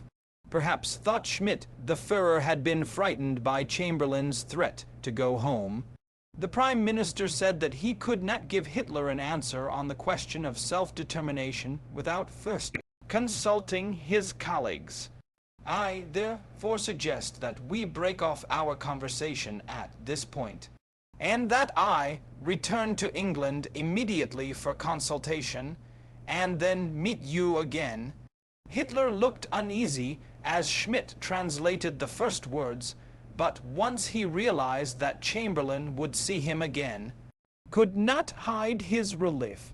When Chamberlain asked how the situation was to be held in the meantime, unhesitatingly promised that he would not give the order to march unless some particularly atrocious incident occurred. He expressed immediate agreement, and this ended the 3-hour talk. They chatted cordially on the way downstairs, Hitler hoping that his guest would see some of the scenic beauties before he left. But Chamberlain could not spare the time since lives were being lost. He left the Berghof pleased with the talk. I had established a certain confidence, which was my aim, he wrote his sister, and on my side, I got the impression that here was a man who could be relied upon. When he had given his word at home, he was greeted with encomiums of praise. In spite of the hardness and ruthlessness I thought I saw in his face, including a poem composed in his honor by England's poet laureate, John Masefield, as Priam to Achilles for his son. So you int the night divinely led to ask that young men's bodies not yet dead be given from the battle not begun. In Washington, Roosevelt was concerned. He lamented at a cabinet meeting that the Prime Minister was for peace at any price, and bitterly observed to Harold Ickes that apparently England and France were going to leave the Czechs in the lurch, fearing that such talks would only postpone the inevitable conflict, then wash the blood from their Judas Iscariot hands before the weekend was over. Further opposition to Chamberlain began to appear within his own cabinet, but he stood firm. American Ambassador Joseph Kennedy had sent the Prime Minister an ominous report by the noted aviator Charles Lindbergh of overwhelming German air power based on a recent inspection of the Luftwaffe. Chamberlain had been as impressed as Kennedy, and so England, which was poorly prepared for war, remained committed to appeasement. On September 18, Chamberlain told the French delegation headed by Daladier, which had come to England to discuss the problem, there must be some cession of territorial area to the Reich, but it would be very difficult for us to carve up Czechoslovakia unless the Czechoslovakian government themselves were prepared to admit the necessity for frontier rectifications. Daladier agreed that a little friendly pressure might persuade the Czechs to cede some portions of Sudeten territory at the same time. They had to be assured of some sort of international guarantee of what remained, and Germany must participate in such a guarantee. Chamberlain hesitated, but, after a break in the proceedings, agreed. If the French returned home still apprehensive, he was quite pleased with himself. "I have still many anxious days before me," he wrote his sister, "but the most gnawing anxiety is gone, for I feel that I have nothing to reproach myself with, and that, on the contrary, up to now things are going the way I want." At the same time there remained the unpleasant job of telling the Czechs that they must give up the Sudetenland. And when Bean was informed the next day after lunch by the British minister, he was so agitated he refused to discuss the matter at first. The embarrassed Sir Basil Nytten stressed that a quick ratification must be forthcoming, since Chamberlain hoped resume talks with Hitler within 48 hours. Bean bitterly charged that his country had been abandoned. The guarantees he already possessed, he said, had proven valueless. He feared the proposed solution would not be final, only a stage in the eventual domination of his country by Hitler. Nytten reported that he believed Bean was more likely to accept than refuse, and is receptive to any reason which will help him justify acceptance to his people. These words notwithstanding, while Chamberlain anxiously waited all that Monday for an answer, Bean was desperately searching for help from another quarter. On Tuesday he summoned the Soviet minister and asked two questions: would the USSR fulfill her treaty obligations if France did likewise? In the event of a Hitler attack, would the Soviets support Czechoslovakia in an appeal to the League of Nations, even if France refused to do so? Affirmative answers finally arrived from Moscow at 7 p.m. and 45 minutes later, Czech Foreign Minister Krafta was telling Nytten that his government must reject the British-French proposal. A little later, however, Nytten's French counterpart, Victor de Lacroix, was hastily summoned to see Czech Prime Minister Hatta. He begged Lacroix to get a telegram from Paris stating that France would back out of the treaty if it came to fighting. It was the only way of saving the peace, he said, and assured Lacroix that he was acting with the consent of Bean. Wyke was a lie. Lacroix transmitted this information to Paris, while Nytten was doing the same to London. Nytten concluded with the suggestion that Halifax send Bean an ultimatum to accept the proposal without reserve and without further delay, failing which His Majesty's government will take no further interest in the fate of the country. In his message, despite the late hour, Halifax rushed to 10 Downing Street. He returned to the Foreign Office after midnight and instructed Nytten to urge the Czechs to reconsider. Otherwise, Chamberlain would be forced to postpone or cancel his second meeting with Hitler. It was 2:00 in the morning by the time Nytten, accompanied by his French colleague, arrived at Hradčin Castle to see the president, wakened from a fitful sleep. Being collapsed at Lacroix's first words as if he had hit him with a club, and burst into tears. Shaken, the betrayed Bean promised to give a final reply by midday, who informed Nytten that the Czech reply was affirmative, and an official answer to that effect would be delivered as soon as possible. The first word of acceptance came from the devious Hatta, but the argument continued until late after, when Nytten and Lacroix were summoned to the Ministry of Foreign Affairs. Each minister was handed a note stating that the Czechoslovakian government sadly accepted the Franco-British proposal. That evening, the Bean government publicly announced its surrender in a communique that brought shame to many Westerners.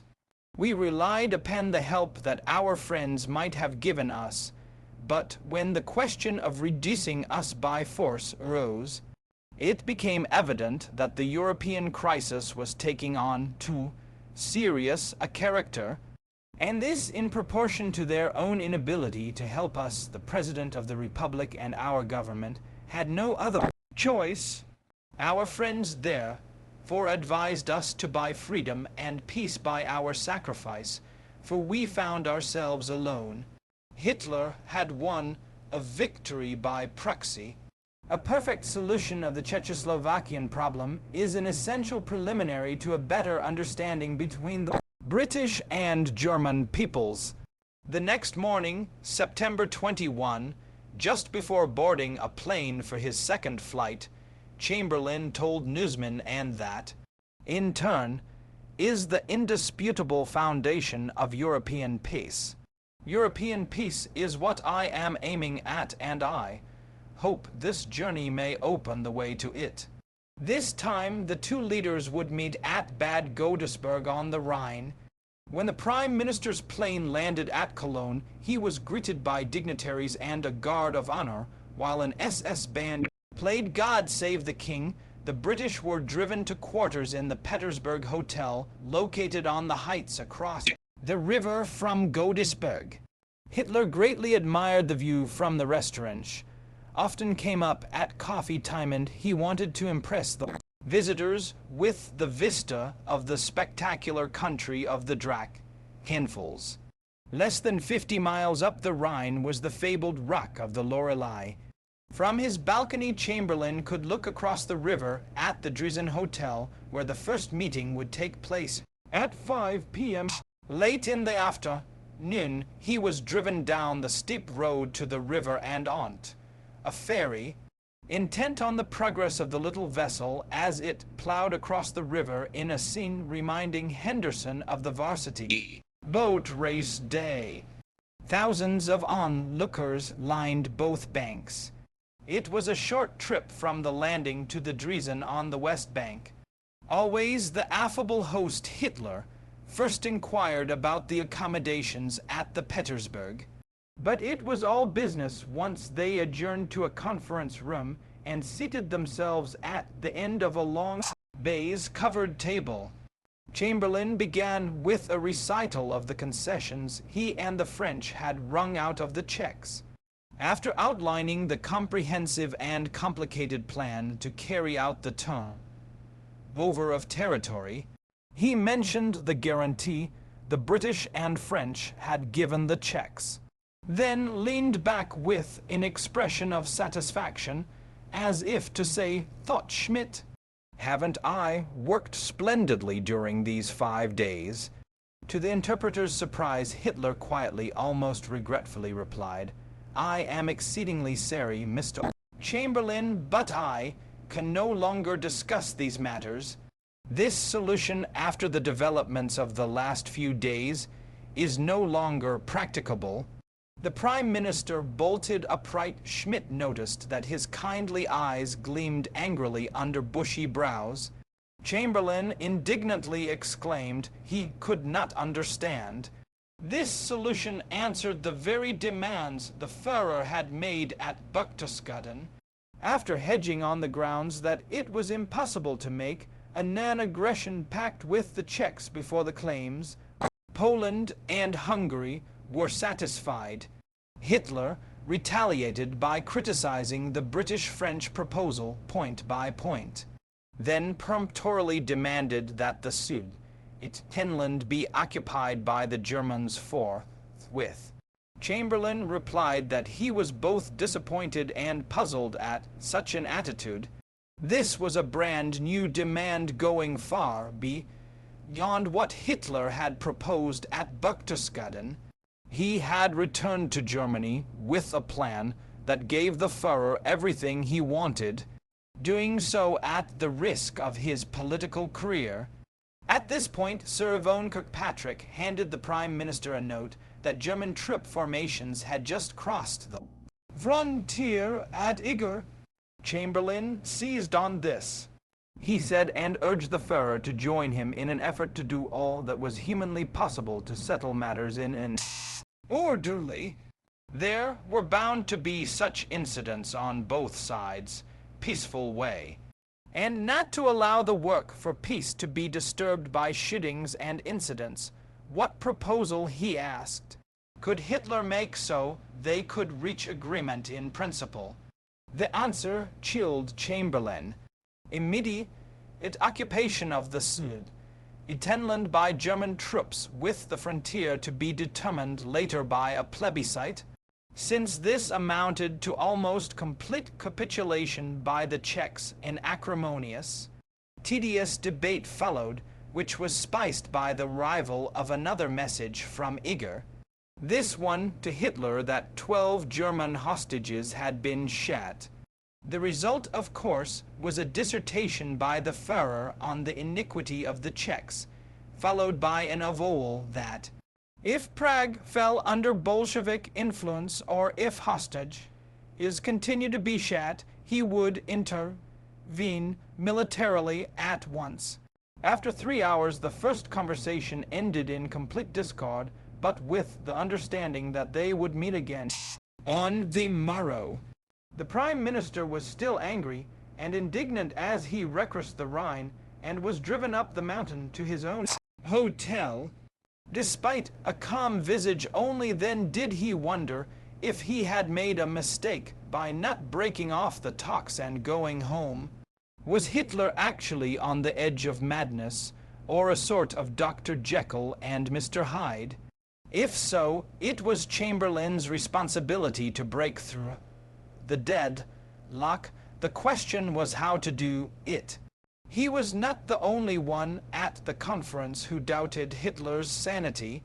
At the Dresden, several newsmen were circulating a story that the Führer was so distraught over the Czech crisis that he would fling himself to the floor and chew the edge of the carpet. This report had been inspired by a remark of one Hitler aide that the chief had become so furious that he was eating the carpet. This slang expression was taken literally by some American correspondents, who should have translated it into climbing the walls, such nav. It amused Hitler's adjutants, who had seldom seen the Führer lose his temper. When he did, he occasionally went into a tirade for half an hour, but usually his outbursts were brief. And all I can say is that they were no different from the displays of others with a hot temper and little self-control. I was present at quite a few such fits, wrote Wiedemann. Some intimates believed the Führer displayed anger for effect. If so, his outbursts that afternoon had surely placed his opponent on the defensive. Chamberlain was already writing him a conciliatory letter. In it, he suggested that he himself ask the Czechs whether they thought there could be an arrangement by which the Sudeten Germans themselves could maintain law and order.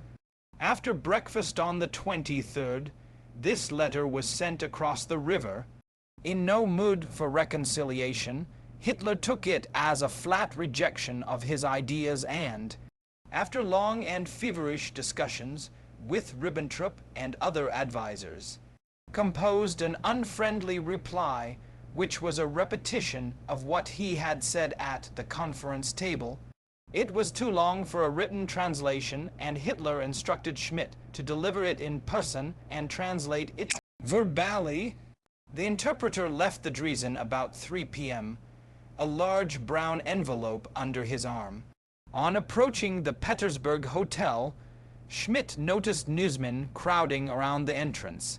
One called out, "Do you bring peace or war?" Schmidt was careful to give no hint, not even a shrug of his shoulders. He was taken immediately to Chamberlain, who was waiting on the balcony.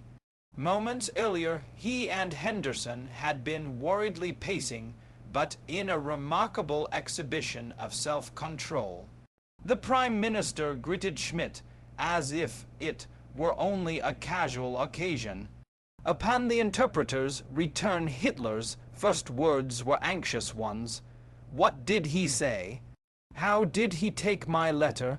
But he visibly relaxed upon learning that Chamberlain had shown no excitement or anger. Within the hour, the ferry brought two emissaries from Chamberlain, who solemnly delivered the Prime Minister's answer. It was a model of diplomacy, being simultaneously conciliatory and ominous. First, Chamberlain promised to put Hitler's proposals before the Czechs and requested a memorandum detailing Hitler's demands. Upon receipt of this document, he proposed returning to England. The threat of departure must have spurred a second meeting. It was agreed that Chamberlain should return to the Dresden that evening, not only to pick up the memorandum, but listen to Hitler's explanation of it. Their conversation started about 10 p.m. and, since more participants were on hand, took place in a small dining room. Ribbentrop and Acker sat informally in a circle around Hitler and Chamberlain, while Schmidt translated the memorandum. Henderson, Kirkpatrick, Hitler demanded withdrawal of all Czech armed forces from an area shown on an accompanying map. Evacuation would start on September 26, and the territory would be formally ceded to Germany on the 28th. "But that's an ultimatum," exclaimed Chamberlain, lifting his hands in protest. "Ein Diktat," chorused Henderson, who liked to display his German. Chamberlain refused to transmit such a document to the Czechs. Its tone, not to mention its content, would cause indignation among neutrals, he said, and began to scold Hitler as if he were a recalcitrant member of his own cabinet. It was one of the rare occasions when Hitler was placed on the defensive, and was followed by a concerted attack by the three British statesmen on the timetable of the proposal, which allowed the Czechs an impossibly short period to evacuate and turn over the Sudetenland. Impracticable and dangerous, it could lead to a European war. During the ensuing deadlock, an adjutant entered with a message for the Führer. After glancing at it, he handed it to Schmidt, who translated it out loud in English. Bean has just announced over the wireless general mobilization of the Czechoslovak forces. It was Hitler who finally broke the silence. Despite this unheard-of provocation, he said in a barely audible voice, "I shall of course keep my promise not to proceed against Czechoslovakia during the course of negotiations at any rate. Mr. Chamberlain, so long as you remain on German soil." This remark, misleading by being softly spoken, was followed by a statement that could not be misinterpreted. The Czech mobilization, he said tersely, settled the whole affair. But the Führer replied that so far as he was concerned, mobilization was a clear indication that the Czechs did not intend to cede any territory. Chamberlain hastily pointed out that mobilization was a precaution, not necessarily an offensive measure. Again, Chamberlain dissented. The Czechs, he argued, had agreed to the principle of self-determination in the Sudetenland and would not go back on their word. Then why mobilize? Persisted Hitler. Germany mobilized first, said the Prime Minister. You call that mobilization? Retorted the Führer sarcastically, and made another threat. The crisis could not drag on very much longer. He quoted an old German proverb, "An end, even with terror, is better than terror without end." The memorandum, he said, represented his last word. In that event, said Chamberlain, there was no purpose in further negotiations. He would go home with a heavy heart, since he saw the final wreck of all his hopes for the peace of Europe. But his conscience was clear. He had done everything possible for peace. Unfortunately, he had not found an echo in Herr Hitler. A walkout was the last thing Hitler wanted, and he hastily reassured the British that he would not invade Czechoslovakia. During the negotiations, it was as if a thunderstorm had cleared the atmosphere to please you. Mr. Chamberlain, he said after a short recess, I will make a concession over the matter of the timetable. You are one of the few men for whom I have ever done such a thing. I will agree to October 1 as the date for evacuation. After negotiating a number of other minor alterations, Chamberlain agreed to transmit the memorandum to the Czechs. It was 1:30 in the morning, and the meeting adjourned. The Führer thanked the Prime Minister for his work on behalf of peace, assuring him that the Czech problem was the last territorial demand which he had to make in Europe. Chamberlain left with a hearty off Wiedersehen, and those who watched him stride out of the hotel could not the slightest strain of displeasure on his face. After a few hours of needed sleep, Chamberlain flew back to England, and the following day met with the full cabinet. It was necessary, he explained, to appreciate people's motives and see how their minds worked if one would understand their actions. Herr Hitler would not deliberately deceive a man whom he respected and with whom he had been in negotiation. Consequently, it would be a great tragedy if they lost this opportunity of reaching an understanding with Germany on all points of difference between the two countries. He told of his apprehension as he was flying home up the Thames, imagining a German bomber taking the same course. I asked myself what degree of protection we could afford to the thousands of homes which I saw stretched out below me, and I felt that we are in no position to justify waging a war today in order to prevent a war hereafter. Never had there been such opposition from the cabinet. First Lord of the Admiralty Duff Cooper could place no confidence in the Führer's promises and proposed an immediate general mobilization. Chamberlain urged his colleagues to postpone any such decision, and it was agreed to first consult the French, who had already ordered a partial mobilization. When the cabinet met again Sunday morning, there was opposition from a new source.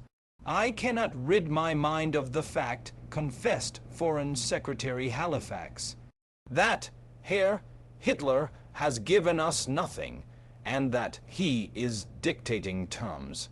Just as though he had won a war, but without having had to fight. So long as Nazism lasted, peace was uncertain. Lord Hailsham, an earlier supporter of Chamberlain, agreed with Halifax. An argument ensued. Lord Stanhope and Malm wanted pressure put on the Czechs to accept the Hitler memorandum, while Lord Winterton urged rejection of the proposals on the grounds of morality, in an effort to restore order in his deeply split cabinet. Chamberlain argued that it was wrong to talk of accepting or rejecting Hitler's terms, or even of feeling humiliated. It was up to the Czechs to accept or reject. No sooner had this meeting ended in discord than Chamberlain was subjected to another harrowing experience. Jan Masaryk, the Czech ambassador, arrived with a bitter protest. His government, he said, was amazed at the contents of Hitler's memorandum. It was a de facto ultimatum which deprived Czechoslovakia of every safeguard for its national existence. Against these new and cruel demands my government feels bound to make their utmost resistance, and we shall do so, God helping. That evening, the French delegation was back in London to discuss the situation, declared that France could not recognize Hitler's right to seize the Sudetenland, but would give only a vague response to Chamberlain's question. Its leader, Daladier, would France declare war if Hitler simply imposed on Czechoslovakia a frontier based on strategic considerations? When Chamberlain pressed for a more specific answer, Daladier replied that France might try a land offensive after a period of concentration. This meeting was adjourned for half an hour so that Chamberlain could consult with his cabinet. I am unwilling to leave unexplored any possible chance of avoiding war, he told his colleagues. Therefore, I suggest that, basing myself on the personal conversations I have had with Herr Hitler, I should write a personal letter. It would be delivered to the Führer by Chamberlain's closest adviser, and would contain a last appeal suggesting a joint commission to determine how to put into effect the proposals already accepted by the Czechs. Sir Horace Wilson, if the letter fails to secure any response from Herr Hitler, Sir Horace Wilson should be authorized to give a personal message from me to the effect that if this appeal was refused, France would go to war, and if that happened it seemed certain that we should be drawn in. Set off for Berlin with the letter, the Führer listened quietly but with growing restlessness until he heard how shocked the British public had been by the terms of his Godesberg memorandum. The following morning, September 26, Wilson shared some of Hitler's apprehension about Jews. Then he burst out, "It is no use talking any more."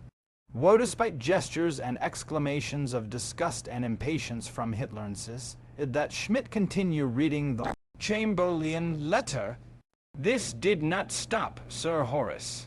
When the interpreter came to the words, "The Czechoslovakian government regard as wholly unacceptable the proposal," Hitler leaped to his feet and started for the door, muttering again that it was useless to keep talking. "It was an exceptional scene," recalled the interpreter, and returned to his seat like a defiant boy. He barely controlled himself so that Schmidt was able to finish the letter, but then let himself go more violently than the interpreter had ever witnessed during a diplomatic interview, especially as Hitler seemed to realize when he reached the door how impossible his behavior was. Hitler shouted that Germans were being treated like niggers. One wouldn't even treat Turks like that.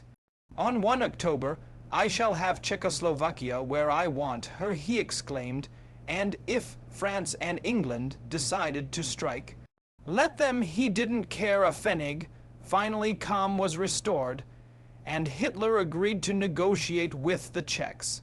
He insisted, however, that they agree to accept the Godesberg memorandum within 48 hours. Come what may, he added, German troops would occupy the Sud. Finland on the 1st of October. The fury of the afternoon carried over that evening to the Sportpalast. Rarely, if ever, had Hitler spoken with such abandon or venom. His principal target was Bean. It is not so much a question of Czechoslovakia. It is a question of Herr Bean. It was he who was set on destroying the German minority. It was he who was putting his nation at the service of the Bolsheviks. He now holds the decision in his hand. Peace or war, or we will take this freedom for ourselves, all Germania, people vastly different from that of us, stood united with him. Either he will now accept this offer and at last give Germans their freedom. We are determined, let Herr Bean choose. Hitler sat down. Up sprang Goebbels, shouting, "One thing is sure. 1918 will never be repeated." This brought the Führer to his feet again. Slamming right hand on the rostrum, he roared "Ja," then slumped to his seat. Hair plastered to his forehead with sweat, exhausted. The speech brought despair to those hoping for peace. In London, workmen dug trenches near Buckingham Palace. Air raid posters were pasted up. From Paris, Ambassador Bullitt, a personal friend of Roosevelt's, phoned Washington. I believe the chances are about 95 in 100 of war beginning midnight Friday. The president, who had also been getting words of appeasement from his ambassador in London, Joseph Kennedy, cabled Hitler an appeal, his second in 2 days, to continue the negotiations. Chamberlain, too, issued another appeal to the Führer in the form of a statement to the press. Would guarantee that the Czechs kept their promise to evacuate the Sudetenland so long as the Germans abstained from force. The British, he said. His envoy, Wilson, was back in the Reich Chance, Ellery late the next morning, with this new proposal. But Hitler refused to discuss it. There were only 2 possibilities open to the Czechs: accept or refuse the German proposal. And if they choose to refuse, I shall smash Czechoslovakia. He threatened to march into the Sudetenland if Bean did not capitulate by 2 p.m. the next day. Sir Horace suddenly rose and read out a short message which Schmidt translated as slowly and emphatically as possible, so that Hitler could mark its purport. If France, in fulfillment of her treaty obligations, should become actively involved in hostilities against Germany, the United Kingdom would deem itself obliged to support France. Hitler was furious. If France and England strike, let them do so. It's a matter of complete indifference to me. I am prepared for every eventuality. It is Tuesday today, and by next Monday we shall all be at war. Wilson wanted to continue the conversation, but Henderson signaled him against doing so. Sir Horace did get 1 moment alone with the Führer before leaving, and reiterated that a catastrophe must be avoided at all costs.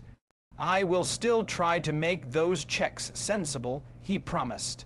I would welcome that, said Hitler, and repeated emphatically that England could wish for no better friend than he. Despite the fervor of last evening's crowd at the Sportpalast, William Shire, broadcasting from the balcony, had noted in his diary that there was no war fever. As if it didn't realize what his words meant, this was illustrated again late Wednesday afternoon when a motorized division rolled through Berlin. The crowd was good-natured, rather than cheer. Most of those leaving their office is ducked into subways, and the few that remained at the curb watched in silence.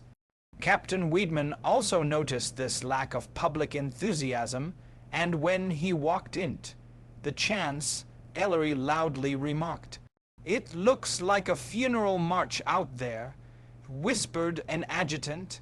"He is sitting right here by the window." Hitler pensively watched the procession. Finally, someone heard him mutter, "I can't wage war with this nation yet." Perhaps it was with this in mind that he sent off a message to Chamberlain, one that for him was conciliatory. In England, which was far less ready for war than Germany, the Prime Minister was preparing himself for a broadcast to the nation. Criticism of appeasement was on the rise, and he too was assailed with doubts. "I am wobbling about all over the place," he remarked just before he walked up to the microphone at 8th same moment. The order for mobilization of the British fleet was issued, bared some of his apprehension to the public. "How incredible it is that we should be trying on gas masks here because of a quarrel in a faraway country between people of whom we know nothing. How horrible," he said, "how fantastic. It seems all the more impossible that a quarrel which has already been settled in principle should be the subject of war." He proceeded to prepare the people for more concessions. "I am myself a man of peace to the depths of my soul. Armed conflict between nations is a nightmare to me. But if I were convinced that any nation had made up its mind to dominate the world by force, I should feel that it must be resisted.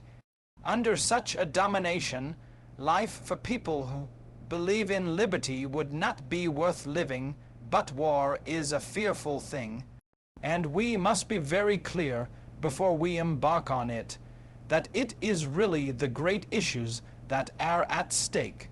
2 hours later, the Prime Minister's hopes were raised by the latest letter from Hitler. It concluded with an oblique suggestion that Chamberlain continue his efforts to bring the government in Prague. Reason at the very last hour to the despairing Chamberlain, it seemed the gap was narrowing, and he hastily scribbled draft reply inviting himself to another rendezvous. After opening with the usual diatribe against the Czechs, I feel convinced that we could reach agreement in a week. I cannot believe that you will take the responsibility of starting a world war, which may end civilization for the sake of a few days' delay in settling this long-standing problem. He then composed a personal message to Mussolini, telling of this last appeal to the Führer. I trust your Excellency will inform the German Chancellor that you are willing to be represented and urge him to agree to my proposal, which will keep all our peoples out of war, and so with reborn hope. He worked till long after midnight preparing the speech he was to make to Parliament in the morning, the day on which Herr Hitler's ultimatum would expire. That dreaded day, Wednesday, September 28, started in frenzy at the core of the crisis, Berlin, at 8 a.m. French Ambassador Francois Poncet phoned Wise, Acker urgently requesting an audience with the Führer so that he could present new suggestions. Wise, Acker hastened to the Kaiserhof Hotel, where his own chief was staying. But Ribbentrop was so annoyed at the prospect of his game being upset, this time from Paris, that a violent scene resulted. That you should want to start a war when the real difference is between the two sides are so small and are concerned only with the method by which the Sudetenland should be incorporated. It is a monstrous thing, said the subaltern. It, according to his account, you should leave that to the Führer, exclaimed Ribbentrop, and in this mood the two set off for the Chancellery at 10 a.m., 4 hours before Hitler's ultimatum would end. Francois Poncet telephoned Henderson to report that he feared the worst. His request to see Hitler was still unanswered apparently. The Führer was not receiving ambassadors today. Henderson promised to do what he could. First he phoned Gring to inform him of Hitler's refusal to see Francois Poncet, who had fresh proposals on which war or peace depended. Gring cut him short. So recently, the aggressor in Vienna, he was now playing the role of peacemaker. You need not say a word more, he said. I am going immediately to the Führer. Never had Schmidt seen such hectic activity at the Chancellery. Ministers and generals, with their train of party members, aides-de-camp, officers and heads of departments, were sitting or standing everywhere. Hitler wandered from grip to grip, expounding his views at length, but not listening to a word of advice. Who had hurried round to consult Hitler? He had retired to the Winter Garden for privacy when Gring finally arrived to make his appeal for reason. Noticing Neurath in the anteroom, the Reichsmarshal persuaded the former foreign minister to join him. But once in the conference room, it was Neurath who carried the burden of argument. Mein Führer, he began, do you wish to start a war under any circumstance? Is of course not. Ribbentrop was hovering outside the Winter Garden, hoping to be invited in. I will be the first one to tell the German people that you pushed things to this end, to the edification of adjutants and aides. Then Gring came out and belligerently strode over to him, shouting, Herr von Ribbentrop, if war should break out, These two high officials began exchanging threats and insults. At one point, Ribbentrop accused his opponent of fearing combat, and Göring roared back that as soon as the Führer said march, he would take off in the leading airplane on condition that Ribbentrop sat beside him. It would have been comical to see the two insulted prima donnas clawing at each other, as often happens on stage before the final rehearsal. If the situation had not been so serious, recalled Wiedemann, a little after 11 a.m., Ribbentrop was finally admitted into the Winter Garden so that he could be present during the delayed interview with Franz Ponset. Flourishing a map, the French ambassador prophesied that an attack on Czechoslovakia would spread throughout Europe. You are naturally confident of winning the war, just as we believe that we can defeat you. But why should you take the risk when your essential demands can be met without war? It was apparent that Franz Ponset's arguments were gradually tilting the balance in favor of peace.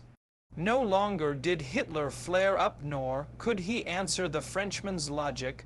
All at once an adjutant interrupted. Ambassador Attalico was outside with an urgent message from Rome. As soon as Attalico saw the Führer emerge from the Winter Garden, he shouted unceremoniously from a distance that he had an urgent message from Mussolini. Il Duce informs you that whatever you decide, Führer, fascist Italy, stands behind you. Catching his breath, he added, Il Duce is, however, of the opinion that it would be wise to accept the British proposal, and begs you to refrain from mobilization. Then returned to the Winter Garden to inform Franz Ponset that Mussolini had just asked whether he would accept his counsel. Failing, tell Il Duce that I accept his proposal, said Hitler, however, to add that he had agreed to do so. The two continued their conversation, but Hitler's attention kept wavering. It was obvious that he was still pondering Il Duce's message, and before long he got to his feet, indicating the interview was over. Franz Ponset asked whether he should advise his government that the Führer was inflexible. Distractedly, Hitler replied that he would give an answer early in the afternoon. The parade to the Winter Garden continued. A few minutes past noon, Henderson made his way through the crowd in the reception room. It is going better, a German friend whispered to him. Only stick to it in the conference room. Hitler listened patiently while Schmidt translated Chamberlain's offer to come to Berlin at once for a conference. He then replied that he must first communicate with Mussolini. Il Duce seconded the idea. He suggested that they all meet in Munich. Hitler agreed, and invitations were hastily dispatched to Daladier and Chamberlain. The one to the latter arrived while he was addressing the House of Commons and Queen Mary, who was in the gallery with Halifax, Baldwin, and other notables. Chamberlain had just announced Hitler's acceptance of Mussolini's suggestion to delay mobilization, and during the resultant mutter of approval, the Chancellor of the Exchequer passed him a slip of paper. The Prime Minister's face was transformed. In a broken voice, he continued, "That is not all. I have something further to say to the House yet. I have now been informed by Herr Hitler that he invites me to meet him at Munich tomorrow morning. He has also invited your Mussolini and Daladier." Some unidentified member shouted, "Thank God for the Prime Minister there," by touching off an unprecedented demonstration of hysterical shouting. Queen Mary, a symbol of self-control, wept without restraint, as did the Duchess of Kent and Mrs. Chamberlain. From all sides, wrote Sir John Simon in his memoirs, there was impetuous cheering in which few failed to join. And we, adjourned almost at once by common consent. Crossed the floor in tears and with unrestrained emotion grasped him by the hand, one of the few members of Commons overcome by the moment was Winston Churchill. I saw men, some of whom have since spoken slightingly of what Chamberlain was trying to do. And what about Czechoslovakia? He was heard to mutter bitterly, does no one think of asking their opinion? With few exceptions, the people of the democracies shared the relief. In the streets of Paris, London and New York, jubilant crowds read the extras proclaiming the end of the crisis. I am so relieved this evening that I feel like embracing everyone and wish I were in the White House to give you a large kiss on your bald spot. And from Washington, the President dispatched a 2-word cable to Chamberlain. From Paris, Ambassador Bullitt wrote his friend Roosevelt, Goodman. From another President Bean, the Prime Minister received a longer message. This a plea I ask Mr. Chamber in very earnestly for help, because it is our real desire to contribute to peace. I beg therefore that nothing may be done in Munich without Czechoslovakia being heard. While most Germans were equally relieved, the anti-Hitler grip was dismayed. The news scotched their latest scheme to seize Hitler by force and set up a military regime. When Halder learned of the Munich meeting, he could no longer see his way clear to set the putsch apparatus in operation. Under such circumstances, at 6 p.m., Il-Du's luxurious train left Rome to enthusiastic cheers. For he was not only being hailed around the world as the savior of peace, but had managed to win Hitler's gratitude by supporting him through the crisis. He was in an expansive mood. Mussolini also felt he had scored a diplomatic victory over the British and ridiculed them good-naturedly at dinner with Ciano.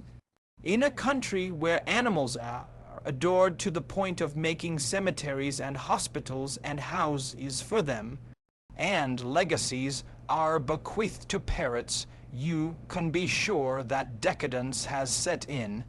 Besides other reasons apparent, it is also a consequence of the composition of the English people. 4 million surplus women, 4 million women sexually unsatisfied, artificially creating a host of problems in order to excite or appease their sense, is not being able to embrace one man, they embrace humanity. Early the following morning, September 29, the Führer met Mussolini between Munich and the border. Beyond being a mock of courtesy to an ally, it gave Hitler an opportunity to bring Il-Dus up to date on the latest developments. As the two dictators headed for the Bavarian capital in the Führer's train, Hitler revealed that, with the West wall completed, he feared no attack from that quarter. If England and France were foolish enough to make an assault, the war would be over before the enemy could complete mobilization. I have no need to mobilize. The German army stands ready and asks only to be allowed to realize my aims. The other two conferees were Munich, bound by air. Chamberlain left Heston in a slight rain after telling journalists, when I was a little boy, I used to repeat, if at first you don't succeed, try again. This is what I am doing. When I come back, I hope I may be able to say, as Hotspur says in Henry IV, out of this nettle, danger, we pluck this flower, safety. To the shouts of long live Daladier and long live peace, the French premier boarded his plane at Le Bourget. It took off in a milky fog. At 11:15 a.m., the twin-motored plane set down at Munich's airport. Francois Ponset watched Daladier descend, brow deeply furrowed with wrinkles. He had left a tense, fearful city, and was surprised to find the Germans exuberant. They greeted him as a hero with enthusiastic hails. Chamberlain landed a few minutes before Nin, and he too got a joyous reception on his trip to the Regina Palace Hotel. He was there only for minutes before taking off in an open car for the newly built Ferrer, where the conference would take place. In the complex of National Socialist buildings clustered around the Knigsplatz, it was a compact but monumental stone structure with a spacious central hall, 65 feet high and 100 feet wide, from which two impressive stone staircases curved up to the conference room. Chamberlain and his two colleagues, all in black suits, arrived first. Next came Mussolini, advancing with lively step, his chest thrown out, completely at ease and patronizing. As if he were the host, the last to arrive was the Führer. The hard, strange look in his eyes impressed Daladier. The conferees and their aides congregated round a buffet set up in a salon, shaking hands courteously but coldly as they surveyed each other. Hitler did his best to be affable, but his brows were furrowed with concern, since most of his guests spoke no German and he was unable to communicate with them freely. At last the stilted buffet was over, and Hitler led the way into a large rectangular room overlooking the Knigsplatz. A profusion of green plants and paintings, and a huge marble fireplace over which hung the imposing portrait of Bismarck by Lenbeck. It was an impressive room with leather-covered walls. Hastily prepared and poorly organized, the conference began in confusion and became increasingly muddled. With no chairman, no agenda or agreed procedure, it splintered into a series of involved individual discussions. At one point, Hitler became so restive at Chamberlain's nagging concern over the matter of compensating the Czechs for property in the Sud, Atenland, that he shouted, "Our time is too valuable to be wasted on such trivialities." Mussolini brought some degree of order into the proceedings by submitting a written proposal for the solution of the Sudeten question, which he presented as his own, even though the Germans had drafted it. By then it was 3 p.m., and there was a recess for lunch. The proceedings were even more chaotic after the bolted mill. Often 3 or 4 would talk at once, making Schmidt's task almost impassable. He would have to insist that the preceding translation be heard first, and, to friends watching in amusement through glassed doors, he looked like a schoolmaster trying to keep an unruly class in order. To complicate matters, outsiders began to invade the room. One by one, Gring, Franois, Ponset, Henderson, Atlico, and Wise, Acker wandered in with legal clerks, secretaries, and adjutants. They all crowded around the principals, who were grouped in a semicircle before the huge fireplace, until it looked like a high-stake game of chance. Ildus had taken command of the proceedings. The other 3 principals could speak only their own language, while he held forth in all 4. Although his English was laborious, his French Italianate, and his German questionable, he took over as interpreter general, a dictatorial but amiable director of an undisciplined chorus. He would ask Hitler a question in German, get the answer, and then summarize the meaning rather than the exact words for the French and English delegations. "That was my great day," he later told SS Captain Eugen Dahlmann, whom he had brought along as an interpreter. "All eyes were on me, not on Mr. Daladier or Mr. Chamberlain. It was an occasion worthy of the Kaisersdoh, you remember." As the evening approached, the atmosphere in the room grew thicker, generally acceptable except on the plebiscite in the Sud, Toland, and an international guarantee of Czechoslovakia's new borders. Finally, the British introduced their own proposal. At the height of this prolonged, but not particularly caustic discussion, Dolman was summoned from the room. A mysterious veiled woman demanded his presence. In the guard's room he found the wife of Ambassador Atlico, who demanded that he immediately and without delay ask Herr Hitler how the conference was going. She explained that she had promised the Madonna in the Pilgrim's Church at Loreto to bring back a fat golden candle if the conference went well and world peace was preserved. Her train was leaving in half an hour. Dolman said he could not possibly accost the Führer, but would ask Il Duce or Cieno. They would not do. She instructed him to find out from Himmler, who knew everything. Left with no alternative, Dolman finally located the Reichsführer. His initial surprise gave way to amusement. He authorized me to announce that peace was assured. Agreement did seem assured, but there were still a number of points to clarify. It was already 8 p.m. and Hitler was becoming impatient. He had arranged an elaborate banquet to conclude the conference, and the food was getting cold. He suggested they adjourn for dinner, since the discussion would probably go on for several hours more. The British and French turned down the invitation on the grounds that they had to telephone their governments, but Schmidt felt it was because they were in no mood to attend a banquet. They had secured peace, but at the price of a serious loss of prestige. The British hurried off to the Hotel Regina, while the French returned to the Four Seasons, where they had food sent up to their rooms.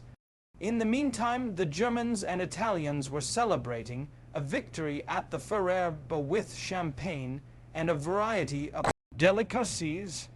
It was a few minutes past 10 by the time the four principals and their advisers were again seated at the fireplace. After extensive redrafting and tedious delays that continued until past midnight, agreement was finally reached. Actually, the whole thing was a cut and dried affair, Gring later told an American psychologist. Neither Chamberlain nor Daladier was the least bit interested in sacrificing or risking anything to save Czechoslovakia. That was clear as day to me. The fate of Czechoslovakia was essentially sealed in 3 hours. Then they argued for hours more about the word guarantee. Chamberlain kept hedging. Daladier hardly paid any attention at all. He just sat there like this, Gring, slumped down and assumed a bored expression. All he did was nod approval from time to time. Not the slightest objection to anything. I was simply amazed at how easily the thing was managed by Hitler, and Czechoslovakia would be at our mercy when he suggested that certain armaments which were across the Sudeten border should be brought into the Sudeten territory as soon as we take it over. After all, they knew that Skoda, etc., had munition plants in the Sud. At Finland, I thought there would be an explosion.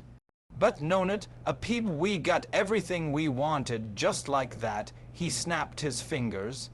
At 1:30 a.m., an acceptable document was ceremoniously placed on a mahogany table next to a huge elaborate inkwell. The pact provided for a 4-stage evacuation of the Sud at Finland to begin on October 1. An international commission would determine which districts were to hold plebiscites and make final determination of the borders. Hitler appeared satisfied. The first to sign, he found the pretentious inkwell empty and a substitute had to be hastily provided. The Führer was the first to leave, and William Shire was struck by the light of victory in Hitler's eyes as he strutted down the broad steps of the Führerbe, the last to arrive. It was some time before Chamberlain and Daladier left, and it was their painful duty to inform the two Czech representatives, anxiously waiting off stage throughout the long day of the fate of their country. They were brought to Chamberlain's room at the Regina about 15 a.m. The atmosphere was oppressive as the Czechs waited for sentence to be passed. Chamberlain made a long introductory speech. Then, as Deladier was handing over a copy of the agreement, he began yawning. One of the Czechs was in tears. "Believe me, Fran," Boyce Poncet consoled him, "all this is not final. It is but one moment in a story which has just begun, and which will soon bring up the issue again." Deladier wakened to the cheers of a delirious and vocal crowd outside his hotel. They sang songs and called for dear little Deladier until he came out to the balcony. Later in the morning, Chamberlain was given an ovation by the Montcheners as he drove in an open car to Hitler's apartment for a final informal talk. The Prime Minister had come on a personal mission of vital import. He had composed a short statement, hopefully to be signed by himself and Hitler. It went far beyond the documents promulgated at the Feuerwehr and expressed determination never to go to war with one another again. If he signs it, he told his parliamentary secretary at breakfast, and sticks to it, that will be fine. But if he breaks it, that will convince the Americans of the kind of man he is. When Hitler heard a translation of the memorandum, he exclaimed, "Ja, ja," and without a the two affixed their signatures. Chamberlain handed over one copy and kept another, convinced that Hitler was as enthusiastic as he. But Schmidt had the feeling that he had agreed to the wording with a certain reluctance, and signed it only to please Chamberlain. Hitler, it seemed, made a practice of spreading conflicting impressions. Once alone with his valet, he exulted that the Prime Minister, an old man, had traveled all the way just to see him. I gave him a nociful, the impression that he liked the old gentleman and wanted to continue negotiations with him. Hitler assured Engel that he himself was not considering taking any steps that would be potentially dangerous. "He won't be visiting me again soon." Yet a moment later, he gave Major Gerhard Engel, his army adjutant. First gains had to be digested. The solution to the Polish question would not run away. It was 5:38 p.m. when Chamberlain's plane touched down at Heston. He stood in the open doorway, smiling as he waved the document he and Hitler had signed. "I've got it," he shouted at Halifax. "I've got it," with the roar of the crowd in his ears. Chamberlain read a letter from the king asking him to come straight to Buckingham Palace, "so that I can express to you personally my most heartfelt congratulations on the success of your visit to Munich." On the trip from airport to palace he was given a hero's welcome rare in the history of England. The streets, as he described in a private letter, were lined from one end to the other with people of every class, shouting themselves hoarse, leaping on the running board, banging on the windows, and thrusting their hands into the car to be shaken. It seemed that all England wanted to congratulate and thank him. "No conqueror returning from a victory on the battlefield," commented the London Times, "had come adorned with nobler laurels." He was engulfed in front of 10 Downing Street, and when the screaming throng refused to disperse, he came to an open window. The cheering intensified, finally turning into a raucous rendition of "For he's a jolly good fellow." Chamberlain stood beaming at the window, the same one at which Disraeli had announced peace with honor on returning from the Berlin Congress of 1878. "This is the second time in our history," he said, "that there has come back from Germany to Downing Street peace with honor I believe it is peace for our time. The weeks of crisis were at last over, and the English, with few exceptions, announced over the radio that his government had been forced to accept the Munich Diktat since they had been desert, and stood alone, were unrestrained in their joy, but there was no celebration in Prague when the new premier, General Jan Syrovy, it was a choice, he said, between a reduction of our territory and the death of the nation. Mussolini also received an ovation, perhaps the greatest in his own opinion of the entire 20 years of fascism. At every station and grade, crossing multitudes await in his train, many on their knees to acclaim him. He was given a Caesar's welcome in Rome as his open car traveled down the Via Nazionale, passing under a triumphal arch of leaves and branches. Upon entering the Palazzo Venezia, the mob in the piazza began chanting do, the spontaneous roar, when he at last appeared on the balcony, indicated that perhaps never before had he enjoyed such popularity. Still through, the world chamberlain was the most honored of those who met at Munich. His lean figure and hawk nose had become a household symbol of peace. Former Crown Prince Wilhelm sent him a secret letter of thanks for saving the peace, and the ex-Kaiser wrote Queen Mary with indelible pencil that he had not the slightest doubt that the Prime Minister was inspired by heaven and guided by God in averting a most fearful catastrophe. Most Germans shared the sentiment and awoke on the 1st of October with the prayer that no incident impede the march of their troops int the Sudetenland. The Führer's train arrived at the Czech border before dawn, and Reichenau, the first of the generals to pledge allegiance to Hitler, reported with words that astounded Wiedemann mein Führer, "The army today is making the greatest sacrifice that soldiers can make to their supreme commander, namely to march int enemy territory without firing a shot." Wiedemann could not believe that a German general could make such a ridiculous remark. Then another general chimed in, "Yes, mein Führer, I was with my old regiment this morning. The men were weeping for being forbidden to attack the Czech bunkers. And all along," said Hitler, "those defeatists tried to tell me that my politics would lead to war." This, delivered in a sharp tone, alarmed Wiedemann, who stood directly behind him. Whom did he mean by defeatists? At Chequers, the tension and exhaustion of the past hours were just catching up with Chamberlain. "I came nearer there to a nervous break down than I have ever been in my life," he confessed in a letter. "I have pulled myself together, for there is a fresh ordeal to go through." In the House, it came on Monday,